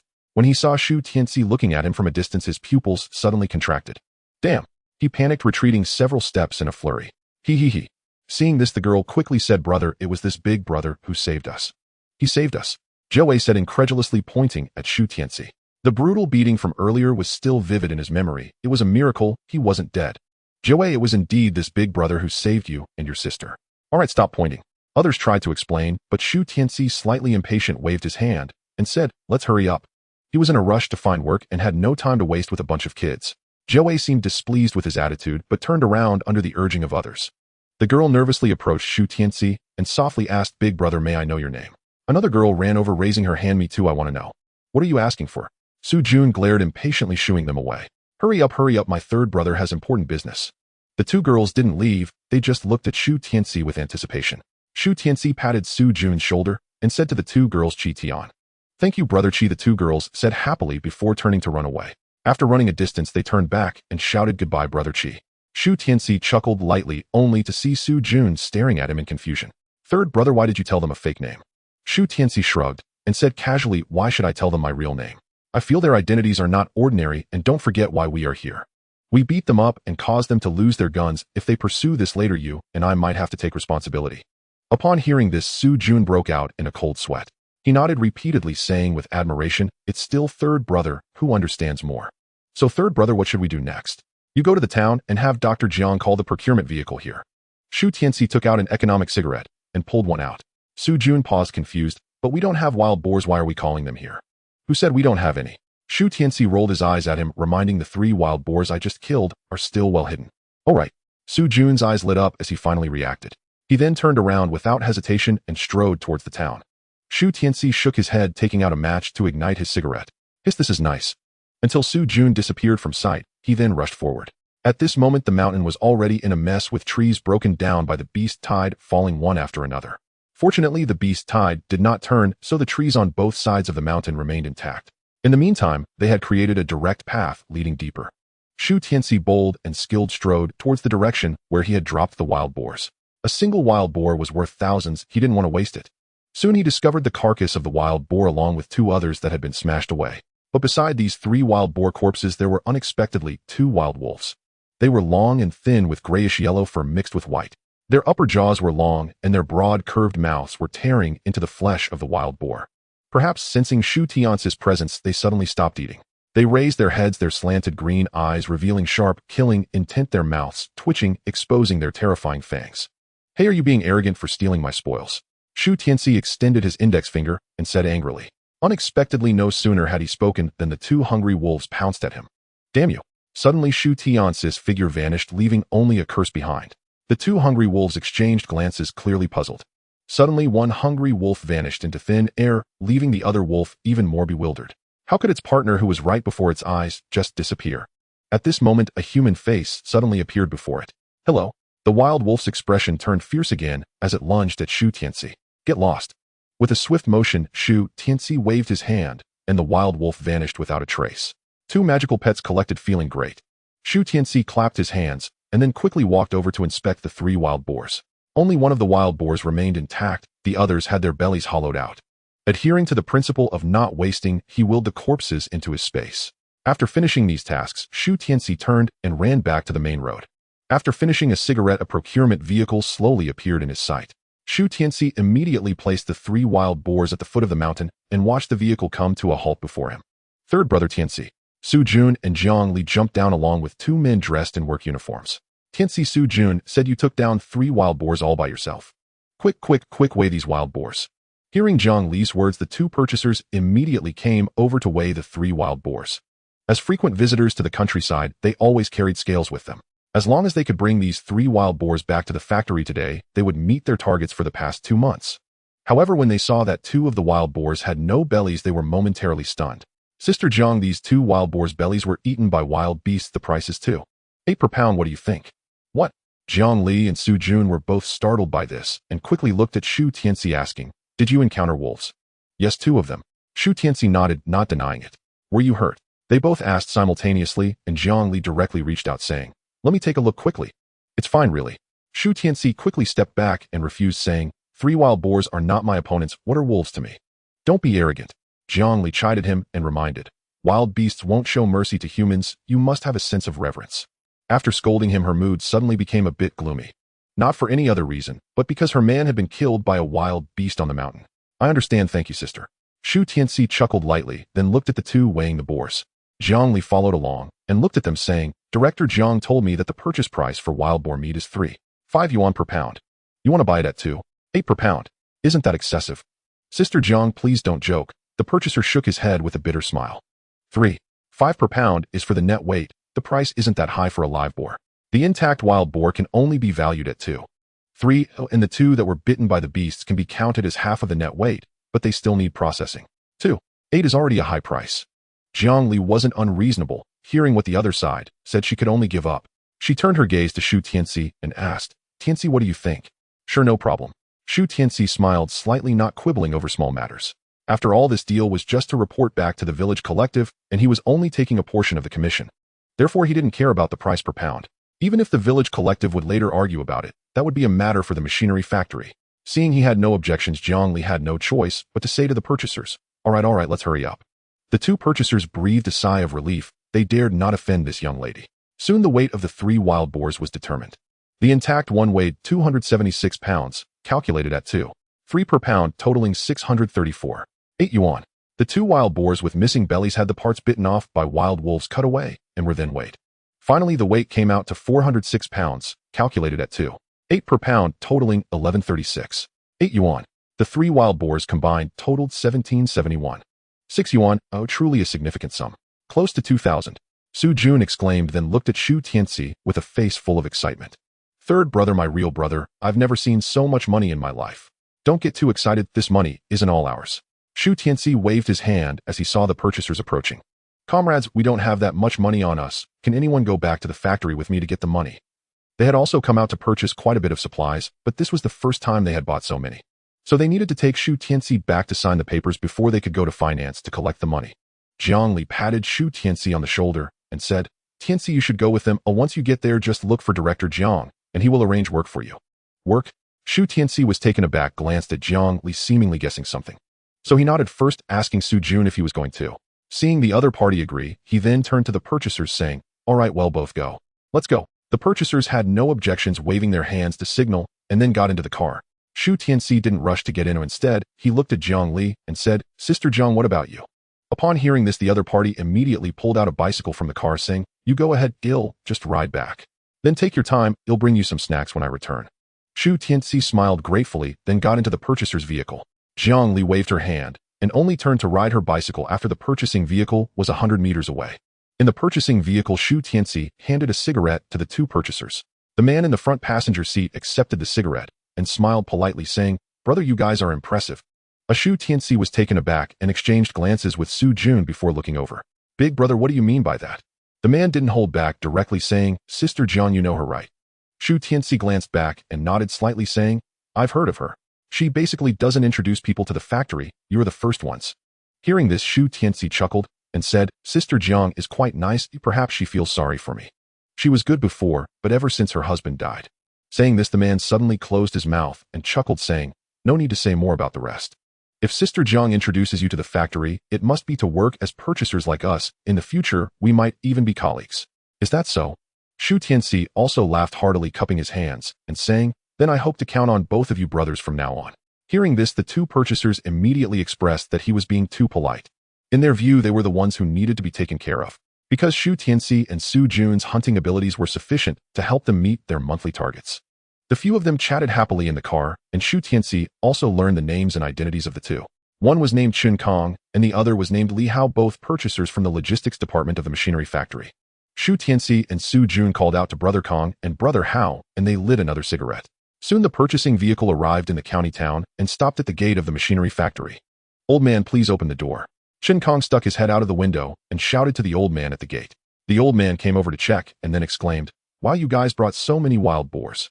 Chen Kong explained with a chuckle, and the old man cheerfully opened the door. At this time, Li Hao turned back and softly said to Shu Tianci, Tianci, let me tell you, don't look at our factory security guard being an old man. He is actually a relative of our factory's leadership. Shu Tianci was taken aback and then chuckled, saying, I understand. In this era, the security guards of state-owned enterprises are basically old men, but their identities are definitely not ordinary. If you are visiting leaders in any unit, it's essential to build a good relationship with the security guard. Soon the purchasing vehicle stopped at the logistics department. The few of them got out of the car, and Li Hao said to Shu Tianci, let's go, we'll take you to meet Director Jiang. Brother Tianci, Brother Su Jun, this is Director Jiang of our logistics department. Li Hao brought Shu Tianci and Su Jun to the office, introducing Jiang Li's father to them. Shu Tianci stepped forward and greeted, hello Director Jiang. Jia sent me here. Upon hearing Jiang Li's name, Director Jiang suddenly realized, you are the impressive hunter my daughter mentioned. Shu Tianci, right. So young, yet capable of handling wild boars. As he spoke, a hint of skepticism appeared in Director Jiang's eyes. Seeing this, Su Jun felt a bit displeased, but Shu Tianci pretended not to notice. He laughed heartily and said, Director Jiang is joking him, just an ordinary person, how could I have that ability? These were all accomplished collectively by the village, it has been exaggerated. Upon hearing it was a collective effort, Director Jiang nodded in agreement. He coughed lightly, preparing to say something. Li Hao, unable to hold back, stepped forward and softly reminded, Director Brother Tianci truly has remarkable skills. What remarkable skills can someone in their teens have? Director Jiang's eyes widened, speaking dismissively. He got 3 wild boars. Li Hao chuckled and truthfully said, 3 wild boars. What's the big deal? Director Jiang sneered, but his expression suddenly froze. He looked at Li Hao in astonishment and exclaimed, What? Wild boars? Afterward, he turned to Shu Tianci and asked, 3. Shu Tianci glanced at Li Hao and nodded with a smile. It wasn't just me. Before he could finish speaking, Director Jiang interrupted, Oh, Tianci, I knew you were impressive. It's clear you're not an ordinary person. Shu Tianci chuckled, secretly preferring Director Jiang's earlier rebellious demeanor. Director Jiang nodded at him and then realized, What are you standing there for? Sit down and let's chat. Shall we go pour a cup of tea for Tianci and this young brother? Shu Tianci glanced at Su Jun, and the two of them grabbed a stool and placed it beneath them. Tianci, Lily briefly mentioned your family situation to me. She considers you a brother. So you don't need to call me Director Jiang, just call me Uncle Jiang from now on. Uncle Jiang. Shu Tianci was not polite and immediately introduced Su Jun beside him. This is my brother and my companion for this hunting trip, Su Jun. Director Jiang first nodded in satisfaction and then glanced at Su Jun appreciatively upon hearing the introduction. Not bad. Since you are Tianci's brother, you can call me Uncle Jiang as well. Uncle Jiang, Su Jun called out, then looked at Shu Tianci with gratitude. Director Jiang smiled and lit a cigarette, saying, Tianci, Lily should have mentioned it to you. The food in our factory has become too bland. We can't even present decent dishes when receiving leaders. You bringing in a wild boar would be a huge help for me. I didn't expect you to bring me 3. Rest assured I will definitely treat you fairly in terms of price. As he spoke, Li Hao and Chen Kong walked in. Li Hao handed 2 cups of tea to Shu Tianci and Su Jun, who quickly accepted them and thanked him. Chen Kong then handed the prepared purchase order to Director Jiang for him to sign and stamp. Upon seeing the order, Director Jiang frowned. These 2 wild boars are so light piglets. Shu Tianci and Su Jun exchanged awkward glances and smiled sheepishly. Chen Kong hurriedly explained to Director Jiang, whose expression instantly darkened. He nodded and said gravely, It is indeed dangerous in the mountains. Being able to get wild boars is already quite difficult. Let alone having to snatch from wolves. It's fine, just handle the bite marks. After saying this, he did not mention increasing the price for the wild boars. Instead, he went ahead to sign and stamp the order. Seeing this, Shu Tianci quickly called out, Uncle Jiang. Director Jiang looked surprised and asked, What's wrong? Shu Tianci chuckled, explaining, Can I exchange for a bicycle ticket? It's quite inconvenient to get to the county town from the village without a bicycle. Later I plan to hand over part of the money to the village collective, so I need a reasonable way to spend it. Thus he planned to get a bicycle first. However, obtaining a bicycle ticket was not easy. Even in the black market it might not be available. But since the machinery factory was a state-owned enterprise, it shouldn't be too hard for the director to get a ticket. A bicycle ticket. Director Jiang was stunned for a moment before directly pulling open the drawer of his desk. Well, in that not too large drawer there were actually grain tickets, liquor tickets, sugar tickets, industrial tickets, and various other tickets. Truly worthy of a state-owned enterprise leader. What generosity. Just right, here's a bicycle ticket. Director Jiang pulled out a ticket and handed it to Shu Tianci. Thank you. Shu Tianci quickly took the ticket, feeling somewhat excited. Do you need anything else? Director Jiang inquired. Shu Tianci shook his head, repeatedly indicating that he would discuss anything else later. Then Director Jiang opened a new payment order and subtracted the cost of the bicycle ticket. Take this to the finance office and they will give you the money there. Looking at the receipt handed over by Director Jiang, Shu Tianci quickly accepted it and said, Thanks. Why thank me? It is I who should be thanking you. Director Jiang waved his hand and said helplessly, You have no idea how difficult it is for me right now. The meat supplied in the market is simply too scarce. Factory workers don't see meat for 10 days or half a month. They have caused disturbances more than once or twice. I feel like I might not be able to keep my position as director much longer. I understand. Shu Tianci chuckled and nodded. After all, the supply is tightening. It's all due to debt. The two did not delve deeper into this issue, as it would not be good if overheard. Then Director Jiang handed out cigarettes to Shu Tianci and Su Jun to shift the topic. He said, Tianci, I heard from Lily that you want to find a job in the county town, right? That's right. Shu Tianci nodded, holding the payment order. Without a proper job, this money feels like it's burning my hands. Hearing this, Director Jiang burst into laughter. I understand. He pointed outside and raised an eyebrow at Shu Tianci, saying, What do you think of our machinery factory? What do you mean, Uncle Jiang? Shu Tianci asked knowingly. Previously I had my doubts, so I asked Lily to give you a heads up. Today, I have witnessed your and Junzi's capabilities. I would like to keep you both as procurement officers at the machinery factory. Do I believe that with you here our entire factory workforce won't stir trouble due to lack of meat? If you're willing, I can discuss the quotas with the factory director. I have no problem, it's just about the treatment. Hearing Director Jiang's request for him to be the purchasing officer, Shu Tianci hesitated for a moment before speaking. He had long been prepared for this matter, his hesitation was merely for show. Moreover, he was not picky about the job's treatment as long as he had freedom and it did not interfere with handling the grain in the space. As for Su Jun, I have no problem either. Seeing Shu Tianci glance over, Su Jun immediately nodded and said. His dark face radiated a hint of excitement. Tianci Junzi, what is your educational level? Director Jiang suddenly inquired. Junior high school. Shu Tianci hesitated for a moment before responding. In his past life, he had dropped out before finishing junior high school, and this life was no different. Although he had managed to get by, it did not affect his junior high education. Me too. Su Jun raised his head and said. This? Director Jiang pondered for a moment, took a deep breath of smoke, and said, Tianci will be treated as a level 9 clerk with a salary of 30 a month. Junzi will be treated as a level 10 clerk with a salary of 27.5 a month, and there are some other benefits as well. Clerks are divided into 12 levels. In the administrative series, levels range from 19 to 30, with higher numbers indicating lower ranks, and higher levels receive better treatment. For those like Fu Jinfeng who graduated from a technical school, they can reach level 25 after confirming their position, which is a level 7 clerk with a salary of 37.5 a month. In this era, knowledge can truly change one's fate. A level 9 clerk is already quite good. Shu Tianci smiled and nodded. Su Jun nodded repeatedly and added, I have no problem. Having a job is already great. All right, Director Jiang laughed heartily and nodded. Then after I talk to the factory director, he'll have Lily inform you to come for onboarding. Great. Hearing this, Shu Tianci and the others had no objections and got up to leave. Director Jiang urged, Tianci, it's already meal time and the wild boar kitchen is preparing food. Stay for lunch, it will help you adapt to the factory atmosphere in advance. No, Shu Tianci quickly declined, smiling. Let's talk about it after onboarding to avoid gossip. Hearing this, Director Jiang did not insist further, but pointed them toward the finance department. Shu Tianci immediately led Su Jun toward that direction. Suddenly he asked, Junzi, are you not a militia member anymore? Not anymore. Su Jun decisively waved his hand, complaining about the days as a militia member. The militia is just a reserve force for the army. While each person has a pistol and a rifle, they are of little use. For rural construction, they have to fulfill production tasks, and the remaining time must be spent training. They do a lot, but receive no salary, only getting some benefits when participating in certain tasks. They cannot go to the battlefield or support their families. Being a militia member is truly frustrating. It was unavoidable before, but now that there is a job available, who would still want to be a militia member? The purchasing officer job may not suit you, Shu Tianci hesitated before saying. Su Jun was taken aback and questioned, I think it's fine. Have you considered that if you are not a militia member, you will have to hand over your rifle and pistol? What will you use to hunt with me then? Shu Tianci said while walking. It was then that Su Jun realized he did not have the strength of Shu Tianci to handle wild boars alone. Without a gun, he would likely die on the mountain. Shu Tianci shook his head and smiled. If given the chance, I will help you find a more promising job. Thank you, third brother. Su Jun, realizing he had been overthinking, quickly exclaimed. Soon the two arrived at the finance department and received nearly 2,000 yuan. Shu Tianci counted out 20 large black bills and handed them to Su Jun, saying, Junzi, this is for you. This time with the transaction with the machinery factory, I need to hand over 70% to the village collective. The remaining 30% you will get 10%, and I will add 200 more for you.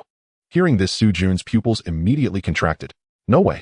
He quickly shook his head and pushed the money back, saying, I can't take this money. Third brother, these 3 wild boars were all killed by you. Oh, it has nothing to do with me. I'm already very grateful that you helped me find a job, therefore, I absolutely cannot take this money. Seeing his serious expression, Shu Tianci felt gratified and gave him a slap on the back. Are you a fool? Su Jun frowned, holding the back of his head, looking at Shu Tianci in confusion. The hunting this time was originally planned to give the collective an explanation split 2-8. In the end, even if the commune came looking for him, he would not be afraid. Now that Su Jun had joined, he had to give him a portion. So the 1% given to the other party could be considered deducted from the village collective's share. If Su Jun did not want it, Shu Tianci would have to hand it over to the village collective as well. Of course, this was based on being honest. After hearing Shu Tianci's explanation, Su Jun finally reached out to take the money. However, he only pulled out 2 large black bills and returned the rest, saying, Third brother, keep these. I took my share from this transaction. This money is my gratitude to you. This kid is truly a good friend. Shu Tianci looked at him and complained, I don't need this little bit and wouldn't take what you deserve. If you really want to thank me, please treat me to a meal at the Statron restaurant.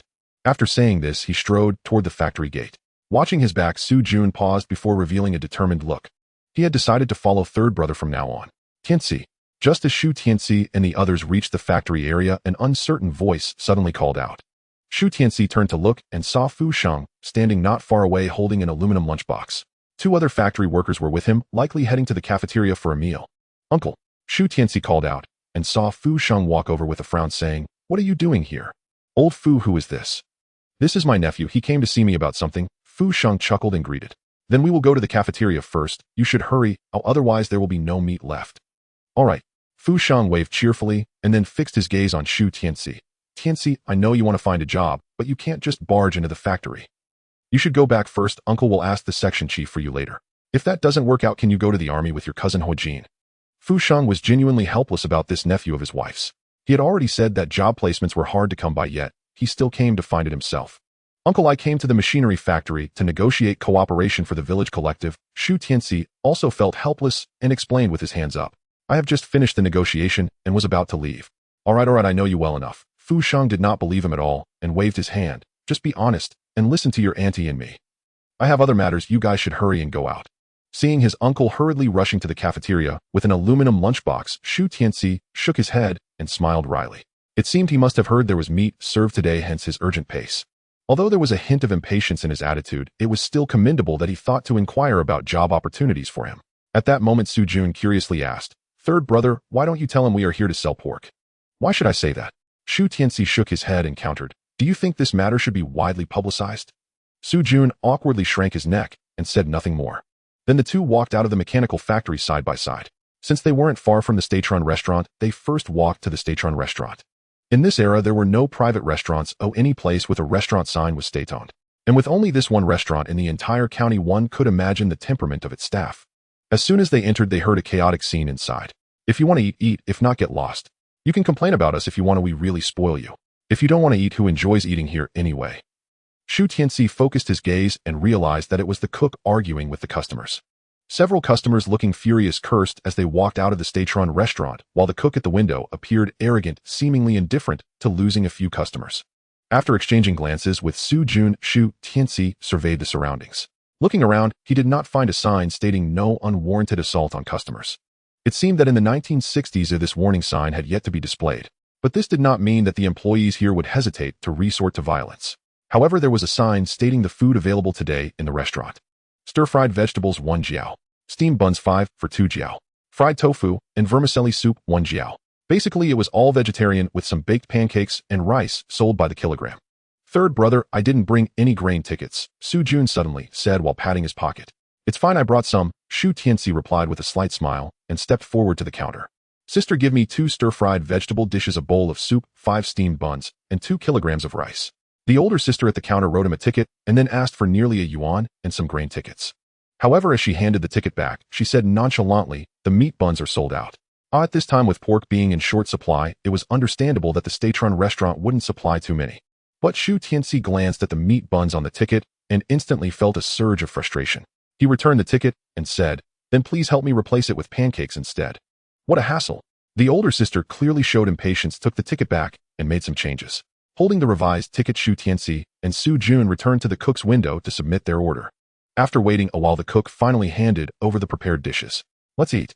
Shu Tianci and Su Jun brought all the dishes to the table and began to eat. Despite the table being filled with food, people nowadays didn't have much to spare. So they particularly enjoyed the staple food, not to mention Shu Tianci's body had been enhanced. Thus, the small amount of food on the table was quickly devoured by the two. Burp. After buying a bottle of soda, they drank it down and burped contentedly. Su Jun rubbed his belly and looked at Shu Tianci, saying, "Third brother, where are we going next?" "To the department store to buy a bicycle." Shu Tianci waved his hand and turned toward the shopping mall. The county's department store was like an expanded version of the township supply and marketing cooperative with a wider variety of items. Furniture, ready-made, clothing, bicycles, televisions, and other electronic products. The first floor was mostly daily necessities and a vegetable market, while scarce goods like bicycles and sewing machines could only be found on the second floor. Upon arriving on the second floor, the atmosphere here was much quieter than on the first. Salespeople at each counter were lounging about, chatting about the latest gossip while snacking on sunflower seeds. Shu Tianci, well aware of the nature of these salespeople, headed directly to the bicycle counter. "Sister, I want to buy a bicycle. Here is my bicycle ticket." The salesperson, not very old, looked up at Shu Tianci with bright eyes. She took the ticket and asked, "Little brother, which brand of bicycle do you want to buy, eh?" "The Yongjiu brand," Shu Tianci blurted out. "The Yongjiu 185. Upon hearing this, Shu Tianci immediately pulled out a wad of large black bills from his pocket. Seeing him counting the money, the salesperson curiously asked, "Little brother, are you in high school or vocational school?" Shu Tianci paused, puzzled, and asked, "Do you need to check education to buy a bicycle?" "Not exactly," the salesperson shook her head awkwardly, saying, "I was just asking." At that moment, an older sister at a nearby counter teased, "Young man, she's just captivated by your good looks." Ha! As soon as this remark was made, the salesperson and the customers all burst into laughter. The young salesperson's face turned beet red as she glared at the older sister, saying, "Sister Wang, what are you talking about?" Sister Wang chuckled and turned to Shu Tianci, saying, "Young man, why don't you buy a Fiji brand instead? I see you look decent, but you should dress like an ordinary family. Today you probably passed the entrance exam for college or university and your parents rewarded you with a bicycle ride. You know your parents work hard for their money. The Fiji brand can save you 20 yuan. Thank you for the reminder." Shu Tianci smiled politely, yet still pulled out 19 large black bills and handed them over. Seeing that he was not swayed, the others stopped persuading him. After he received his change and left with the bicycle, they began to whisper among themselves, pointing at his back. Kids nowadays really don't know how hard it is to earn a living. That Fiji brand bicycle is 20 yuan cheaper, which it could probably cover a month's salary for his parents. But he does seem promising. I wonder if he got into college or university. After graduating, he should be a division-level official at the very least. As they spoke, everyone couldn't help but show envious and jealous expressions. To put it another way, this is what other people's children are like. After going down to the first floor, Shu Tianci didn't rush to leave the mall, but headed to the candy counter. As for the jokes made on the second floor earlier, he didn't take them to heart. The Fiji brand was indeed cheaper, but the Yongjiu brand's 28-inch bike was always the best. Arriving at the candy counter, Shu Tianci inquired, "Sister, do you have soft candy?" "Yes, we have white rabbit candy." "How much is it per kilogram?" 2. 5 yuan, and you'll need a candy ticket." "They'll take 1 kilogram of this hard candy and the white rabbit candy." Shu Tianci immediately pulled out money and candy tickets, stating, "Third brother." After buying candy and preparing to leave, Su Jun suddenly called out. Shu Tianci looked over in confusion, only to hear him say, "Can you lend me a candy ticket?" "Sugar ticket. Here you go." Upon hearing Su Jun wanted to borrow a sugar ticket, Shu Tianci directly handed over a ticket worth 1 pound of sugar. "Thank you, I'll return it to you tomorrow." Su Jun was immensely grateful, took the grain ticket, and headed to the counter. His family had tickets, but he hadn't brought them today. The money he earned today was unexpected, so he could only borrow a ticket from Shu Tianci when he wanted to buy sugar. Then he also bought half a pound of white rabbit candy and half a pound of fruit candies. Shu Tianci didn't buy anything else, just supporting his bicycle as he walked out of the county store. It was getting late, and if he didn't head back soon, his elder brother and sister would definitely worry. So Shu Tianci didn't plan to visit the black market and decided to wait until next time he came to the county for work. Riding the new bicycle was smooth, and even with Su Jun on it felt fast. Shu Tianci had ridden on 26-inch and 28-inch bicycles before. The feeling was completely different. Perhaps this was the difference between riding someone else's bike and your own. With the boost of the bicycle, the two quickly saw the town entrance. Shu Tianci stopped and looked at Su Jun, saying, "There are too many people around, you should walk back by yourself. Keep it to yourself, don't talk too much when you get back, and don't show off. The more people who know about this, the worse it is for the community and for both of us." "Don't worry, third brother, I know what I'm doing." Su Jun promised seriously, then stuffed the candies into his pocket. "Goodbye, third brother." "Goodbye." Watching Su Jun's retreating figure, Shu Tianci suspected he would go home to enjoy the candies.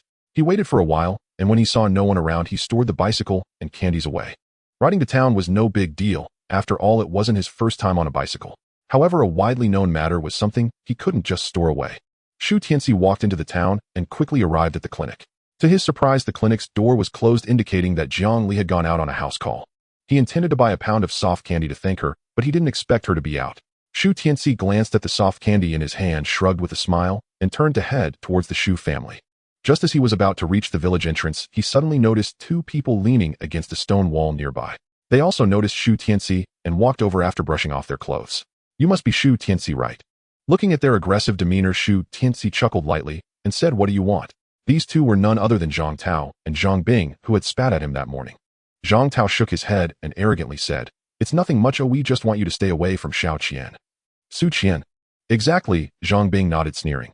"You should take a good look at yourself. You have nothing, and even lost your parents. With 6 siblings, you're probably struggling to eat right." Although this was said quite rudely, it was also the truth. Shu Tianci frowned slightly, and then said, "If I don't agree, are you planning to take action?" "Do you dare not agree?" Zhang Bing glared, scolding him. His fierce expression indeed gave off an intimidating aura. Not to mention his intimidation was quite effective. Zhang Tao reached out to block him, staring at Shu Tianci and saying, Shu Tianci 1 must have self-awareness. You can barely feed yourself, so why are you clinging to Xiao Qian? Can you provide her with a bridal price? Can you fill her stomach? That's my business, so what does it have to do with you? Shu Tianci shrugged and said casually, and you guys are blocking me so brazenly at the village entrance, don't you fear the militia captain finding out? If that happens, you could be expelled from the ranks. Before he could finish speaking, Zhang Bing suddenly shouted, if you're a man, let's settle this privately, don't report it. I have to say these two brothers were indeed quite brave. They had just been scolded by the captain in the morning and were now blocking Shu Tianci at the village entrance in the afternoon. Now they were even more audacious, actually wanting to fight Shu Tianci. Shu Tianci was intrigued. He hadn't satisfied his urge from killing 3 wild boars in the morning. Although he had no intention of being with Su Qian, he didn't want to tell these two guys. Thus he clapped his hands and smiled. All right, how do you want to settle this today? Let's have a competition. If you lose, you leave Xiao Qian. Zhang Bing said eagerly. Compete in what? Shu Tianci countered. Fist fights, shooting, long distance running. Pick whatever you want. Zhang Bing replied readily. Let's keep it simple, just fists. Shu Tianci said calmly, then looked at the two, unknown or a group fight. No question, of course it's unknown, Zhang Bing said as he rubbed his wrist casually. No problem. Shu Tianci nodded and asked back, but what if you lose? How could we possibly lose? You really think too highly of yourself. Zhang Bing snorted, coldly dissatisfied. Look at your skin and physique like a girl's, I could knock you down with one punch. Shu Tianci ignored the provocation and shrugged, saying, since it's a contest, there must be a win or lose. Both sides should offer something to make it fair. If you can't offer anything, then forget it. After saying this, he was about to walk past the two into the village. The Zhang brothers hesitated for a moment and asked, so what do you want? Simple, if I lose, I'll do as you wish. But if you lose, you'll serve as my underlings. I don't like trouble, so don't come looking for me. And if I tell you to go east, you must not go west. If I tell you to work for me, you can't complain. Beating them up might lead to trouble later on. Since I'm already treating you as my little brothers, you can't come looking for trouble with me, right? Besides, I can make you work, and you must listen obediently. What? You actually want us to be your underlings? Upon hearing this, the Zhang brothers instantly became furious. They rolled up their sleeves and immediately intended to teach Shu Tianci a lesson. Are you afraid? Then what are you talking about? Shu Tianci rolled his eyes and shouted, get lost, don't block my way. Seeing him being so arrogant, the brothers couldn't take it anymore. They exchanged glances in disgust. That guy is thin, and we have no reason to be afraid of him. Exactly, that guy definitely can't take a punch from me. After a brief discussion, the brothers confidently looked at Shu Tianci. All right, I agree to your terms. If we lose, we'll be your underlings. Shu Tianci raised the corner of his mouth and turned back with a smile. Good, then let's get started. Let's go over there. This spot is too cramped for you to let loose. Zhang Tao pointed to a spot of dry grass in the distance. No need, this is fine. Shu Tianci waved his hand impatiently, saying, hurry up, I'm in a rush. His attitude made the Zhang brothers quite displeased, and they were determined to teach him a lesson today. So the two decided that Zhang Bing, who wanted to marry Su Qian, would take action. He rolled up his sleeves and sneered, kid, are you ready? Stop rambling. Shu Tianci retorted, and then kicked forward. Ouch! Zhang Bing did not expect Shu Tianci to suddenly strike. In an instant, he was kicked in the stomach. His legs went limp, and he fell flat on the ground. Ah! The excruciating pain twisted his expression, forcing him to let out a series of painful cries. Xiao Bing. Zhang Tao's face changed, and he hurriedly crouched beside Zhang Bing, asking with concern, how are you? Where does it hurt? After a few concerned questions, he glared angrily at Shu Tianci. You bastard, that was a sneak attack. Hey, talk with evidence. Shu Tianci shot him a fierce glare, refusing to admit it. He told me to be ready. How was I to know he wasn't ready? Zhang Tao was rendered speechless, only able to glare angrily at Shu Tianci. Enough of your nonsense. Shu Tianci waved his hand impatiently and said, are we going to fight or not? If not, I'm leaving. Fight. Zhang Tao shouted angrily, rolling up his sleeves and gritting his teeth. I'll fight you. At that moment, a tall woman was riding a bicycle towards the town. From a distance, upon witnessing this scene, her expression instantly changed. Before she could hurry over, the next scene made her burst into laughter. As Shu Tianci and Zhang Tao locked eyes, Shu Tianci asked, ready? Ready. Come on. Just as Zhang Tao finished speaking, he threw a punch that landed directly on Shu Tianci's eye. He let out a cry of pain and instinctively pressed his hand against his wound, while with his other eye he saw Shu Tianci preparing to throw another punch. Damn! Zhang Tao cursed loudly and raised his hand to block. Unexpectedly, Shu Tianci grabbed his wrist, pulled him around, and placed his arm on his shoulder. Then with a push from his shoulder and a pull of his hands, Zhang Tao felt himself flying through the air, eventually crashing onto the grass, landing face first. Shu Tianci intended to ask how he was feeling, but a sudden reprimand came from behind. Enough! Shu Tianci paused, turned to look at the newcomer, and said, Sister Jiang, what are you doing here? Jiang Li shot him a glare and quickly checked the condition of the Zhang brothers. She opened the medical kit, applying medicine to both of them while questioning, "What are you two doing? Going so hard on each other?" Shu Tianci shrugged and smiled, saying, "Su Jun wanted to marry a girl off to me, but I didn't agree. These two guys thought I was trying to snatch their woman, so they wanted to settle it with a duel. The strength came a bit sudden, and I wasn't quite adapted to it, so I went a bit hard." His seemingly casual words exploded in the ears of the Zhang brothers. They looked at Shu Tianci in shock, bewildered. "Su Jun wanted to marry a girl off to you, and you didn't agree." Seeing the other party nod, Zhang Bing became furious and shouted, "Damn! Why didn't you say that earlier? Someone was eager to become my little brother. Why would I say anything?" Shu Tianci spread his hands and said to Zhang Li, "Sister Zhang, would you have said anything?" Ahem, ahem, ahem. The Zhang brothers were so angry they started coughing, making it impossible for Zhang Li to apply medicine. Zhang Li glared at Shu Tianci and scolded, "All right, stop being so glib. Hurry up and do what you need to do and don't cause trouble here." Shu Tianci didn't want to delay either, so he stared at the Zhang brothers and said, "You lost, I hope you keep your word. From now on, I am your big brother, and you must do as I say." "Understood." Zhang Tao replied, a bit irritated, raising his voice. Shu Tianci smiled slightly, placed half a kilogram of white rabbit candy on Zhang Li's bicycle, and turned to leave. After Zhang Li finished applying medicine to the Zhang brothers, she did not linger. Looking at the white rabbit candy on the bicycle, she turned back to look at Shujia village. This younger brother isn't bad. Upon entering Shujia village, Shu Tianci didn't rush home, but headed straight to the village head's house. Along the way, he greeted several villagers. "Tianci is back. Did you go to the city for a stroll?" "Yeah, just seeing if I can find something to do." Shu Tianci nodded and smiled. "Tianci, I heard you went to the city to look for a job. How did it go?" "It went okay. Oh, I should have news in a couple of days. Once I get a job, I'll treat everyone to candy." "Great. Tianci is going to be successful." After a brief chat, Shu Tianci suddenly passed by a well. He hesitated, staring at the well for a long while before shaking his head and leaving. This is the only well in the village. Every household can only draw 1 bucket of water daily for use. Shu Tianci originally wanted to pour some spiritual spring water into it to improve the villagers' health. The whole village owed a debt of gratitude to their 6 siblings, and Shu Tianci was not one to be stingy. However, this thing aids digestion, and many villagers are still struggling to have enough to eat. It might backfire and harm the villagers. Therefore, Shu Tianci thought for a moment and decided that he would consider improving health after the villagers could have enough to eat. Soon he arrived at the door of the village head, Shu Daqiang. "Uncle Daqiang, are you home?" After calling out twice, a woman came out. "Tianci, are you looking for your uncle?" "Hello, auntie." Shu Tianci greeted her first and then nodded, saying, "I have something, a good thing." "A good thing? What could a lazy guy from a poor family possibly have?" Zhou Chuantao, not one to miss a trick, asked, "What is it? Can you tell, auntie?" "I can, but it's very serious." Shu Tianci nodded and smiled. "So we need to wait for the village head to come together." Upon hearing this, Zhou Chuantao hesitated for a moment before calling out into the house, "Taidan. Taidan. Hey." A child ran out puzzled and asked, "Mom, what's wrong?" "Go to the field and call your dad back. Just say your brother Tianci has something to discuss with him." "Okay." Taidan replied, then looked at Shu Tianci and said, "Third brother." Shu Tianci acknowledged him and then extended his hand, saying, "Guess what I have in my hand?" "If you guess correctly, you get it." "Fried beans." Taidan hesitated for a moment before shouting. Perhaps in his mind, fried beans were the best snack he could hope to get. "Wrong, try harder next time." Shu Tianci shook his head and smiled, "But third brother will still give you something." After saying that, he opened his fist. "Wow, fruit candy." Taidan's eyes lit up, looking hesitantly at Shu Tianci. "Is it really for me?" "Of course, take it quickly." Shu Tianci nodded and smiled, saying, "Go help me call your dad." "Thank you, third brother." After Taidan left, Zhou Chuantao welcomed Shu Tianci into the house. "Tianci, about that candy. I bought it in the city. Don't worry, auntie." "Why buy that stuff? It's just a waste of money." Zhou Chuantao rolled her eyes and scolded. Shu Tianci chuckled and sat in the courtyard for a while. Shu Daqiang soon ran back, looking a bit out of breath. He glanced at Shu Tianci and tentatively asked, "Did you get it?" "The transaction has been completed." Shu Tianci knew what the village chief was asking, so he took out the transaction slip with the machinery factory. Shu Daqiang's heart trembled as he took the slip and glanced at it. Hiss! He inhaled sharply and then looked at Tiedan, saying, "Tiedan, quickly call a few village cadres over here." Although Taidan didn't understand why he obediently went to call them, Zhou Chuantao glanced at the receipt with curiosity, her pupils dilating in shock as she exclaimed, "So much money. Nearly 2,000 yuan. They had never seen so much money in their lives. Shu Daqiang glared at Zhou Chuantao and scolded, "Go prepare some tea."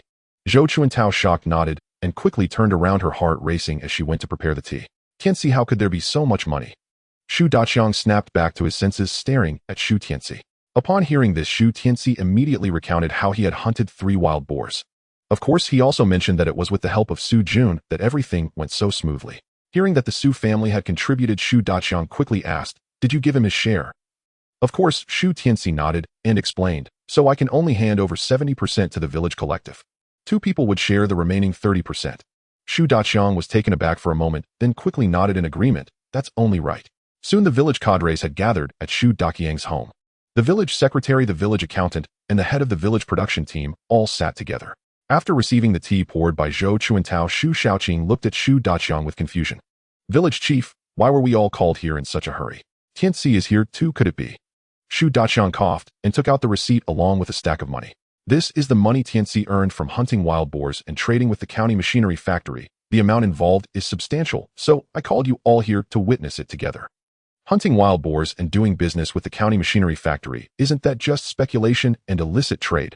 Everyone gasped, looking at Shu Tianci in shock.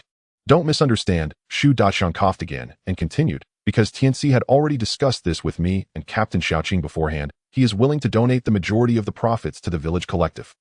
So overall Tianci is contributing to our village. Upon hearing this, everyone suddenly realized. I knew it. Tianci has been clever since he was young. It's clear he is not the type to be lazy and idle. Exactly. From the last time he shared the wild boar meat with everyone in the village, I knew he wasn't the kind to mess things up.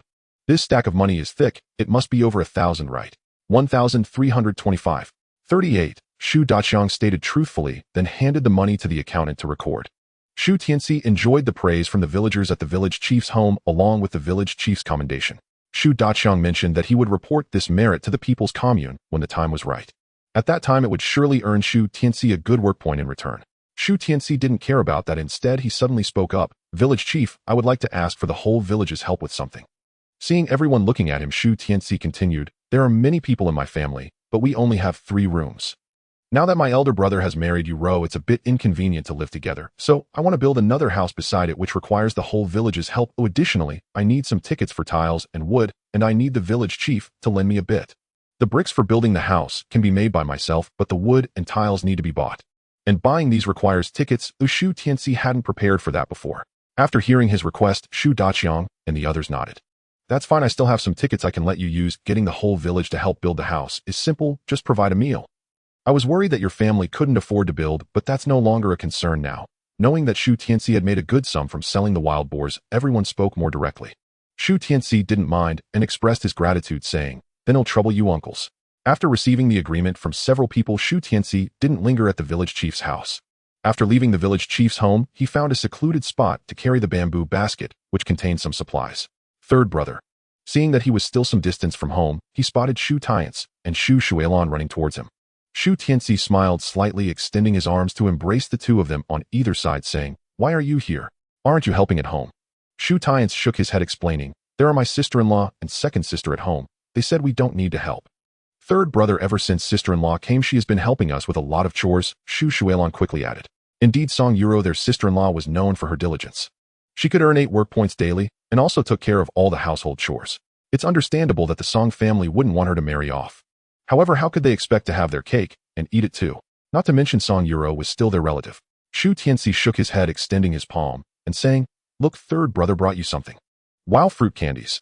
The eyes of the 5th and 6th siblings lit up with surprise as they looked at Shu Tianci. Take them, they're for you to eat. Shu Tianci smiled slightly and reminded them. Upon hearing this, the 2 extended their hands to take the candies. Third brother, what's this? Shu Xianglian held up the white rabbit candy and curiously asked, is this candy too? Shu Tianci affirmed, explaining, this is white rabbit milk candy. It's much tastier than hard candy.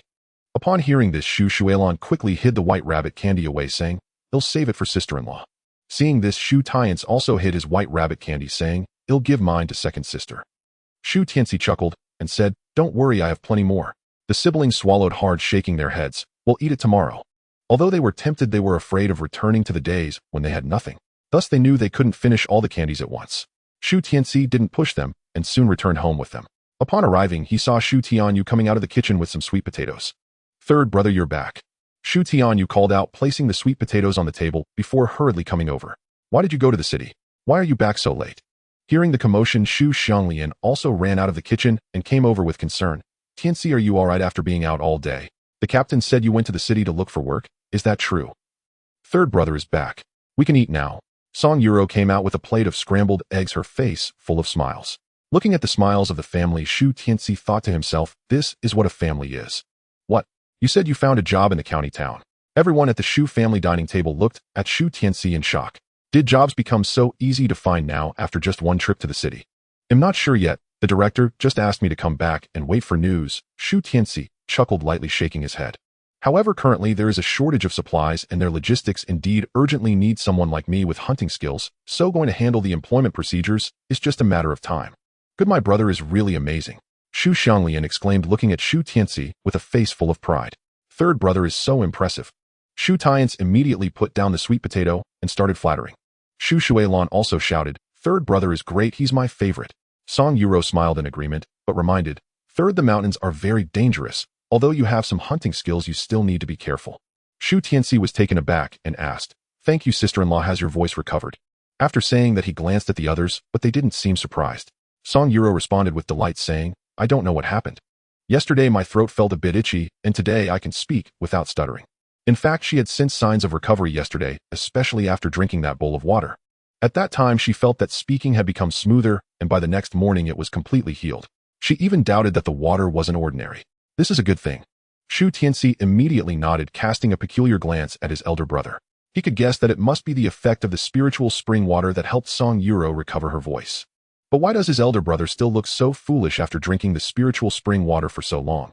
Could it be that this isn't due to an illness, but rather his character is just like this and can't be changed? Tianci, why are you staring at me? Shu Tianyou asked with a puzzled expression.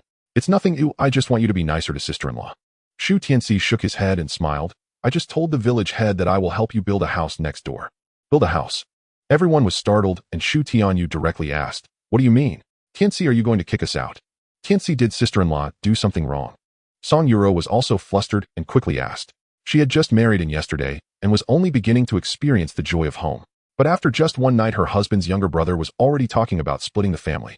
This made it hard for her not to suspect whether she had done something wrong to upset the third brother. Elder brother, sister-in-law, don't be anxious. Shu Xianglian hurriedly comforted, pointing to Shu Tianci. Let's first hear what Tianci has to say. They all knew the situation of this family. It was impossible to split just because the elder brother got married. After all, there was nothing left to divide in this family. Seeing everyone looking at him, Shu Tianci shook his head with a wry smile. I just said I would help you build a house. I didn't say I wanted to split the family. Elder brother and sister-in-law will want to have children in the future, and Tianci will also want to marry a wife. But our current house is too small to accommodate any new members, so I plan to build a new house next door, and we can still eat together. Hearing this, everyone pondered for a moment before suddenly realizing. Shu Xianglian nodded, repeatedly smiling. I said Tianci wouldn't say he wants to build a house for no reason.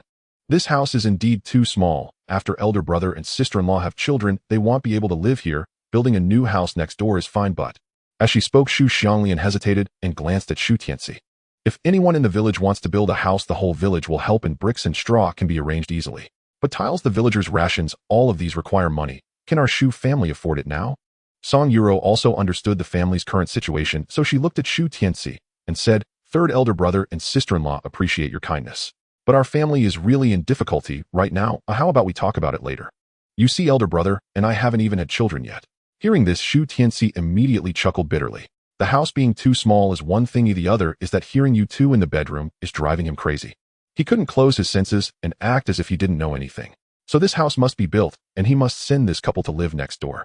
With this thought, Shu Tianci turned and pulled over his bamboo basket, then took out some items and placed them on the table. Rice, sugar. Upon seeing the items inside, Shu Xianglian was immediately shocked.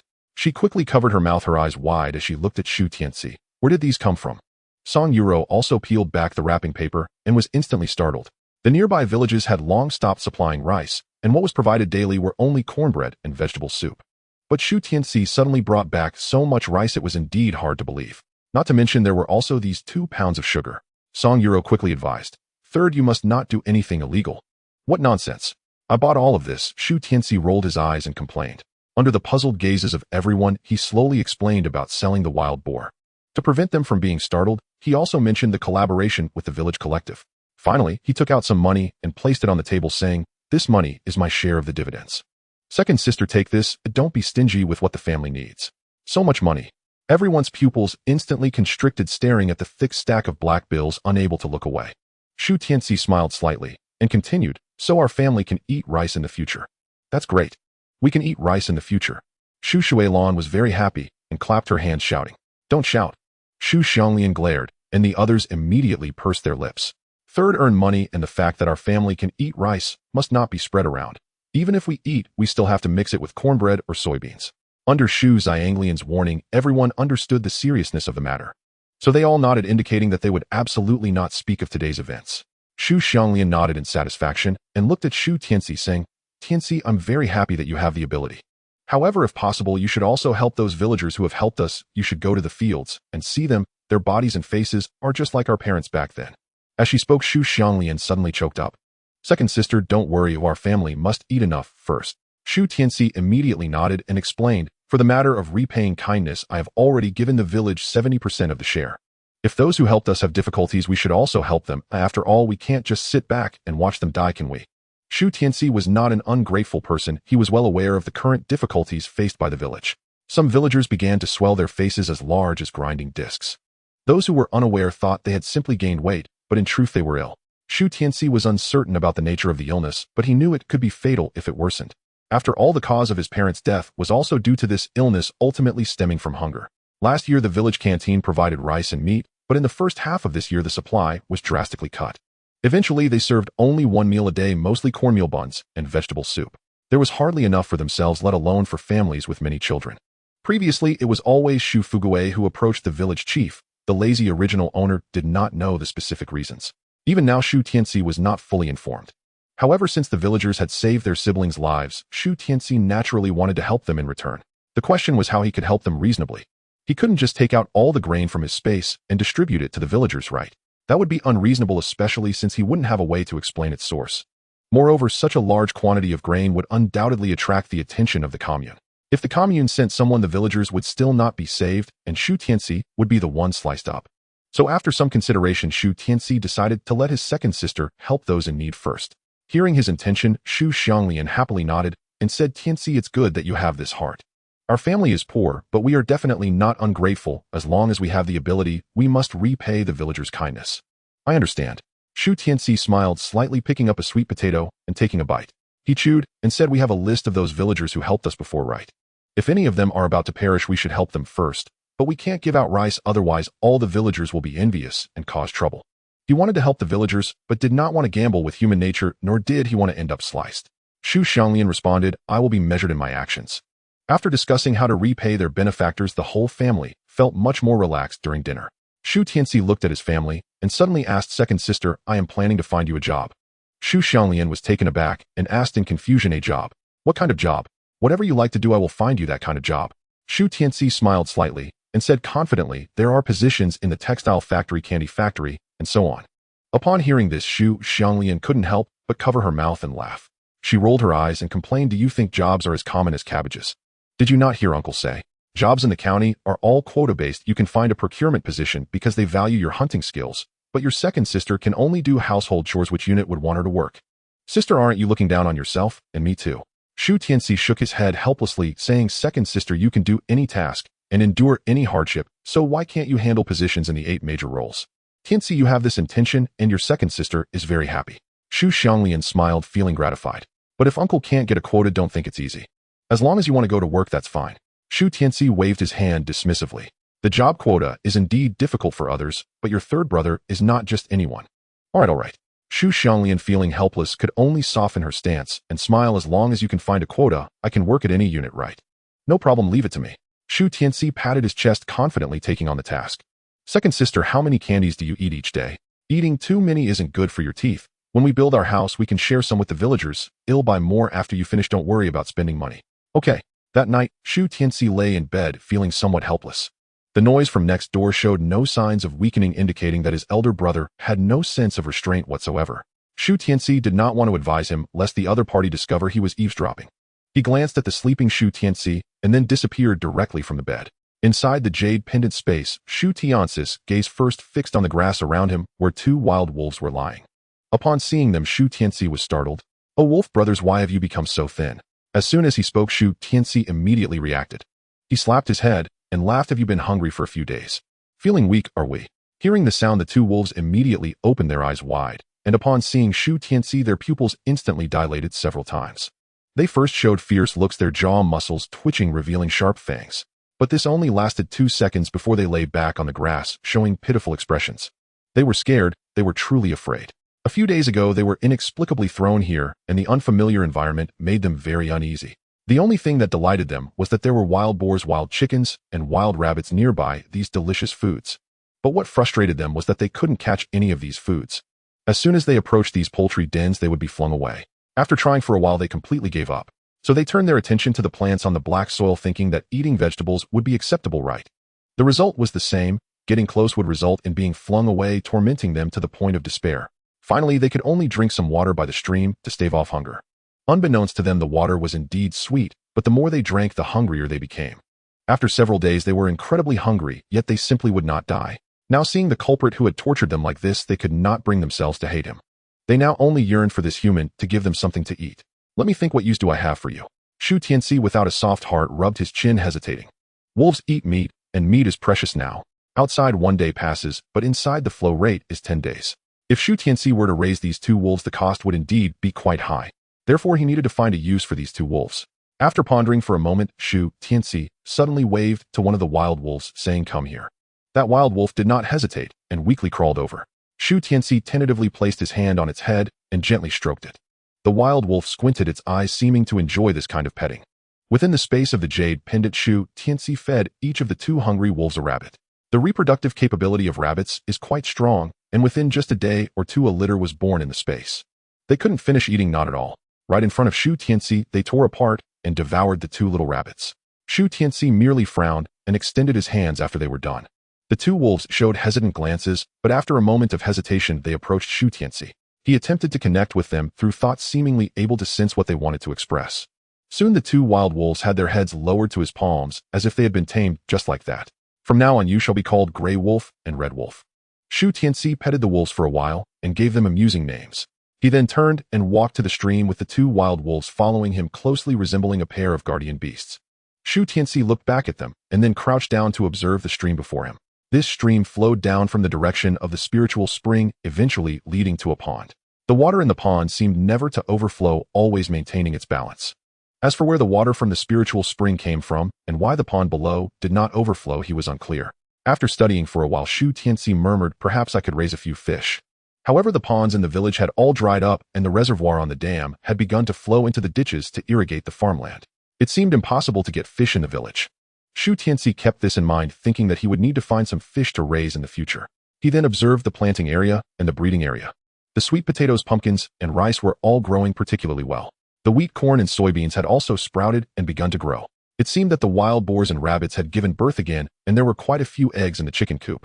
He tossed some sweet potatoes and leaves into the nests of the wild boars and rabbits and filled the chicken coop with a few pounds of rice. Then he diluted these with water from the spiritual spring and irrigated all the plants. Before exiting the space, he took one last glance at the 2 wolves. Keeping them in the space consumed too much food. They had to be sent back to the mountains. Wait. Shu Tianci suddenly thought of something and glanced towards the direction of the warehouse.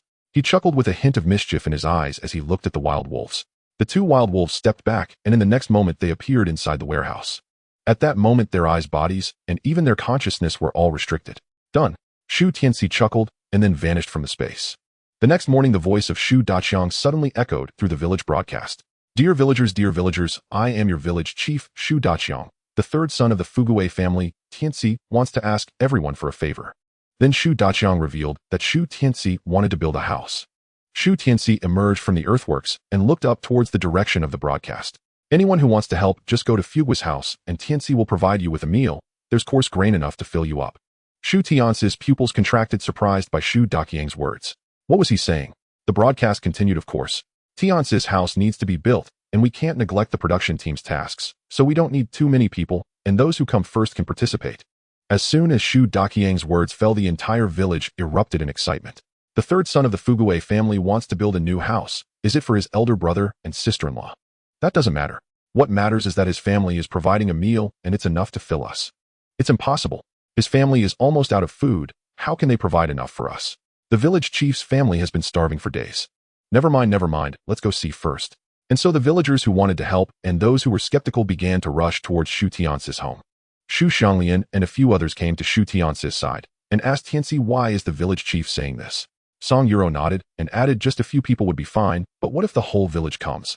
If the whole village comes, how can our family provide for so many? Shu's family has hundreds of people. even if each person gets a bowl of rice that would require over 100 jin of rice. It's fine, not that many people will come. Shu Tianci smiled slightly and shook his head, saying, don't worry about it, but what they care about more is the work points. But, although she said so, she still worried that too many people would come. Moreover, building just a rough house wouldn't require that many people. Without them saying much, villagers had already arrived at their home. Tianci, Xianglian, is what the village chief said true? Are you really building a house for your family, and will there be enough food?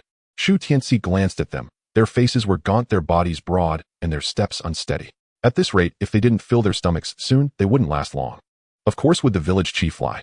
Shu Tianci laughed heartily and called out second sister, hand out candy to the uncles and aunts. Okay. Since even the younger brother said so, Shu Xianglian no longer hesitated. After responding, she enthusiastically distributed fruit candies to the villagers who came to help. Seeing the fruit candies, the villagers instantly chose to believe in the words of Shu Daqiang and Shu Tianci. Tianci, have you prepared the wood and tiles for your house? It's fine without bricks and straw, but it won't do without wood and tiles. Hearing this, Shu Tianci immediately said, Uncle Qingshan should have wood, I can pay to buy it. All right, then let him know, it should be no problem. As everyone discussed, someone started to dig up the yellow soil. At this time, 4 young people strode over. They all approached Shu Tianci and called out, third brother. Shu Tianci looked up and saw it was Su Jun and his sister. He smiled and asked, what brings you here? After that, he turned to the other 2 and asked, did you come along with them? We heard the broadcast from your village that you needed help. Su Jun smiled slightly and explained, so I came over with my sister. After that, I gave Zhang Bing and his brothers a look and said I ran into them on the way, and they said they were looking for you. At this moment, Zhang Tao stepped forward and shouted, third brother, we are willing to accept our losses. Zhang Bing nodded in agreement, exclaiming, right from now on you are our big brother. The Zhang brothers took the money to buy tiles, and Su Jun watched their departing figures for a while. It was not until Su Qian's voice rang out that he snapped back to reality. Tianci, do you need me to do anything? Su Qian looked at Shu Tianci with eyes full of admiration and asked, yes, third brother. Su Jun nodded repeatedly and said, what do you need us to do? Shu Tianci glanced at them, especially at the girl Su Qian. Since they couldn't be chased away, he instructed Xiao Qian, go help my sister-in-law and second sister. Okay. Su Qian smiled sweetly and then walked briskly towards Song Yuro and Shu Xianglian. Sister-in-law, second sister, is there anything I can help with? Xiao Qian is here. Shu Xianglian's eyes brightened as she smiled and said, you're our guest, how can we let you work? Just go chat with Tianci. But Su Qian hesitated as she glanced back at Shu Tianci, who was discussing something with her brother. In the end, she stepped forward and picked up an axe, saying, I'll help you chop wood then. Seeing this, Shu Xianglian, who had just reached for the axe, looked dumbfounded. The eldest brother and third brother were helping to build the house, while the sister-in-law and second sister were responsible for cooking, and the fifth brother and younger sister were in charge of lighting the fire, washing vegetables, and cleaning dishes. She had finally managed to get a chance to chop wood, and now someone was trying to take it from her. Shu Tianci, I didn't notice the situation over there. Instead, he took out some coupons for tobacco and alcohol and handed them to Su Jun. Junzi, go buy me a few bottles of liquor and some cheap cigarettes to treat the villagers who come to help later. Sure. Su Jun readily agreed, then stopped Shu Tianci from taking out money, saying there's no need for that, I have enough. That won't do, that is your money. Shu Tianci immediately shook his head, frowning. Third brother, compared to the help you've given me, this little bit of money is nothing.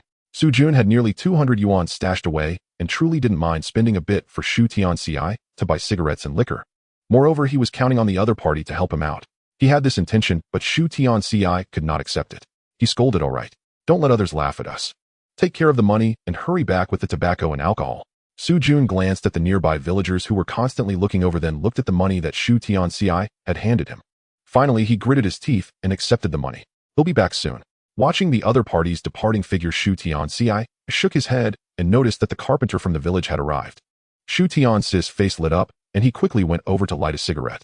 Uncle Qingshan, you finally made it. Tianci, Shu Qingshan said, while pulling a cart, I've brought the molds and wooden frames for you. Take them and use them. All right, thank you, uncle. Shu Tianci smiled, and then took out money, asking, uncle, how much do these wooden frames cost? Upon hearing this, Shu Qingshan became unhappy. He scolded, what are you saying, child?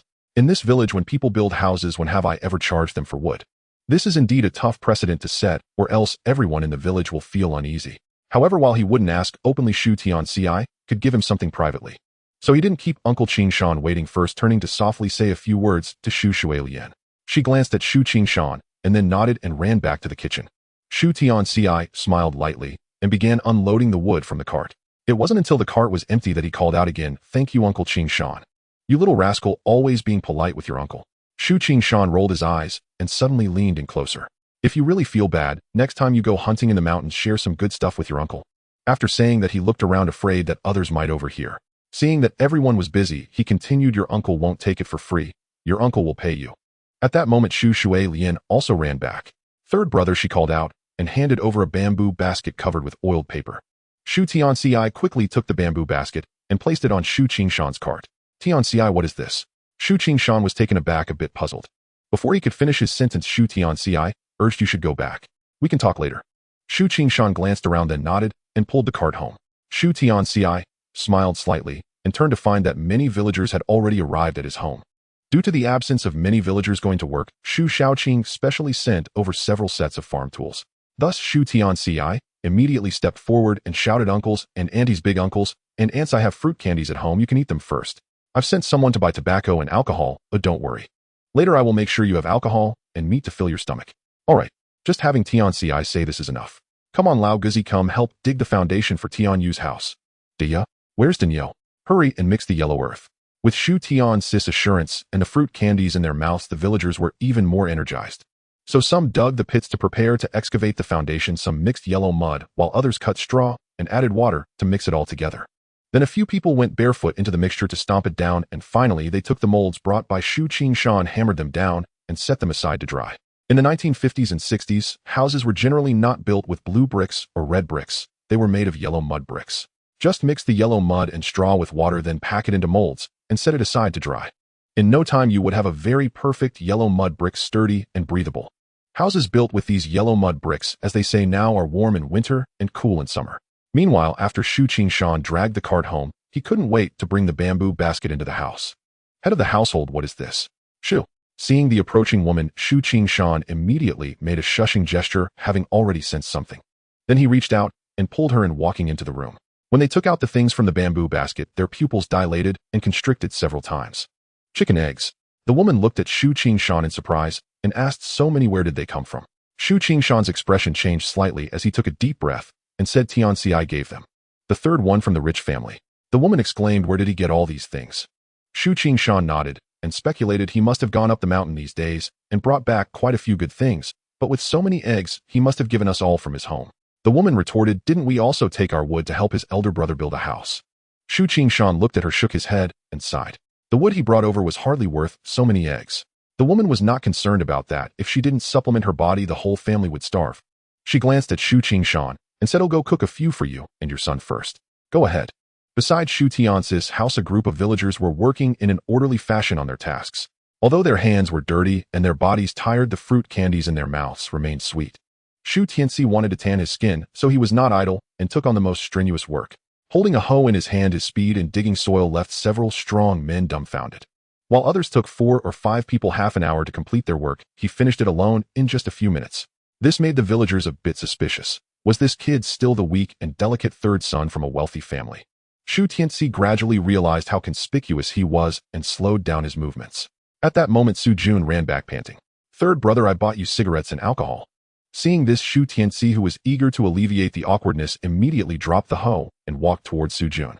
However, when he saw the cigarettes and alcohol in Su Jun's hands, he was instantly taken aback. He grabbed the other's clothing and pulled him inside the house, saying, "You come in with me." Su Jun, looking bewildered, was scolded as soon as he entered the house. "Wasn't I supposed to buy cheap liquor and economical cigarettes?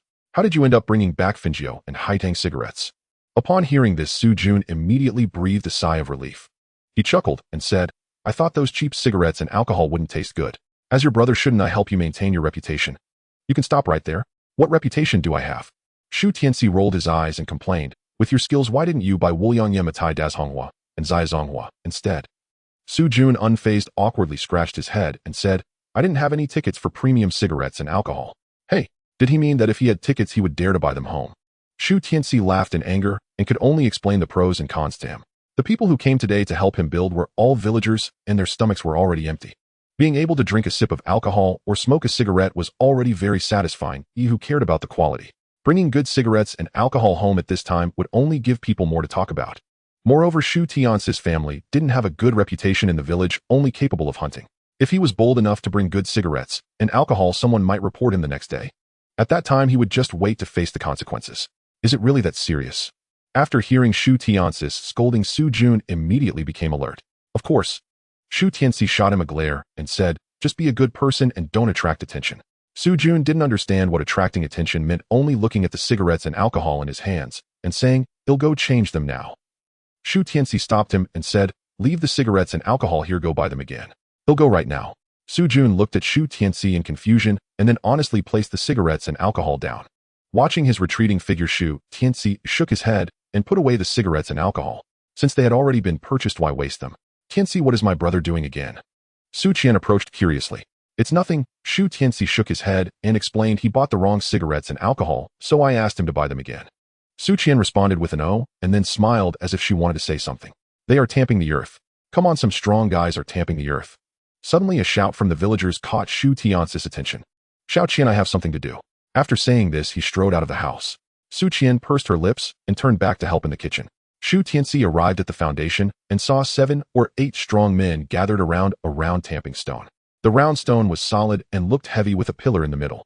The villagers tied a hemp rope around the stone and then bound a few bamboo poles on top of it.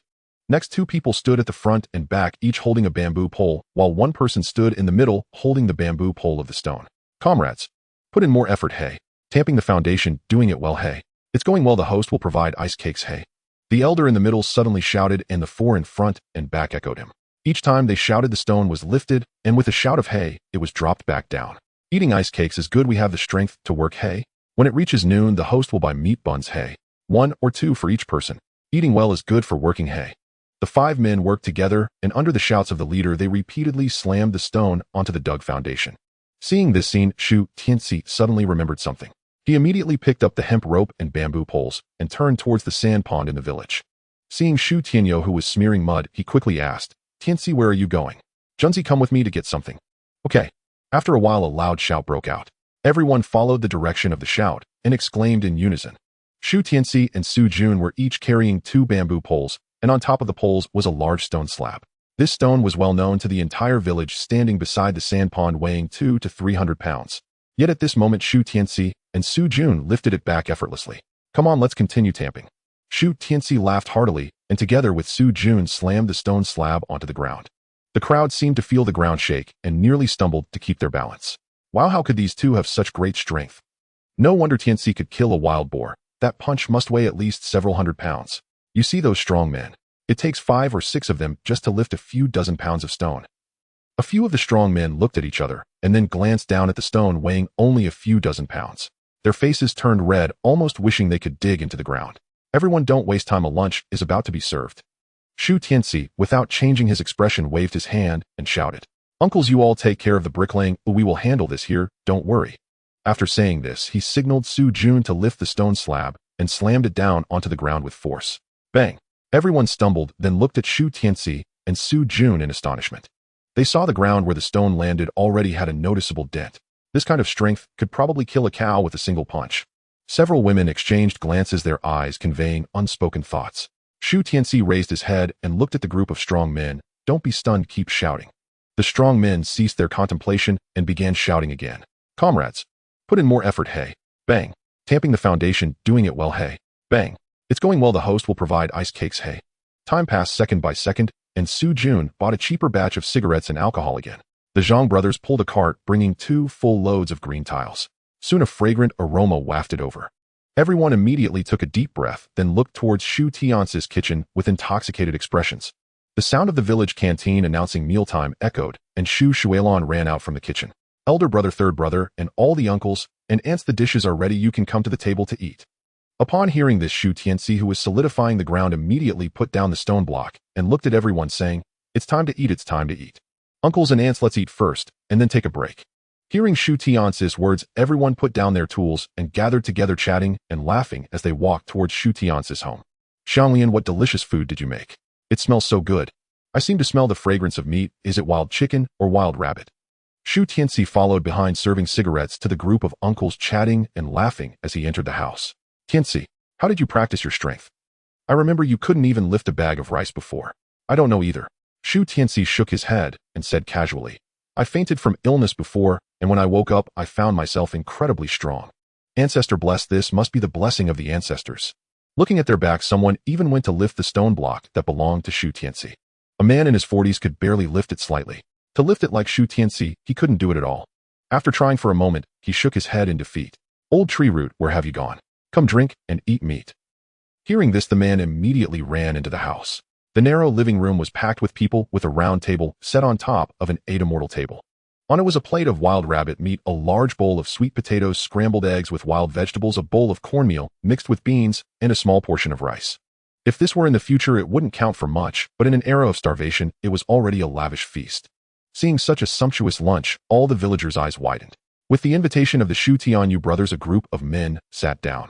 The women directly reached for the sweet potatoes, holding bowls filled with mixed food while standing aside. Shu Tianci picked up 2 bottles of liquor, stood up to pour drinks for several men, and expressed his gratitude. Uncle Shang and Uncle Guanxi, Uncle Dashan, thank you for your hard work this morning. Tianci saying that makes us feel a bit embarrassed. Shu Xianglian patted his face, feeling somewhat ashamed, and said, just the 5 of us men have done less than what you did alone. Saying it's hard work doesn't compare to the efforts you and your elder brother put in.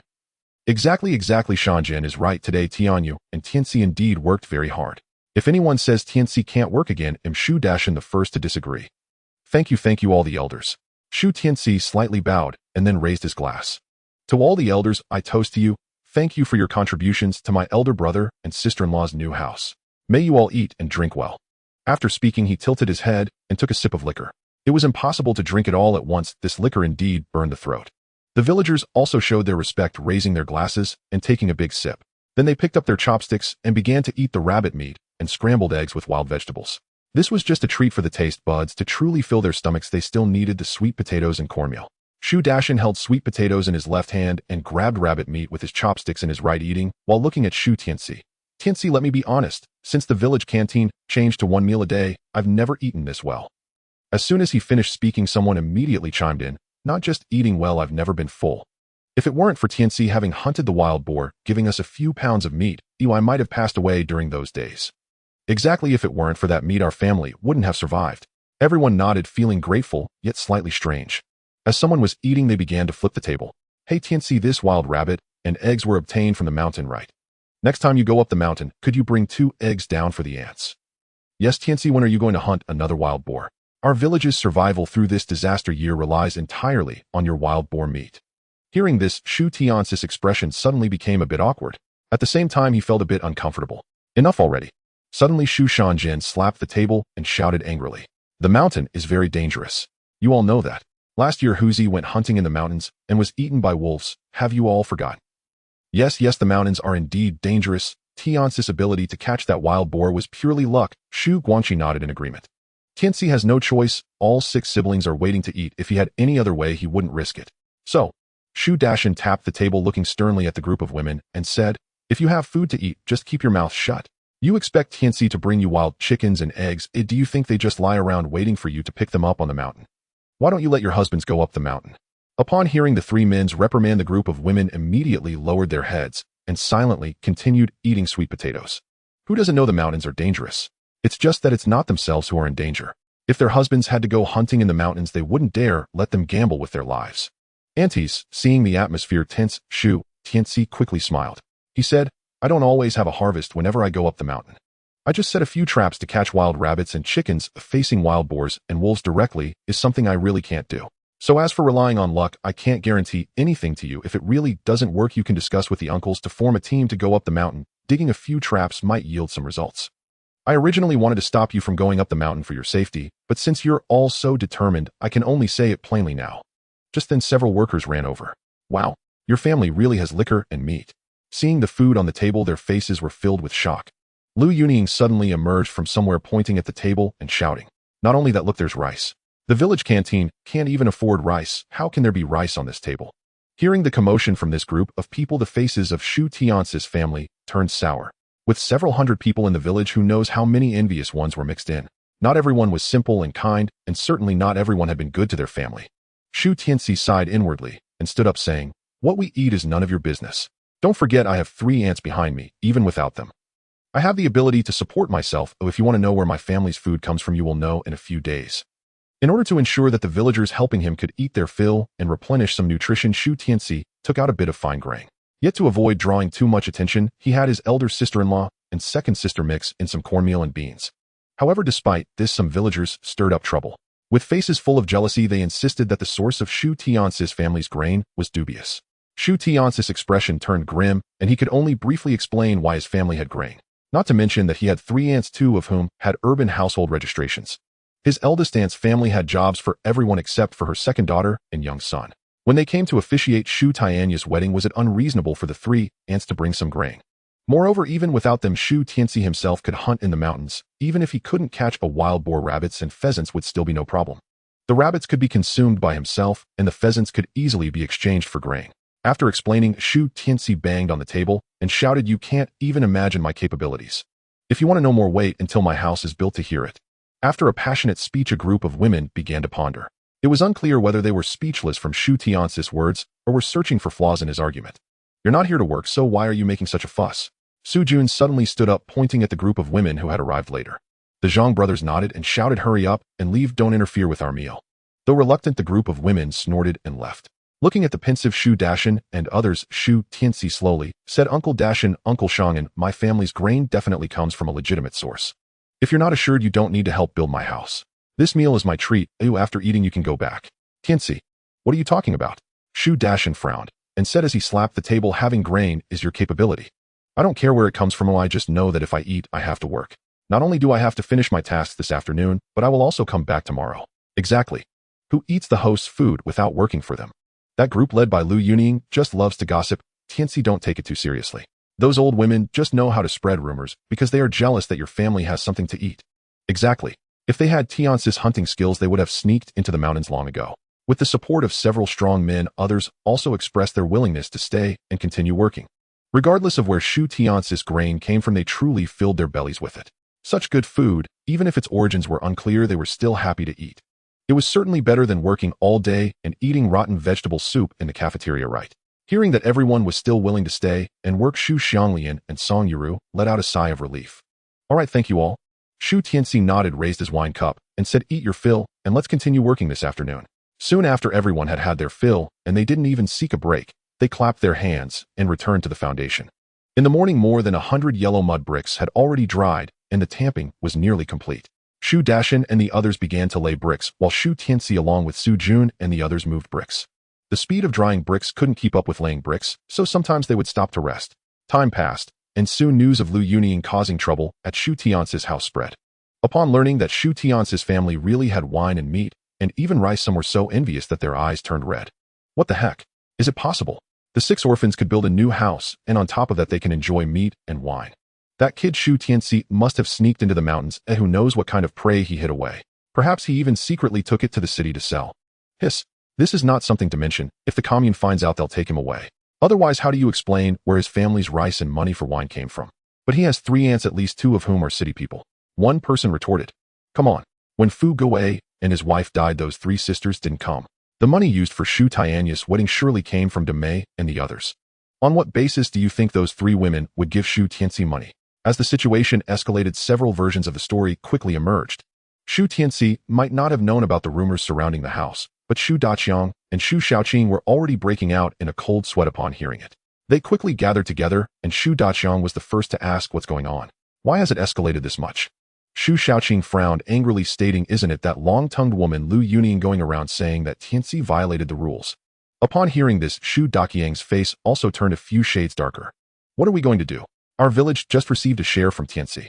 We are counting on him to help the villagers get through this winter with his upcoming hunting profits. Let's find Tianci to discuss this and have him make the hunting profits public. After all, he hasn't done anything wrong. Hiding it only leads to misunderstandings." After discussing, they ultimately decided to visit Shu Tianci. By 5 in the afternoon, 2 walls of the new house had already been built. Due to the insufficient supply of yellow mud bricks, Shu Tianci let all the villagers go home first. Meanwhile, his family of 7 along with the Su siblings and Zhang brothers continued to make bricks. They prepared to dry enough yellow mud bricks for the villagers to use for wall construction the next day. After the Zhang brothers and Su Jun recognized Shu Tianci as their elder brother, their relationship seemed much more harmonious. Just as they were busy working, Shu Daqiang and Shu Xiaoqing came running. "Tianci, Tianci." Shu Tianci put away his smile, and after letting Su Jun and the others continue, welcomed Shu Daqiang and the others. "Village head team leader, what's wrong?"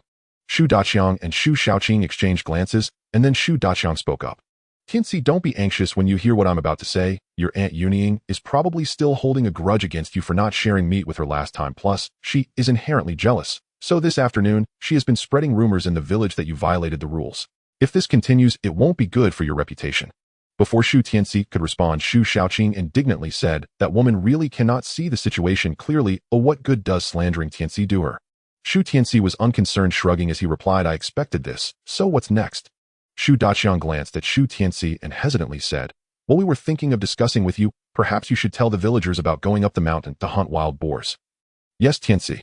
Shu Xiaoqing nodded in agreement, saying, "After all, the money you earn from working with the machinery factory mostly goes to the village, right? What you're doing is reasonable. Even if you speak out about it, it's not a big deal. The villagers won't gossip once they know." After hearing their explanations, Shu Tianci finally understood. He looked at the two of them in confusion and asked, "Since Lu Yunying is spreading rumors, why don't you stop her? You are the village chief and the production team leader. Can't either of you manage her?" Upon hearing this, Shu Daqiang and the others instantly showed signs of shame. They didn't want to stop her, but it was too late by the time they heard about it. With hundreds of people in the village, once Lu Yunying and her group started talking, the whole village knew about it. By the time they sought out Lu Yunying, it was already futile, and they could only turn to Shu Tianci. Village chief team leader. Shu Tianci shook his head helplessly and said, "I can generously tell the villagers that I made money from selling wild boars. However, you need to be prepared. There might be even more people going up the mountain tomorrow. If something happens and someone dies, who will take responsibility, you or I?" Shu Daqiang hesitated for a moment, but insisted, "Tianci, how about this? In addition to work, we also form hunting teams to go up the mountain. Oh, aren't you soon to be a procurement officer for the machinery factory? Can you help the villagers with their catches?" "Village chief, are you serious?" Shu Tianci widened his eyes in surprise as he looked at the other man. The village had considered forming hunting teams before, but they couldn't figure out how to divide the spoils. They wanted to sell it, but feared being accused of profiteering. They wanted to go up the mountain to try some wild delicacies, but were afraid of losing their lives. So over time, very few dared to hunt in the mountains. "Tianci, uncle is also helpless," he said. "All right, let's go inside and talk more." Seeing that Shu Daqiang wanted to explain further, Shu Tianci waved his hand and walked toward the house. Shu Daqiang glanced at Shu Xiaoqing and then followed him inside. Once in the house, Shu Xianglian poured them a cup of diluted hot tea. After pouring the tea, she greeted Shu Tianci, saying, "Tianci, I'm going to cook with your aunt." Shu Tianci smiled slightly and looked at Shu Daqiang and the others. "Village chief, feel free to speak your mind." "Tianci," Shu Daqiang coughed and said, "Do you know why our village cafeteria has changed from 2 meals to 1? "I've heard about it." Shu Tianci nodded, slightly probing. "Is it because the commune is giving less grain?" Shu Daqiang shook his head and sighed. "They used to give us less, but now they don't give us anything at all." "What? Why?" Shu Tianci's expression changed as he asked knowingly. "Our village has submitted all its grain." That's how it was back then. All production teams had to hand over their harvested grain to the people's commune. The commune then allocated grain to each village cafeteria, commonly known as communal meals. Even now, a statement is still printed in the village cafeteria that says, "Eating does not cost money, work hard to produce." While it sounds nice, in the end, not a single grain was distributed to the village. Shu Daqiang and Shu Xiaoqing also wore expressions of helplessness, and Shu Xiaoqing said, "We did submit the grain. But when we went to the commune, they said it all went to the higher-ups. What can we do? We can't start a fight with the commune. What's to stop us from causing a ruckus? We can't even afford to eat." Shu Tianci rolled his eyes and complained. As a time traveler, he understood the reasons, which were primarily 4. 1. Excessive consumption, serious waste. 2. Repaying debts. 3. Drought. 4. Inflation of promises. Shu Tianci understood this well, but certainly couldn't say it out loud. So he could only play dumb and pretend to cooperate with these two in this charade.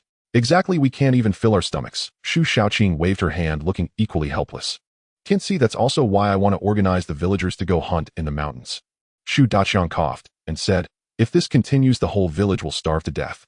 I've seen the deal you made with the machinery factory. Our pork costs 2 to 3 yuan per kilogram. A wild boar can equal 4 to 5 years of a regular worker's salary. How much grain can that buy? If every villager could catch a few wild boars each month, we should be able to survive this winter, right?" He chuckled. Hearing Shu Daqiang's plan, Shu Tianci immediately laughed.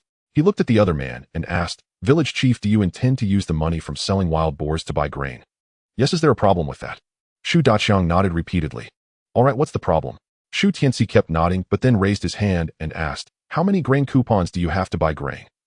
"The higher-ups only give us a few grain coupons each month, which barely fills our stomachs. Without grain coupons, having money is useless." He then countered, "Do you know why my aunt and second aunt, who are city people, couldn't save my parents?" "Why?" Shu Daqiang quickly asked. This was also a question that had always puzzled him. Clearly the wealthy siblings had a good relationship. However, when Shu Fuguei and his wife died, there was little financial support from Shu Damei and the others. Because of rationing, Shu Tianci said lightly. Although city people have grain rations, they can't buy as much as they want. Their grain rations are also limited around 20 to 30 jin a month, and they aren't even fine grains. It might be 5 jin of rice, 2 jin of flour, and the rest is cornmeal. If Shu Tianci believed that his aunts had some money, he could still accept it. However, from his last visit, he realized that there wasn't much food in their home. With so little food at home, how could they think about helping family? Besides, that household wasn't solely up to them. Then let's buy from the black market.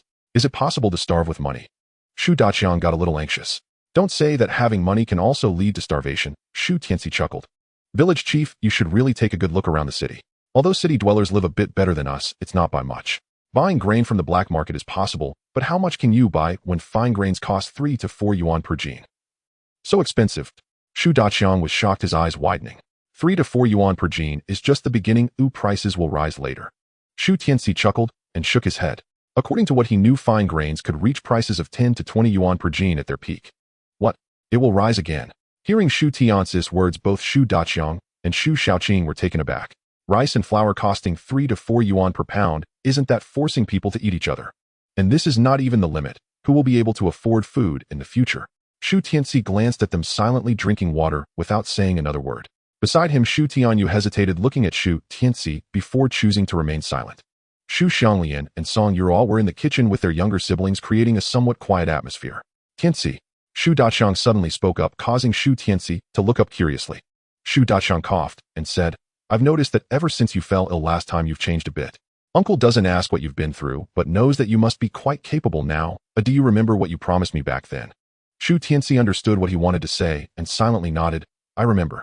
During the time when my parents passed away, I remembered the list of villagers who donated to our family. If they helped us siblings, I won't let anything happen to them. Shu Tianyou was taken aback for a moment, but still nodded with relief. Tianci, the fact that you can say this proves you are still a good child. However, Uncle hopes that you can also help the other villagers. Shu Tianci looked at Shu Tianyou in surprise, smiling bitterly. Village chief, you think too highly of me. I said I would not let those people come to harm. It's only under the premise that my family won't starve to death. I can take out surplus food to help them through the difficult times. Now you want me to take care of the whole village. What can I do? I can help, but I can't just take out food from my space to assist them. Moreover, next spring the village canteen will be completely abolished by the higher-ups. By then, don't even mention cornmeal. There won't even be wild vegetable soup to drink. If Shu Tianci wants to help, how much food would he have to provide every month to save several hundred villagers? Taking out that much food will be discovered by the commune in no time. By then, not only the villagers, but he himself would be taken away for punishment. Tianci, you are a capable person and you need to think. Shu Tianyou's face showed a difficult expression as he forced a smile. Look, you have connections with the machinery factory, and you will soon be their procurement officer. In our village, you are the most promising one, so please think of a way. What is this? Is it a kind of flattery? Village chief, you are being a bit unreasonable. Shu Xianglian strode over, looking very displeased. She stood aggressively beside Shu Tianci, glaring at Shu Tianyou and Shu Xiaolian. Isn't it your jobs as leaders to ensure that all the villagers have food to eat? My brother Tianci is only 17 this year. How can you think so highly of him? If anyone starves to death, will you blame it on our family, Tianci? Upon hearing this, Shu Tianyou and Shu Xiaolian immediately became anxious. Xianglian, what are you talking about? Uncle is not making things difficult for you. He just wanted to discuss it with Tianci. Even if he has no way to help, Uncle won't blame him. Yes, Xianglian, don't be anxious. Shu Xiaolian nodded, repeatedly supporting. Isn't it because Tianci is capable that he could connect with the machinery factory? In just 2 days, he brought over 1,000 yuan in financial income to the village. It's the first time in many years that we've had someone so capable in our village. The village collective should be grateful to him. How could what you said possibly happen? I don't care. In any case, I cannot agree to this. Shu Xianglian was not naive and shook her head decisively. The only reason she would let Shu Tianci help those benefactors was entirely based on their help to the siblings. At least 100 of the over 300 villagers do not look up to them and have never helped them. Now, when they can't even afford to eat, you want them to help the entire village of hundreds. Impossible, absolutely impossible. Tianci, Xianglian, village chief, team leader, Shu Tianyou and Shu Xiaolian wanted to persuade further, but were interrupted. Shu Tianci suddenly raised his head, shaking his head with a bitter smile. He who saves others is not as good as saving oneself. Oh, I cannot save them. What you just said isn't impossible. Let the villagers organize a team to go up the mountain. Since the commune is unreliable, we can only rely on the mountains. Hearing this, Shu Tianyou's face lit up as he said, then what about selling wild game? Not urgent, I haven't officially taken office yet. Shu Tianci shook his head, reassuring. Also, selling wild game is not worth it. Just let me think for a couple of days, and we'll discuss it then. Shu Tianyou still had some worries, but did not press Shu Tianci. He exchanged glances with Shu Xiaoqing, then stood up and said, "Think it over. We will head back now." "All right." Shu Tianci nodded and stood up.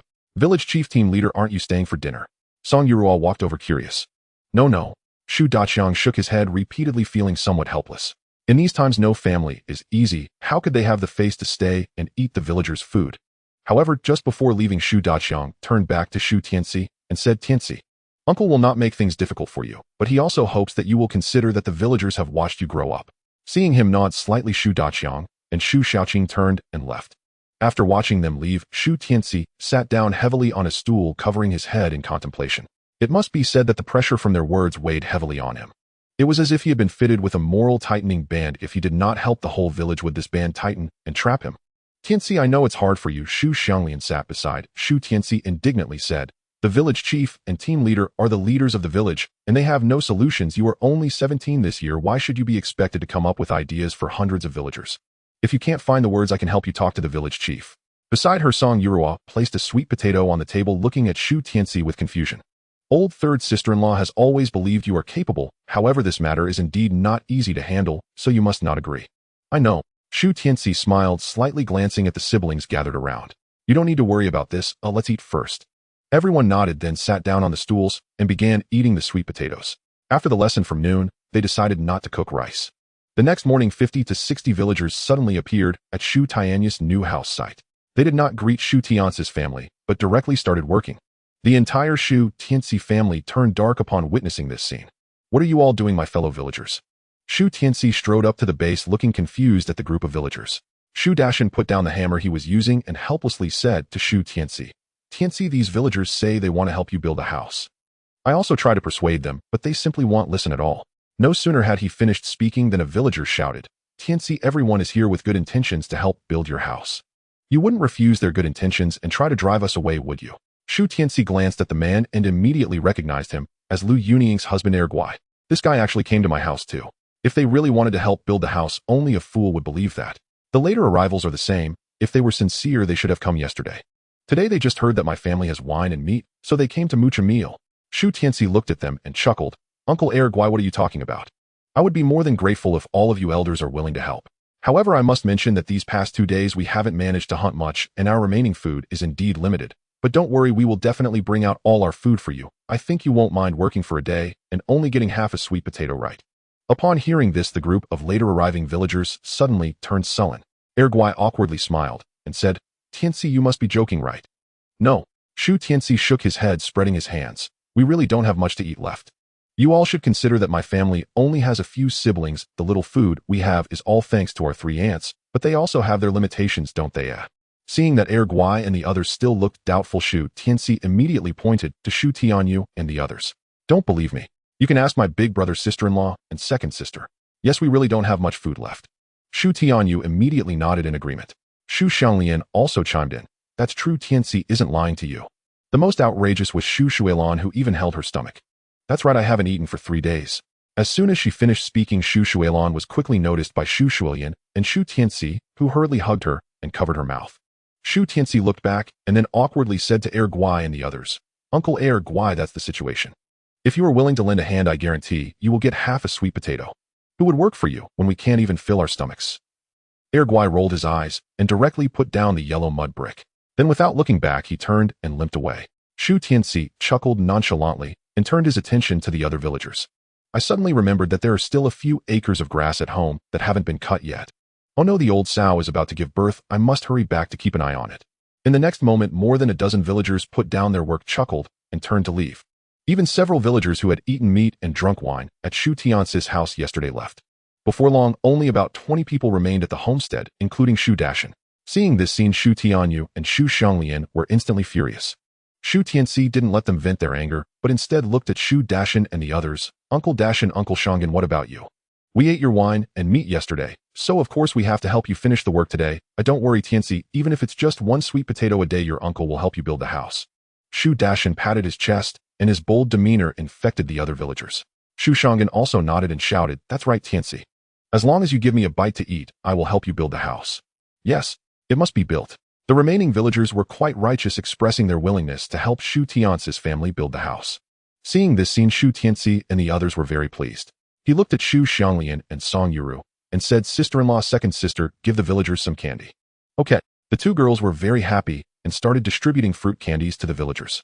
Shu Tianci called Shu Tianyou over and handed some cigarettes to the older men before joining them in making and moving bricks. Before long, the Su Jun siblings and Zhang Bing brothers came over to help. "Third brother, we are here."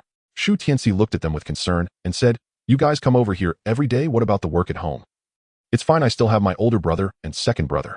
Yes, my parents and siblings are all at home." Hearing them say this, Shu Tianci didn't hold back. With the several hundred yellow mud bricks saved from yesterday, the wall building went much faster today. Around 9 in the morning, Jiang Li rode her bicycle to the homestead. Tianci. While moving bricks, Shu Tianci heard the call and quickly turned to look back. Then, under the puzzled gazes of all the villagers, he jogged to Jiang Li and said, "Sister Jiang, are you looking for me?" "What else would I be doing?" Jiang Li rolled her eyes and thought, "Why would I call you if I wasn't looking for you?" She didn't beat around the bush and said directly, "The mechanical factory sent word that you need to go handle your employment paperwork." "Oh, and Su Jun." Su Jun ran over excitedly and said, "Dr. Jiang, can I go to work now?" "Employment paperwork." "Work?" Upon hearing this, the nearby villagers who were drying bricks were taken aback. They all stood up surprised and looked over. "What employment paperwork? Tianci and Junzi have jobs now." Seeing the villagers wanting to crowd around, Jiang Li frowned and looked at Shu Tianci. "I brought the message. When you have time, go over. There are still matters at the health clinic, so I will leave first." Upon hearing this, Shu Tianci didn't try to keep her, waving his hand and saying, "All right, Sister Jiang, take care." As soon as Jiang Li left, a crowd of villagers surrounded him. "Tianci, what is this employment paperwork? You and Junzi have found work. What unit is it, and what do you do?" "Dr. Jiang just mentioned a mechanical factory. I heard that's a big unit in our county town." The crowd was talking over each other, making it hard for him to know how to respond. "All right," Shu Tianci suddenly shouted, and all the villagers quieted down. "Dear villagers, I just heard from Dr. Jiang. I don't know the specifics, so let's wait until I return from the city to discuss it. Don't ask anymore, just get back to work." After saying that, he didn't linger and went to greet Shu Xianglian and Song Yuru. "Sister-in-law, second sister, I leave the house to you and my big brother. He'll be back soon, and I will bring you good news." Under the envious and jealous gazes of all the villagers, Shu Tianci left his home with Su Jun. After they departed, the villagers began to inquire about the situation with Shu Tianyou and the others. "Tianyou, your brother Tianci is really becoming more successful, isn't he? He's almost got a job. Xianglian, your parents left early. If they could see this scene, they would be so happy. Although the elder brother acts as father and the elder sister acts as mother, the eldest sister is the same. Your family will have blessings to enjoy in the future." "Aunt, you're joking. How can an elder sister always enjoy the benefits of her younger brother? I just hope he can live well, and I, as the elder sister, will be content with that." Hearing the villagers' flattery, Shu Xianglian felt genuinely happy for her brother. Meanwhile, Shu Tianci and Su Jun waved off the Zhang brothers and strode towards the town. "Third brother. Those Zhang brothers actually want us to take them to the county town. Oh, what a joke." Su Jun felt a surge of satisfaction at the thought of Zhang Tao and Zhang Bing's envious and admiring expressions. He never got along with the two, and these past few days had truly been a moment of pride for him. First, the two had called Shu Tianci third brother, which meant they were acknowledging their status. They had to call him Jungo. Secondly, he could become a person with a job, which was a matter of pride in the entire commune. The envious looks from the Zhang brothers were truly gratifying. Of course, Su Jun would not forget that all this was brought to him by his third brother Shu Tianci. Shu Tianci glanced at Su Jun and calmly said, "As long as they have no ill intentions, they will be our brothers in the future. Treat them well, who knows, they might be able to help us in the future." Upon hearing this, Su Jun immediately nodded. "Got it, third brother." Shu Tianci smiled slightly and continued on his way. As they were about to reach the health station, he said, "You go wait for me at the intersection ahead. I will go find Dr. Jiang and say a few words and conveniently bring out the bicycle." "Okay." Without thinking much, Su Jun quickly ran ahead of Shu Tianci, watching him from behind as Shu Tianci slowly approached Jiang Li's health station. Today she was not standing outside with her hands in her pockets, but was sitting inside talking to someone. Upon seeing Shu Tianci enter, Jiang Li immediately stood up and said, "Tianci, you're here. You need to borrow a bicycle. I'll go get it for you." To her, it seemed like Shu Tianci was borrowing the bicycle to go to the county town. "No need." Shu Tianci hurriedly waved his hand and said, "I just came to greet you." After saying this, he glanced at the woman beside her, choosing not to speak further. Unexpectedly, the woman directly stood up and smiled. "Lili, this is the young man you mentioned, right?" Hearing this, Shu Tianci curiously looked at Jiang Li, not understanding what she had told others. "Yes." Jiang Li glanced apologetically at Shu Tianci, then looked at the woman and said, "This is Tianci, who is very skilled at hunting. The wild rabbits and wild chickens I previously invited you to eat were all sold to me by him." "What the hell?" Hearing this, Shu Tianci's pupils constricted, wishing he could rush forward and choke her neck. Did this woman forget what she had promised him back then? Before he could speak, Jiangli took the lead and said, Tianci, let me introduce you. This is the director of our town's supply and marketing cooperative, Director Liu. I have a good relationship with her, so you can rest assured. The director of the supply and marketing cooperative, so that's it. Shu Tianci suddenly understood and extended his hand towards Director Liu, saying, Hello, Director Liu. Hello, Tianci. Director Liu smiled and reached out, her touch fleeting. Since Li said she treats you like a younger brother, is it okay if I call you Tianci, younger brother? Shu Tianci glanced at Jiang Li and then nodded. No problem, Director Liu can call me Tianci or third brother. That's good. Director Liu smiled happily and continued, Then I won't beat around the bush with you, younger brother. I've tried the wild chickens and wild rabbits you sold to Li. They were fatter than pork and tasted amazing, so I would like to ask you for a favor. Could you bring me 2 next time? Upon hearing this, Shu Tianci finally understood. Jiang Li wasn't merely buying meat for her family. She was clearly with someone like Director Liu from an organization. So the fact that he sold wild chickens and wild rabbits to Jiang Li had already been known to outsiders. Thinking of this, Shu Tianci suddenly felt a bit angry. Director Liu, I need to say a few words to my brother. Jiang Li seemed to sense Shu Tianci's displeasure, greeted Director Liu, and pulled Shu Tianci aside. Tianci, come with me to the backyard. Shu Tianci also wanted to question her, so he followed her into the backyard. As soon as they entered the backyard, Jiang Li turned to stare at Shu Tianci. Tianci, are you angry with your sister? What do you think? Shu Tianci retorted, and then said fiercely, I just want to strangle you right now. Jiang Li's expression changed immediately, looking a bit wronged as she said, Tianci, saying that hurts your sister's feelings a bit. I introduced you to Director Liu, and that was entirely for your own good. For my good, Shu Tianci chuckled skeptically. You still don't believe me? Jiang Li rolled her eyes at him and explained, What kind of person is Director Liu? She is a leader of the supply and marketing cooperative. Her family, relatives, and friends are all leaders in the county and city units. This year resources are scarce, and all the county leaders have hardly eaten much meat. As the saying goes, the one closest to the water gets the moon first. You have the skill to hunt. Building a good relationship with her will benefit both you and your family's future. Upon hearing Jiang Li's words, Shu Tianci finally realized how significant the woman outside was. Jiang Li was right. Building a good relationship with such a person is definitely more beneficial than harmful. However, it was a matter of her character. Seeing Shu Tianci hesitate, Jiang Li immediately assured him, Don't worry, I've known Director Liu for several years. I can trust her character, and besides, building a good relationship with you is also beneficial for her. She's not foolish, though she wouldn't do anything to you. Hearing this, Shu Tianci gratefully opened his arms. Under Jiang Li's expectant gaze, he clasped his hands together and said, Thank you, Sister Jiang. After saying this, he turned and left the backyard. Jiang Li's expression stiffened, her hands that were about to open froze. She rolled her eyes and complained, Is that it? Shu Tianci returned to the main hall and looked at Director Liu, saying, Director Liu, I accept your request. I can't promise anything else, but I can still get wild rabbits and chickens. Upon hearing this, Director Liu was immediately overjoyed. Then thank you, Tianci, younger brother. I just don't know when I can get them. I have something to do in the city now, but when I come back, I will go to the mountains. Shu Tianci explained, then pondered, probably before dark this afternoon. All right, then I'll wait here at Li's place before dark. After confirming the delivery time with Director Liu, Shu Tianci prepared to take his leave. Jiang Li accompanied him to the door, her face filled with displeasure. Shu Tianci knew she was unhappy, so he leaned in slightly and whispered, I'll bring you pork when I return. Upon hearing this, Jiang Li's eyes brightened. Really? She placed her hand on her chest, filled with anticipation, as she saw Shu Tianci nod seriously. But you really hurt your sister's feelings just now, won't you comfort her? Ugh, this widow really knows how to play. Shu Tianci shivered and chuckled, Sister Jiang, I'm leaving now. With that, he turned and ran without looking back. Watching him flee in panic, Jiang Li couldn't help but laugh. Was Shu Tianci really a devoted person? At least he wasn't in his past life. After all, who would expect a second-rate man to be someone who would be faithful till the end? If he had encountered such a playful widow in his past life, he would have jumped into it without a second thought.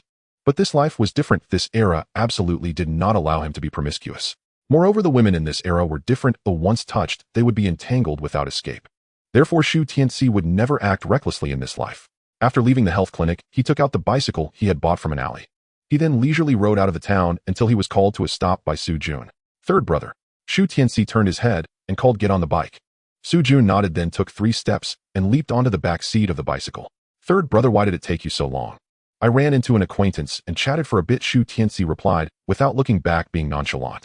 Su Jun was just curious and didn't ask further. Before long, the two arrived at the county's machinery factory. Good morning, sir. Looking at the old man leaning against the gate, Shu Tianci handed him a cigarette.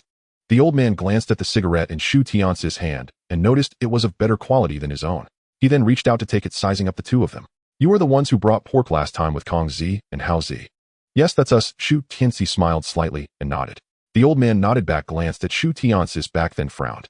So no pork today? This old man, hasn't he had enough of the 3 pigs from a few days ago?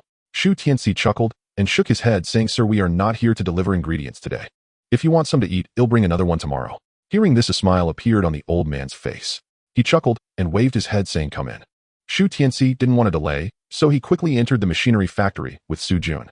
Third brother, where is the purchasing department? Su Jun looked around a bit, directionally challenged. Shu Tianci smiled and pointed south, saying, That way. The county's machinery factory was large, covering more than 300 acres with office buildings, workshops, and warehouses. Fortunately, Shu Tianci had a strong sense of direction and remembered the specific route from his last visit. Otherwise, it was quite possible he would get lost like Su Jun. The two quickly arrived at Director Jiang's office and knocked on the door. Knock, knock. Come in. Uncle Jiang. Shu Tianci pushed the door open and called to Director Jiang at the desk. Tianci and Junzi are here. Have a seat. Director Jiang laughed heartily and warmly offered them chairs. After they sat down, he took out a pack of cigarettes worth over a dime and handed one to each of them. Su Jun immediately took out a match and lit their cigarettes first. Director Jiang took a deep puff of his cigarette, and after exhaling thick smoke, said, Tianci, I've already reported your matter up the chain. Our leaders appreciate your abilities, so without a second thought they agreed. Your 9th-level purchasing agent and Junzi's 10th-level purchasing agent can complete the onboarding procedures today. Thank you. The two of them nodded in gratitude, with Su Jun appearing even more excited. Director Jiang waved his hand dismissively and smiled. Tianci, this is just the beginning. I believe with your abilities, as long as you contribute more to the factory, you will soon be promoted to a level 7 staff member. Shu Tianci smiled but did not respond. After finishing a cigarette, Director Jiang stood up and said, Let's go, I'll take you to complete the onboarding. And by the way, let me tell you about our purchasing department situation. All right. Shu Tianci nodded and followed Director Jiang along with Su Jun. The purchasing department doesn't handle much else. It is responsible for procuring the materials needed by the factory. According to your level, as a 9th-level purchasing agent, you have to complete a purchasing volume of 300 yuan each month. 300? That's so little. Shu Tianci exclaimed. Director Jiang also looked surprised and turned back to him, saying, You should keep such thoughts to yourself. If other purchasing agents hear that, you'd better be prepared for a beating.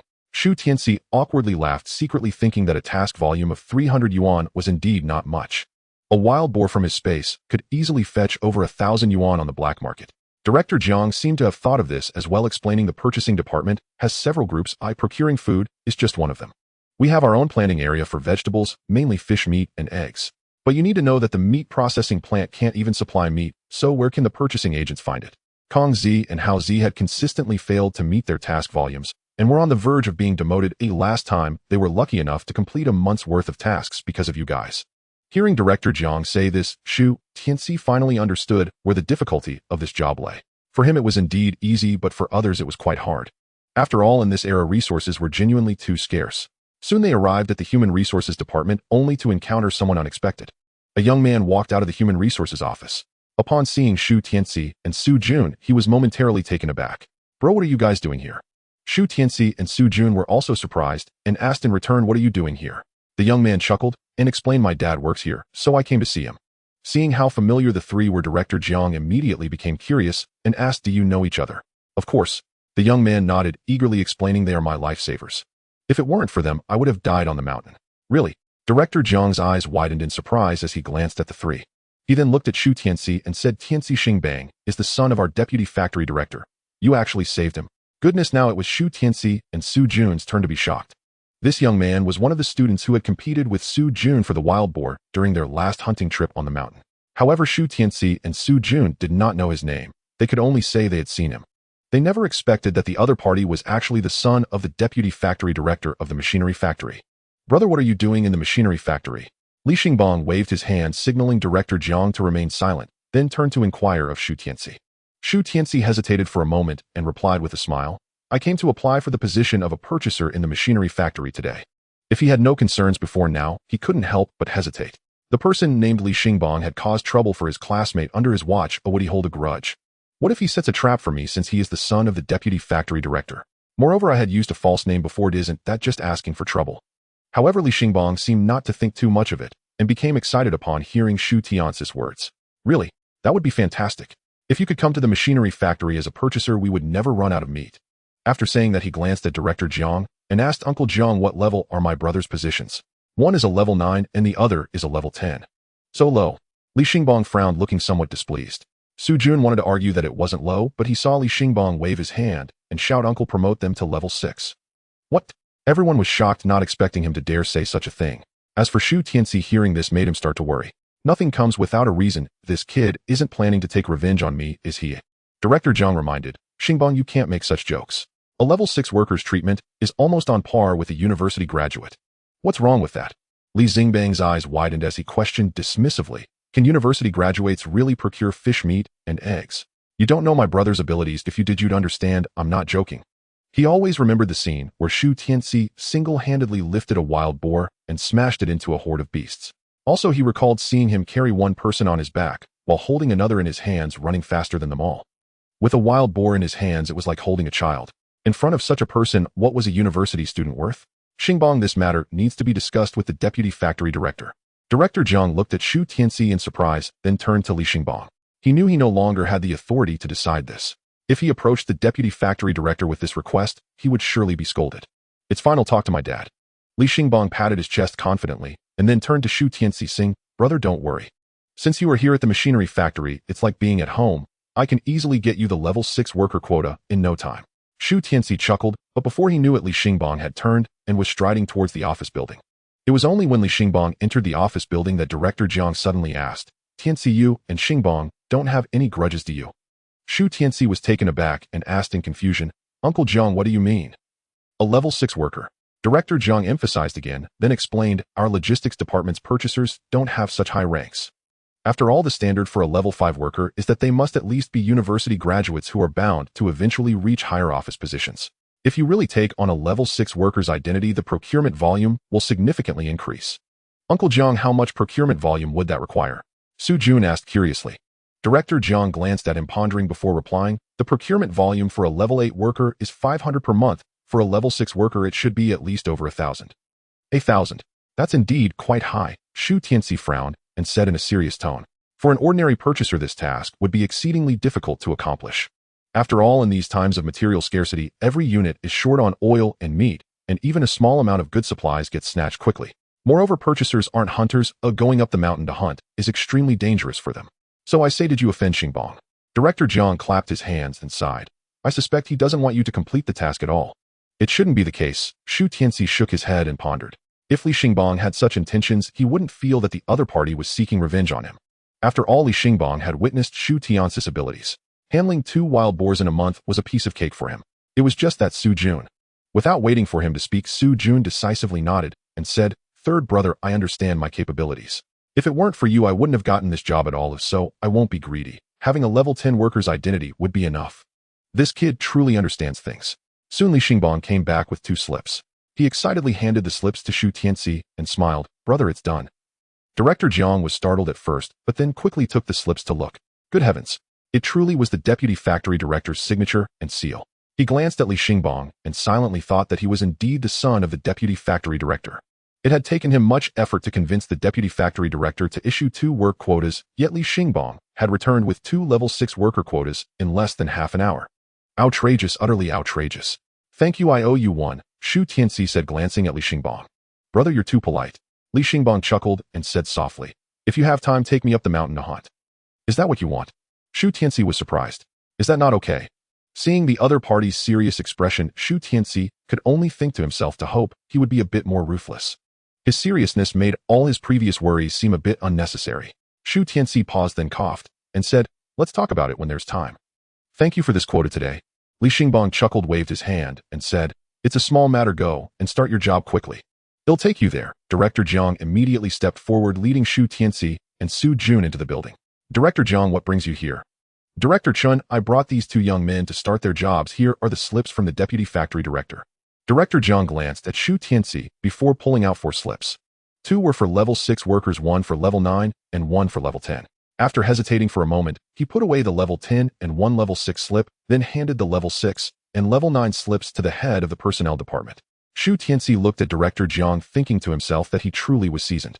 Director Chun took the 2 slips, checked them, and glanced at Shu Tianci and Su Jun out of the corner of his eye. "Comrades, what are your names?" "Shu Tianci." "Su Jun." Director Chen nodded and smiled, saying, "You young men look quite handsome. Are you vocational school graduates?"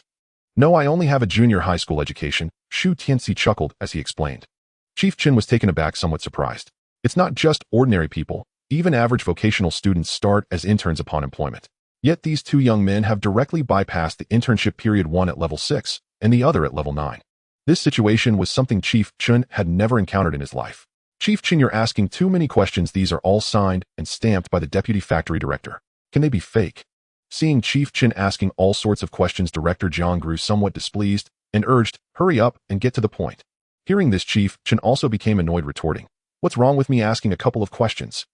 Looking at the situation, it seemed like the two were about to argue. Su Jun glanced at Shu Tianci, asking if he should step in to explain. Shu Tianci decisively shook his head, indicating that they were not in a position to mediate. Chief Chin, not to mention that these papers are personally signed and stamped by the deputy factory director. You have eaten pork brought by them in the past 2 days. Director Jiang tapped the table, speaking with reason. What?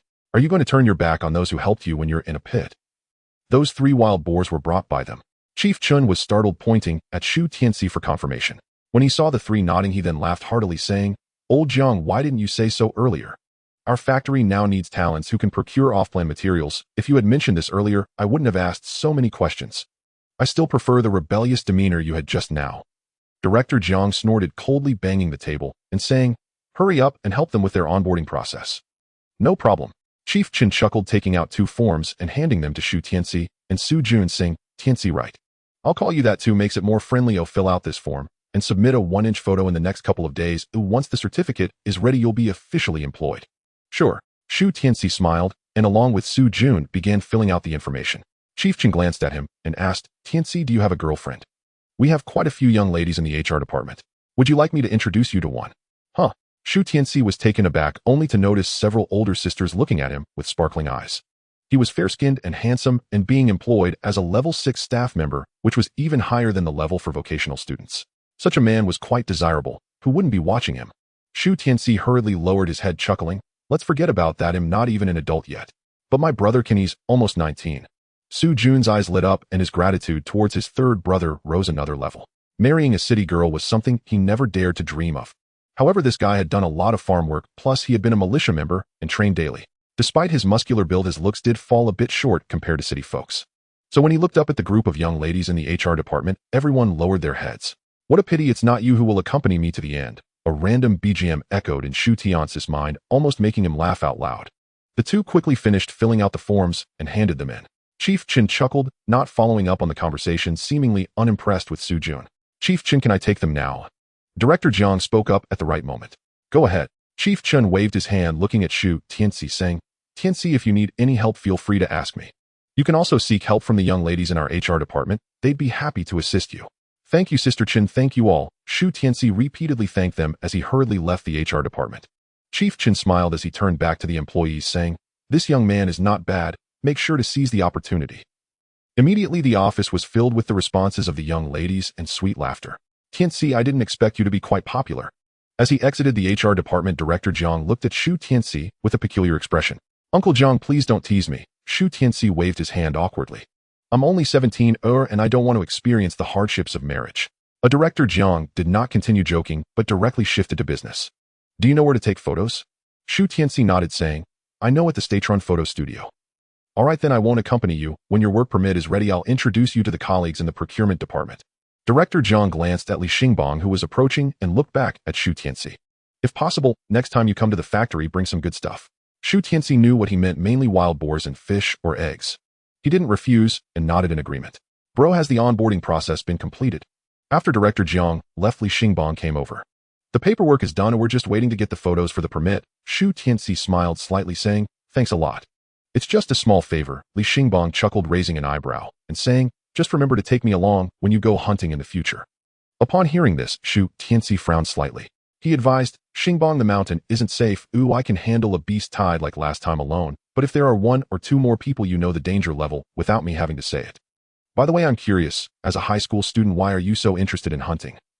Upon hearing this, Li Xingbang rubbed his scalp awkwardly. It wasn't that he was particularly interested in hunting, it was mainly because his friends were going.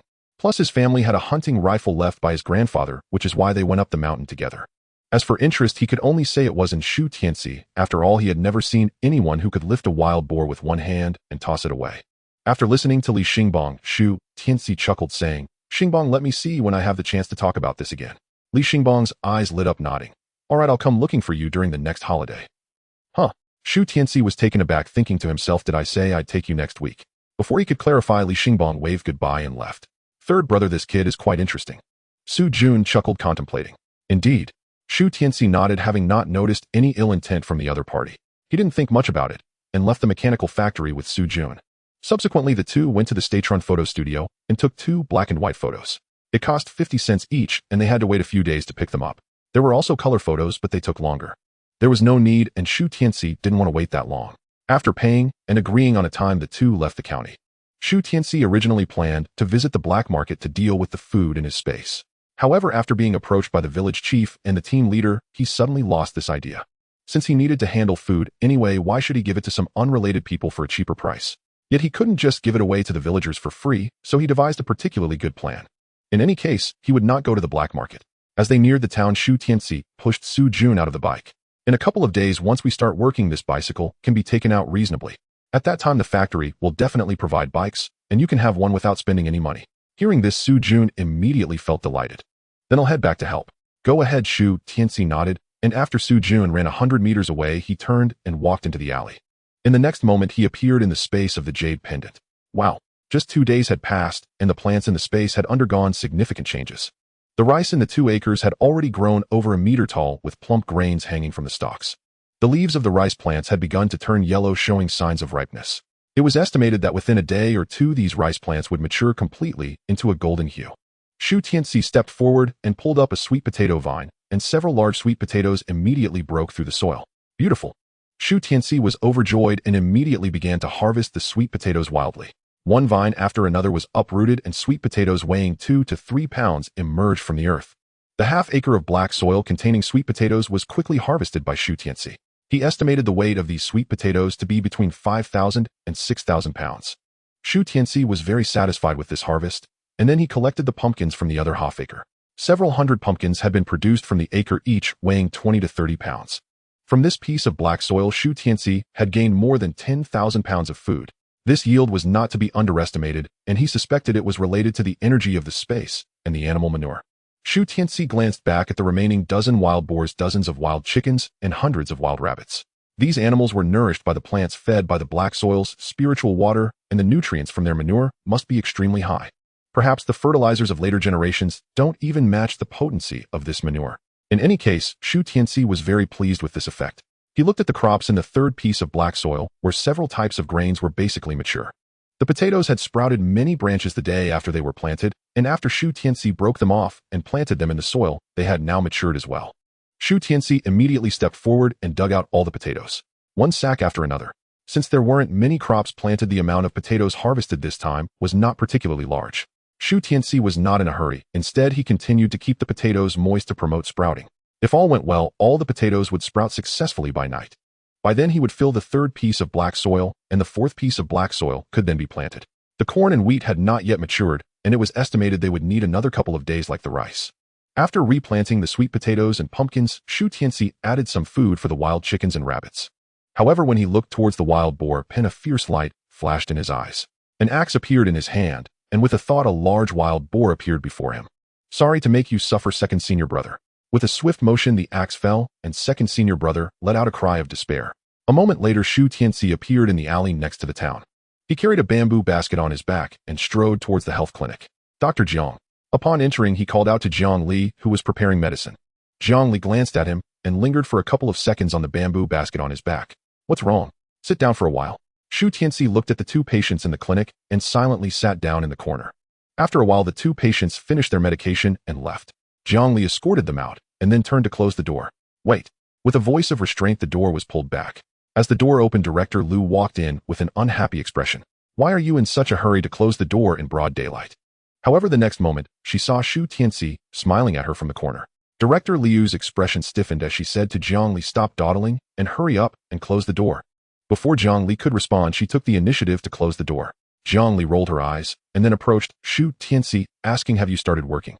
Shu Tianci replied affirmatively, explaining the procedures are done. Ew, I just need to take my photo to get my work ID. He then raised an eyebrow and said, I brought you something good. Jiang Li's eyes lit up as she watched Shu Tianci open the lid of the bamboo basket. A wild chicken flew out directly, but was quickly caught by Shu Tianci. There was also a rabbit in the basket which he pulled out. Seeing these two items again, Zhang Li felt a bit disappointed, but did not show it. Just as she was about to thank him with a smile, Shu Tianci suddenly handed the wild chicken and rabbit to Director Liu behind him. Director Liu, this is for you. Director Liu's eyes brightened, and she immediately reached out to take them, examining them closely. What Lily said was true. These wild chickens and rabbits are indeed plump. Ignoring Zhang Li's eye roll, she turned to Shu Tianci and asked Tianci, how much are these two items? They're not rare items. Oh, just give me what you feel is fair, Director Liu. That won't do. Director Liu shook her head, repeatedly weighing the chicken and rabbit. This rabbit must be 4 to 5 pounds, and the wild chicken is 2 to 3 pounds, ill-counted, as $2 a pound for you. How does that sound? Director Liu understood the market prices. Pork was already several dollars a pound, and it was hard to find. While the meat of wild rabbits and chickens couldn't compare to pork, she thought $2 a pound was reasonable. Sure, that works. Shu Tianci nodded repeatedly, smiling. $10 from Director Liu will do. $10. Is that even possible? Director Liu hesitated a bit, since it was half the price. Let's just be friends. Don't be polite, Director Liu. Shu Tianci persuaded her, and with Zhang Li's assistance, Director Liu finally took out $10. Tianci, thank you. If you encounter any difficulties in the future, just come to find me. Okay. Shu Tianci smiled, having been waiting for this sentence. After Director Liu left, Zhang Li put her hands on her hips, staring at Shu Tianci. Shu Tianci glanced at her, and then quietly lifted the oil paper under the bamboo basket. A piece of square wild boar meat came into view, which made Zhang Li's eyes light up even more. Shu Tianci took out the meat and handed it to her, saying, Sister Zhang, this is for you. Wild boar meat. For me. Zhang Li pointed at the pork and then at herself. Yes, didn't we agree that I would bring you pork when I returned? Looking at Zhang Li's surprised face, Shu Tianci said with an air of assurance. Zhang Li had helped him a lot, and it was nothing out of the ordinary to improve her meals. Zhang Li was very happy, looked at Shu Tianci, and said, Thank you so much, Tianci brother. Sister doesn't need to thank you. How about a hug instead? As she spoke, she actually opened her arms. No. Shu Tianci jumped back in surprise and quickly refused. It's just a small favor, don't take it too seriously. What do you find your sister irritating? Zhang Li placed her hands on her hips, her face filled with displeasure. No, he replied. Then how about a hug? As she spoke, Zhang Li once again opened her arms. Shu Tianci realized he couldn't stay there any longer, so he decisively turned and walked outside. Zhang Jie, you should calm down. I need to help with my family's house construction, so I will leave first. Calm down your head. Seeing Shu Tianci's retreating figure, Zhang Li scolded him with a laugh. Then she noticed the wild boar meat on the table and hurriedly called after him. Tianci, you haven't paid me yet. We'll talk about it next time. Shu Tianci didn't look back, waving his hand as he ran faster. Zhang Li chuckled, turned, and walked into the sanitary station, instinctively touching her face. Am I getting old and losing my charm? Stepping out of the small town, Shu Tianci breathed a sigh of relief and quickly lit a cigarette to calm his nerves. After finishing the cigarette, he returned to the village. Tianci, I heard you found a job in the city, is that true? As soon as he entered the village, he heard a villager confirming the news about his job. Shu Tianci looked at him in surprise and curiously asked, Who told you?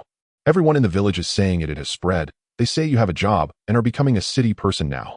It hasn't even been confirmed, yet don't spread rumors. Shu Tianci replied dismissively and then strode towards home. In the countryside, it's like this, nothing can be hidden. As long as your matters aren't exaggerated too much, it's already a blessing for your ancestors. Tianci is back. From now on, you can be considered a city person. Just remember the folks back in the village. Shu Tianci forced a smile, but wouldn't make any guarantees to them. Upon returning home, he found no one was working on the homestead anymore. However, there were quite a few people at the gate, each holding a bitten red sweet potato. Tianci is back. He didn't know who shouted, and then a crowd surrounded him. Tianci, congratulations, you're now an officer at the county machinery factory. I heard a level 6 officer earns 43 yuan a month plus a ration of food. Is that true? Now that you have a job, you can apply for a town household registration right. Now that you're a city person, don't forget you're still from our Shu family village. A group of people chimed in, not giving Shu Tianci a chance to speak. Enough. Suddenly 2 loud shouts came from the crowd, and they immediately parted to create a path. Shu Tianyou and Shu Xianglian approached with displeased expressions and said, My brother just got back, and he's still hungry. Let him eat his fill first, can you all chat while he works later? After saying this, Shu Xianglian took Shu Tianci's hand and smiled, Are you hungry? I've saved some food for you, I'll come and eat quickly. Okay. Shu Tianci smiled and followed her through the crowd. At that moment, he saw a row of dark faces filled with anticipation. These common folks have it tough. Today they can help Shu Tianci's family with work and have a hearty meal. But once the house is built, they will have to continue living on just enough to fill their stomachs, often only soup. Perhaps one night, due to malnutrition, they will quietly leave this world because of their ailments. Shu Tianci sat down with his younger siblings beside him, along with Zhang Bing and a somewhat embarrassed Su Jun and the love-struck Su Qian. You must be hungry after a busy morning, hurry and eat. Shu Xianglian handed him a bowl with 2 sweet potatoes inside. He picked up a sweet potato and found some wild chicken meat and eggs underneath. Thank you, second sister. Shu Tianci smiled gratefully and then lowered his head to take a big bite out of the sweet potato. He picked up his chopsticks and under everyone's gaze picked up the chicken meat and stuffed it into his mouth. Gulp. The sounds of people swallowing made Shu Tianci pause for a moment. He looked up at Shu Xianglian and Song Yuro and asked sister-in-law second sister, have the villagers eaten? Before either of them could respond, Shu Dashan nodded rapidly and smiled. They've eaten, we've all had our fill. After saying this, he turned back to the villagers and said, what are you all standing around for? If you're full, shouldn't you get back to work? Hearing this, a crowd of villagers turned and went back to the homestead. They wanted to hear Shu Tianci confirm with his own mouth that he had indeed gotten a job in the city. But now clearly wasn't the right time for that. They could only wait until later. It wasn't until all the villagers had gone to the work site that Shu Tianci continued to gnaw at the sweet potato. At this moment, Su Jun spoke up awkwardly. Third brother, I'm sorry. Shu Tianci chewed while glancing at him, mumbling, was it you who spread it? Su Jun nodded awkwardly and explained the whole situation. Jiang Li told so many people to go to the machinery factory for employment in front of everyone. Everyone was aware of the situation, and as soon as Su Jun returned, they all surrounded him. Their relentless questioning left Su Jun overwhelmed, and he ended up confessing everything that had happened today. Don't worry, third brother, I didn't say a word about anything that shouldn't be said. Perhaps fearing that Shu Tianci would overthink it, Su Jun patted his chest again to assure him. It's fine. Shu Tianci shook his head and didn't take it to heart. The village is so small that even the smallest matters can't be hidden. What he did was rational through and through, and he wasn't afraid of others picking at it. Then he'll go back to work. Seeing that Shu Tianci didn't seem to blame him, Su Jun breathed a sigh of relief and stood up to say, go ahead. Shu Tianci nodded and then continued eating. It wasn't until all the outsiders had gone to work that Song Yuro finally sat down to inquire. Old third, didn't you say you were a level 9 officer last time? Why is it a level 6 today? Shu Tianci replied with a hum and briefly explained the matter regarding Li Xingbang. Everyone suddenly understood, and Shu Xianglian quickly asked, is it really 43 yuan a month? Jean Feng graduated from a vocational school, and as class president, she only earns a little over 20 a month. That was during her internship. Once she becomes permanent, she'll earn around 30 to 40. Shu Tianci explained. While the family was chatting, a child ran in. Third brother, my dad said he needs to find you. Taidan ran home, saying his father was looking for Shu Tianci to discuss something. What did the village head want from him? Shu Tianci had no need to guess. However, he did not refuse and only greeted his sister-in-law and second sister before leaving with Taidan. His elder brother Shu Tianyou was busy building a house for himself, so Shu Tianci did not disturb him. Soon Shu Tianci arrived at the village head's home. Upon entering, he noticed that besides Shu Daxiang there were also Shu Xiaoqing the accountant, the secretary, the militia captain, and other officials present. When they saw Shu Tianci enter, their faces lit up. Shu Daxiang said, Tianci has arrived. Please find a chair and sit down. Shu Tianci hesitated for a moment, but still took a bamboo chair and sat at the end. Just as he settled down, he noticed that everyone's gaze turned towards him. Shu Tianci paused and smiled, saying, Village head, if you have something to say, please speak directly. It's quite uncomfortable with everyone staring at me. Hearing this, Shu Daxiang burst into laughter. All right, I'll be straightforward. The over 1,000 yuan you submitted a few days ago has been reported by Captain Xiaoqing. After the unanimous decision by the commune leaders, it will be converted to work points at a rate of 1 yuan for 1 work point. What do you think? Not much. Shu Tianci rolled his eyes inwardly and complained. He had submitted over 1,300 yuan, and this conversion would yield just over 1,000 work points. An adult earns 10 work points for a day's labor, meaning he would need to work over 130 days to earn that many points. But can one earn over 1,300 yuan in just 4 months of work? No. Therefore, exchanging money for work points is a significant loss. However, Shu Tianci had to admit that this money was exchanged for collective assets. If one were to monopolize it, it would be illegal, but this work point was genuinely his. So he could only smile wryly and nod, saying, all right, I have no objections. That's good. Seeing that Shu Tianci had no objections, Shu Xiaoqing breathed a sigh of relief. He was responsible for this matter and had done his best to secure these work points. So is there anything else? Shu Tianci continued to ask. Shu Daxiang quickly replied, also I heard that Dr. Zhang notified you to start your job. How is that going? The paperwork has been completed. Oh, we are just waiting for the photo to process the work permit. Shu Tianci nodded and said, that's good, that's good. Shu Daxiang nodded repeatedly and hesitated, saying, how about the matter we discussed earlier? Have you thought it over? Shu Tianci knew he couldn't avoid it, so after some contemplation, he said, can't we raise more poultry in our village? I'm afraid not. Shu Daxiang shook his head and explained, people don't even have enough to eat. Where will they find food to feed the poultry? Due to the drought that began last year, this year, they had drained water from various ponds and lakes to irrigate the fields. As a result, the fish were gone and the meager harvest was surrendered to the commune. In return, the commune did not send back a single grain. In plain terms, it was no different from taking their lives. The fish were gone, the grass withered, and the wild vegetables at the foot of the mountain were all dug up. Some elderly women, unable to fend for themselves, stripped the bark from the outer trees to take home. Now the only thing that could save lives was probably the wild beasts deep in the mountains. After hearing Shu Daqiang's account, Shu Tianci fell silent for a moment before saying, "Then let's organize people to go up the mountain, but don't think about selling anything." "Why not?" Everyone looked at Shu Tianci puzzled. "What if we don't sell? Eating it directly won't last long either." "Of course it's not about eating it directly. Who eats meat every day?" Shu Tianci rolled his eyes and complained.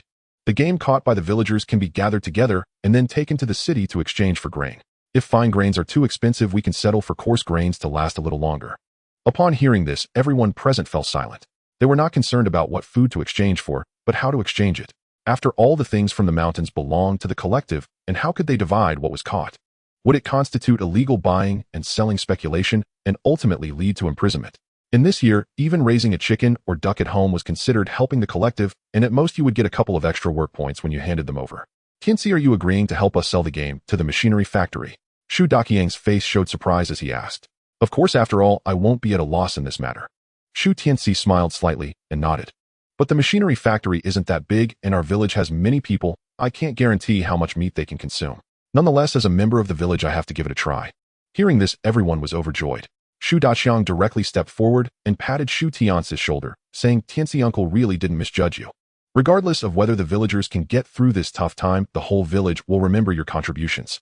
"You flatter me." Shu Tianci repeatedly waved his hands modestly. Now that Shu Tianci had agreed to help the village sell goods, the issue of illegal buying and selling was completely resolved. But the next question was how to convert what they had into grain, as Shu Tianci suggested. Shu Daqiang looked at Shu Tianci and asked, "Tianci, how can we obtain the grain? As you said, the people in the city don't have much grain left. If we take the game there, who would be willing to exchange grain with us?" "You don't understand this, do you?" Shu Tianci shook his head, denying it. "While city dwellers have a grain quota, it only means they have enough to eat. City folks only have the grains on their rations. To eat meat, they still need luck. However, we peasants are different. We can eat from the water and the mountains. If it weren't for policy restrictions on the actions of common folk, rural people wouldn't live worse than city dwellers. Now, city folks were not only short on grain, but also on meat. Whereas rural people only lacked grain and could definitely trade meat for it. But doesn't that mean it would become illegal buying and selling?" Shu Xiaoqing suddenly asked. If the game caught was handed over to Shu Tianci, it could still be considered cooperation with state-owned factories. But if they traded the game with private individuals for grain, that would be outright illegal buying and selling, right? Everyone looked at Shu Tianci, wanting to hear how he would respond. Shu Tianci coughed lightly and said casually, "If you're not at ease, just give the things to me. I have the job of a procurement officer, so it will be easier for me to help everyone exchange for grain." Upon hearing this, Shu Daqiang immediately felt weak in the legs. "Tianci, uncle thanks you on behalf of all the villagers." Shu Tianci was startled and quickly stepped forward to support him, saying, "Village head, what are you doing? Get up, you're not making me age faster, are you?" After much persuasion, Shu Daqiang finally returned to his seat. After discussing with Shu Daqiang and the others about trading wild game for food, Shu Tianci decided not to stay any longer. As for how to arrange manpower to go hunting in the mountains, that was a matter for the village. As a member of the village, he had done all he could at this point. Just as he returned home, Shu Xianglian and others surrounded him. "Third brother Tianci. Tianci, did the village head ask you to help the whole village again?" Shu Tianci shook his head and smiled, saying, "It mainly relies on the villagers to hunt. I'm just here to help with the procurement." "Will procuring the wild game caught by the villagers be considered profiteering?" "No." Shu Tianci glanced at Song Yuro and explained, "I am a legitimate purchaser. How could someone working for a state-owned unit be accused of profiteering? It's not a big deal, so don't worry." Upon hearing this, the whole family sighed in relief. Shu Tianci did not continue to explain and turned to help with the work on their homestead. In order to get himself tanned, he worked hard at all the strenuous and dirty jobs. After a few days, the villagers completely changed their perception of his character, who said that the third son of a rich family is lazy and has dragged his parents to their demise. None of those dozen big men worked as much as he did in a day. Not to mention Shu Tianci, even Shu Tianyou the big fool was much stronger than them. Those dozens of pounds were like chicks in front of him. Seeing this scene, Shu Xianglian couldn't help but shake his head and sigh, a family of oddities. Fortunately, Shu Tianci also noticed this and forbade his younger siblings from doing heavy work. He absolutely would not let them do anything beyond their physical capability for their age. Otherwise, how could an 80-year-old girl carry a round stone weighing dozens of pounds? Who would not be bewildered seeing that scene? After a few days of sun exposure, the skin of Shu Tianci's entire family had successfully undergone a transformation. Although they weren't as dark as the villagers, at least they no longer had that delicate frost-like complexion. The rough structure of the new house had also been built consisting of 3 rooms, a main hall, and a backyard. Next, they would use yellow clay mixed with straw to plaster the walls. Finally, they would cap the roof. As the sky gradually darkened, Shu Tianci clapped his hands and looked at the villagers, saying, "Everyone, you can go home now. All right, we'll come back tomorrow. It's better at Tianci's house. I want to eat one more meal. Go home and rest early. You'll be able to eat the boss bread tomorrow." After sending all the helping villagers home, Shu Tianci did not stop. "Elder brother Tianci, we can still make some more yellow clay bricks." "Why?" Shu Tianyou asked in confusion. "The rough structure of the house is already completed. There's no need for more bricks." Shu Tianci was not impatient. He started gesturing while explaining. He wanted to build a wall on the right side of the new house and the left side of the old house. The wall would be about 1.5 to 6 meters high, connecting on both sides, while leaving a space for a large gate in the middle. This way, although they would not live under the same roof, they would still reside in the same courtyard. And the land inside the yard would not go to waste. It could be used as a private plot to grow some food. Upon hearing Shu Tianci's plan, Shu Tianyou and Shu Tiansong's eyes suddenly lit up. This way, they wouldn't be considered as splitting from the family. "Great, let's keep drying the bricks," Shu Tianyou said seriously, shouting loudly. "I'll help too." Shu Tiansong rubbed his hands and followed along. Seeing their enthusiasm, Shu Tianci smiled slightly. Just as they were busy, a plump figure slowly approached them. "Tianyou Tianci." Hearing the shout, the 2 brothers paused and looked over in confusion. When they saw the other person's face, they were astonished and exclaimed, "Uncle Mao Jin." Shu Tianci pressed down on his elder brother's shoulder and walked toward Uncle Mao Jin. "Uncle Mao Jin, do you need something?" Uncle Shu Mao Jin nodded, looking at Shu Tianci before lowering his head. "Tianci, I heard you got a job at the machinery factory a few days ago." Shu Tianci leaned in closer to hear better. Although he didn't understand the purpose of the question, he still nodded. "Yes, I'm still processing the paperwork." Upon hearing this, Shu Mao Jin seemed to make up his mind. He took a deep breath and said, "Tianci, could you lend me some food? Your aunt is getting weaker, and I'm afraid she." As he spoke, the 50-year-old man suddenly choked up. Without him needing to continue, Shu Tianci understood his meaning. He immediately turned around and shouted to Shu Tiansong, "Tiansong, Tiansong." Shu Tiansong responded and ran over quickly. "Third brother, what's wrong?" Shu Tianci leaned over and whispered a few words in his ear, and he immediately glanced at Shu Mao Jin. Then he said okay and turned to run home. Shu Tianci looked back at Shu Mao Jin and smiled, saying, "Uncle Mao Jin, I've sent Tiansong to get some food." Thank you, thank you." Shu Mao Jin was overwhelmed with emotion, his legs bending down. "Uncle can't express his feelings, so let me bow to you." "Uncle, please don't do that." Shu Tianci panicked and quickly supported him with both hands. The other party wanted to continue kneeling but couldn't bend down any further. Shu Tianci said, "Uncle, you and Aunt helped us siblings when our parents passed away, or it's my fault for not allowing you to speak up. If you have any difficulties in the future, just come find me." Uncle Shu Mao Jin and his wife have 5 children, 4 daughters and 1 son. The 4 daughters married into other villages, leaving only the son at home with them. Although he had only given Shu Tianci's family a sweet potato before, it must have been a sacrifice. Now, as they are struggling to survive, Shu Tianci could not just stand by. Soon Shu Xianglian came running with Shu Tiansong. She held a bamboo basket containing 6 sweet potatoes and 2 eggs. She handed the bamboo basket to Shu Tianci and said to Uncle Mao Jin, "Uncle Mao Jin, here's some food for you, but it's my fault for not considering your family's situation before." Thank you," Shu Mao Jin said, gratefully trembling as he accepted the bamboo basket. Shu Tianci still supported him and urged, "Quickly go home and cook for Aunt, don't delay." Upon hearing this, Shu Mao Jin did not continue to waste time. He turned back several times to thank Shu Tianci and the others before quickly disappearing into the alley. Shu Tianci shook his head and then listened to Shu Xianglian explain. "It's all right, I know you didn't mean it that way." Facing the second sister's guilt, Shu Tianci smiled lightly to comfort her. Eventually, the matter of giving food to the villagers would be known by others. By then, there would truly be more and more people borrowing food. This was unavoidable, and Shu Tianci had no intention of avoiding it. After a round of comforting, they returned home for dinner. Sitting at the table, Shu Tianci said, "Tomorrow I will go to the city to get the photos, then take up a position at the machinery factory. Oh, I will leave the family affairs to my elder brother, sister-in-law, and second sister."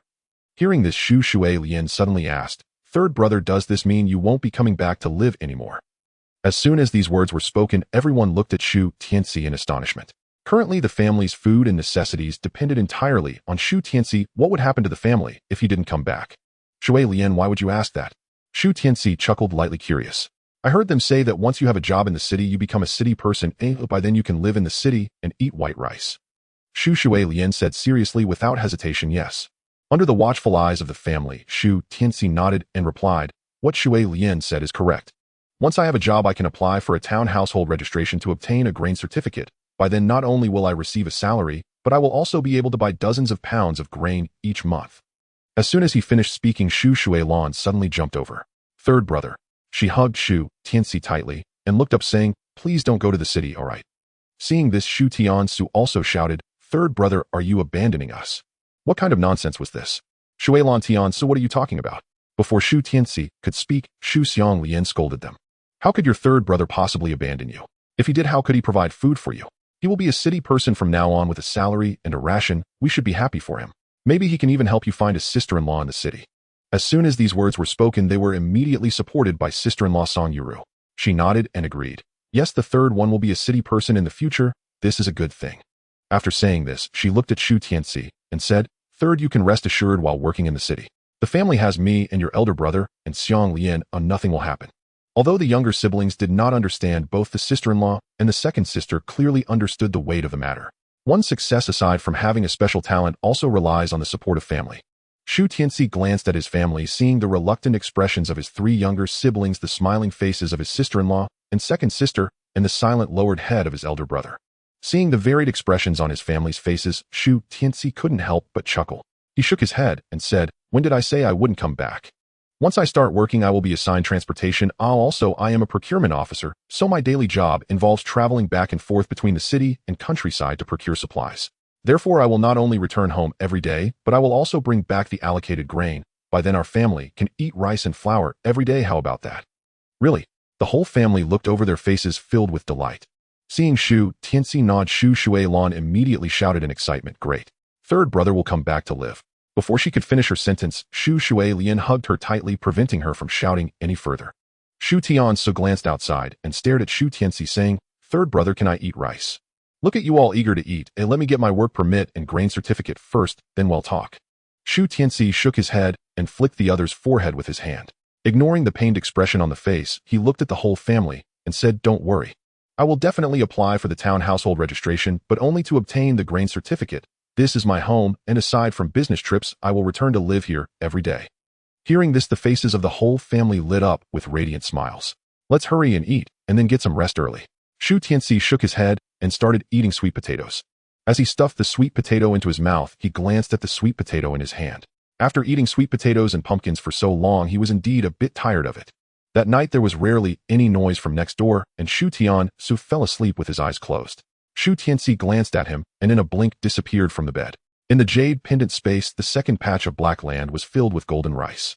The 2 acres of rice had matured, and the sight of each grain plump and full brought joy to Shu Tianci. He eagerly manifested a sickle with his thoughts and began to cut down the rice bundles one after another.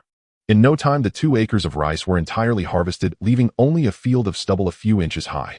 Shu Tianci did not rush to thresh the grains, but instead directed spiritual spring water to irrigate the black land. Then, after a deep plowing, he mixed the unharvested stubble into the soil. After spending some time, he turned over the entire 2 acres before finally dealing with the rice grains. Since this was not the kind of hybrid rice from later generations, the yield from the 2 acres was not too much, but also not too little. Shu Tianci spent several more hours before finishing processing all the rice grains. Each plump golden grain of rice was sent into the time-stopped warehouse, and he also learned the exact quantity. Just over 3,000 jin. In the 1960s, the average yield of ordinary rice was around 500 jin per acre, with some regions yielding even less. However, in the black land of the jade pendant space, the rice was full and yielded around 1,500 jin per acre. Not enough. Too little. Shu Tianci shook his head, somewhat dissatisfied. He turned and went to the third piece of black land, discovering that some crops had already matured. The newly planted potatoes had also sprouted and were trending towards maturity. Shu Tianci was very pleased and quickly pulled up all the mature corn stalks by the roots. Initially, Shu Xiaoqing had not given many corn seeds, only a dozen or so. Now, after maturing, each corn stalk bore 3 or 4 ears of corn. Shu Tianci first broke off the ears of corn and then tossed the stalks together with the rice stubble. After that, he first stripped down several corn kernels, obtaining over 1,000 seeds. However, he did not rush to plant the corn, but instead pulled up the mature wheat, peanuts, soybeans, and other grains by the roots. Then he set aside the seeds for these grains. He turned and plowed the third piece of black land. Of course, he did not touch the potato area. After finishing plowing the third piece of land, Shu Tianci hesitated for a moment. After contemplating, he ultimately planted the corn seeds at intervals of 30 to 40 centimeters. Soon, aside from the potatoes, the entire 2 acres of black land were planted with corn and irrigated. Shu Tianci glanced at the second piece of black land, deciding to plant the rice tomorrow morning. After leaving 10 days' worth of grain for the pig, wild chicken, and wild rabbit breeding sheds, he finally exited the space. The next morning, Shu Tianci made an excuse about an upset stomach to visit the latrine. After confirming that no one was nearby, he entered the latrine and disappeared. On the second piece of black land in the jade pendant space, the crushed rice stalks had already merged with the black soil. Shu Tianci immediately took out rice seeds and filled the second piece of black land. After planting the rice, he irrigated the land again with spiritual spring water. Shu Tianci looked up at the third piece of black land and found that all the corn seeds had sprouted, though the seedlings were still very small. Since they had already sprouted, it was time to apply fertilizer. He quickly mixed the poultry manure with spiritual spring water and irrigated the spaces between the corn seedlings. At this time, there were 3 breeding sheds in the space, each covering an area of over 1,000 square meters. The reproduction of wild chickens and wild rabbits was extremely rapid, with a new litter every 2 days in outside time. Moreover, the number of wild chickens and wild rabbits was considerable, with several or even dozens hatching and reproducing daily. So far, there were already hundreds of wild chickens in the wild chicken shed, most of which were still chicks. There were even more wild rabbits, so many that they were impossible to count with the naked eye. The reproduction of wild boars was comparatively slow, with only 1 litter after such a long time. The earliest captured piglets had grown up, and it was expected that they would soon start to breed. With all this poultry present, they produced an enormous amount of manure daily, enough to irrigate the farmland without running out. Shu Tianci shook his head with a smile, briefly focusing on the potato area before looking outside the black land. If all went well, a few hours outside would yield another piece of black land here. Upon exiting the space, he pulled his pants down a few centimeters. A stream of water shot out, sending the courageous white worms that had fought their way out of the latrine back inside. Comfortable, Shu Tianci joyfully pulled up his pants and turned to leave the latrine. Upon returning home, he suddenly noticed that there were unexpectedly more than a dozen villagers on the homestead. Some were climbing onto the roof, starting to build frames with wood, while others had begun to plaster the walls with mud, and some were using molds to continue making bricks. A simple yellow mud house could be built by a few people in no time. Why did they need 40 or 50 people? Seeing this scene, Shu Tianci frowned and quickly walked over to Shu Xianglian. Second sister, what's going on? Tianci, you came back just in time. Shu Xianglian looked at Shu Tianci with surprise and explained, these villagers insist on staying at our place to work. No matter what we say, they won't leave. They won't leave even without food. Yes. Shu Xianglian nodded and continued, they said they would be fine with half a sweet potato. Why have they really gotten that desperate? Shu Tianci's brows furrowed in concern. Shu Xianglian glanced at him and explained, I actually understand them quite well. I went to the cafeteria with the eldest sister yesterday. The village cafeteria can no longer provide food, and there's no coarse cornmeal left either. Even the vegetable soup has hardly any wild vegetables, just weeds that are easy to boil down. Now they would be willing to stay for even a bite of food, let alone half a sweet potato. Shu family village is in a dire state, and the villagers hardly have anything to eat. With the cafeteria not providing meals, they can only wait to starve or fall ill. Shu Tianci hesitated for a moment and asked, what food do we have left at home? Hearing this, Shu Xianglian looked around and quietly said, more than 20 sweet potatoes, 30 pounds of pumpkin, and 2 pounds of cornmeal. Plus the rice you brought back. I cooked half a pound with cornmeal and beans the day before yesterday. This food could save many lives, but it's only enough for these people to have one full meal. We must go hunting immediately, or else this group of people will perish. But to hunt in the mountains, one must have strength, otherwise going up there would be sending oneself to death. With this in mind, Shu Tianci turned to Shu Xianglian and said, second sister, save the rice for lunch. As for the other food, let's use it all to feed these villagers. What? Hearing this, Shu Xianglian was taken aback. She anxiously looked at Shu Tianci and advised, Tianci, isn't that too much? If we do that, we won't have anything to eat tonight. Don't worry, Shu Tianci smiled slightly and explained, I'll go to the city to get some documents later. Once I get the food ration card after starting my job, I will bring back all the allocated food. Tomorrow, I will discuss with the village chief about how to arrange for this group of villagers to go hunting in the mountains. If they don't get enough to eat, it might cause problems when they go hunting tomorrow. All right, I'll listen to you. Hearing that Shu Tianci had made arrangements, Shu Xianglian nodded in agreement. Shu Tianci smiled and turned around to see Su Jun running over. Third brother going to the city. Shu Tianci glanced at him and turned to fetch something from the room. Let's go. He didn't greet the villagers, but turned and left with Su Jun. As they walked out of the village together, Shu Tianci handed over the item he had brought from home to Su Jun. Junzi, take this. What? Su Jun was taken aback receiving the item and peeling away the burlap. A hunting gun. He hadn't expected that Shu Tianci would give him a hunting gun, which was quite a good item. Since withdrawing from the militia, he hadn't touched a gun for a while. He just couldn't shake the feeling that this item seemed somewhat familiar. Take the gun and wait for me at the entrance to the mountain path ahead, Shu Tianci instructed without explaining, pointing towards the entrance. You're going to find Dr. Jiang, right? Su Jun suddenly understood and chuckled. I get it. I get what your mother. Shu Tianci scolded loudly, kicking the other's butt. Hurry up, stop overthinking. Su Jun cried out in pain, clutching his butt as he ran off into the distance.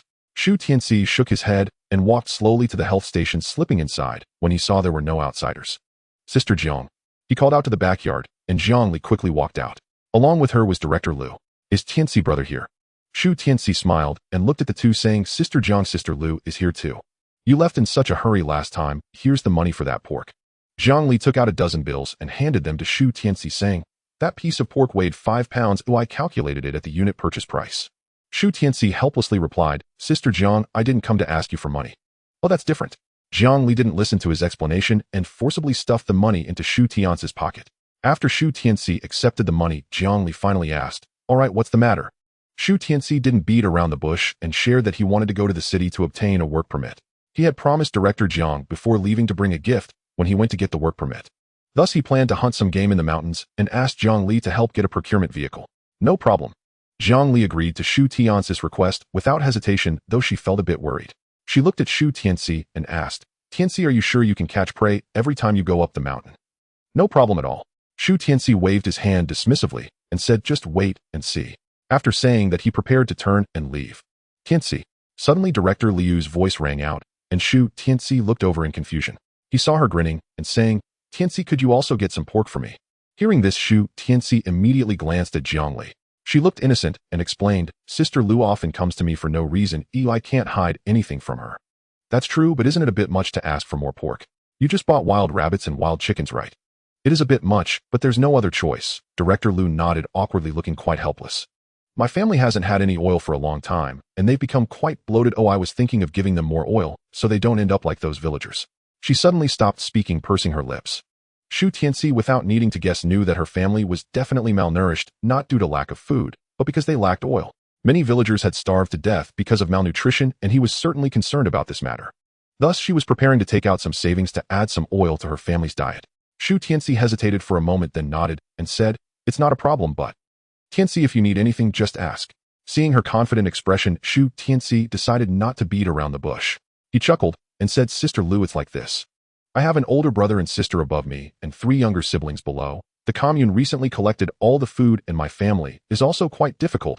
I was wondering if you could help find a job for my sister in the city with that. My sister would be able to get a fixed amount of grain. Hearing his straightforward words, Jiang Li couldn't help but give him a thumbs up. You just can't be roundabout with someone like Director Lu, otherwise she would outsmart you. She needs oil, and you need a job. Such a straightforward transaction is likely to yield better results. However, upon hearing Shu Tianci's words, Director Lu hesitated. Tianci, I understand everything you're saying, but it's just that the job quotas are indeed hard to come by. 5 pounds of wild boar meat. Shu Tianci held up a hand and said. Director Lu coughed and felt a bit tempted, clearing her throat. Tianci, this isn't about the pork, but it's not that I don't want to help you. 5 pounds every month. Director Liu's eyes lit up, and she couldn't suppress the smile on her face. Seeing her intrigued, but not responding, Shu Tianci could only look at Jiang Li. Jiang Li threw a flirtatious glance and said to Director Lu, Sister Lu, that's enough. With your abilities, getting a job quota in the city should be a piece of cake, right? But getting 5 pounds of pork every month is not as simple as it sounds. Hearing this, Director Lu finally put away her troubled expression. She looked directly at Shu Tianci and said, Tianci, it's not that Sister Lu doesn't want to help you. It's just that the job quota isn't something I can just have. After all, there are limits to the quotas now, thus it can only be purchased from others, which would cost several hundred yuan. I'll find a way for the money. Shu Tianci immediately waved his hand and shouted, fearing she might backtrack. He looked up at Director Lu and said, Sister Lu, I won't make it hard for you. I'll pay whatever it costs, though I won't shortchange you on the meat. I promised, I guarantee, it will be delivered. All right, then I'll go ask around for you. Director Lu pondered for a moment before agreeing. Shu Tianci was overjoyed upon hearing this and quickly bowed and said, Thank you, Sister Lu, thank you. For what? I'll be getting benefits from you too. Director Lu waved her hand repeatedly and smiled. The two exchanged pleasantries and then said their goodbyes. Shu Tianci told Jiang Li to let Su Jun come to call for them later. Then he turned and left the health clinic, heading straight for the entrance of the mountain forest. Soon he spotted Su Jun looking around at the foot of the mountain.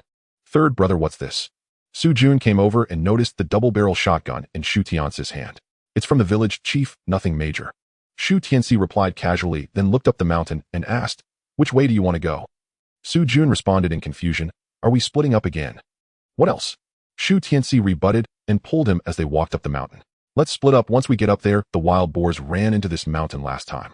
The two held their shotguns and walked up the mountain together. Along the way, Shu Tianci explained the reasons for splitting up to Su Jun.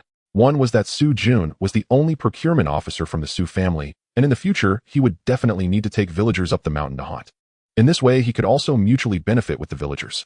The villagers would help him hunt and gather the necessary materials, while Su Jun would procure the wild game they had. Secondly, in terms of hunting skills, Su Jun couldn't compare to Shu Tianci. Su Jun was self-aware, but that didn't mean the people in their village were. Resources could be unevenly distributed, and there would definitely be gossip in the village later. Moreover, Su Jun indeed needed to enhance his hunting abilities. As they talked, the two had already reached the top of the mountain. Shu Tianci took a glance at Su Jun and pointed to the right, saying, "You go that way, be careful. If you encounter any danger that you can't handle, just shout and run over here." Upon hearing this, Su Jun immediately took a deep breath and nodded in agreement. After watching Su Jun's figure disappear over 50 meters away, Shu Tianci turned and walked to the left. Just as he was surveying the surrounding environment, he suddenly waved his hand. In the next moment, two fierce wolves appeared before him. Gray Wolf and Red Wolf looked dazed as if they had been asleep for many days. But they didn't feel hungry, just that the sunlight was a bit too bright for their eyes. Gray Wolf, Red Wolf. Suddenly a shout brought the two wolves back to reality. They turned their heads and saw Shu Tianci holding two ropes staring at them. "Come here, put these on." Shu Tianci yelled, and the two wolves obediently approached. After tying leashes to the two hungry wolves, Shu Tianci patted their heads. "I want to catch a few wild boars, so you help me sniff out where they are." Attempting to give the two wolves instructions, they immediately lowered their heads to sniff the ground. Before long, Gray Wolf suddenly revealed a fierce glint. Red Wolf followed suit and also showed its sharp fangs. Without waiting for Shu Tianci to react, they howled and charged out. Shu Tianci quickly grabbed the rope and swiftly followed the pace of the two wolves. In the forest, two agile figures were weaving through the underbrush. A hemp rope was surprisingly tied around their necks, with the end of the rope firmly held by a shadowy figure. Although the two figures ahead had 4 legs and were running at such speed that they created afterimages, the figure behind them was not falling behind at all and seemed to be gaining ground. "Stop! Quickly stop!" Suddenly Shu Tianci shouted. The two wolves immediately halted and looked up towards a nearby cave. A woo, you mother's head." Seeing that Gray Wolf was about to howl, Shu Tianci directly slapped the other on the head. Gray Wolf shrank its neck and looked at Shu Tianci with a hint of grievance. Shu Tianci ignored it, waving his hand and saying, "All right, this is no longer your concern. Once I finish my business, I'll give you some meat to eat." After finishing with the two wolves, Shu Tianci turned his gaze towards the cave ahead. He had sensed that there was a big creature inside the cave, and not just one. Gray Wolf and Red Wolf seemed to have brought him to a wild boar den. Shu Tianci secretly praised the two wolves in his heart, and then slowly approached the cave. Following the method he used to catch wild boars the first time, he picked up a sizable stone from the ground. Then aiming at the cave, he threw the stone with all his might. Bang! A whoa! First there was a sound of impact, followed by a cry of anguish. From the sound, it seemed he had hit a wild boar. Shu Tianci quickly dropped a few sweet potatoes and then vanished from the spot. The next moment, more than a dozen wild boars charged out in anger. Looking at their sturdy figures, even the smallest one weighed over 100 pounds. Moreover, there seemed to be more wild boars inside the cave that hadn't come out. Shu Tianci in the space felt delighted and focused intently on the group of wild boars. He saw them looking around for a moment, and then 2 wild boars approached the sweet potatoes. The sweet potatoes seemed to exert a tremendous attraction on them, making them unable to resist biting down. Crunch, crunch. The sound of munching drew the attention of other wild boars. Now's the time. Shu Tianci's eyes lit up in the space, and in the next second he appeared behind the group of wild boars. He grabbed the tails of 2 wild boars, and with a thought in the blink of an eye, the 2 wild boars silently vanished from the spot. Shu Tianci did not waste any time turning around and placing his hands on the 2 wild boars again. In just a second or two, 4 wild boars weighing over 100 pounds were stored in the space. With another quick turn and a slap, the 2 wild boars disappeared once more. Although he wasn't afraid of these wild boars, he still chose to retreat into the space. The remaining wild boars seemed to have sensed something, collectively turning their heads to look. A hint of confusion flickered in their eyes, but after a moment, they continued rooting for sweet potatoes. After all, the sweet potatoes were cultivated from black soil and spiritual spring water, which held immense allure for them. Shu Tianci in the jade pendant space glanced at the wild boar pen and settled the 6 wild boars. He then looked at the additional 4th piece of black soil and smiled with satisfaction. He wasn't in a hurry to plant anything, but shifted his gaze to the jade pendant screen nearby. After these days of consumption, the rosy hue beneath the jade pendant had vanished. All that remained was a milky white Qilin jade pendant with a hint of transparency at the top. Shu Tianci was mentally prepared for this, so he did not pay too much attention. Seeing that the wild boars outside were about to finish eating the sweet potatoes, he immediately vanished from within the space. With a grab of his hands, 2 wild boars immediately disappeared, and with another turn and a slap, 2 more were gone. In less than a minute, only 4 wild boars remained in front of him. A glimmer of confusion passed through their pupils, but upon seeing Shu Tianci, they became ferocious again. Huff, huff, huff your mother's head. This time Shu Tianci didn't play around. He cursed loudly and stepped forward. Huff, huff. As soon as the 2 wild boars made urgent sounds, Shu Tianci rushed over and touched their heads. The 2 companions vanished once again, leaving the remaining 2 wild boars momentarily dazed.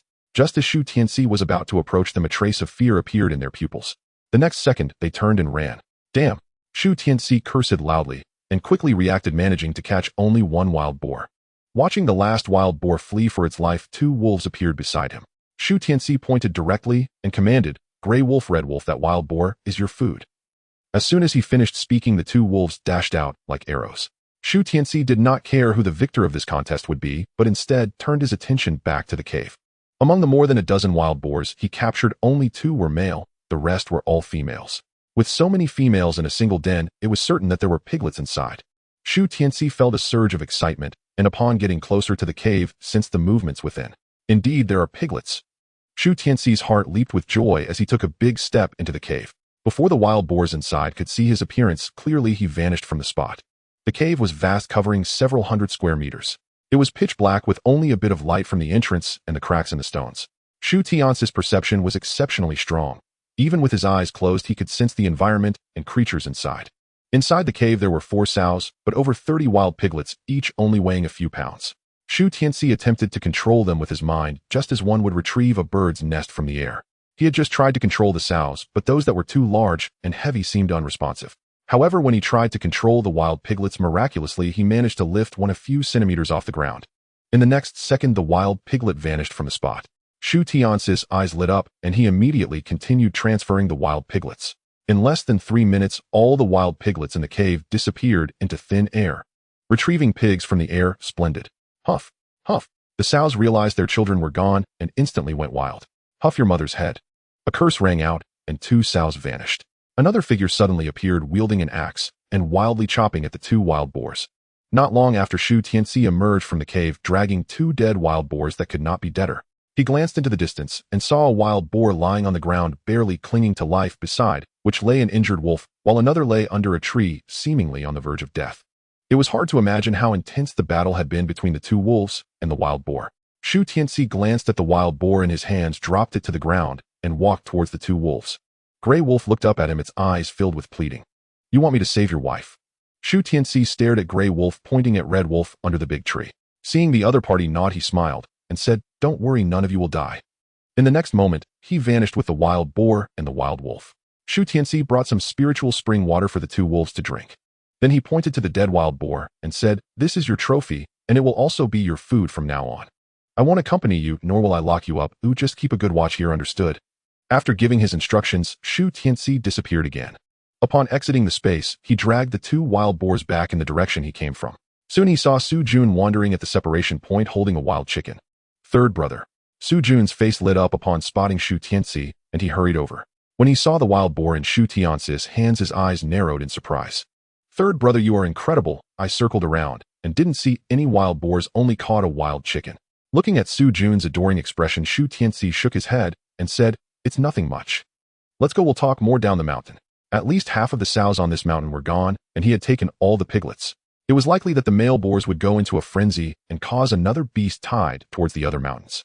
Su Jun had no idea what had happened. He just followed Shu Tianci down the mountain. Once they reached the bottom, Shu Tianci instructed, "Go to the clinic and call the purchaser. I'll wait for you here." "Okay." Su Jun obediently replied and turned to run off. Watching his retreating figure, Shu Tianci quietly took out a begonia cigarette and lit it. After taking a couple of puffs, he frowned in distaste. Cheap cigarettes these days had no filters and tasted rather bitter. "I need to think of a way to get some grade A or grade B cigarette coupons back."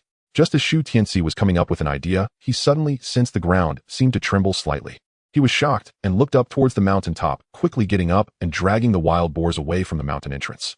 Soon the entire mountain began to shake, accompanied by grunting sounds. It was easy to guess that the male boars had discovered their home had been raided and their wives and children were missing. The herd of male boars showed no intention of descending the mountain, instead going wild up top. At that moment, a procurement vehicle sped over and stopped right in front of Shu Tianci. "Third brother, is it a beast tied?" Su Jun opened the door and got out, also sensing the chaos on the mountain. Get in the car, we'll talk after we leave here. Shu Tianci didn't explain, directly tossing the 2 wild boars into the car. Under the astonished gazes of Li Hao and the others, he sat in the back seat.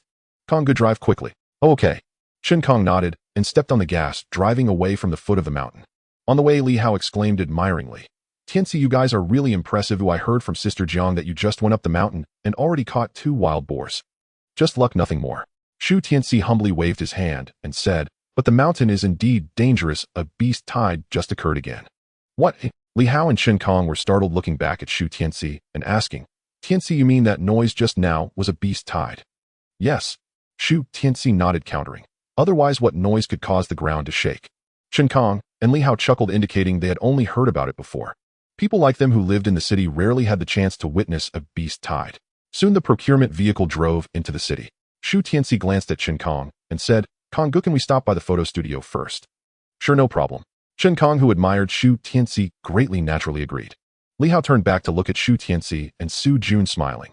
Tianci, Junzi, we'll be colleagues from now on. If you need any help later, feel free to come to me and Kong-gu, but you guys have to take care of us a bit too. Thank you, we definitely will. Shu Tianci and Su Jun nodded politely.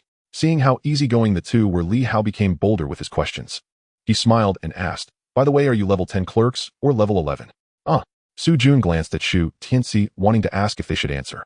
But Shu Tianci just smiled slightly and shook his head, saying, with Sister Jiang's backing, Director Jiang assigned us level 9 and level 10 clerks. But I think this shouldn't matter. After all, we are newcomers. Kong-gu and Hao-gu are our seniors, and we have a lot to learn from you. This remark made everyone feel good, and Shen Kong and Li Hao were momentarily taken aback before breaking into broad smiles. Level 9 and level 10 are already quite high. The most important thing is the urban household registration and food ration. As long as there's a job, even if it's a level 13 clerk, people will be scrambling for it. Right, what Hao-gu said is correct. Shu Tianci smiled slightly and nodded, dismissing it. Soon the procurement vehicle stopped at the door of the Statron photo studio. Shu Tianci and Su Jun got out of the car and retrieved their photos from the owner. Then they got back in the car, continuing towards the machinery factory. It was hard to tell whether Li Hao was just enthusiastic or overly talkative. Seeing Shu Tianci and Su Jun return, he continued, Tianci, you're about to start your job. Let me tell you a bit about our procurement department. Sure, thanks for the trouble, Hao-gu. It's a small matter, just chatting. Li Hao waved his hand and casually continued, our procurement department has 5 divisions, 3 handle procurement, and 2 are for the vehicle team. The first division is responsible for machinery parts, raw materials, and other main supplies for the factory. The second division is in charge of food, daily necessities, and labor protection. The third division mainly handles unplanned supplies like fish, meat, and eggs. And I'm in the third division of the procurement department, while your Kong-gu is in the vehicle team. Upon hearing this, Shu Tianci and Su Jun both looked enlightened. Shu Tianci took out cigarettes and offered them one, smiling. Our department must have a heavy workload, right? It's not just heavy, but it's downright inhumane. Li Hao said with his eyes wide open, speaking bluntly. I'm not saying it's tiring, but it's just that completing the tasks is particularly difficult. After all, every household is short on unplanned supplies, and anything available in a village or town gets snatched up immediately. If it weren't for you bringing 3 wild boars to the factory last time, I might have been demoted. I have to thank you for that. Shu Tianci and Su Jun kept shaking their heads, not wanting to accept this gratitude. So you guys don't have to rush this month. You just take your time to familiarize yourselves with the work. Old man, could you please open the door? At the entrance of the machinery factory, Li Hao leaned out of the window and shouted. Shu Tianci also leaned out and handed a cigarette to the old man. Old man, would you like a cigarette? The old man at the door saw this familiar duo and immediately leaned back. Goodness, 2 wild boars and a chicken. I want to smoke mine. The old man's eyes lit up as he moved to grab a cigarette from the security booth. Old man, please open the door first. Li Hao called out helplessly. Stay there. The old man showed no mercy and came out holding a pack of cheap cigarettes. Then he smiled at Shu Tianci, saying, Here, young man, smoke mine. Make sure to bring more of this stuff to the factory in the future, understand? I will do my best. Shu Tianci chuckled, not daring to commit to the promise. Seeing that the old man wouldn't open the door, Li Hao teased, Old man, can you really afford to eat meat every day? I enjoy it, why should I care? The old man glared with disdain and grumbled as he walked towards the door. Can't even gather 2 liang of meat throughout the year, like a useless person. Li Hao's face turned dark, but he dared not retort to this old man. When the gate opened, Shen Kong quickly stepped on the gas and drove the car into the factory. After parking, Li Hao turned to Shu Tianci and said, Tianci, Kong-gu and I will handle the wild boars. You and Junzi head directly to the HR department, get your work permits first, and then find the director to record your task amount. Got it, thank you, Hao-gu. Shu Tianci nodded, and after getting out of the car with Su Jun, headed straight for the HR department. Along the way, Su Jun finally voiced his confusion. He was puzzled as to why Shu Tianci didn't tell Chen Kong and Li Hao the truth. They were a level 6 staff member and a level 9 staff member. This couldn't be hidden. If they found out later, wouldn't they blame him? What are you saying? Am I lying? Shu Tianci rolled his eyes at Su Jun and shrugged. Su Jun was taken aback thought for a moment and shook his head. It seems not. Director Jiang indeed arranged for them to have level 9 and level 10 staff members. A level 6 was arranged by Li Xingbang. Shu Tianci didn't deceive Li Hao and the others, feeling completely at ease. If those two turned against him over this, he had nothing to say. Soon the two entered the HR department. Oh, Tianci has arrived. Director Chun, we brought the photos. Shu Tianci smiled and said as he stepped forward. Just give me the photos. Director Chen reached out and took the photos handed over by Shu Tianci and Su Jun. Their work permits had already been made, they just needed to paste a photo on them. Director Chen didn't let the atmosphere cool down, and while taking the work permits he asked, Tianci, did you bring your household registration book? The two immediately nodded and asked, should we give it to you? What do I need it for? I don't want it. Director Chen shook her head explaining, what I mean is you should bring your household registration book and take your work permits to the police station. It's necessary for obtaining an urban household registration. Only with an urban household registration can you receive a grain book. As she spoke, she pasted Shu Tianci and Su Jun's photos onto the work permits. Here are your work permits. Thank you, Director Chun. The two were very pleased and quickly thanked her after receiving their work permits. No need to thank me, this is what I should do. Director Chen smiled slightly and shook her head. You two should just bring back some fish and meat for the factory. Absolutely. The two nodded eagerly and Su Jun added, third brother brought back 2 wild boars today. Really? Director Chen's eyes lit up, receiving confirmation from Shu Tianci and Su Jun. After the two left, she turned back to the female employees in the HR department and said, see, this is a person of real capability.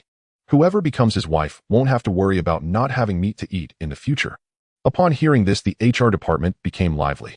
Meanwhile, after leaving the HR department, Shu Tianci and Su Jun headed to the procurement department. Knock, knock.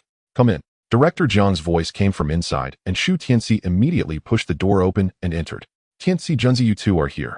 Yes, Shu Tianci replied as he closed the door behind him and turned to call Uncle Jiang. Have a seat, sit down, don't be polite. Director Jiang invited the two to sit, and then asked, you got your work permits right? Yes, we got them, the two responded in unison. That's good, Director Jiang nodded, saying, with your work permits you can go to the police station to apply for your household registration. This urban household registration must be handled. Only after it's done can you receive a grain book. Each person has a grain quota of over 30 jin, which isn't much, but at least won't starve you to death. Our factory also provides some benefits each month and will give you some grain coupons and daily necessities coupons. Hearing this, Su Jun was genuinely excited. Director Jiang didn't say much more, standing up and saying, come on, I'll take you to meet the colleagues in the procurement department. The two quickly stood up, ready to follow him. At this moment, there was a sudden knock on the door. Director Jiang, thinking of going out, stepped forward to open the door. Director, the 2 wild boars and wild chickens that Zhao Kong and Li Hao procured have been processed. One weighs 216 jin, the other 203 jin, and the wild chicken weighs 2.5 jin. A burly man with a round face walked in, shaking his body as he spoke. Hearing this, Director Jiang scoffed in disbelief. What do they know about procurement? Do they have that capability?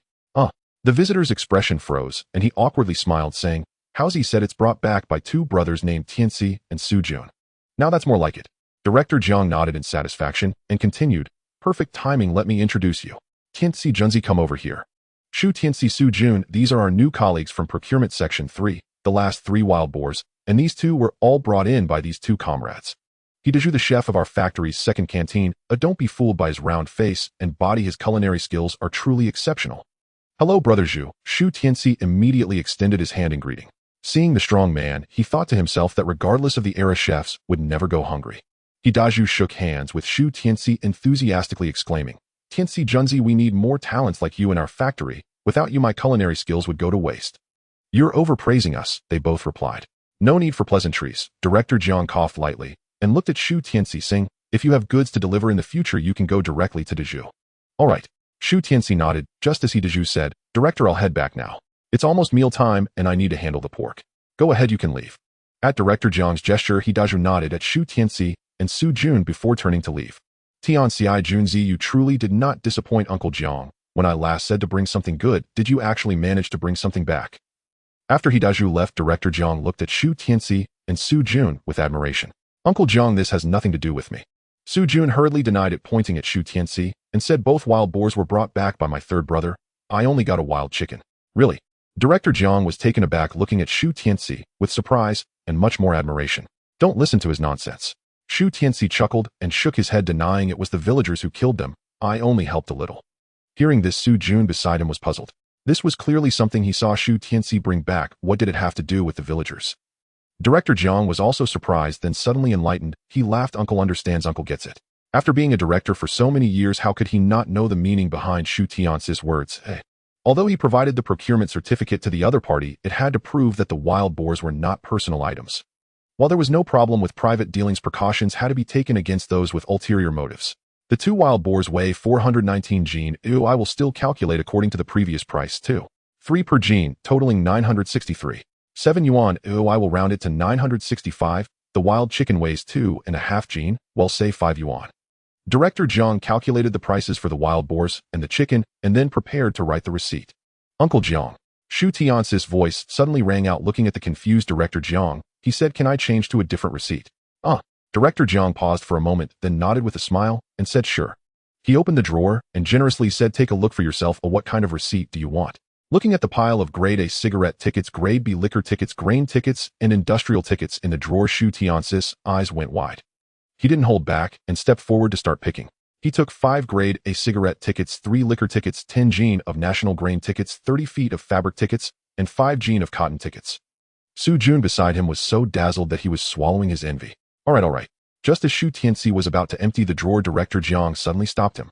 He glared with wide eyes, pointing at the drawer with an unhappy expression. You brat, are you here to sell pork? What's going on here? Are you robbing me? Hearing this, Shu Tianci was unfazed and chuckled. What can I do? Ordinary folks like us finding tickets is so hard, it's rare to have a chance to exchange for some. All right, I don't want to hear your nonsense. Let's leave it at that. Director Jiang saw through Shu Tianci's trick and quickly waved his hand to dismiss his chatter. Then he deducted a few dozen yuan from those tickets and wrote Shu Tianci a receipt for over 800. Take this, go to the finance department to collect the money later. There's no rush now. First come with me to the procurement department to meet the new colleagues. Uncle Jiang, Shu Tianci quickly grabbed his arm, smiling. No rush. Under Director Jiang's puzzled gaze, he continued, Uncle Jiang, look here. When our procurement staff go to the countryside and interact with others, we can't go empty-handed, right? The cigarette tickets, these need to be reimbursed by the procurement department, don't they, You brat. I wondered why you didn't take those grade B and grade C cigarette tickets. Director Jiang glared, sounding displeased. Those are essential items for a procurement officer in social dealings, aren't they? Shu Tianci raised an eyebrow and smiled. These are cigarettes to build good relations with township leaders. We can't let the procurement officer be the one to take them, can we? When dealing with others, not to mention dining, but offering cigarettes is the most basic thing. To get things done, you have to act like a grandson and offer cigarettes and gifts while asking them to accept it. Where is it like in later generations where there is overproduction and everyone is begging factories to buy their goods? Times are different, and the style of doing things is also vastly different. Looking at the grin on Shu Tianci's face, Director Jiang nodded. All right, the procurement department indeed has subsidies for this. 1 grade B cigarette ticket per month. But you have to be frugal. Like that Li Hao, he didn't miss a single ticket before, but he didn't bring back a single item. No problem, you can rest assured. Shu Tianci chuckled and nodded. He didn't ask what happened with Li Hao. It's better not to pry into others' affairs. Director Jiang counted out 20 grade B cigarette tickets and handed them to Shu Tianci and Su Jun. These are cigarette tickets, and I'm also giving you 100 yuan as an advance payment. This means when you go to the countryside to collect supplies, use this money first. If it's something big like wild boars or a larger quantity of supplies, let the other party issue a receipt. Once the supplies are brought back to the factory and confirmed without issues, the money will be transferred to the other party's public account. Hearing this, Shu Tianci finally understood why Li Hao said he had no money on him the first time he brought in goods. The advance payment is less than 100 yuan, which is about enough to procure a few wild chickens or hares. However, for big fellows like wild boars, it's indeed more reasonable to settle the accounts after bringing them back to the factory. After receiving the cigarette tickets and money, Shu Tianci asked again, Uncle Jiang, what about transportation? When we go to the countryside, we can't rely solely on our 2 legs, can we? This back and forth is too much of a waste of time. If the procurement officer has no transportation, what kind of procurement officer is that? This point Director Jiang couldn't argue against. He nodded and said the procurement department has a few bicycles that are about 80 to 90% new. You can take them first. If you perform well, they'll have the factory buy you new ones. Hearing that he would soon have a bicycle, Su Jun became even happier. He reached out to pat Shu Tianci, feeling grateful, but blushing from holding back his words. Shu Tianci shrugged off Su Jun's hand and looked at Director Jiang, saying, Uncle Jiang, do you have a tricycle? A small amount of supplies doesn't need to be sent to the factory. If the supplies are more than a bicycle can carry, I want a tricycle. Director Jiang was taken aback, replying, isn't a procurement vehicle enough? This question momentarily stunned Shu Tianci. He retorted, "Can I take a truck?"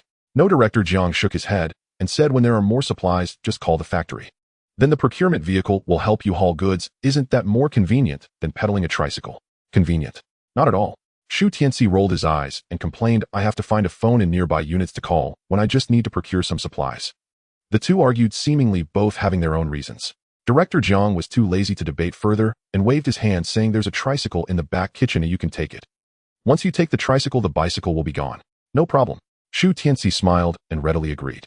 Tianci Junzi, our procurement department, has a total of 5 divisions. On their way to the procurement department, Director Jiang explained the current state of the divisions to Shu Tianci and his companion. Although Shu Tianci and his companion had already learned the specifics from Li Hao, they did not interrupt Director Jiang. They quietly listened until they entered a room resembling a classroom. "Director Jiang." "Section Chief, Zhou, I've brought you 2 people." Looking at the middle-aged man before him, Director Jiang immediately began his introduction. "These 2 are Shu Tianci and Su Jun. In the future, they will be the procurement staff of your 3rd division. Don't underestimate them. The 3 pigs last time and these 2 wild boars today were both sourced by them." Hearing this, Zhou Kaixuan's eyes lit up.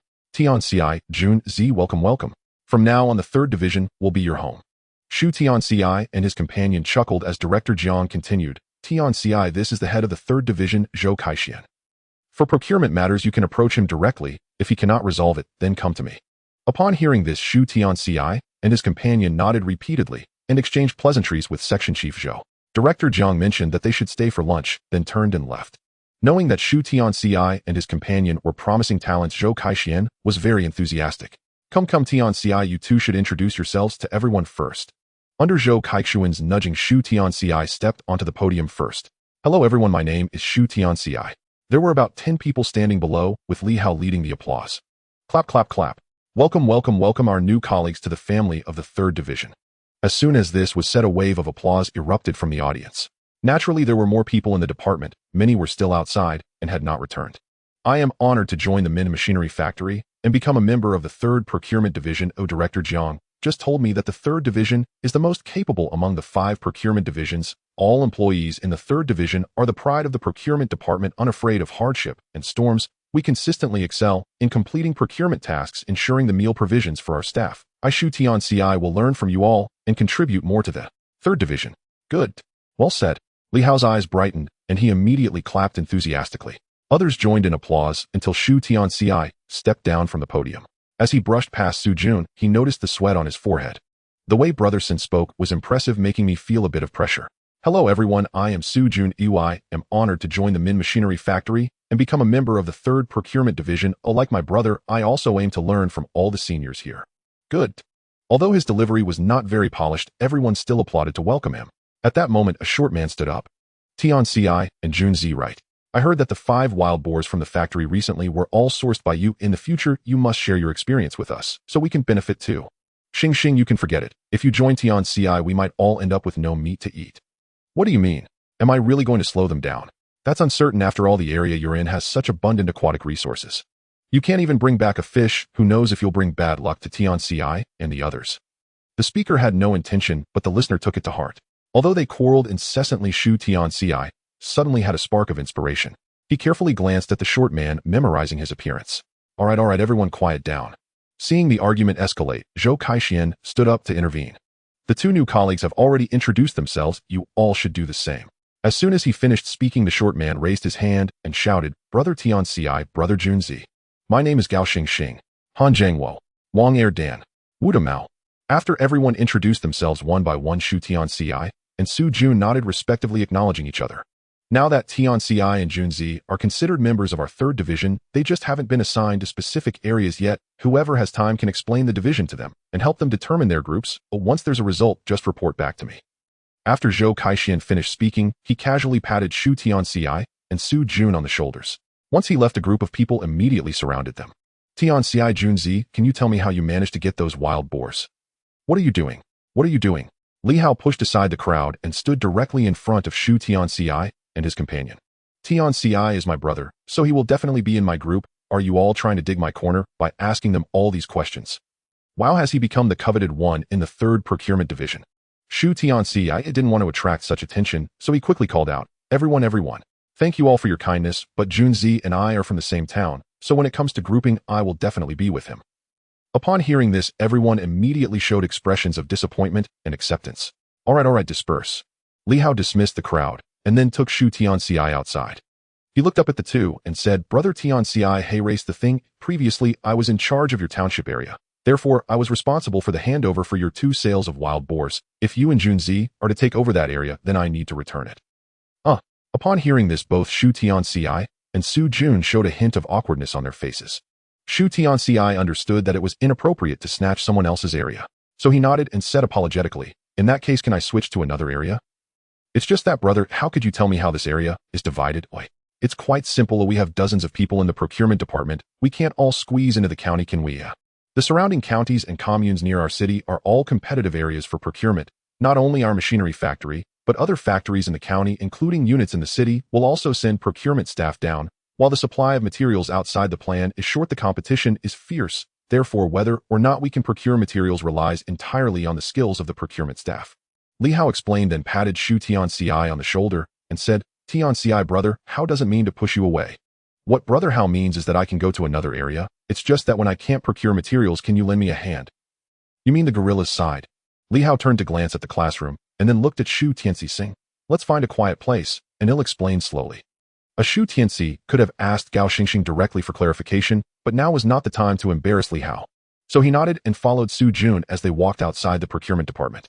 Along the way, Li Hao explained the area managed by the gorilla is Hongxiao Town, where aquatic products are abundant. Due to its proximity to Moonbay, water resources are constantly replenished, hence, even during these 2 years of drought, the grain yield there remains high. Hearing this, Shu Tianci frowned. He confusedly asked, but I just heard others say that Xingge hasn't received much aquatic product. No matter how much aquatic product there is, it can't withstand daily exploitation. Li Hao rolled his eyes and complained. Fishing is different from hunting in the mountains. Hunting involves facing beasts hidden, and one wrong move could cost a life. Thus, those without skills or courage would never dare to go. Fishing only requires casting a net, hence everyone in the nearby villages can do it. However, the river under Hongxiao is not the sea, and just because there is an endless supply of water doesn't mean the aquatic products are inexhaustible. Regardless of drought or not, the nearby villagers would go fishing for food. With the drought lasting over a year, now the villagers have increased their fishing frequency. Are there still fish in Moonbay? Of course there are. However, it is impossible to expect to catch dozens in a single net like before. Moreover, the procurement units, there are numerous. With so many wolves, there is little meat. Whenever a few fish are caught, they are quickly bought up. For Gao Xingxing to complete her task and procure hundreds of yuan worth of fish is naturally impossible. Shu Tianci suddenly realized, and then he heard Li Hao say, Tianci, you aren't thinking of going to Hongxiao Town, are you? Let me tell you, your hunting skills are well recognized by everyone. If you really go to Hongxiao Town, it would just waste your hunting abilities. No, Shu Tianci shook his head, smiling as he said, I was just casually asking you. I can go anywhere. Li Hao was taken aback for a moment and then chuckled. What about what we just discussed? Shu Tianci glanced at him, feeling a bit disdainful, helping him complete his procurement task while he lays in the factory collecting his salary and benefits. This kid really thinks he can take advantage of every opportunity. I'm not a kind soul. How could I do such a thing for someone unrelated? Just as Shu Tianci was thinking about rejecting him, a sudden clattering sound rang from above. Dinner time. The cafeteria is open. I heard the procurement department brought in 2 wild boars. We are in for a treat today. Really? Last time I went a bit late and ended up only getting a bit of meat soup. However, even a little meat soup mixed with rice felt like a feast to me. Countless employees emerged from all directions discussing today's meal excitedly. They were dressed in the work uniforms of the machinery factory, holding their lunchboxes and chopsticks, their eyes shining with hope for the future. Seeing this, Li Hao could only give up on questioning Shu Tianci. He patted the shoulders of the two and said with a smile, think it over carefully. Let's go eat first. Shu Tianci was also curious to see what was different about the cafeteria in the 1960s. Moreover, he had been eating sweet potatoes for several days and indeed wanted a change of taste. So he exchanged a glance with Su Jun and followed Li Hao. The Min Machinery Factory has nearly 1,000 employees with 2 cafeterias set up, one near the logistics department and another near the workshop. Shu Tianci and the others followed Li Hao to the cafeteria near the logistics department, and Gao Xingxing and her group quickly caught up. The group chatted and laughed, quickly arriving at the second cafeteria. Within 10 minutes, the cafeteria was already packed with people. In front of several food-serving windows, crowds gathered, making it impossible to squeeze in. Shu Tianci turned sideways to peek inside and immediately heard Su Jun gulping beside him. It's no wonder, it's a big factory. The food prepared is indeed abundant. Steamed buns, 2 unknown buns, 3 unknown cornmeal cakes and rice. Boiled cabbage, tofu cubes, shredded potatoes, and seaweed soup for 2 cents a portion. Stir-fried slices of meat with white radish, stir-fried slices of meat with cabbage, and stir-fried slices of meat with garlic leaves. Mixed dishes for 10 cents a portion. Large dishes like meat stewed with potatoes, meat stewed with carrots, and meat stewed with bean curd cost 20 cents each. Shu Tianci noticed that most of the workers in front of him had bowls filled with dishes costing 20 cents. There was also a portion with a mix of meat and vegetables, while only a few had purely vegetarian dishes. Despite not having eaten meat for a long time, most people still chose to save money. Tianci Junzi. Li Hao walked over with an aluminum lunchbox, pointing to a nearby table with utensils. We all have our own utensils. Since you just arrived, use the ones from the cafeteria for now. When you have time, go to the supply and marketing cooperative to buy an aluminum lunchbox. Okay, thank you. Shu Tianci and the others nodded in gratitude, just about to turn and grab them when a girl with fair skin suddenly appeared in front of Shu Tianci, handing him a set of bowls and chopsticks. Tianci, it's your first time eating at the cafeteria, right? Here are the utensils I got for you. Use them for now. If you have time this afternoon, I'll take you to buy an aluminum lunchbox. Shu Tianci glanced at her, thinking to himself that he didn't even know her. Su Jun next to him was quite perceptive, throwing a jealous glance at Shu Tianci before turning to leave. Shu Tianci twitched his lips, just about to refuse when another tall woman walked over, handing him an aluminum lunchbox and a set of bowls and chopsticks. These are the utensils I used, already washed. Take them and use them. Upon seeing this, the first girl immediately became displeased. Chen Xiaohua, what do you mean? What do you mean the cafeteria's utensils are unhygienic? Didn't you use them like this when you first came? Shh. Did I say anything wrong? Chen Xiaohua glared, shouting with conviction. It's inherently unhygienic. Look, you switched to an aluminum lunchbox. The cafeteria's utensils are unhygienic, but your used aluminum lunchbox is sanitary. You want to give your used one to Tianci? Oh, I think you're just being flirtatious. What did you say? Who's being flirtatious? They'll tear your mouth apart. Chen Xiaohua immediately got angry and directly slapped her face. Goodness. Seeing this scene, the surrounding employees were all stunned. Two beautiful female employees from the Human Resources Department were actually arguing over a young man. And Shu Tianci, caught between the two, didn't dare to intervene and could only bend down to avoid the conflict. Just as he was about to escape this troublesome place, a hand suddenly pulled him. Tianci, why are you back at the machinery factory again, and even at the cafeteria? Hurry and come out with me. Don't let anyone find out that you're not one of us. Uncle, where are you dragging me? Shu Tianci called out helplessly as the middle-aged man pulled him away. Fu Sheng barked a sharp rebuke, then swiftly hauled Shu Tianci outside the cafeteria. He turned back and fixed Shu Tianci with a stern gaze. Why did you sneak in again? Who gave you permission? Shu Tianci almost chuckled, explaining, Uncle, I came in on official business. Business? What nonsense? Fu Sheng cut him off brusquely. I know your character all too well. Enough, Fu Sheng said, his tone growing heavier, then sighed with weary resignation. I've already pleaded with the deputy factory director on your behalf, but he refused outright. He claimed only 2 positions were available, one grade 9, one grade 10. No more could be allocated. Though many knew Shu Tianci and Su Jun had secured those 2 positions, few knew their exact grades. Hearing this, Shu Tianci realized his uncle had indeed approached the deputy director. Regardless of outcome, that effort alone filled Shu Tianci with deep gratitude. Uncle, actually that position. Enough. I'll inquire again in a few days. If all else fails, just obey, and enlist in JC province with your cousin. Fu Sheng waved dismissively, then seized Shu Tianci's wrist. Now hurry outside. Getting caught would be disastrous. Shu Tianci grimaced inwardly. At least let me explain. He hadn't tasted pork in ages. Was even a single bite truly forbidden? Tianci. Suddenly Director Zhang's voice rang out from nearby. Startled, Fu Sheng instinctively shielded Shu Tianci behind him and turned toward the approaching figure. Director Zhang, you're heading to the cafeteria for lunch. Group leader Fu, what brings you here? Director Zhang glanced at Fu Sheng, then eyed Shu Tianci with quiet curiosity. Realizing evasion was futile, Fu Sheng burst into hearty laughter. Director Zhang, this is my nephew. He came to speak with me. Our conversation has concluded, and I'm just escorting him out now. Uncle Zhang, this is my maternal uncle. Uncle, you call him uncle. As Shu Tianci spoke, Fu Sheng moved to stop him, then froze startled. Something was profoundly amiss about that address. He stared bewildered from Zhang's smiling face to Shu Tianci's calm expression. You call him uncle, eh? Before Shu Tianci could reply, Director Zhang chuckled warmly. Since we're family, let's dine together. Let Tianci sample de Zhu's culinary mastery. Then I won't hold back. Shu Tianci grinned and nodded readily. Moments later, inside the cafeteria's private dining room, Fu Sheng sat dazed, watching Shu Tianci converse easily with the head of logistics while plates of rich meat dishes gleamed on the table. Who was this third nephew from his wife's family? So influential that even factory leadership treated him as an honored guest. Most astonishingly, braised pork and stir-fried pig tripe with celery, dishes Fu Sheng himself had savored only rarely, now lay before them as if specially prepared for Shu Tianci alone. Tianci, how is it? To your taste? He de Zhu entered, apron-tied, beaming. Shu Tianci immediately nodded, raising a thumb. Delicious, truly a master chef's artistry. He Dezhu laughed heartily, then eat heartily. Dezhu's specialty lies not in quantity, but in unmatched variety. Next time I'll prepare something entirely new for you. Thank you, I'll gladly accept.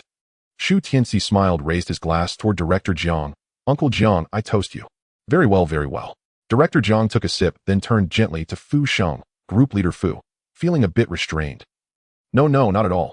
Fu Sheng shook his head vigorously, then offered an awkward smile. Well, perhaps just a little. Of course he was. Sitting across from a director-level leader for the first time, how could anyone relax? You're a veteran employee here. No need for such formality, Director Jiang chuckled reassuringly. Please, help yourself to the dishes. Would you like some wine? I still need to return to the workshop. Better skip the wine. Fu Sheng declined, picking up his chopsticks to lift a piece of braised pork. One bite, tender, succulent, rich with savory lard, sent pure delight flooding his senses. Had he not been seated beside leadership, he'd have wrapped some to take home for his wife and children. Director Jiang glanced at Shu Tianci, clinked glasses, and sipped. After tasting a dish, he turned to Fu Sheng. By the way, Group Leader Fu, how long has it been since your last promotion? 8 years, Fu Sheng replied after a pause, his face twisting wryly. He'd inherited his father's post, rising slowly from the shop floor. Deputy team leader, then deputy group leader, finally group leader. But once appointed group leader, his ascent halted for nearly 8 years. Meanwhile, peers, and even former subordinates, had risen past him. Listening, Director Jiang nodded as though deeply familiar with such stagnation. Clearing his throat, he offered gentle reassurance. Group Leader Fu, you've endured genuine hardship. Later I'll speak with the factory director. Perhaps the next deputy workshop directorship can be prioritized for you. Fu Sheng's eyes lit up instantly, his entire face flushed crimson. Thank you, Director Jiang. His heart soared. The words felt like celestial steps lifting him toward the heavens. He nearly dropped to his knees in gratitude, until one sentence snapped him back to earth. Group Leader Fu, please, no formalities. Tianci and I share a familial bond. Had I known earlier you were his maternal uncle, I'd have extended my hand without hesitation. That declaration stunned Fu Sheng, and unsettled Shu Tianci too. No favor given without motive. Director Jiang wouldn't elevate Fu Sheng without expectation. Was this generosity merely the prelude to a demand upon him? Shu Tianci's brows tightened. He regarded Director Jiang with sudden wary vigilance. Fu Sheng baffled looked between them. Director Jiang, how exactly are you and Tianci? Tianci is a true hero of our machinery factory. He's delivered 5 wild boars to us. Those 2 recent pork feasts. Entirely his doing. Director Jiang paused, then turned to Shu Tianci. You haven't told your uncle yet. 5 wild boars. Fu Sheng's pupils contracted sharply as he stared at Shu Tianci, suddenly recalling their last encounter within the factory grounds. That day hadn't rumors of pork in the cafeteria also surfaced. Could it be? Shu Tianci shook his head with a faint wry smile. Better I explain myself. He turned to Fu Sheng. Uncle, surely you believe me now. I truly came on official business. Inside the dining hall's private room, Shu Tianci explained to Fu Sheng why he had appeared at the machinery factory. The matter of delivering wild boars had already been revealed by Director Jiang, so there was nothing for him to hide. What? You say you are a purchasing agent for the machinery factory? Upon hearing Shu Tianci's explanation, Fu Sheng was immediately stunned. Uncle, don't be too excited. Director Jiang just gave me an opportunity. Shu Tianci chuckled, attributing the credit to Director Jiang. Fu Sheng suddenly recalled what Shu Tianyou had said on the day of his wedding. The other party had said that finding a job was a piece of cake for him. At the dining table back, then most people had thought he was just bragging. Now this kid had really done it, and right in his own unit. Fu Sheng shook his head with a bitter smile, but said nothing more. After the meal, he glanced at Shu Tianci, greeted Director Jiang again, and turned to leave. Watching Fu Sheng leave, Shu Tianci then turned to Director Jiang, and said, Uncle Jiang, you must have some purpose in doing this, right? Director Jiang showed a puzzled expression, and inquired. Seeing Shu Tianci nod, he suddenly realized, and laughed. You're thinking too much. Fu Sheng is also an old employee of the factory, and everyone knows he works diligently. It's just that his thinking is a bit rigid, which has caused him to miss promotion opportunities. This reasoning seemed reasonable, but Shu Tianci did not believe it. He chuckled and stood up, saying, The meal is finished, and if Uncle Jiang doesn't say anything, then I'll take my leave. No. Sit down first. Director Jiang hurriedly gestured for him to sit, not in the best mood, and said, I knew I couldn't fool you, kid. Shu Tianci smiled slightly, and remained silent, quietly watching Director Jiang. Tianci, it's like this. Director Jiang coughed lightly, and said slowly, You see, the weather is getting colder, and the end of the year is approaching. I thought about letting the workers eat better during this time, and then give them some benefits at the end of the year. So apart from the 1,000 units of purchasing volume, could you also add 2 wild boars each month? Adding 2 wild boars to the 1,000 units means a total of 2,000 to 3,000 units, right? Shu Tianci had no problem with that, but he still chuckled. Uncle Jiang, this is a bit difficult for me, 2 to 3,000 units of tasks each month. Who could handle that? I know you're in a tough spot. Director Jiang quickly nodded and pulled out a cigarette from his pocket, handing one to Shu Tianci. But Uncle has no other choice, right? Anyway, at least 2 wild boars a month for the 1,000 units of task volume. You can purchase whatever you want, wild chickens, wild rabbits, chickens, ducks, fish, eggs. I won't place any restrictions. Why you call that no restrictions? Shu Tianci hesitated for a moment, then lit the cigarette in his mouth and said, Uncle Jiang, I can think of a way for this. Really? Don't get too excited. Seeing Director Jiang's excited expression, Shu Tianci quickly raised his hand to stop him, saying, I have conditions. Upon hearing this, Director Jiang's excited expression immediately faded, and he even looked a bit serious. He coughed and nodded, saying, Go ahead, as long as it's not too excessive, I can agree. Shu Tianci's face lit up, and he quickly said, It's like this, I need a proof that an ordinary citizen can exchange off-plan materials for food from the machinery factory. Director Jiang's mouth twitched, speechless, and said, Your condition is a bit excessive. Tianci, I really can't issue that proof. It's not that Uncle doesn't want to help you, but the food from the machinery factory is not limitless. When other departments go to procure food, they also need food tickets. It's not just our machinery factory doing this. Go check other factories, they all do the same. If you take away the food, the workers at our machinery factory will go hungry. Uncle, you misunderstood. Knowing that Director Jiang had misunderstood, Shu Tianci quickly corrected him. I only need a proof. I don't need the machinery factory to provide food. What do you mean? Director Jiang looked over curiously. Uncle Jiang, this several thousand yuan worth of off-plan materials cannot be accomplished by me alone, so I plan to invite everyone in the village to go hunting together to complete this task. However, our commune submitted everyone's food to the upper authorities not long ago. Now all the villagers are waiting for food to save their lives. I've heard about this too. Director Jiang frowned and nodded, saying, But what does this have to do with your need for proof? Of course it's related. Shu Tianci's eyes widened as he reasoned, the machinery factory has money, but no off-plan materials, so it needs money to exchange for materials. The villagers have off-plan materials, but no food, therefore the villagers need to take money to buy some overpriced food. At this point, Uncle Jiang, you would need to issue a proof to make this behavior reasonable and legal. At this point, Shu Tianci suddenly paused. By the way, Uncle Jiang, I also need a business trip certificate. You're planning to go on a business trip? Director Jiang asked curiously. I'm out of options. Shu Tianci sighed and said, I'm the only one in the village with a job, and the village head has placed all their hopes on me. Now everyone is short on food, and it's definitely difficult to grab overpriced food in the county city. So I plan to go to the city or other provinces to see if there's a way. There are several hundred people in Shu family village, and every bit counts. We can't just watch them starve to death. Hearing Shu Tianci's words, Director Jiang's appreciation for him suddenly grew a few degrees. As a factory leader, he had some understanding of the situation above. All the communes had transported the food submitted by the common people to the front lines, as well as to the north. Those who had run out of food could only rely on the mountains and rivers for sustenance, and some even starved to death. In such a critical moment when everyone was feeling insecure, Shu Tianci could stand up and take on the burden of an entire village. This kind of courage and insight was indeed remarkable. If it weren't for the fact that his daughter was a bit older and had lost her husband, cough cough. Seeing Director Jiang silent for a long time with a strange expression, Shu Tianci quickly took out a cigarette. After handing it over, he assured, Uncle Jiang, as long as you agree to issue this proof, I can guarantee you this: the 2 months of 1,000 purchasing volume, each plus the 2 wild boars, will definitely be secured. Seeing Shu Tianci say this, Director Jiang had no choice but to nod. All right, I'll issue this proof for you. And the business trip certificate, Shu Tianci reminded. I know. Director Jiang raised his voice a bit and reminded, but I must remind you, you must also fulfill what you promised me. Don't worry. After easily agreeing, the two walked out of the dining hall. Su Jun, who had been squatting outside in confusion for a while, immediately approached when he saw Shu Tianci. Third brother, where have you been? I've finished discussing matters with Uncle Jiang. Shu Tianci patted Su Jun's shoulder and then followed Director Jiang to the office. In front of Su Jun, Director Jiang issued Shu Tianci a certificate for grain exchange, a business trip certificate, and a letter of introduction. After putting the papers into his pocket, Shu Tianci headed towards the finance department with Su Jun. Third brother, where are you going on your business trip? I haven't decided yet, but I estimate you'll need to go to the city. Shu Tianci shook his head and strode into the finance department.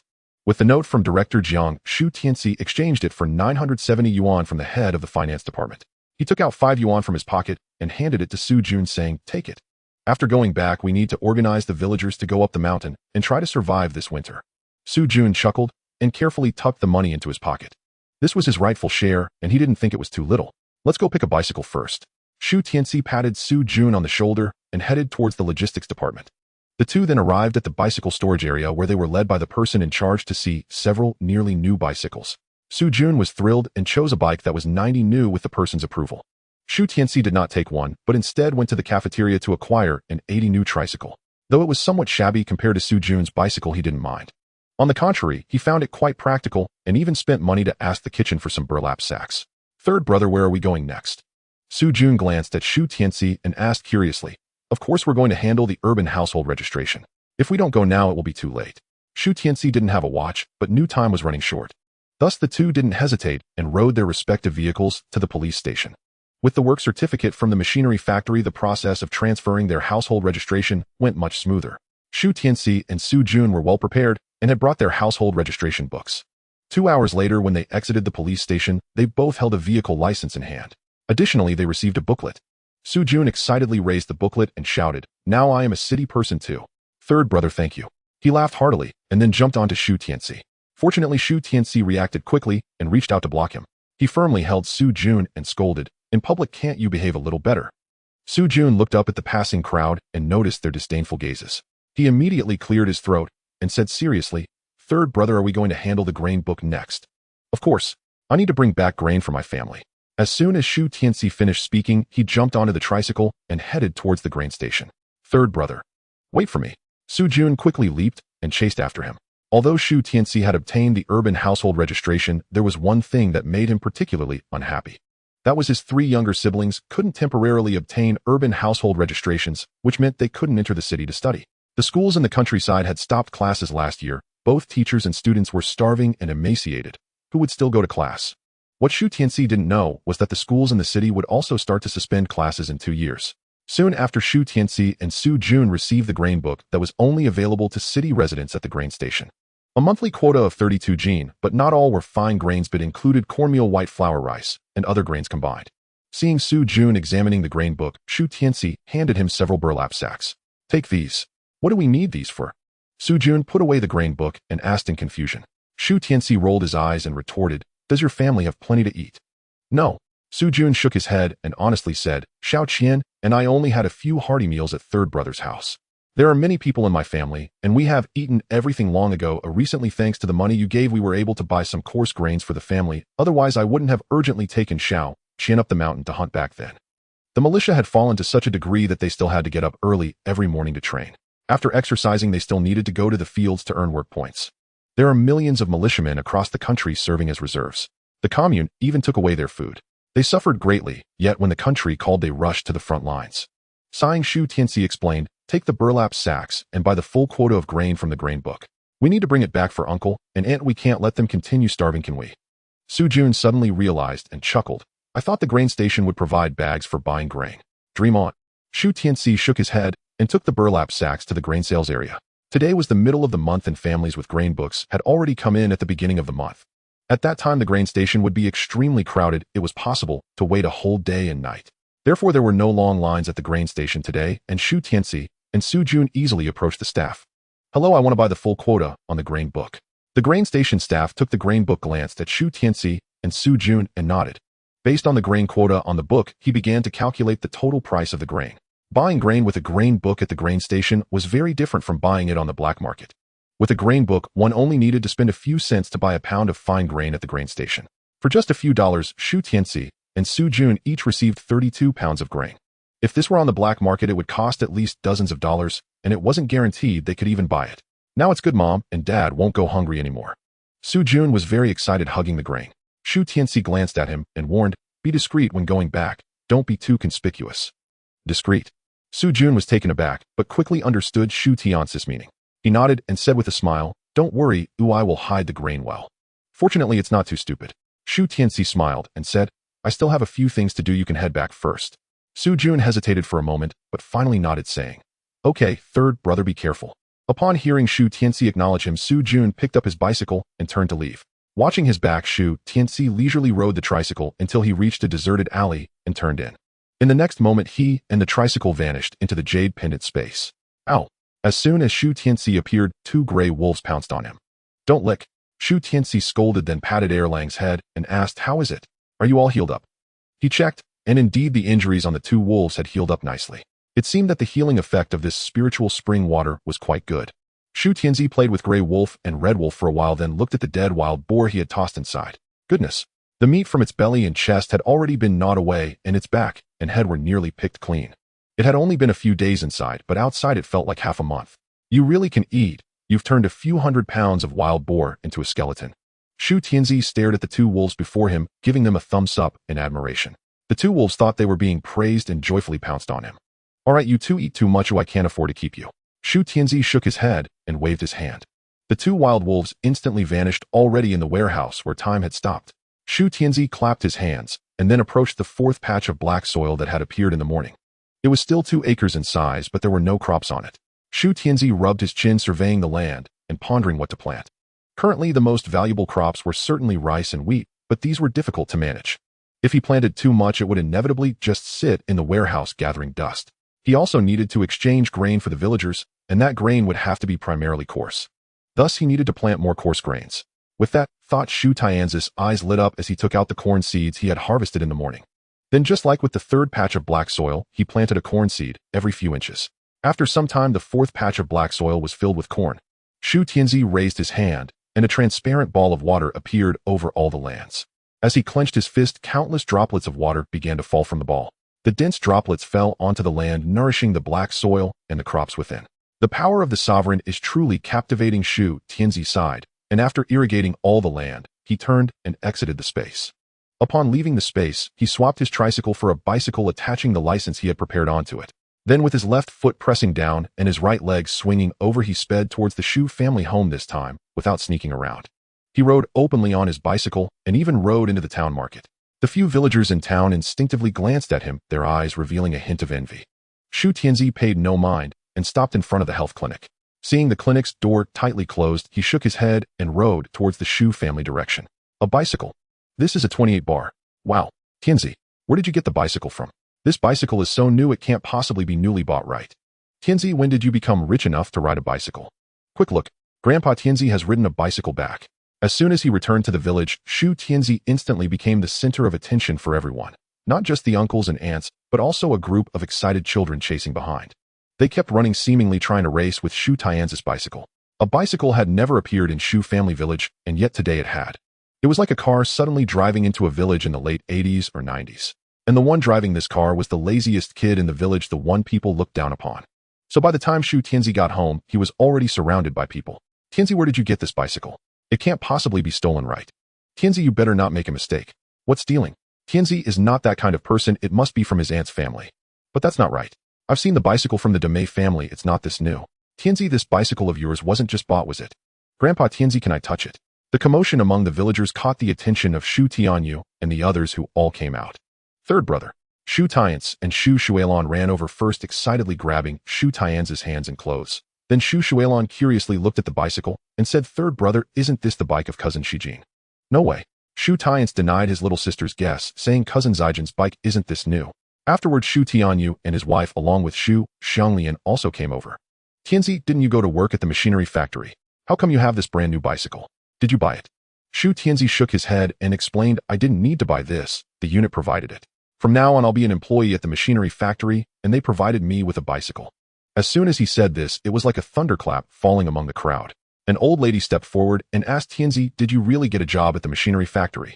Shu Tianci immediately nodded and casually said, "You didn't everyone find out a few days ago?" A few days ago, it was just hearsay. The village gossip was mostly just idle talk. Who would take it seriously? But seeing Shu Tianci riding a bicycle back home today confirmed the matter. But why was that?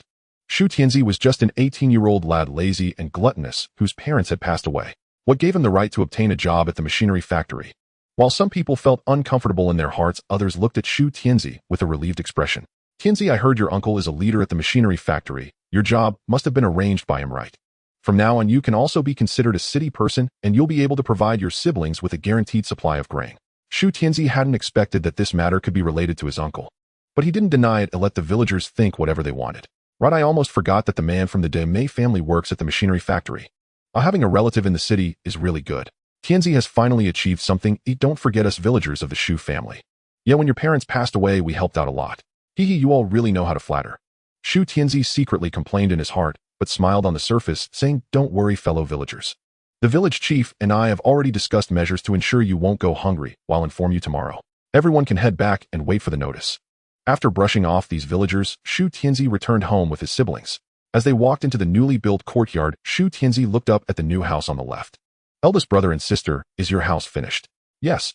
Shu Tianyou nodded and smiled, saying, a lot of people came to help today. In just a day, the wooden frame was set up and the green tiles were laid. The walls were also plastered with yellow mud, and after a few days of drying it will be ready for people to move in. Hearing this, Shu Tianci looked at him in surprise. Shu Tianci discovered that his older brother now spoke with increasing fluency and clarity. His appearance had also improved, losing some of the simplicity from his face due to the nourishment from the spiritual spring over this period. If he wore a long gown, he would indeed resemble a scholarly teacher. What are you looking at me for? Shu Tianyou asked, puzzled. It's nothing, let's go home. Shu Tianci shook his head with a smile and turned to walk toward the old house.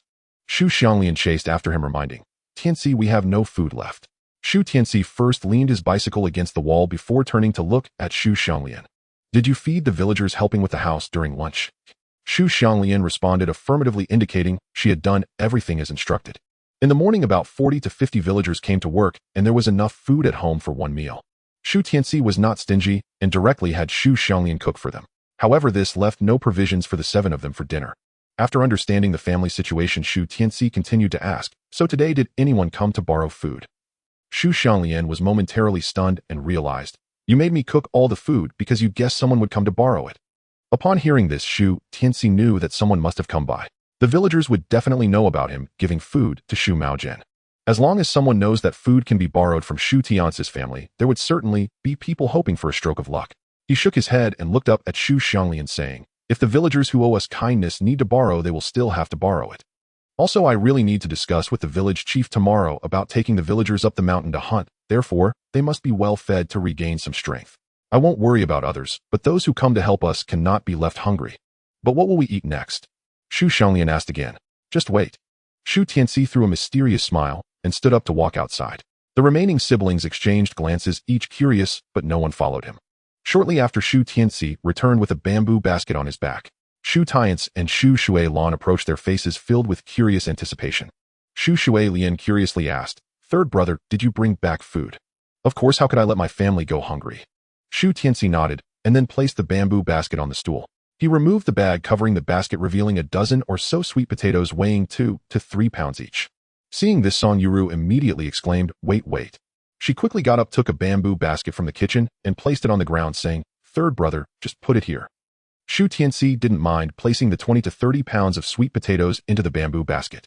After taking out the sweet potatoes, another pile of bags came into view. Shu Tianci took out 2 and placed them on the table, prompting Shu Xianglian and Shu Xianglian to quickly start opening the bag. In the next moment, their pupils constricted. Shu Xianglian glanced around at everyone present and softly said, it's rice. Shu Xianglian hurriedly covered her mouth. Then, after a moment, she released it and said, it's flour. Upon hearing this, Shu Xianglian and Shu Tianyou immediately grabbed the bags to verify with their own eyes. When they saw that it truly was rice and flour inside, they all looked at Shu Tianci. Don't be too surprised. Shu Tianci smiled faintly and took out a bag of cornmeal to place on the table. Then there were also pig offal and ribs. If they could still sit still upon seeing the food, what about now? But when they saw so much pig offal and ribs, they could no longer sit still. All right, don't take any more. Shu Xianglian and Song Yuru quickly stood up, one tossing the bones and pig offal into the bamboo basket, while the other layered the bags over them. After hiding everything, Shu Tianyou finally asked, Tianci, where did you get this bones and pig offal? Shu Tianci had long prepared his reasoning and slowly said, let me clarify first, you must keep this a secret once you find out. Upon hearing this, the expressions of the entire family grew serious once more. Tianci, you didn't do something against the rules, did you? Shu Xianglian was the first to express her concern. How could that be? Second sister, don't you know your younger brother? Shu Tianci shot her a glance and smiled bitterly. With your third brother's abilities, he doesn't need to break any rules at all. Upon hearing this, Shu Xianglian immediately rolled her eyes and said, as if that makes you special. Song Yuru held her back, looking tenderly at Shu Tianci, saying, third brother, don't worry. We are a family, and it was you who made sure your siblings are well fed. We all care for you and are very grateful to you. So regardless of whether what you did was right or wrong, the whole family will keep your secret. Yes, third brother. Shu Xianglian nodded, releasing her hand from covering her mouth and saying, Xianglian's mouth is definitely tight now. Looking at her, Shu Tianci found her adorable and amusing. He ruffled her hair and nodded, saying, third brother believes in you. Old third, are we really going to harm you? Shu Tianyou said, somewhat displeased. Shu Tianci glanced at him and slowly recounted the reasoning he had prepared for his family. I hunted a wild boar on the mountain today and sold the meat to the machinery factory. Then I took the ribs and innards back to supplement you with some grease. As for these sweet potatoes, I bought them, no tickets needed. The rice and flour are all ration food from the grain book, which I bought back. After speaking, he also placed the grain book and household registration book on the table. Everyone picked one up, and Song Yuru murmured while holding the grain book, "Grain book."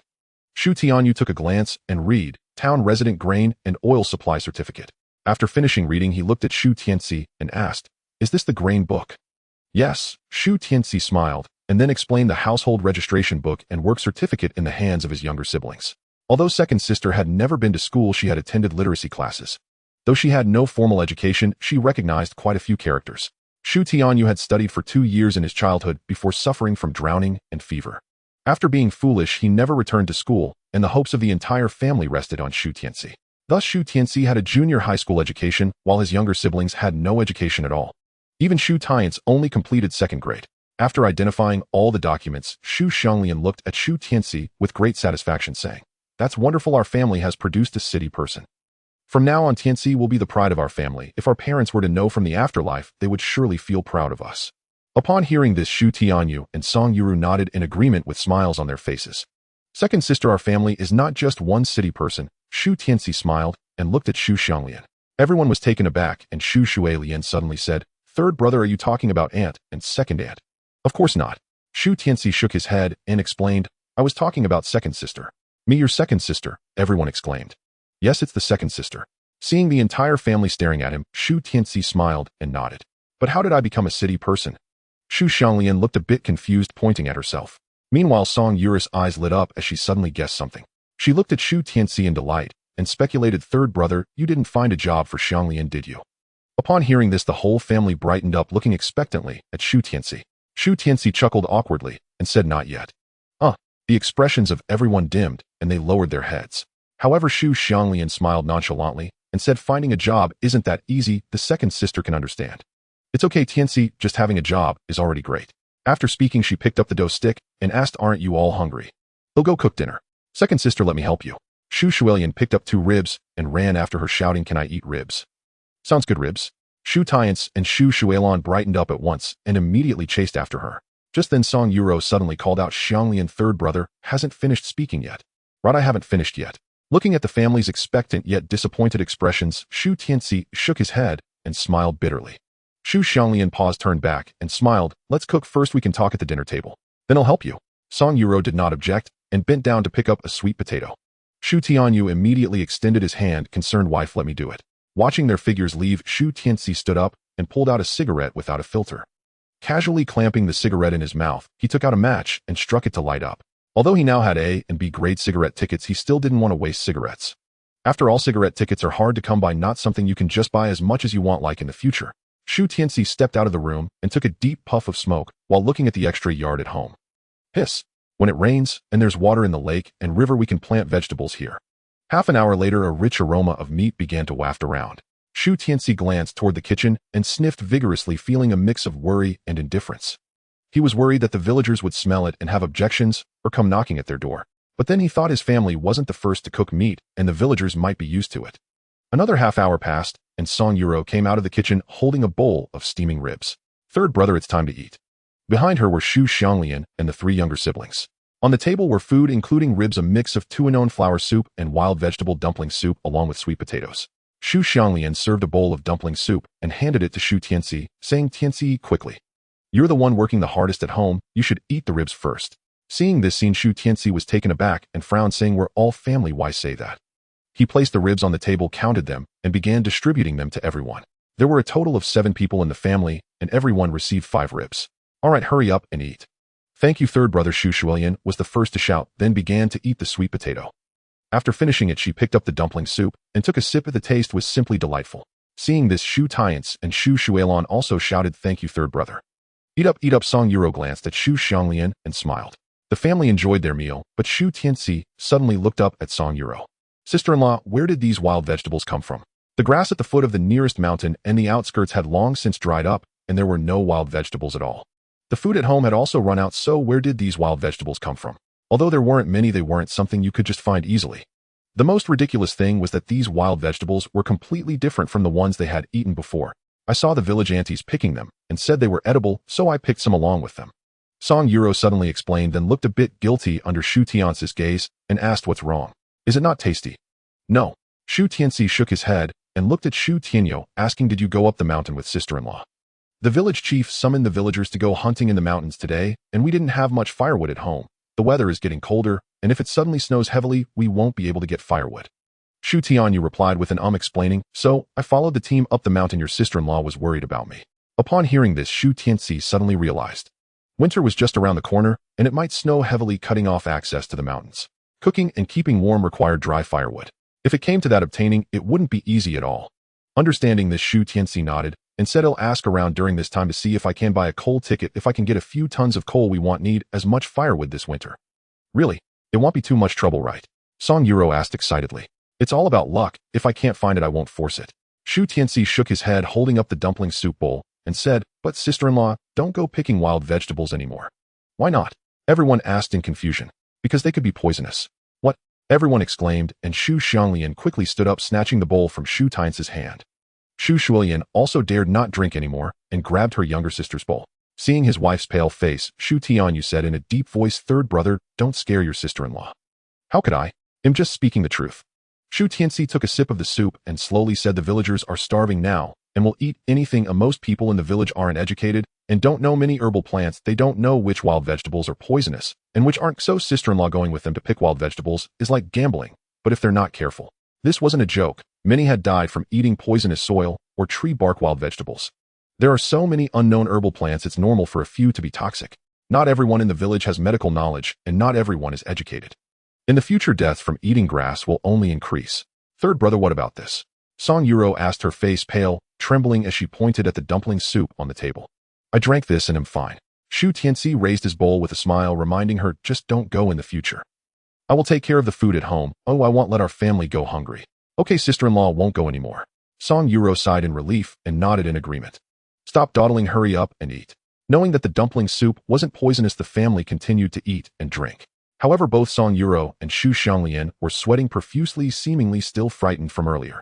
Second sister, tomorrow I'll take you to the city. Looking at Shu Xianglian, who seemed to have survived a catastrophe, Shu Tianci changed the topic. Shu Xianglian looked puzzled and replied, what are we going to the city for? Third brother, did you really get Xianglian a job allocation? Song Yuro guessed. Not yet. Shu Tianci shook his head and smiled, but it should be soon. He then mentioned that he had sought help from Director Liu. However, he did not name names, merely stating that a leader was assisting. With that leader's help, securing a job allocation shouldn't be difficult. Really? Everyone's eyes lit up, and Shu Xianglian clapped her hands and laughed. That's great. Second sister will also be a city dweller. Shu Tianci and Shu Xianglian immediately chimed in. Oh, second sister is also a city dweller now. Stop cheering, stop cheering. Shu Xianglian quickly stopped them, reminding there's no result yet. Everyone fell silent, and she turned to Shu Tianci and said, if there's no result yet, why are you taking me to the city? I want to buy you a new outfit, second sister. Shu Tianci confessed. Buy a new outfit. Everyone was surprised again, and Shu Xianglian shook her head repeatedly. Why buy a new outfit for no reason? I don't want it. And you just started working, it's enough to buy yourself a set. You'll need to marry a wife in the future. Don't waste money. This outfit must be bought. Shu Tianci was firm and explained the weather is getting colder and winter is approaching. If you don't have a winter coat, how cold will this winter be? Then buy clothes for Shu Lian and the others. I'm fine wearing mother's clothes. The two suddenly argued, one insisting on buying while the other was reluctant to spend money. Shu Tianyou glanced at Song Yuro and chose to remain silent. Shu Xianglian and the younger siblings exchanged glances, none of them speaking up about wanting new clothes. After arguing for a while, Shu Tianci finally asserted, second sister, whether you like it or not, this outfit must be bought. Winter is coming soon. This outfit will keep you a bit warmer. Don't worry about Shu Lian's clothes. As your third brother, I won't let them freeze. But, there's no but. Shu Tianci waved his hand and continued, moreover, I'll soon find you a job. Then you will also be a city dweller. You're only 20, and when you go to work in the city, you must dress beautifully. Shu Tianci's attitude made everyone see his determination. This outfit had to be bought. So Song Yuro looked at Shu Xianglian and advised, Xianglian, third brother is also concerned for you, second sister. He's right. After you start working in the city, you'll also be a city dweller. You'll need to find a city partner, so you can't dress like a country girl anymore. Sister-in-law, what nonsense are you talking about? Shu Xianglian's cheeks flushed, feeling a bit shy. I'm just a country girl. There's no question of how I look. Second sister, that statement is incorrect. Shu Tianci laughed heartily, stepping back and gesturing, look at your current appearance, tall and fair-skinned, you totally resemble a college student. Once you wear the new clothes and stand at your workplace, won't you attract a lot of admirers, young and old alike? Don't even mention finding a partner from the city. Even a leader's son wouldn't be out of reach. You little rascal. Shu Xianglian was embarrassed and angry, picking up a bamboo basket to hit him. No, really not. Shu Tianci laughed heartily, pointing at the younger siblings. If you don't believe me, ask Shu Xianglian and the others. Shu Xianglian is our second sister. Pretty. Second sister is the prettiest. Then if second sister finds us a brother-in-law, will you support it? Support. Second sister find us a brother-in-law. Seeing this scene, Shu Tianyou and Song Yuru couldn't help but join in the cheer. Shu Xianglian chased her younger siblings for a while, feeling so embarrassed that she couldn't show her face. In the end, it was Shu Tianci who admitted his mistake and pleaded for forgiveness, and only then did everyone sit down again. Buying new clothes is fine, but they can't be ready-made. Shu Xianglian glanced at the third brother eating sweet potatoes and said, "You buy the fabric, and I'll make it myself." After finishing, she took out some coupons from her pocket and handed them to Shu Tianci. These were found in Mom and Dad's room. There are some fabric coupons inside. Now, since you're the one supporting the family, it's only right that these coupons are given to you. In those days, most common people bought fabric and then made their own clothes. Since there were no sewing machines, they could only sew by hand, which not only saved the cost of hiring a tailor, but also saved a lot of fabric. All right, Shu Tianci agreed, and then looked at Shu Xianglian and the others, and said, "I'll first buy the fabric for second sister's new clothes. Once second sister starts working, I'll buy fabric for you to make new clothes, okay?" Hearing that new clothes were coming soon, the three of them happily agreed. As for Shu Tianyou and Song Yuru, they had bought new clothes before and after their wedding, so they were not envious. Meanwhile, at the home of Erguazi, whose house is cooking meat again. Didn't they finish the meat from last time? Lu Yunying glanced outside with some resentment, then slapped the child in front of her. Crying. Did someone die in your family? With that slap, the child cried even louder. A few people stood by, but dared not make a sound upon seeing this scene. There was nothing to be done. After all, the family had nothing to eat, and the younger brother was still clamoring for meat. Erguazi didn't mind and frowned, saying that aroma seems to be coming from a wealthy family. Upon hearing this, Lu Yunying immediately became unhappy. She suspiciously asked, how could they have so much meat to eat? Didn't you say when you came back? Their family has no grain, right? They indeed have no grain. We went to their kitchen this afternoon to check. Erguazi nodded seriously. After having a full meal at Shu Tianci's house at noon, someone started asking to borrow grain. Shu Xianglian said no, but later the villagers who went to help did not believe and insisted on searching. However, they also searched the kitchen and found not a single grain of food. Could that brat Shu Tianci have sneaked up the mountain and exchanged his catch for grain? Lu Yunying speculated with a dark face, gritting her teeth. Mom, a boy around 14 or 15 spoke up. I heard he found a job at the machinery factory and is now a city dweller. Nonsense. Lu Yunying's eyes widened with suspicion. As an orphan who lost his parents, what right does he have to be hired by the machinery factory? Erguazi also questioned Yunying. Do you think his job was exchanged for goods from the mountain? That stuff from the mountain belongs to the collective. Does he really dare to do that? Lu Yunying instinctively felt that Shu Tianci would not dare to engage in the trafficking of collective assets. Yet upon further reflection, she wondered how a lazy glutton like him could live so comfortably. The entire village was short of water and food, yet Shu Tianci's family was well-fed and plump. And now it was even more outrageous. Not only had they built a house, but they also had jobs and had become city dwellers. Upon careful consideration, it was indeed possible that he was involved in buying and selling. She glanced at Erguai and suggested, Erguai, why don't we report him to the commune? Erguai, you don't dare to go, do you? Seeing Erguai hesitate, Lu Yunying shouted immediately. No, how could I not dare to go? Erguai's eyes widened, and he retorted, isn't it just that I lack confidence? If Shu Tianci isn't involved in any trafficking, then we would offend the commune. Impossible. If she didn't do this, where would her family's grain come from? Lu Yunying felt more and more certain that Shu Tianci had violated the rules and said decisively, he brings his brothers and sisters, all of them are big and round, their skin has become so fair. If it weren't for secretly hunting and trading the game for grain, their family would have starved to death long ago. Just look at me and your children, how close we are to being ill. Upon hearing this, Erguai immediately turned to glance at the children. Some were thin as sticks, while others were bloated, their faces as round as millstones. Erguai, the game in the mountains is collective property, and that means we have a share. Shu Tianci exchanged our share for grain to feed his entire family. Now, when it comes time to hand out some grain, they are hiding it away, which is tantamount to taking our lives. If you are a man, then come with me to the commune to report him tomorrow. Lu Yunying chattered on, her fierce demeanor growing stronger with every word. She had long been displeased with Shu Tianci's family, especially after they refused to share pork with her last time. In the fields, Shu Xianglian's little brats even argued back at her. Lu Yunying wished that family would just perish, yet they continued to live comfortably every day. She was filled with hatred. Erguai was not a good person either. His original worry was simply about offending the commune. Now, listening to his wife's incessant chatter, a hint of resentment appeared on his face. He, along with several children, attributed their constant hunger to Shu Tianci. Ultimately, the entire family unanimously decided to report Shu Tianci to the commune early the next morning. The next day, Shu Tianci seized the opportunity of going to the toilet and entered the space of the jade pendant behind the latrine. Looking at the 3 expanded breeding pens, he could only shake his head and smile bitterly. The number of wild chickens and hares was increasing exponentially every day, and now he could collect hundreds of eggs daily. Meanwhile, the wild boars were also reproducing rapidly. After all, he had recently captured more than 10 sows. Shu Tianci glanced at the jade pendant that had consumed a considerable amount of energy, realizing he could not delay any longer. He collected the hundreds of eggs from the wild chicken coop and stored them in the warehouse. He temporarily planned not to let the wild chickens continue to hatch, deciding to wait until he had enough energy. Then he went to the planting area and fell into a brief contemplation while looking at the 5th patch of black soil. He planted sweet potatoes and pumpkins on 1 mu using the 1st patch of black soil, rice on 2 mu using the 2nd patch, and corn on less than 4 mu occupying the 3rd and 4th patches of black soil. Now with the additional 5th patch of black soil, what should he plant? Shu Tianci first harvested some potatoes from the 3rd patch of black soil, then planted some soybeans.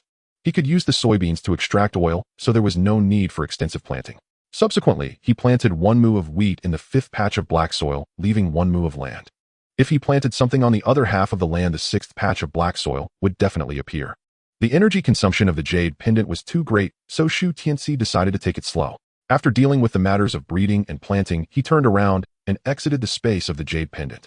After a refreshing urination, several hundred moving creatures were flushed into the cesspool. Upon exiting the latrine, Shu Tianci found some villagers hurriedly running towards the east end of the village. Their faces showed impatience, panic, and disbelief. Shu Tianci frowned and quickly approached an elderly woman, saying, "Aunt, what happened? Seeing you all running towards the east end of the village instead of going to work, has something happened?" "Tianci." The elderly woman glanced at Shu Tianci, her expression slightly softening. She explained, "I just heard that the family of Shi Mao at the east end of the village has died." "Another death?" Shu Tianci was taken aback, and he seemed to sense that something was off. He quickly asked again, "What did you say?" "The entire family of Shi Mao has died." "No way. I don't know, I'm just going to see what's going on." The elderly woman shook her head and said, "You shouldn't delay either. Hurry up and go pay your respects." "All right." Shu Tianci nodded, responding affirmatively before following along. When someone in the village passed away, most of the villagers would choose to pay their respects. When Shu Tianci's parents passed away, it was like this. Now that someone had died, it was the same. What weighed heavily on Shu Tianci's heart was that Shi Mao's family had 7 members. Dying all at once overnight wasn't that a bit absurd? Soon Shu Tianci arrived at the home of Uncle Shi Mao at the east end of the village. At this point, it was already surrounded by people, and he even saw his elder brother and sister-in-law, as well as Shu Xianglian. Elder brother, second sister. Upon hearing the call, the two immediately turned around. "Tianci, you're here too." Shu Tianci nodded and asked what happened. "I don't know, Uncle Shi Mao's family of 7 died all at once overnight." Shu Tianyou shook his head and explained, "Dr. Jiang is checking the cause of death." Upon hearing this, Shu Tianci immediately stood on tiptoe and craned his neck to look into the yellow mud house. Indeed, he saw Jiang Li in a white coat examining several bodies lying on the ground. After a moment, she raised her head with a serious expression. Shu Daqiang and Shu Xiaoqing looked anxious and asked Dr. Jiang, "What's the situation?" Jiang Li shook her head and said heavily, "Those who died last night are beyond saving." "What was the cause of death?" Shu Daqiang asked anxiously. "It's impossible for them to die for no reason, right? Poisoning, they ate toxic plants." Jiang Li blurted out and speculated, "Did they go up the mountain and pick unknown plants to eat as wild vegetables?" As soon as these words were spoken, everyone at the scene gasped in shock. Some even bent over, clutching at their throats and retching. Song Yuru, who was beside Shu Tianyou, turned pale and even felt a wave of dizziness. She immediately turned around, touching Shu Tianyou's body and looking at Shu Tianci. "How about you? Are you feeling unwell?" "It's fine, our family is all safe." Seeing the tears welling up in Song Yuru's eyes, Shu Tianyou quickly reassured her. Shu Xianglian also hurriedly checked on her younger siblings to confirm that everyone was all right. "Sister-in-law, I told you that the wild vegetables we eat are not poisonous." Shu Tianci also comforted her and reminded, "Just make sure not to pick wild vegetables recklessly in the future." "It won't happen again." "Oh, it definitely won't." Song Yuro nodded repeatedly, her face set with determination. It's likely she was not the only one thinking this, having witnessed the death caused by eating grass. Who would dare to pick wild vegetables again? After explaining the cause of death, Jiang Li also reminded Shu Daqiang and Shu Xiaoqing, "As village leaders, you must set an example. Not everything from the mountains is edible. You need to warn the villagers." With Shu Daqiang and the others nodding in agreement, Jiang Li walked out the door. Under the gaze of the villagers, she rode away on her red 26 bicycle. As she passed by Shu Tianci, she didn't even pause for a moment. It was clear that in a crowd she still cared about her image. The entire family of the Shao family had passed away, yet no one went to notify their relatives. Shu Tianyou, the village head, decided that the whole village should send them off for the last time. However, due to the overwhelming number of deaths, Shu Xianglian the carpenter was unable to gather enough wood to make coffins. After some thought, he decided to take the blankets and mats from the Shao family, wrapping up the 7 members of the family, and with the help of several villagers, they carried them up the mountain. Other villagers, citing hunger as an excuse, refused to go up the mountain. However, Shu Tianci's entire family of 7 was holding bamboo flowers and followed behind. Tianci, Shu Tianyou approached without them noticing and called out, "Village head, is there something?" Shu Tianci asked curiously, "I heard you've started working at the machinery factory and even got a bicycle." Shu Tianyou coughed lightly and spoke softly, "Yes." Upon seeing Shu Tianci nod in acknowledgement, Shu Tianyou's eyes lit up. "What about the matter we discussed before?" Shu Tianci hesitated for a moment and then nodded, saying, "Sure, gather the villagers later." Hearing this, Shu Tianyou was immediately filled with excitement. Soon the Shao family was taken up the mountain, but the task of digging a grave posed a dilemma. There was no choice, they were too hungry. The 8 immortals carrying the bodies were already exerting quite a bit of effort. Without food to eat later, who could still dig a grave? Well, do it. Shu Tianyou sighed, greeted Shu Xiaolian, and stepped forward to pick up a shovel. As village leaders, they should lead by example. Shu Tianci saw this and looked at Shu Tianyou, saying, "Brother, let's lend a hand." Shu Tianyou did not object. The 2 brothers stepped forward together, picking up a hoe. At this moment, they were quite strong, digging the ground as if it were play with hardly any effort. They didn't draw too much attention, just working slightly faster than the village head and his companion. The grave for the 7 family members needed to be large, and with the help of the Shu brothers, it quickly took shape. However, looking at the Shao family lying on the blanket and mat, the surrounding villagers were somewhat moved by the scene. Suddenly, a few choked sobs arose from the crowd, and everyone turned to see a few women. Seeing everyone looking at her, one woman couldn't hold back any longer. She let out a wail and started to cry uncontrollably. "Oh, how can we go on living? The damned commune has taken away our food, leaving us with nothing to eat. Now, even if we want to pick wild vegetables, we might end up with poisonous ones. If this continues, we will all follow the Shao family." Other women who had been holding back their tears couldn't restrain themselves upon hearing this. "How can we continue living like this? I don't mind dying, but what will happen to my children? They are only 4 or 5 years old this year. Oh, village head, think of something. I don't want to die." After several women led the crying and expressed their heart-wrenching reasons, everyone else couldn't hold back any longer. "Damn it, let's go to the commune to settle this. Which grains are ours? How dare they take them away? Yes, if they won't let me live, I won't let them have it easy either." A group of villagers had long harbored grievances which could previously be suppressed. Now seeing a family of 7 die from starvation, coupled with the emotional outbursts of several women. At that moment, all the villagers present seemed unable to contain themselves. Some women began to cry out loudly while others shouted in anger. Seeing this scene, Shu Tianyou and Shu Xiaolian paused, unable to help but feel a twinge of pain. These villagers had grown up watching them, and they had seen them grow up too. Witnessing their suffering and the constant threat to their lives truly pained Shu Tianyou and Shu Xiaolian. They looked at Shu Tianci only to find him still focused on digging the grave. It seemed that everything happening before him was of no concern to him. Moreover, he was working quickly with one person digging a grave equivalent to the effort of 3 immortals. Shu Tianyou coughed a couple of times and approached Shu Tianci, giving him a nudge. Under his puzzled gaze, he reminded, "Tianci, say a few words." "What should I say?" Shu Tianci feigned ignorance while internally complaining. "You are the village head, I am just an ordinary villager. Is it appropriate for you to ask me to soothe the crowd?" Shu Tianyou was exasperated, but truly had no way to deal with Shu Tianci. So he could only cough a couple of times and shouted to the villagers, "Fellow villagers, don't worry. I have already thought of a way for you to fill your stomachs." As soon as he said this, everyone's eyes brightened. Even the women sitting on the ground and crying wiped their tears and stood up. "Is it true, village head?" "Yes, village head, can you really help us not to starve?" "Village head, hurry and tell us. I'm almost dying of anxiety."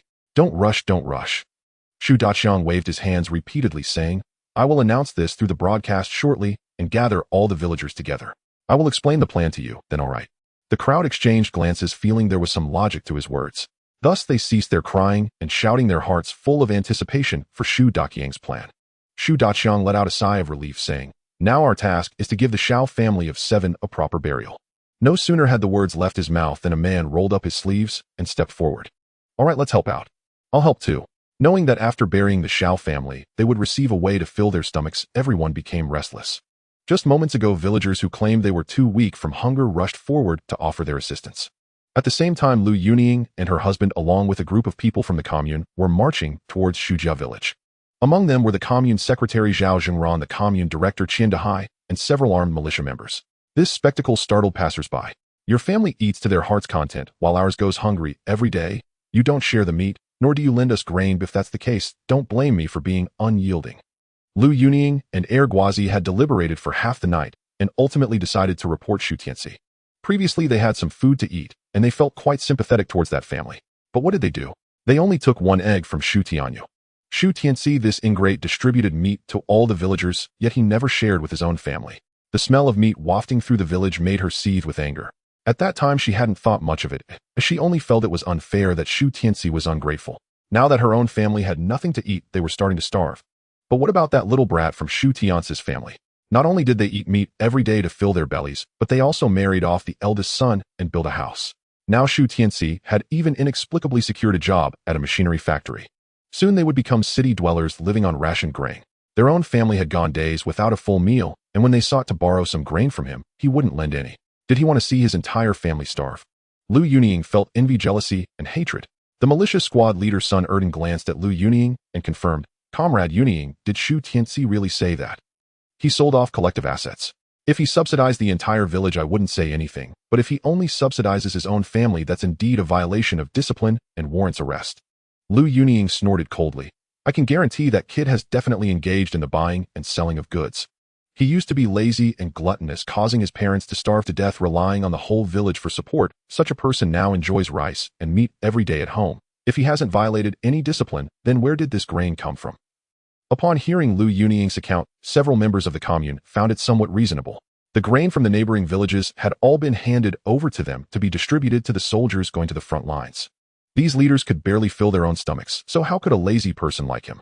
Qian Dehai nodded and said solemnly, "If that's the case, then Shu Tianci has indeed violated the law on encroaching collective assets. If the amount involved is substantial, then even a single peanut can't be overlooked." "Exactly." Son Erden also nodded affirmatively.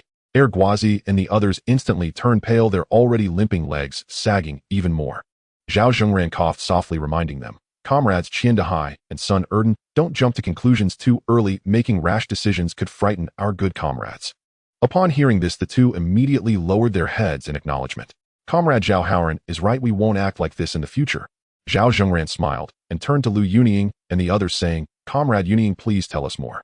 What abnormal behavior has Shu Tianci exhibited in the village aside from the grain?" "Do I have to say more?" Lu Yunying felt a bit flustered, losing the momentum she had earlier. Mainly she just wanted to give Shu Tianci a lesson, but she never thought it would lead to serious consequences. Now hearing how grave the situation sounded from the commune's perspective, she was at a loss for words. Thus she could only look at Guazi. After all, he was the head of the family and should take on the responsibility at this moment. Guazi paused for a moment, then suddenly gritted his teeth and said, "Secretary, you have no idea. This Shu Tianci not only is lazy and greedy, but also capable of thieving and cheating. He is a complete ingrate.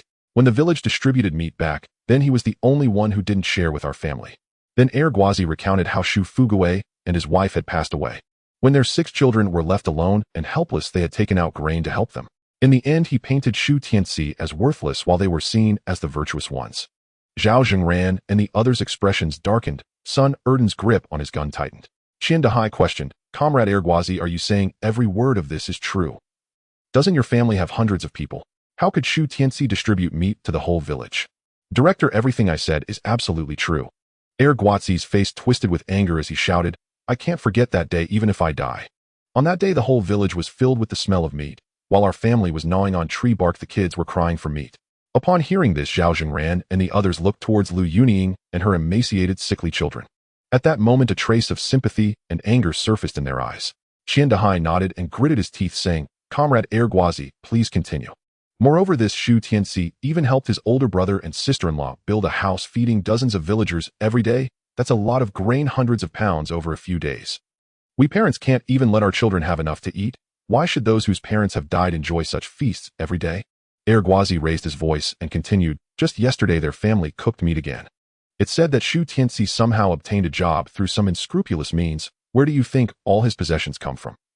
Seeing her husband argue logically, Lu Yunying became emboldened. "Comrades, I suspect that this Shu Tianci is a traitor and agent sent by the enemy." Hiss. Upon hearing this, the expressions of the commune members turned grave. The Long Kingdom had just been established for over a decade, and spies were everywhere causing chaos. This was no small matter. Zhao Zhengran and the others had to take it seriously. What kind of person was Shu Tianci, and where did all this grain come from? Could it be funding from their contact?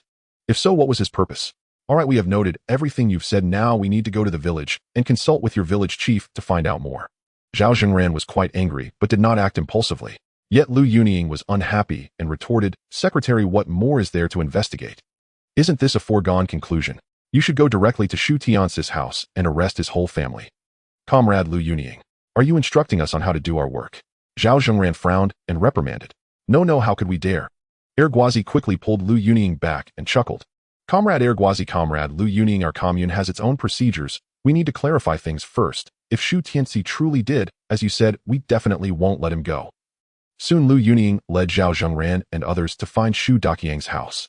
However, there was still a distance to go, and ahead seemed to be crowded with people. Sun Erden curiously asked Comrade Lu Yunying, is it true that your village is holding a village meeting?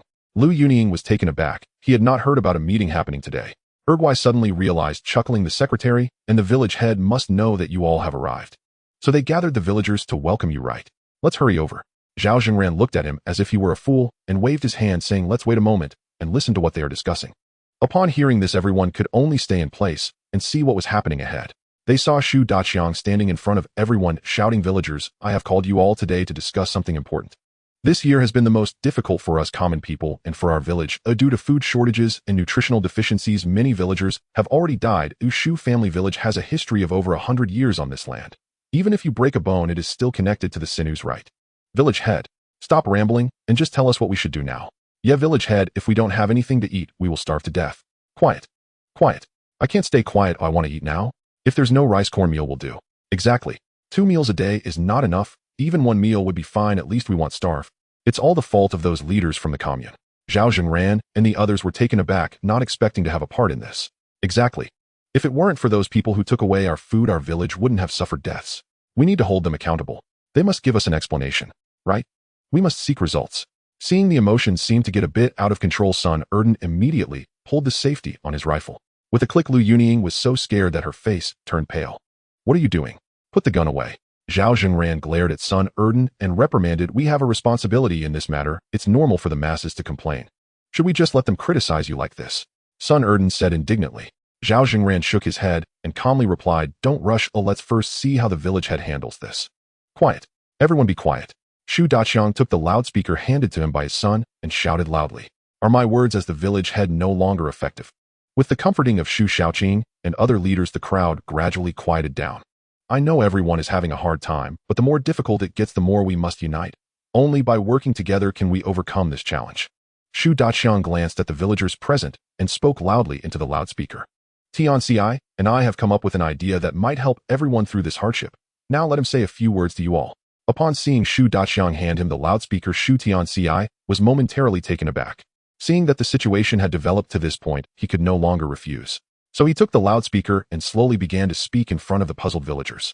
Dear elders, uncles, and aunts, I won't waste words as a junior. The main problem in our village right now is that we need food to fill our stomachs. The village head and several leaders have discussed this issue with me and come up with a solution.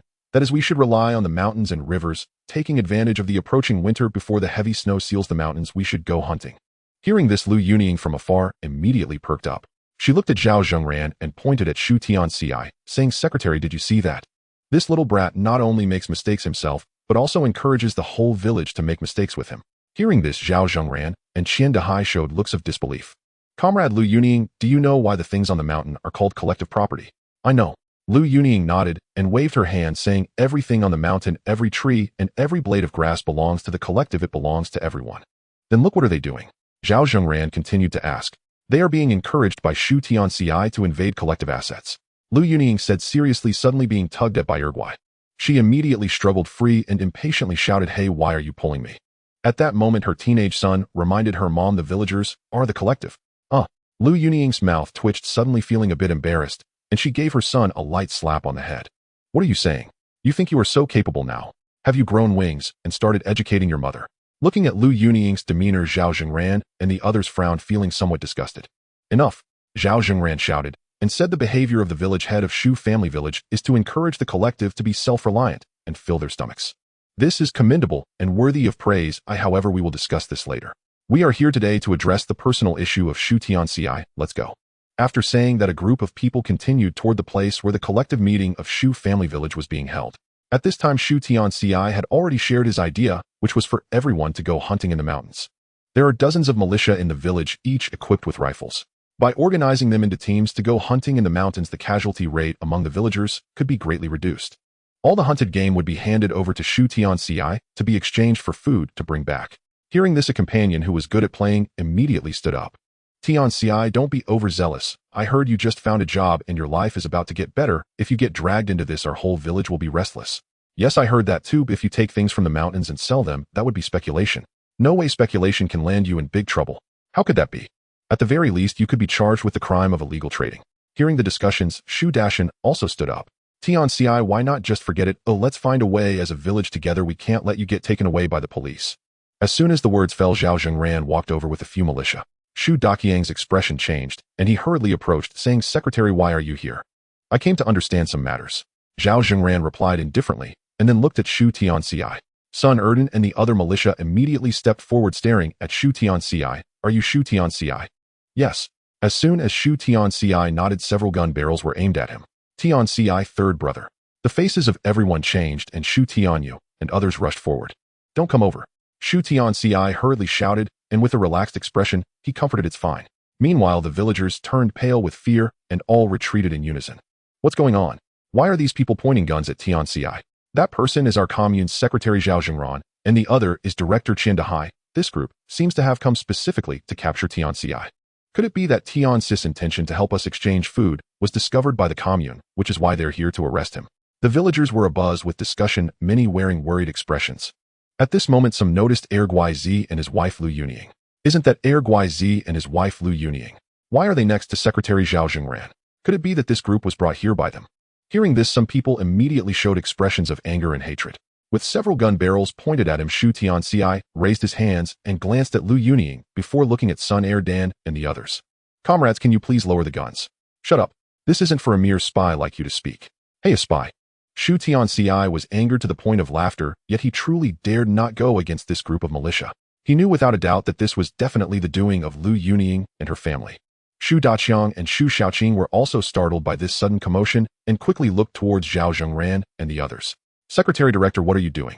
Tianci is a hero of our Shu family village. How can you point guns at him? Hero? You villagers regard this kind of spy as a hero. Qian Dehai glared, rebuking them. Spy? What nonsense are you talking about? Shu Xiaoqing was also taken aback and laughed heartily. Tianci grew up under our watch. How could he possibly be a spy? If he's a spy, then isn't everyone in our Shu family village a spy? Comrade Shu Xiaoqing, mind your tone. This is my tone. Shu Xiaoqing glared and said defiantly, if you're going to arrest someone, there should be a reason, or if you're going to convict someone, there should be evidence. How can you point guns at the people without distinguishing right from wrong? Is this how you lead? Since you want a reason, then I'll give you one. Zhao Zhengran coughed and said to Sun Dan, Lieutenant Sun, lower the guns. We're all here, he can't escape. Upon hearing this, Sun Dan finally ordered his men to lower their guns. The oppressive atmosphere vanished, and Shu Tianci let out a sigh of relief. Shu Tianyou and the others surrounded him, asking with concern, Tianci, are you okay? Is there anywhere uncomfortable? Do you want some water? I'm fine. Shu Tianci waved his hand, and then looked at Zhao Zhengran and the others. Zhao Zhengran withdrew his gaze and glanced at Lu Yunying's family, saying, Comrades, Shu Guai and Lu Yunying, please repeat the situation you just reported. Guizi, what kind of trouble are you and your family making? Seeing that this matter was actually stirred up by his own villagers, Shu Daqiang was instantly furious. Hearing this, Lu Yunying stepped forward confidently and shouted, what do you mean we're causing trouble? We simply reported the truth to a few leaders. Oh, what's wrong with exposing the spies hidden among the masses?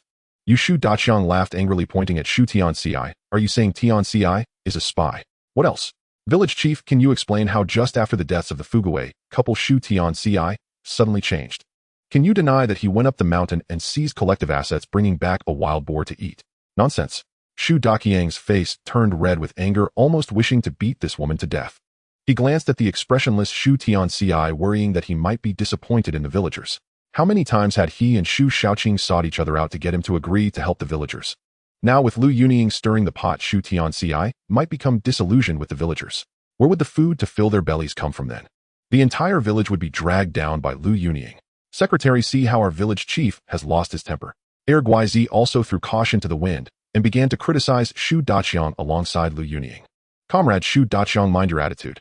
Zhao Zhengran rebuked, then let Lu Yunying continue speaking. Shu Tianci gritted his teeth, his eyes full of rage, as he stared at Guizi. Shu Xiaoqing and the others frowned, wishing they could kill this guy. Meanwhile, the villagers below began to understand the situation after hearing Lu Yuning's accusations. This is too much.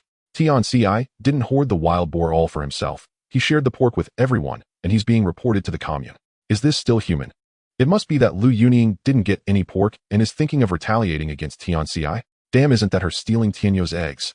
How could Tianci not share meat with him? The crowd began to condemn Lu Yuning, with hardly anyone saying anything good about her. Guizi and Lu Yuning also started to sense that something was off, turning their attention to the villagers. What are you babbling about? I'm saving you all, do you understand? Lu Yuning shouted.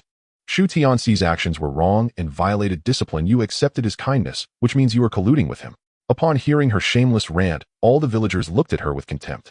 Shu Tianyou also understood, so he looked at Zhao Zhengran and said, Secretary, I think I understand the reason why you're here. It's nothing more than that Shu Tianci went up the mountain and killed a wild boar, seizing collective assets. However, he shared the meat with all the villagers. If this counts as seizing collective assets, then wouldn't we villagers have to be on edge even when eating wild vegetables? That's right, now we are indeed on edge. It's poisonous. 7 people just died after eating. Who would dare to eat? That's not what we meant. We just want to clarify. Zhao Zhengran waved his hand and said, why is it that all the villagers shared the meat, but only comrade Shu Gui's family didn't? As soon as this was said, the villagers immediately shouted. They deserve it. Yes, they deserve it, stealing Tianyou's eggs. Seeing Zhao Zhengran and the others looking doubtful, Shu Tianci quickly explained the whole story. Hearing Shu Tianyou's explanation, Zhao Zhengran and the others' expressions grew even uglier. However, before Shu Tianci could finish explaining, Lu Yuning suddenly shouted. Nonsense. He clearly took most of the pork for himself. She crazily pointed at Shu Tianci and shouted at Zhao Zhengran's secretary. He took away dozens of pounds of meat all by himself. It's because he wanted to take more meat that he didn't share with our family. Lu Yuning. Shut up. Shu Tianci angrily rebuked, trying to make Lu Yuning realize her mistake. But Lu Yuning was unconvinced and continued to shout, I won't. Why can't I speak? Seeing her frenzied appearance, Shu Tianci felt even more indifferent. After all, he never took it to heart from the beginning. Guizi, take care of your wife. Seeing that Lu Yuning could not be persuaded, Shu Tianci could only turn his gaze to the side at Guizi. He wanted to help them, but unexpectedly Guizi was sharp and stepped forward directly. What do you mean? What did my wife say that was wrong? As the village chief, if you can't be fair, what use are you? Seeing this, the eyes of the group turned back to Shu Tianci. Realizing that this family was beyond saving, Shu Tianci decided not to intervene anymore. He smiled sarcastically and looked at Zhao Zhengran, saying, Secretary, this matter is truly not Tianci's fault. Yes, leader. The villagers below also shouted, what did Tianci distribute? Pig offal. That wild boar was killed by him alone, and he even risked his life to save a few comrades. Such a person just received a larger share of pig offal. What wrong has he done? Several leaders. If it were you who hunted a wild boar, would you be willing to share it with the villagers? Would you share it with the villagers and also take a portion of the pig offal for yourselves? Zhao Zhengran and others exchanged glances, surprised that this was even a concern. As community leaders, they were actually more selfish than this group of villagers. Otherwise, they wouldn't be reporting exaggerated harvests for some verbal rewards, leaving the villagers to starve. So if they were to get a wild boar, they would definitely sneakily take it to give gifts or keep it for themselves. Although this couldn't be said aloud, they knew that Shu Tianci didn't distribute much. Therefore, they turned their gaze to Guizi and Lu Yuning. They also received meat. They took 10 jin of meat. Lu Yuning immediately shouted. I can explain this. Before Lu Yuning could finish, Shu Xiaoqing suddenly stood up. He looked at Zhao Zhengran and Qian Dehai, saying, I am the production team leader of Shujia village. The production team has regulations for hunters in the village. Anything under 10 jin is private. Anything over 10 jin belongs to the collective. The wild boar that Tianci killed weighed over 300 jin, so distributing just 10 jin of meat is within the regulations. As for distributing meat to the entire village, Tianci only shared a portion of pig offal. Is he a spy? If this is how we define it, then isn't our entire village made up of spies? Ha ha ha, the crowd laughed. Shu Tianci and Shu Xiaoqing's explanations were reasonable, while Guizi's family's accusations were vague. Zhao Zhengran and others had actually understood that this matter was indeed Guizi's fault. But Guizi and Lu Yuning remained oblivious, thinking that they should just go all out. After all, they had to push Shu Tianci into the water, no matter what afterward. So Lu Yuning shouted, Secretary, this person still has problems with his character. He's a lazy good for nothing whose parents just died. Tell me, how can their family of 7 have food, yet they eat so well? Eat so well. Shu Tianci and the others were taken aback for a moment, then naturally touched their roots. Zhao Zhengran and others glanced at them, frowning slightly. Guizi continued to shout, and his job surely isn't legitimate. Tell me which city unit would hire a lazy good for nothing who has no skills from the countryside. Zhao Zhengran looked at Shu Tianci and Shu Xiaoqing questioning, is what Comrade Lu Yunying and Comrade Ergizi reflected about these matters true? How could Comrade Shu Tianci's family have so much food, and how did he get his job? Not just that, leader Lu Yunying seemed not to have finished speaking, jumping out to continue, shouting their family even build a house. Their family provided meals for over 10 days and dozens of people were eating every day. Even our village canteen can't produce that much grain. Where did their family's grain come from? Shu Tianci must be a spy. This grain must have been given to him by his contact. Such a person should be punished severely. Lu Yunying became more ferocious in her accusations, completely disregarding the villagers' hungry gazes below. They had all eaten Shu Tianci's family's grain and did not care where the grain came from. After all, being full was enough. Who would care where the grain came from? But Lu Yunying's words implied that they had all eaten the grain of a spy, thus also labeling them as spies. Next, let me speak. Seeing that Lu Yunying's family was entangled in the argument and the village chief and team leader had also explained enough, Shu Tianci opened his mouth. Everyone turned their attention to him, and Zhao Zhengran and others avoided the entanglement with Shu Daqiang and the others. You are Shu Tianci, right? Yes, I am Shu Tianci. Shu Tianci replied to Zhao Zhengran, maintaining his composure. I grew up in Shujia village, a true local. The spy identity claimed by Lu Yunying's family is purely a slander born from their jealousy. Oh, I reserve the right to sue them, and I hope the leaders can support me after verifying my identity. With a calm demeanor and a clear argument, this young man showed no signs of fear, even when facing the gunpoint. Zhao Zengran's brow furrowed. This was his first impression of Shu Tianci. He nodded and said, please explain where your family's grain came from and how you obtained your job. Just because you are a born and bred Shujia person doesn't mean you can't be a spy. Oh, it's also possible to be a subversive element placed among the masses after being recruited by enemy agents. Wow, you really dare to speak up. If this is confirmed, even a peanut would be considered too little. But this also aligns with the current national conditions, as indeed there are many enemy agents across the country. Before Shu Tianci could explain, Zhao Zhengran continued, of course. As long as you can prove your innocence, I will stand up for you. Good. Shu Tianci nodded slowly, saying, I have already mentioned the issue of distributing pork, so I won't repeat it. Next, let me explain how my family obtained their grain. Upon hearing this, everyone's attention became serious. They were curious as to how Shu Tianci's family obtained their grain. A portion was left by my 3 aunts. Although it's not much, it can last for a few days. As for the other part, I bought it with money. Before Shu Tianci could finish, Lu Yunying shouted, bullshit. Where does your family have money? If I didn't have money, would I not be able to earn it? Shu Tianci rolled his eyes and looked at Zhao Zhengran, saying, Secretary, can you make her shut up? Zhao Zhengran shot a glance at Sun Erden, and several militia members immediately restrained Lu Yunying's family. Then Zhao Zhengran turned to Shu Tianci. You can continue. Previously, the matter of meat distribution was widely discussed. The purchasing agent from the machinery factory heard about it. Thus, they came to me wanting me to provide some surplus materials. Shu Tianci said casually, then took out the procurement certificate.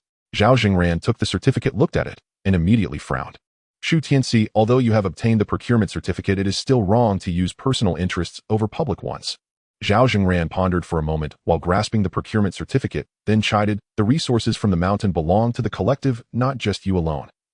You are trading the resources from the mountain with state-owned enterprises. While it may not be considered as speculation or profiteering, it still constitutes an act of encroaching on collective assets. Upon hearing this, Lu Yunying's family, who had initially felt uneasy, suddenly perked up. She laughed heartily and exclaimed, see, I told you he was no good. He has encroached upon collective assets, selling our resources for profit. Fellow villagers, listen, the grain and meat that his family consumes are our collective assets. Such a person should be dragged out and executed. Upon hearing this, a group of villagers instantly began to waver. Indeed, every blade of grass and tree on the mountain belongs to their collective assets. Shu Tianci had to share the meat from any wild boar he hunted with them, and they hadn't even had their fill yet. They had been eagerly waiting for him to hunt more wild boars to share the meat. Now, hearing that he sold all the game he hunted to the machinery factory for money to buy grain for himself, who could tolerate this? Ordinary people couldn't bear it, and those who had eaten the pork shared by Shu Tianci were even more indignant. They simply hadn't stepped up to voice their anger. Shu Tianyou and his wife glared angrily at Lu Yunying's family. This family is too despicable, trying to drive their third son to death. If it weren't for their elder brother and sister-in-law holding them back, Shu Tianci and Shu Xianglian would have lunged forward to bite them. What kind of crow is this making a ruckus? Why isn't anyone shutting her up? Shu Tianci looked at Sun Erden with displeasure, indicating that those with guns couldn't control a few people's mouths. Then he leisurely continued, moreover, who said I have encroached on collective assets? I established a connection with the procurement officer at the machinery factory right away and promptly informed my village head and team leader. Furthermore, the share from the 3 wild boars I hunted was entirely handed over to the village collective. What? 3 wild boars? The astonished crowd gasped collectively. 1 wild boar could provide nearly a pound of pork. Wouldn't 3 boars mean over 2 pounds? Everyone seemed to envision a large chunk of pork right before their eyes, unable to suppress their saliva. However, those wild boars had been sold by Shu Tianci. At this moment, Shu Daqiang and Shu Xiaoqing stood up again. Shu Daqiang said, "Secretary, everything that Tianci said is true. Since he expressed his willingness to hand over the share of the wild boars to the village collective, I even lent him a hunting rifle." "How much did Comrade Shu Tianci hand over?" Zhao Zhengran asked in surprise, looking at Shu Daqiang. 70%. 1,325 yuan. I have accounted for it all, said Shu Xiaoqing, stepping forward to explain.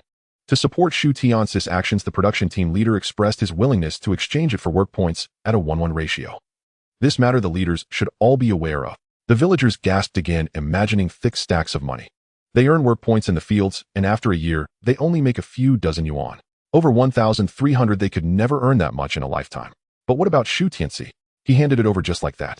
At this moment, their gazes towards Shu Tianci held a bit more respect. Zhao Zhengran also learned from Qian Dehai that someone had indeed reported this matter before. Hearing this, Zhao Zhengran's expression softened considerably. He looked at Shu Tianci and asked, "So you only received 30% of the share from the 3 wild boars?" "No," Shu Tianci decisively shook his head and explained, "The wild boars were hunted together with Su Jun from the Su family. Therefore, the 30% was shared between us. Is it strange that my family has food now?" At this, everyone suddenly understood why Shu Tianci's family had food. It turned out that he had risked his life to earn it. Moreover, most of the money from selling the pigs was handed over to the village collective, so it couldn't be considered as encroaching on collective assets. Lu Yuning's family was dumbfounded, not expecting Shu Tianci to handle things so thoroughly. Does that mean their family would be held accountable? No way, no way. Gizi suddenly widened his eyes and shouted, "What about his job? How can a good-for-nothing like him get a job at the machinery factory?" Hearing this, everyone in the crowd looked at him as if he were a fool. Everyone understood that he was merely clutching at straws desperately, trying to find something to hold on to. Shu Tianci rolled his eyes and took out his work ID, saying, "Because the machinery factory lacks off-schedule supplies. And I have the ability to hunt for the supplies they need on the mountain, therefore if they hired me as a procurement officer. Does that reasoning make sense?" Zhao Zhengran took the work ID from him, and Qian Dehai glanced at it as well. When they saw the level on the work ID, their pupils shrank instantly. Level 6 staff. Upon hearing this, the surrounding leaders and villagers were also taken aback. What? Tianci is actually a level 6 staff member. What does that mean? Is there anything special about a level 6 staff member? Of course it's special. My uncle's son graduated from a vocational school, and after his promotion, he only became a level 7 staff member. A level 6 staff member is even higher than that, earning over 40 yuan a month. What? Does that mean Tianci is better than a vocational school graduate? Earning over 40 yuan a month, we can't even earn that much in a year. The crowd buzzed with astonishment and envy, looking at Shu Tianci on stage. An ordinary procurement officer enjoying the treatment of a level 6 staff member. If it weren't for the clear words and seal on the work ID, they might have doubted its authenticity. "Shu Tianci, you little brat, what do you want?" Hearing Shu Tianci's threat of settling scores later, Lu Yuning immediately panicked. Sun Erden seemed to feel indebted to Shu Tianci and resented Lu Yuning for leading them to misunderstand a good comrade. With a shout, he slapped Lu Yuning. With a loud smack, Lu Yuning was left dazed. Beside her, Guazi and his children wanted to curse, but several militiamen pointed their guns at them. Guazi and the others were not like Shu Tianci. They were so frightened by the guns that they wet their pants. Zhao Zhengran glanced at the scene, frowned, but didn't intervene. He turned his gaze to Shu Tianci and said softly, "Comrade Shu Tianci, what do you want?" "Secretary, I honestly don't mind." Shu Tianci shrugged and said casually, "But these guys are not good people. They are selfish, picking sesame seeds while abandoning watermelons, and blame others for uneven meat distribution. Seeing that we have food and drink, they become jealous and fabricate stories against us. Today, they see our family as a thorn in their side. Tomorrow, it could be others. If other villagers happen to live a little better, should they worry about being reported? If this continues, how can anyone live peacefully?" Once this was said, the personal grievances immediately escalated to the level of collective interests. People are selfish, as long as it does not involve their own interests, no one wants to get into trouble. Lu Yuning's big mouth was well known in the village. No one wanted to provoke her. But now, hearing Shu Tianci's words, everyone's minds began to race. But that was not enough. No one would stand up at this moment. Zhao Zhengran, who understood Shu Tianci's intentions, glanced at him to see what he would do next. Originally, Shu Tianci immediately intended to comply with Zhao Zhengran's wishes, suddenly shouting and pulling out a certificate. With a righteous expression, he exclaimed, "I know the villagers are lacking food and clothing, struggling to survive this winter. So I specifically discussed this with our director, and it took me several days to acquire this certificate. As long as we have this certificate, the game caught by the villagers can be exchanged for food in the future." "What? There's such a thing? Does this mean they can now hunt in the mountains openly?" As long as they catch game, their village will no longer starve. Upon hearing this news, all the villagers instantly became excited. Although Shu Tianci didn't hand it over, Zhao Zhengran still caught a glimpse of the certificate. Though he couldn't see the characters clearly, he still saw the stamp of the machinery factory. In other words, Shu Tianci really found a way to help the villagers. Tianci is right. Shu Daqiang also felt a bit excited and stepped forward saying, "The purpose of gathering everyone today was to share this good news. Tianci is a hero of our Shujia village, yet encountered the bad seeds of Lu Yuning's family. If everyone were like them, who would be willing to work for the collective in the future?" At this moment, Shu Daqiang no longer intended to protect Erguazi's family. He didn't know how many times he had loudly tried to stop them, but it was of no use. To prevent Shu Tianci from being disappointed in the villagers, he had no choice but to step up and lend a hand. "Tianci, well done. I've always seen that this child would be successful." Tianci was very obedient as a child. "I even carried him to bed." "Exactly," I said. "Tianci is not that kind of person. It's all Lu Yuning's family's fault." "Right? Lu Yuning's family doesn't seem like good people at all." A group of villagers began to speak, some trying to get close, while others cursed Erguazi's family. Shu Tianci waved his hand and continued to shout, "As a native of Shujia, having grown up under your watch, seeing you all starving, how can I as a younger generation eat my meals? So yesterday, I took out all the food at home to feed my uncles and aunts working for my family. The purpose was to ensure they had the strength to go up the mountain and hunt more game. But today, after what Erguazi's family did, I am deeply saddened, so I decided I will not help anymore."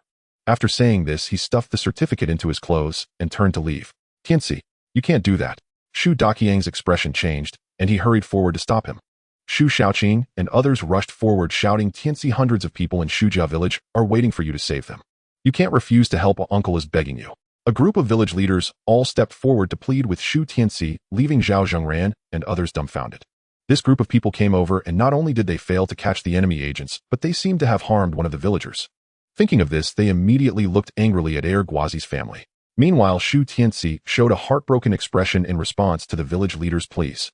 "Village chief, captain, it's not that I don't want to help. Oh, I am also part of the village and want the villagers to be wealth to no longer starve to death. But what's the result? What I received in return was slander, framing, and nearly getting shot. Hardly anyone in the village spoke up for me. Oh, what's the meaning of helping in this way? I, Shu Tianci, am not that lowly. Oh, I won't put my warm face against someone else's cold backside. Oh, anyway, I have a job in the city. If it comes down to it, I can just take my whole family to live in the city." Upon hearing this, the villagers below were immediately dissatisfied. They were already starving and on the verge of death. Having finally received good news, it got ruined by Erguazi's family. At this moment, everyone's hatred for Erguazi's family reached its peak. One person suddenly shouted, "Secretary, take Erguazi's family away for re-education at the farm. Those who maliciously undermine collective unity are the enemy agents. They must be thoroughly investigated. Even if they are not enemy agents, they are still bad seeds causing disruption. Such people cannot be kept. They must be taken away to be shot." As the villagers began to rally behind Shu Tianci, Zhao Zhengran and the others looked in shock at the seemingly cultured figure. "This kid is ruthless. He repays every slight." Erguazi's family, upon hearing this, turned pale and collapsed to the ground. They hurriedly looked towards Shu Daqiang, and with a cry they ran over village chief. "Don't move." Sun Erden and the other militiamen turned pale and actually pulled the trigger. Bang, bang, bang. Looking at the row of bullet holes in the yellow mud, Erguazi's family suddenly trembled as the thick liquid soaked their pants and a pungent smell began to spread. Seeing the dazed expressions of Erguazi's family, Shu Daqiang shook his head and sighed. Zhao Zhengran and the others exchanged glances and said, "I think Comrade Shu Tianci is right. This is a special period. We cannot let some ill-intentioned individuals disrupt collective unity. Therefore, I suggest sending the entire family of Erguazi to the farm for reformation. Once they have been successfully reformed, we can consider whether to release them. Take them away." With a wave of the highest leader's hand, Sun Erden and others immediately hoisted Erguazi's family away. "Let go of me. I don't want to go to the farm. It's unfair, Secretary. I am truly wronged. Village chief, please save me. I grew up with you. Help us." Seeing this family trying to drag him down even after their downfall, Shu Daqiang, who had initially felt some pity, was suddenly filled with anger. He directly took off his sock and stuffed it into Erguazi's mouth. Erguazi's pupils constricted as a foul odor overwhelmed him, causing him to retch and faint. "Village chief, you are turning a blind eye to our suffering. We are your villagers. Shu Tianci, you are inhumane. You will face retribution. Who else has socks? Let me borrow one." Shu Daqiang shouted loudly. With that, hundreds of people in the crowd began to take off their socks. The pungent smell seemed to take on a physical form, and green smoke rolled above their heads. Zhao Zhengran furrowed his brow, quickly waving his hand, saying, "Hurry and take them away." Then Erguazi and Lu Yuning's family were taken away by the militia. "Comrades, the weather is getting cold. Put your socks back on to avoid catching a chill." Zhao Zhengran pressed his hands down, speaking loudly. Comrades, the commune has zero tolerance for such destructive elements. If you encounter such people in the future, report them to us in a timely manner. Spreading rumors, slandering, and making false accusations will never be tolerated. Of course, Shu Tianci is also a good comrade. Comrades like him who uphold the collective and create value for the community deserve recognition and support. Therefore, I have decided to award Comrade Shu Tianci with a model member medal and banner. I hope everyone will learn from him in the future and contribute more to the collective. Well said, this is our good leader. The sound of applause and cheers filled the air, and the atmosphere once again reached a climax. Zhao Zhengran and others enjoyed a wave of villagers' adulation before they decided to take their leave. Before departing, they even shook hands with Shu Tianci and asked a few sensitive questions. After perfunctorily answering, Shu Tianci shook hands with them one by one and then watched them leave. Shu Tianci stroked his chin, surprised that such good fortune had fallen upon him. Although the banner was not something significant, it was a symbol of prestige in these times. Having a sign of prestige meant respect and warm treatment wherever one went. Tianci, let this matter pass. Let's return to our previous topic. The villagers are still waiting for you to save them. Shu Tianyou adjusted his emotions and looked at Shu Tianci. At this moment, he was very worried, fearing that the incident with Erguatsi would anger Shu Tianci. If that happened, he might just dismiss everything. If that were to occur, all the villagers would have no choice but to wait for death at home. Of course, he was also filled with resentment towards Erguatsi's family. Shu Tianci glanced at Shu Tianyou and sighed. Village chief, I think I should remain low-key. You see, I merely wanted to ensure my family had enough to eat, but I was reported to the commune. If I were to ensure everyone in the village was fed, how many people would come forward to report me? In these times, there are too many people who are envious. I'm a bit scared. In these days, everyone is struggling for food. Seeing you well-fed inevitably makes them envious. If they see the entire village wealth, the number of envious ones will only increase. But does Shu Tianyou have a solution? He has no solution. He cannot just sit and watch all the villagers starve. Shu Tianci is his only hope. He looked at Shu Tianci with eyes full of apology, saying, Tianci, I know you have been wronged. If uncle has to apologize or even kneel before you, I am willing to do so. Shu Tianci quickly raised both hands to stop him from kneeling. If he kneels, the reputation he has just built in the village will be lost.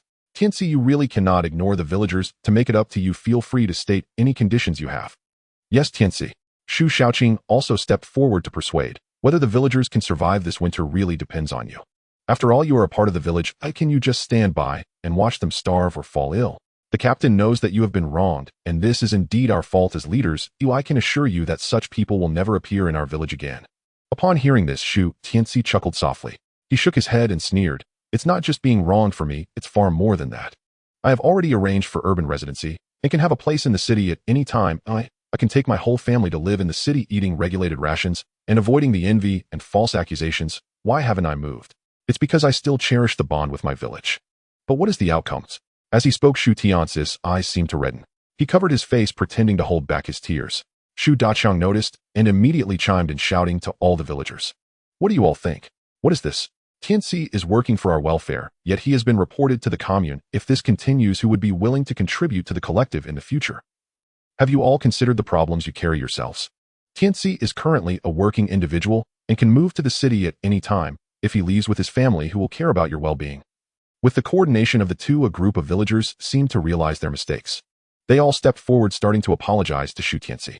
Tianci, this time it was my fault for not standing by you immediately. Please forgive me this once and help us again. I have an 80-year-old mother above me and 7 children below.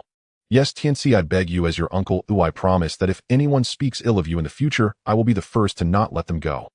Exactly, whether from outside the village or from our own, as long as they dare to say anything bad about Tianci, I will throw dung at their whole family. Agreed. I agree too. Me too. So Tianci, you must not move to the city. Shu family village is your route. Shu Tianci covered his face and glanced at this group of people, inwardly thinking he was foolish for moving to the city. In a few years, when the winds turned, city dwellers would prefer to hide in the countryside. Diving into the city now would be akin to seeking death. At the village meeting in Shujia village, Shu Tianci stood before a crowd of hundreds alongside the village chief and other leaders. The faces before him were thin and dark, mixed with some swollen features and frail figures. The villagers, already afflicted with the illness, were unaware that their days were numbered, yet they continued to cry out for Shu Tianci. They made promises vowing never to let anyone bully Shu Tianci's family again, even stating they would elevate his status above that of the village chief. Shu Tianci had no time for such thoughts, so he quickly raised his hand to interrupt the villagers' cries. Dear villagers, elders, it seemed to have little effect, so he took the microphone from Shu Tianyou. Silence. With a stern reprimand, hundreds of villagers began to close their mouths. Yet they still looked at Shu Tianci with hopeful and pleading eyes. Shu Tianci nodded and said, "I see the determination of the villagers, thank you. When my parents passed away, my siblings and I were also hanging by a thread. It was the villagers and the elders who donated their remaining food that allowed us to survive. I remember this kindness and my siblings, and I remember it too. I originally intended to use my position to help you all through this harsh winter, even if it meant losing my job and facing criticism, it would be worth it." Upon hearing this, Shu Tianyou and the others held hands, showing expressions of gratitude. The villagers below were moved to tears, feeling deeply gratified. Regardless of whether they had donated food or not, everyone was touched by Shu Tianci's words. As Shu Tianci sought to win people's hearts to ensure his family would no longer be criticized for indulging in feasting, he knew he couldn't let the villagers remain kneeling. He had to give them something sweet. So when the villagers were about to speak up, he waved his hand again. "Although the Urguizi family nearly cost me my life, but I know this has nothing to do with you, my dear villagers. Therefore, I have decided to continue helping everyone work together to get through this difficult time." As soon as these words were spoken, Shu Tianyou and Shu Xiaolian breathed a sigh of relief. They wiped the sweat from their brows and smiles of comfort gradually appeared on their faces. Shu Tianyou stepped forward and shouted, "Dear villagers, I have said this before. Tianci is a good child and also a benefactor of Shujia village. Today he has borne such great injustice, yet is still willing to help us through difficult times. You must remember his contributions to our village and all he has done. Oh, if any villager dares to play tricks behind his back in the future, don't blame me for being unkind." As soon as these words were spoken, hundreds of villagers immediately responded, their faces filled with determination as they shouted loudly that they would remember Shu Tianci's goodness. In the future, if anyone spoke ill of Tianci, they would not let the offender go unpunished. At that moment, the sun broke through the clouds, casting a dazzling light down upon Shu Tianci. The others standing beside him, including Shu Tianyou, quickly raised their hands, looking towards the third brother in front of them. After their parents passing, the originally despondent third brother suddenly rallied. Not only did he take on the role of head of the family, shouldering the responsibility of caring for everyone, but now he also had to bear the responsibility of helping the entire village survive the winter. Various emotions of comfort, pain, admiration, and respect surged within his siblings. At this moment, some were too tired and began to inquire, "Village chief, what is your plan?" "Yeah, it's nearly mealtime, and we still don't know what the plan is." "Village chief Tianci, please tell us quickly." Shu Tianyou glanced at Shu Tianci and saw him nod. Thus, Shu Tianyou took a few steps back, allowing Shu Tianci to begin his speech. Shu Tianci scanned the villagers below, noticing quite a few who had previously targeted him. At this moment, he was too lazy to hold grudges and slowly said, "As you all know, I am an employee of the machinery factory. My position is that of a procurement officer responsible for acquiring all unplanned supplies from the countryside. The resources on the mountain at the end of our village are the supplies they need. Therefore, after discussing with the village chief, we decided that the village militia would organize a hunting team with the strong young villagers. You will be responsible for hunting on the mountain, and I will help you transport the game to the machinery factory in exchange for money. In this way, you can safely weather this harsh winter." Although most of the villagers in the village were uneducated, there were still quite a few clever ones. Upon hearing Shu Tianci's words, someone immediately raised their voice to ask, "Tianci, even if we hand over all the game to you, it will only be exchanged for money. We don't have enough food coupons and cannot trade for food." "Yes, having money without coupons means we can't buy food, and that's just waiting to die." "Well said," Shu Tianci shouted, then took out the grain exchange certificate. "Do you know what this is?" "This is a grain exchange certificate, proof that you can exchange unplanned supplies for food. The machinery factory has grain, but no meat, and we have countless game on our mountain, but we lack grain. Therefore, the machinery factory is willing to exchange food for our unplanned supplies. What you need to do is hunt on the mountain and catch enough game before the heavy snow seals the mountain." Upon hearing this, everyone's eyes lit up. "Great, we have hope. Yes, we can finally live. Wow, I can finally avoid death." The villagers cried tears of joy, embracing their loved ones. In the village, deaths occurred every few days, and the shadow of death loomed over every villager. Although they verbally claimed to fear nothing, when the day truly arrived, who wouldn't want to live? Now that they finally saw hope, they could no longer hold back their tears. "Tianci." At that moment, a woman stepped forward and called out. Shu Tianci recognized her as the wife of one of his playmates. So he smiled and nodded, asking, "Sister-in-law, what is it?" "I am wondering about my family." As soon as she spoke, the wives who had married into the Shu family all looked at her with hopeful eyes. However, the expressions of Shu Tianyou and the others darkened, and they stepped forward to reprimand her. "Fong, don't make things difficult for Tianci. He must have put in a lot of effort to help our village. Exactly, the path for our village has just opened. Saying this now is just putting Tianci in a difficult position." The woman ignored the surrounding disapproval, her eyes filled with hope as she stared at Shu Tianci. Shu Tianci, however, did not soften. He simply shook his head apologetically. "Sister-in-law, I'm sorry. The machinery factory is not a large factory with thousands of employees, so we can't be sure how much grain they can spare. Therefore, I will definitely prioritize our Shujia village and cannot afford to consider other villages. Furthermore, I hope all villagers keep quiet about my ability to exchange food. If it causes dissatisfaction from the machinery factory, everyone can just wait to starve. Upon hearing this, the woman immediately huffed and covered her face, crying. No one sympathized with her except for her husband. Shu Tianci shouted, everyone is now clear on the specifics. Now anyone who wants to join the militia to go hunting on the mountain can come to me to sign up. Shu Tianci finished detailing all matters and paid no attention to the militia recruiting members to go up the mountain. He turned to find Shu Tianyou and said, Village Chief, I need a letter of introduction. Shu Tianyou was taken aback and asked, are you going on a business trip? At this critical time you actually want to leave our county? Village Chief, I am thinking of our village. Shu Tianci frowned and explained. After all, our village has several hundred people. There are over 100 mouths waiting to be fed. Although the machinery factory is a state-owned unit, it is merely a small unit in a county. What if one day they can no longer provide grain? Wouldn't our villagers be waiting to die? Shu Tianyou was startled again and speculated, so you want it? Exactly. Shu Tianci nodded and said, not to mention other provinces. At the very least, I have to go to the city. I need to find a couple of backup plans. Better safe than sorry. Tianci. Shu Tianyou nodded vigorously and patted Shu Tianci's shoulder. You are thinking of the villagers. Village chief uncle is very relieved. Ooh, I really can't offer you anything to thank you. I can only express my gratitude. As long as you are willing, I will let you take this position of village chief. Shu Tianci was immediately startled, rolling his eyes and saying, Village chief, don't put me in such a position. This position of village chief is just a mess. Isn't it better for me to be carefree? Once my brothers and sisters have settled, I will go enjoy the outside world, but don't think you can tie me down with this useless title of village chief. Shu Tianyou was momentarily stunned, then burst into hearty laughter. All right, you have your plans. Village chief uncle won't stop you. I will write you a letter of introduction right now, and if you need anything in the future, just let me know. Great. Shu Tianci nodded and received the letter of introduction from the village after about 10 minutes. Just as he stepped out of the village chief's house, Shu Tianyou and the others surrounded him. Tianci III, are you all right? Shu Tianci glanced at them and laughed. I'm fine. What could happen to me? I'm hungry. Shall we go home? Upon hearing this, Song Yuru immediately smiled and said, sure, big sister will cook for you. On the way home, Shu Xianglian kept blaming Shu Tianci for taking on this mess. The food supply for the whole village, what a huge pressure to bear. Shu Tianci shook his head, not wanting to explain too much to his second sister. He only expressed that they must continue living in the village and could not watch the villagers perishing. If only their family survived, wouldn't it turn into a ghost village? And when the higher-ups hear that only their family is alive, wouldn't they come down to investigate? At that time, their entire family would be taken to the horse ranch for reformation. Tianci, why not live in the city? At that moment, the eldest brother Shu Tianyou suddenly brought up a clever idea for the first time. He looked at Shu Tianci in confusion and said, you already have a job and can live in the city. As long as you live in the city, you won't have to shoulder the responsibility of saving the villagers. Eldest brother, you have become a lot smarter. Shu Tianci smiled slightly, feeling quite happy. He asked, what if I go to the city? What about you? Haven't you found a job for your second sister? Then she will also be a city person. You can take Shu Lian and Tian Su, as well as Shu Lan, to the city to live well. I and your big sister will stay in the village to give the villagers an explanation. Shu Tianyou spoke non-stop, completely different from his previous foolish demeanor.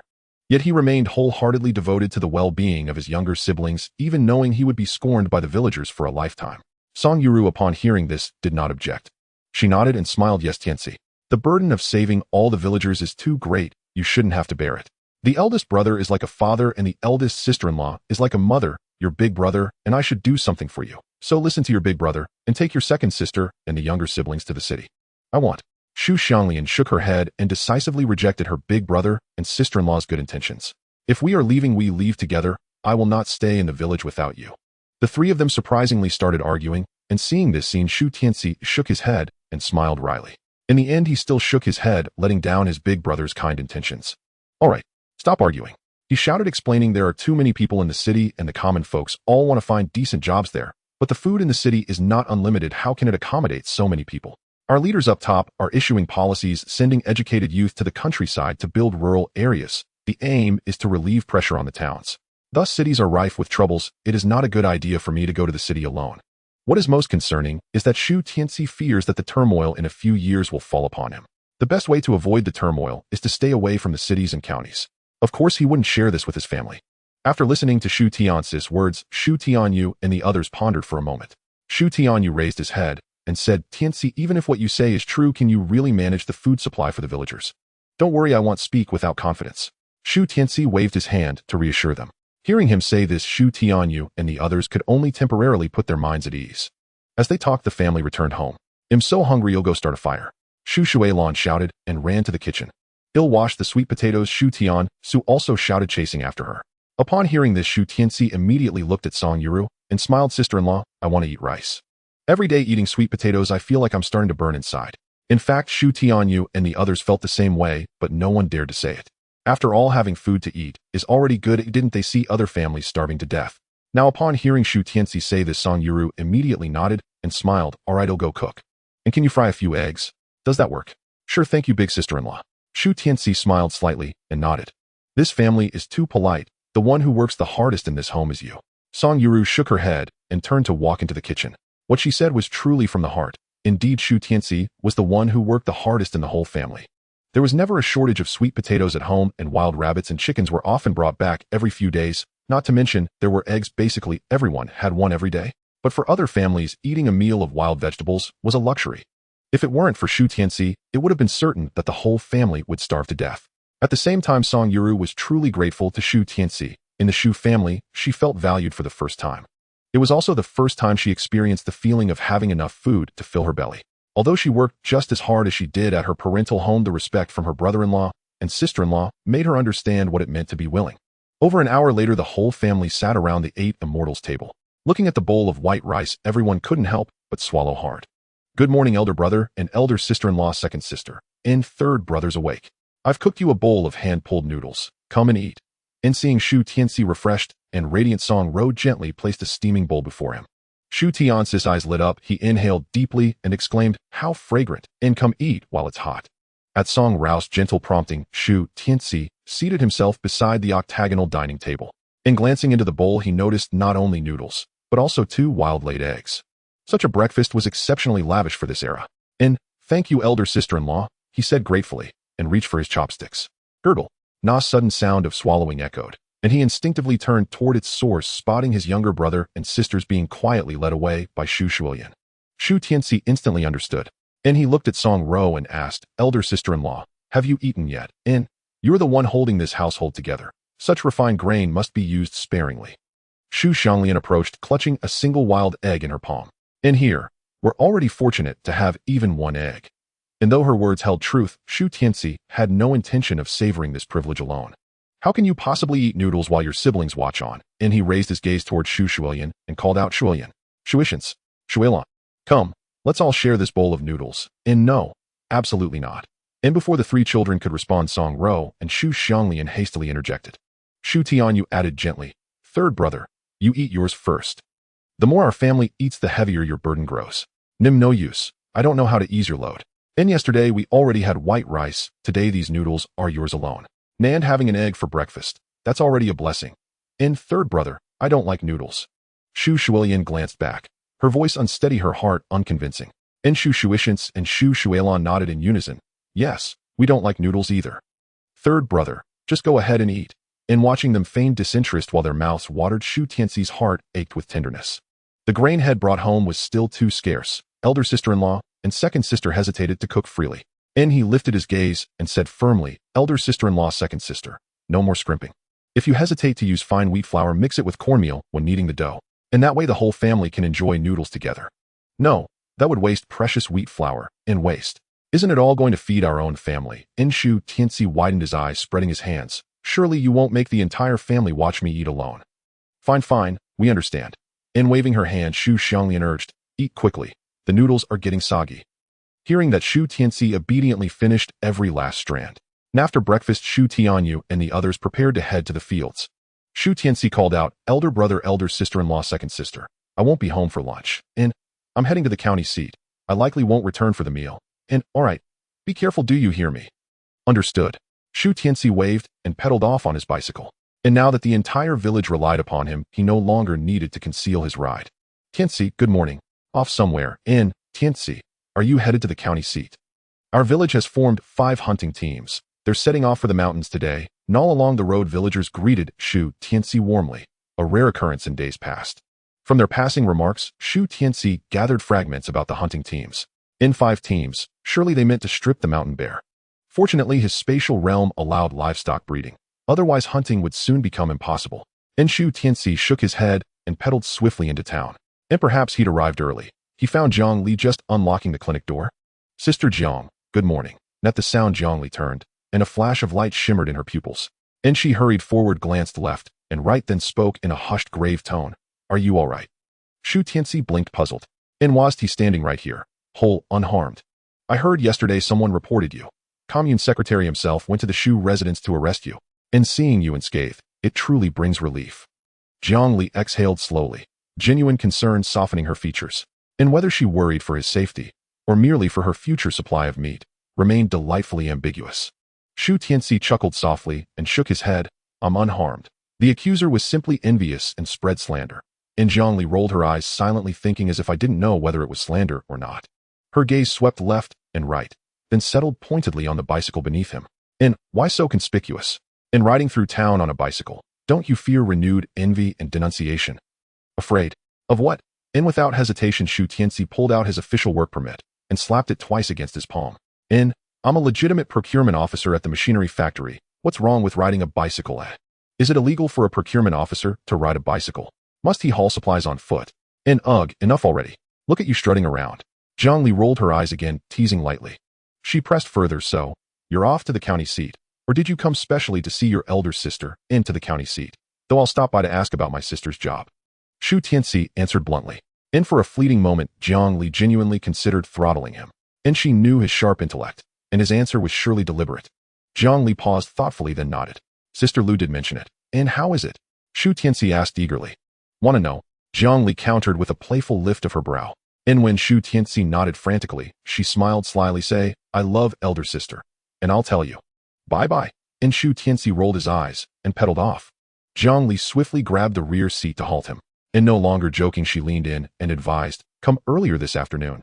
Sister Lu truly wishes to speak with you. And, all right, thank you. After expressing his thanks, Shu Tianci cycled away. And watching his retreating figure, Jiang Li's lips curved upward, just slightly. And this boy, so easy to tease. Leaving town behind, Shu Tianci pedaled straight for the county seat. Once inside, he wasted no time, heading directly toward the black market. Just before arriving, he abruptly swerved into a narrow alley. When he re-emerged, the bicycle had vanished, safely stowed within his spatial realm. And donning a woven cap and face mask, he strode confidently to the black market's entrance. And buying or selling. Same old actor, his entire face shrouded beneath a black cloth. And Shu Tianci glanced at him, then smiled faintly, buying. And too fun. Huh. Shu Tianci blinked, baffled. Weren't they free before? In the past, it was the past. Why all this nonsense? The gatekeeper seemed to have a temper that wasn't too great and had no intention of replying to Shu Tianci's words. Shu Tianci didn't care. He pulled out 2 coins and handed them over. Only after entering the black market did he understand why even buying things now required a ticket. When he last visited the black market, it was crowded, yet not congested. Now looking again, a narrow alley over 100 meters long was packed with people. This crowd had its own characteristics, some dressed like wealthy foreigners, while others resembled Arabs. More of them looked like the guardians from counter-terrorism elite, with only their eyes visible. Yet their physiques were 2 extremes, some were emaciated while others were corpulent. The previously quiet black market was now filled with various noises. Shu Tianci understood that the lives of the common people had grown much harder. Everyone was forced to come to the black market to buy some meat and grain. Yes, meat and grain. Without them, this group of emaciated citizens might starve to death. And another group, who were corpulent, might fall ill due to malnutrition. Shu Tianci walked down the center of the road, observing the people squatting on either side. In front of them were various purchase signs seeking to buy grain and meat. The prices they offered were quite enticing. Coarse grains like corn flour and sweet potatoes were already at 90 cents per yuan. Some even offered high prices of 5 yuan per pound for fish meat and eggs. If Shu Tianci took out the grain from his storage, he could quickly become a millionaire. But he felt no temptation and didn't develop any pity for these people. He focused his gaze on a stall selling antiques and walked over. In the stall owner's expectant gaze, he asked, "Do you have jade or emerald?" The stall owner was taken aback and then shook her head. She had only porcelain vases and similar items, no jade. Shu Tianci showed disappointment and stood up to continue deeper into the black market. After a moment, he stopped in front of a stall selling daggers. Previously, when he was giving Jiang Li wild boar meat, he had killed one in his space. However, the tools he used weren't very good, leading to a lot of wasted effort. Now encountering a stall selling daggers, he had to buy a couple as backups. There were many types of daggers at the stall, both long and short, straight and curved, including military knives. Shu Tianci picked up a whale fork military knife and asked the stall owner beside him, "How much is this?" The stall owner, playing with a crossbow in her hand, looked up at Shu Tianci after hearing the question. 3 yuan. So expensive. Shu Tianci was taken aback, exclaiming. If you don't want it, just put it down. The stall owner rolled her eyes and continued fiddling with the crossbow. I wanted a, why wouldn't I, eh? Shu Tianci didn't mind and picked up another military knife, asking, how much for this one? That one is 5 yuan. The stall owner didn't even turn her head and said flatly, hey, Shu Tianci's expression turned serious, then he smiled and said, 2 knives for 5 yuan will you sell? Take it away. The stall owner put down the crossbow and replied, Shu Tianci was momentarily stunned. An expression of annoyance suddenly appeared on his face. Since he had already spoken, he couldn't haggle anymore. Under the stall owner's watchful gaze, he could only take out 5 yuan and hand it over. After the money and goods cleared, he asked again, do you have a leather sheath? The leather sheath costs extra. Goodbye then. Seeing the stall owner's indifferent demeanor, Shu Tianci turned and left. He then tucked the daggers into his clothes, and they instantly vanished into his storage. After purchasing the daggers, Shu Tianci began searching for stalls that sold jade and emerald. Soon he arrived at a stall selling antiques and asked the stall owner, do you have jade and emerald? Yes, but I want to exchange for grain or meat. The stall owner's response left Shu Tianci momentarily stunned. The stall owner turned out to be a woman. However, this demand was exactly the same as the last old man's. Shu Tianci glanced around and said in a deep voice, I have grain, but I need to see the quality of your jade. Really? Seeing Shu Tianci nod, the stall owner became a bit excited. She stood up and a purple jade pendant fell from her waist. However, the top of the pendant was tied with a string, so it didn't fall to the ground. The stall owner hesitated for a moment before raising her hand to fiddle with her waist. She took down the pendant and presented it to Shu Tianci, saying, how about this? Shu Tianci curiously took the jade pendant, and a warm sensation flowed from his fingertips throughout his body. Royal violet. Suddenly his mind began to buzz, causing a wave of dizziness in his vision. He quickly slapped his head, feeling much better. Are you all right? The woman looked at him with a hint of worry and asked softly. I'm fine. Shu Tianci shook his head repeatedly, saying, I want this jade. How much? Upon hearing this, the stall owner immediately shook her head, explaining, I want grain or meat. Seeing this wasn't a place for casual conversation, Shu Tianci immediately stood up and said, shall we find another place? The stall owner glanced at her stall, hesitating. If she packed up and left now, she'd have to pay again when she came back. It would be fine if she could reach an agreement with Shu Tianci, but what if they couldn't? Shu Tianci guessed the other party's thoughts and leaned in a little closer, a faint fragrance wafting into his nose. The stall owner frowned slightly, suppressing her discomfort without backing away. Shu Tianci reassured her, saying, as long as the price is reasonable, I will definitely take this jade. As for the grain, you can rest assured. Hearing this, the stall owner gritted her teeth and began to pack up her stall. Shu Tianci was also eager for this piece of jade, so he stepped forward to help. After everything was packed, the two walked out of the black market from another alley. Finding an unoccupied spot, Shu Tianci asked, so how much do you want to sell it for? Grain. All right. Shu Tianci helplessly corrected, how much grain do you want to exchange? The stall owner seemed unprepared, her 10 chubby fingers squeezed together before she said, how much grain do you have? Hey, I have 10,000 pounds. Do you want it all? Shu Tianci retorted. No. The stall owner waved her hands repeatedly, looking somewhat embarrassed. Shu Tianci chuckled lightly, guessing, you didn't plan to sell the jade pendant at first, so you didn't figure out the price right. Right. The stall owner nodded, her chubby hands turning a shade of red. They'll give you 3 minutes to think carefully, Shu Tianci said, pulling out a cigarette and casually lighting it. He ignored her further, beginning to smoke in a daze. Hey. Suddenly the stall owner called out. Shu Tianci turned back curious and asked, have you thought it over? 200 jin. Seeing the 2 fingers the woman held up, Shu Tianci felt a tinge of curiosity. No. The woman immediately shook her head and said, it's 200 coins worth of food. Wow. Royal violet, although this is rarer than the previous red jade, 200 coins is still a high price. Shu Tianci hesitated for a moment and shook his head, saying, no, it's too expensive. A hint of pity appeared in the woman's eyes as she gritted her teeth and said, how about 150? No way. At most 100, but I can offer you pork. Really? Hearing about the pork, the woman immediately became interested. Given the man's rotund figure, he likely needed fish and meat to supplement his nutrition. Thus, she was swayed upon hearing about the pork. Of course it's real, I also have eggs, Shu Tianci said casually. All right, then it's 100. The woman was very excited and agreed without hesitation. Hearing the vendor's response, Shu Tianci took another look at her. He nodded and said, follow me. The woman's gaze showed a hint of wariness, hesitating a bit. If you don't come with me, are you expecting me to deliver the food here? Shu Tianci reminded her. Don't worry, if I wanted to do anything to you, it wouldn't be a hassle at all. The woman's brows furrowed, seemingly a bit unconvinced. But it was precisely because of this remark that she began to trust Shu Tianci a bit. Thus she nodded and followed him. Soon they arrived at another alley. Wait here for a moment. Shu Tianci left a sentence and then turned to walk into the alley. Watching him disappear from view, the woman anxiously stomped her foot. This was her first time transacting outside the black market with a stranger, and it was impossible not to worry. While she anxiously paced back and forth, Shu Tianci returned with 2 burlap sacks. Shu Tianci placed the sacks on the ground and said flatly, "This is 100 coins worth of food, you can check it." The woman was taken aback for a moment and quickly stepped forward to pull open the sack's opening. Upon seeing the contents inside, her pupils suddenly constricted and she covered her face with her hands. She glanced at Shu Tianci and then looked at the supplies in the sack. What did she see? Apart from rice and sweet potatoes, there were indeed eggs and pork. My goodness, who exactly is this man? To acquire so much rice is one thing, but to have both eggs and pork is surprising. What are you looking at? Do you want it? Seeing the woman silent, Shu Tianci immediately reprimanded her. I want it.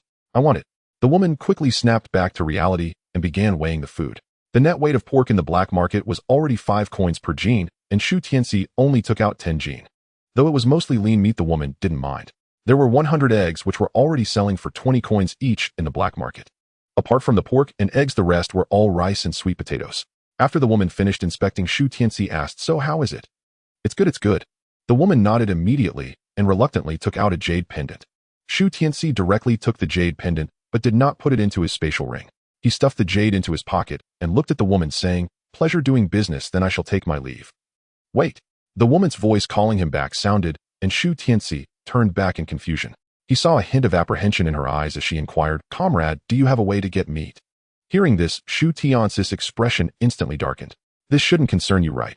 No, don't misunderstand." The woman seemed startled and hurriedly waved her hands to explain. "What I mean is, if you can get pork, I would like to do business with you again in the future." Shu Tianci sized her up and curiously asked, "Do you have jade or emerald?" "Yes." The woman instinctively looked down at her chest, raising her hand, but then putting it back down. Seeing this, Shu Tianci understood that the woman likely had another jade pendant in her bosom. Perhaps it even carried a milky scent. Shu Tianci pondered for a moment and said, "Do you want to trade now?" The woman was somewhat surprised, but also tempted. However, after looking at the supplies on the ground, she shook her head. "I can't finish this food in the short term, but too much would be a hassle when I go back. Thus, I can't trade more now." Hearing this, Shu Tianci could only sigh in regret. "Sorry, I can't give you my contact information either." After saying that, he turned and left. The woman watched his back, wanting to say something, but ultimately could only sigh. She loaded the food onto a cart and prepared to turn away, but at that moment a group of masked men suddenly sprang up from around. They were armed with knives and sticks, and it was clear they were not friendly. The woman's expression changed instantly, and she hurriedly stood guard in front of the cart, watching the group warily. "Who are you, and what do you want?" "Little girl, we mean no harm. It's just that my brothers are starving and want to borrow some food from you." The leading burly man chuckled ominously and stepped forward. The woman panicked and hurriedly shook her head, saying, "I can't lend, I have no food." Although she denied having food, her figure still blocked the cart. Her small hands barely concealed the food, making it hard not to notice. The crowd glanced at each other, and the leading man chuckled. "Little girl, telling lies is not good. If you don't cooperate, it won't just be borrowing food from my brothers." Others couldn't wait any longer and immediately shouted, "Stop wasting words, hurry and take the stuff. Right, someone will be coming over soon." Saying this, the group rushed forward. Off. The woman panicked even more and suddenly pulled out a military dagger from under the cart.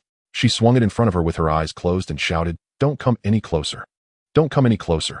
The group of men was startled and stepped back in unison. The woman was panting, her chest rising and falling with each breath. With the military dagger in hand, she glared fiercely at the group of bandits. "Get lost." On the other side, Shu Tianci, who had left the trading spot, walked while toying with the jade pendant. "This jade pendant is nice. It's a pity to let it be absorbed by the spatial ring. This royal violet is not extinct, but the style of this jade pendant is likely rare. It must belong to someone's heirloom, and absorbing it would indeed be a waste. After all, based on the energy intake from the last red jade pendant, this royal violet pendant wouldn't provide much energy." Thus, what Shu Tianci desired more were uncarved large pieces of jade. If only there was a chance to go to Myanmar. "Dare to steal my food? You're really asking for death." Shu Tianci hesitated for a moment, but ultimately chose to return the same way. His speed was astonishing, almost like he could run out of a mirage. Soon he arrived at the previous trading spot. However, the scene before him left her somewhat stunned. He saw 6 or 7 masked individuals lying on the ground, and judging by their shapes, they all seemed to be male. At that moment, they were exuding faint breaths, indicating they had merely fainted. The woman who had just exchanged jade for food was lifting her cart, preparing to leave. However, her walking posture was slightly uneven, and it seemed she couldn't exert any strength with her hands. Upon closer inspection, it was discovered that her arm had been cut. She must have heard the movement behind her, so she quickly turned around. Upon seeing Shu Tianci return, a look of realization instantly appeared in her eyes. She immediately drew the military knife from earlier, warily staring at Shu Tianci. Don't misunderstand, I came back to help. Shu Tianci raised his hand and explained. Do you think you'll believe that? The woman's eyes were filled with suspicion as she spoke in a low voice. Are you saying that this group on the ground isn't in cahoots with you? Shu Tianci shook his head and suddenly moved. The woman's face changed dramatically, and just as she was about to do something, she found Shu Tianci already in front of her, staring at her with piercing eyes. So fast. The woman was shocked, her pupils constricting as she swung her hand toward Shu Tianci. Shu Tianci merely raised his hand, lightly knocking her hand back. Then he swiftly extended his other hand, grasping the woman's neck. The woman's eyes quickly turned red, with blood vessels appearing in her pupils. Looking into the man's calm eyes before her, she suddenly panicked. This man's speed was so fast that she couldn't react at all. Foolish woman, I think you should understand now. Shu Tianci stared into the woman's eyes and said lightly, if I wanted to do something to you, I wouldn't even need any help. With that, he released the woman. The woman instantly felt a sense of relief, clutching her neck and gasping for air. The world is chaotic these days. Anyone who sees food goes mad. You should leave quickly, they'll wake up soon. Shu Tianci gave a reminder and then turned to leave. This woman should have some skills, otherwise she wouldn't be alone in the black market selling goods. However, in her current state, she couldn't fight against the few people on the ground. Hey! Suddenly the woman's voice came again. Shu Tianci turned back in confusion and heard her say, can you help me? Shu Tianci was puzzled and retorted, you want me to help you push the cart? You're insane. Seeing the other party nodding, he rolled his eyes. Watching the woman ignore him and turn to leave, a few more folds appeared in the cloth covering her face. She bit her lip and turned, struggling to lift the two poles of the cart. Her arm had a long wound from a knife. Although it wasn't deep, blood still flowed out when she exerted effort. Her knee had also been struck by someone with a stick, and as she moved, she couldn't help but wince in pain, directly twisting it. Just as the cart was about to topple over, a pair of strong hands suddenly caught it. The woman was momentarily stunned, looking up at the towering figure. A hint of confusion flashed in her crescent-shaped eyes, but it was interrupted by the voice of the man. They'll help you push it back. Which way should we go? Shu Tianci adjusted the cart and said impatiently, which way? The woman quickly gritted her teeth and stood up, pointing to the alley entrance that way. Shu Tianci nodded and then strode toward the alley entrance while the woman limped behind him due to her injured knee. Seeing this, Shu Tianci had no choice but to slow down his pace. Remember, I'm only helping you because we have a cooperative relationship, otherwise I wouldn't bother with this. The woman's crescent eyes suddenly narrowed into a thin slit as she softly said, thank you. No need for verbal thanks. Shu Tianci shook his head and said lightly, since I'm wasting my time helping you push the cart, shouldn't you offer something in return? The woman paused, hesitating. All right, I won't ask for your things. Shu Tianci rolled his eyes and complained, look at how stingy you are. Moments later, the woman caught up and said, what should I give you? Really? Shu Tianci turned back to confirm as he walked. Hearing the woman affirming, he slowly voiced his intentions. The woman had nothing he wanted. He had more than enough meat and food. The only thing that piqued his interest was whether she had any fine jade in her possession. Upon hearing that Shu Tianci wanted jade, the woman instinctively placed her hand on her chest and then took it down. She shook her head and softly said, I don't have any. Then that's fine, just give me a pound of rice, Shu Tianci said casually without insisting. All right, thank you. The woman sighed in relief, nodding in agreement. Had it been before, she might not have agreed to such a request. After all, rice costs several dollars a pound in the black market, while pushing a cart costs at most $1. But today she had exchanged for a lot of food and knew that the man before her lacked nothing. So this was merely to avoid feeling indebted to him. This way, after exiting the alley, the woman pointed to the right. Shu Tianci, adhering to the principle of delivering a Buddha to the West, didn't say much. Due to their unique appearances, passers-by on the road couldn't help but glance at them. Seeing this, Shu Tianci immediately sensed something was wrong. He looked at the woman and said in a deep voice, take off the veil and headgear. Why? The woman furrowed her brows, covering her veil.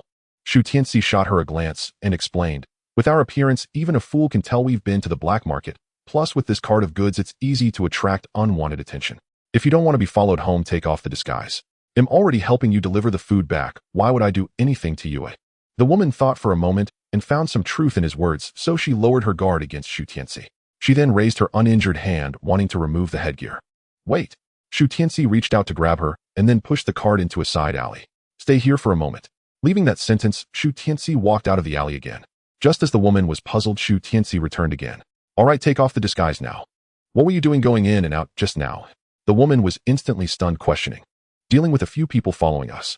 You went in and out in less than half a minute and say you've dealt with a few followers.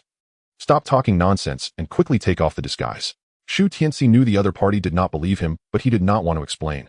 The woman seemed a bit unconvinced, but still reached up to remove her hood. Short jet black hair fell down to her jawline, Then the woman pulled out a hair tie and gathered her hair into a ponytail at the back of her head. It seemed she thought since she had already taken off the hood, she might as well stop pretending. Thus the woman casually tugged and removed her mask as well. She appeared to be around 17 or 18 years old with slightly dark skin, but not the kind that comes from rural areas. Rather, it resembled the healthy bronze skin of a soldier. She had an oval face, cherry lips, a high nose bridge, and crescent-shaped eyes. Her already gentle and lovely features enhanced by the ponytail. In that moment, the girl's demeanor instantly elevated several notches. Is it okay now? After removing her disguise completely, the girl looked up at Shu Tianci and said.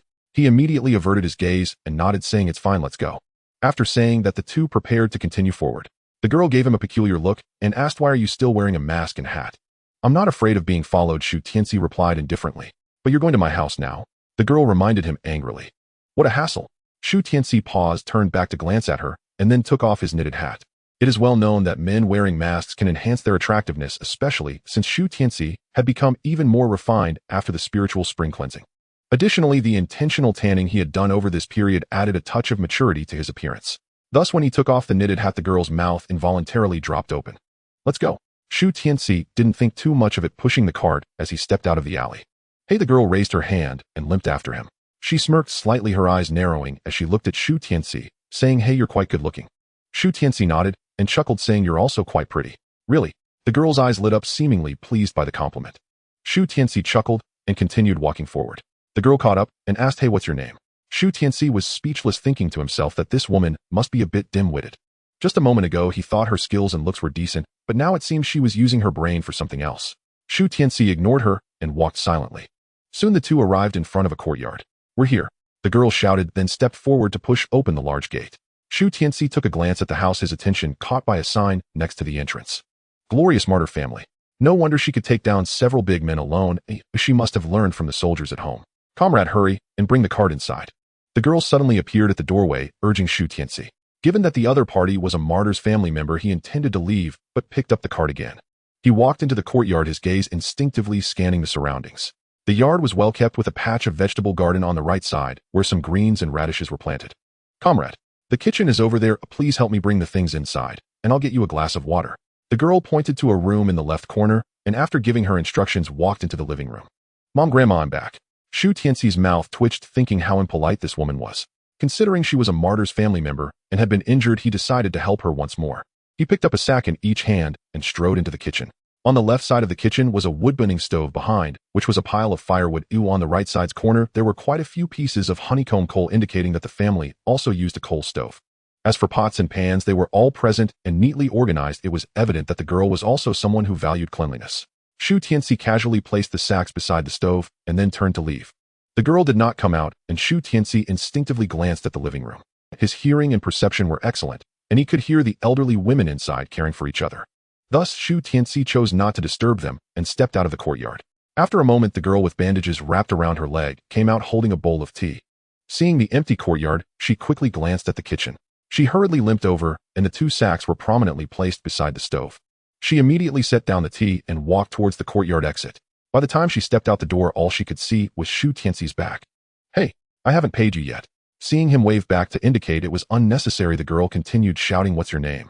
Unfortunately, her inquiry seemed to sink into the sea without a trace, receiving no response. The girl's expression fell as she turned around in disappointment and walked back into the courtyard. Soon after, Shu Tianci arrived at the black market again, paying 2 coins before entering. After 2 hours, he had indeed spent money buying quite a few ordinary jade and jadeite pieces, including varieties such as glutinous, and icy types, but these were all objects. They were the kind of items like finger rings, jade pendants, and seals not large in size. Perhaps they weren't heirlooms, so the sellers didn't even suggest trading for food. Having spent a few dozen dollars, Shu Tianci tossed all these into his space. He wandered around the black market for a while longer, feeling a sense of disappointment. Suddenly, a voice shouted from behind, and a hand rested directly on Shu Tianci's shoulder. "Brother Qi." Shu Tianci's expression changed, and he quickly grabbed the hand on his shoulder and twisted it gently. "Oh." Ignoring the other party's pained cry, he turned around, ready to throw a punch at the person. "Brother, it's me, Chen Xiaohou." Whoosh. A gust of wind sounded as his fist landed right in front of Chen Xiaohou's face. "Monkey brother." Looking at the man bundled up tightly, Shu Tianci asked curiously. Sweat the size of beans dripped down from Chen Xiaohou's forehead, and he felt a chill run down his back. He chuckled and said, "Brother Qi, you have good skills. I'm sorry, I'm just too alert." Shu Tianci repeatedly apologized, explaining, I didn't expect someone to tap my shoulder from behind. Are you okay? Do you want to go to the clinic? I'm fine really. I can take it.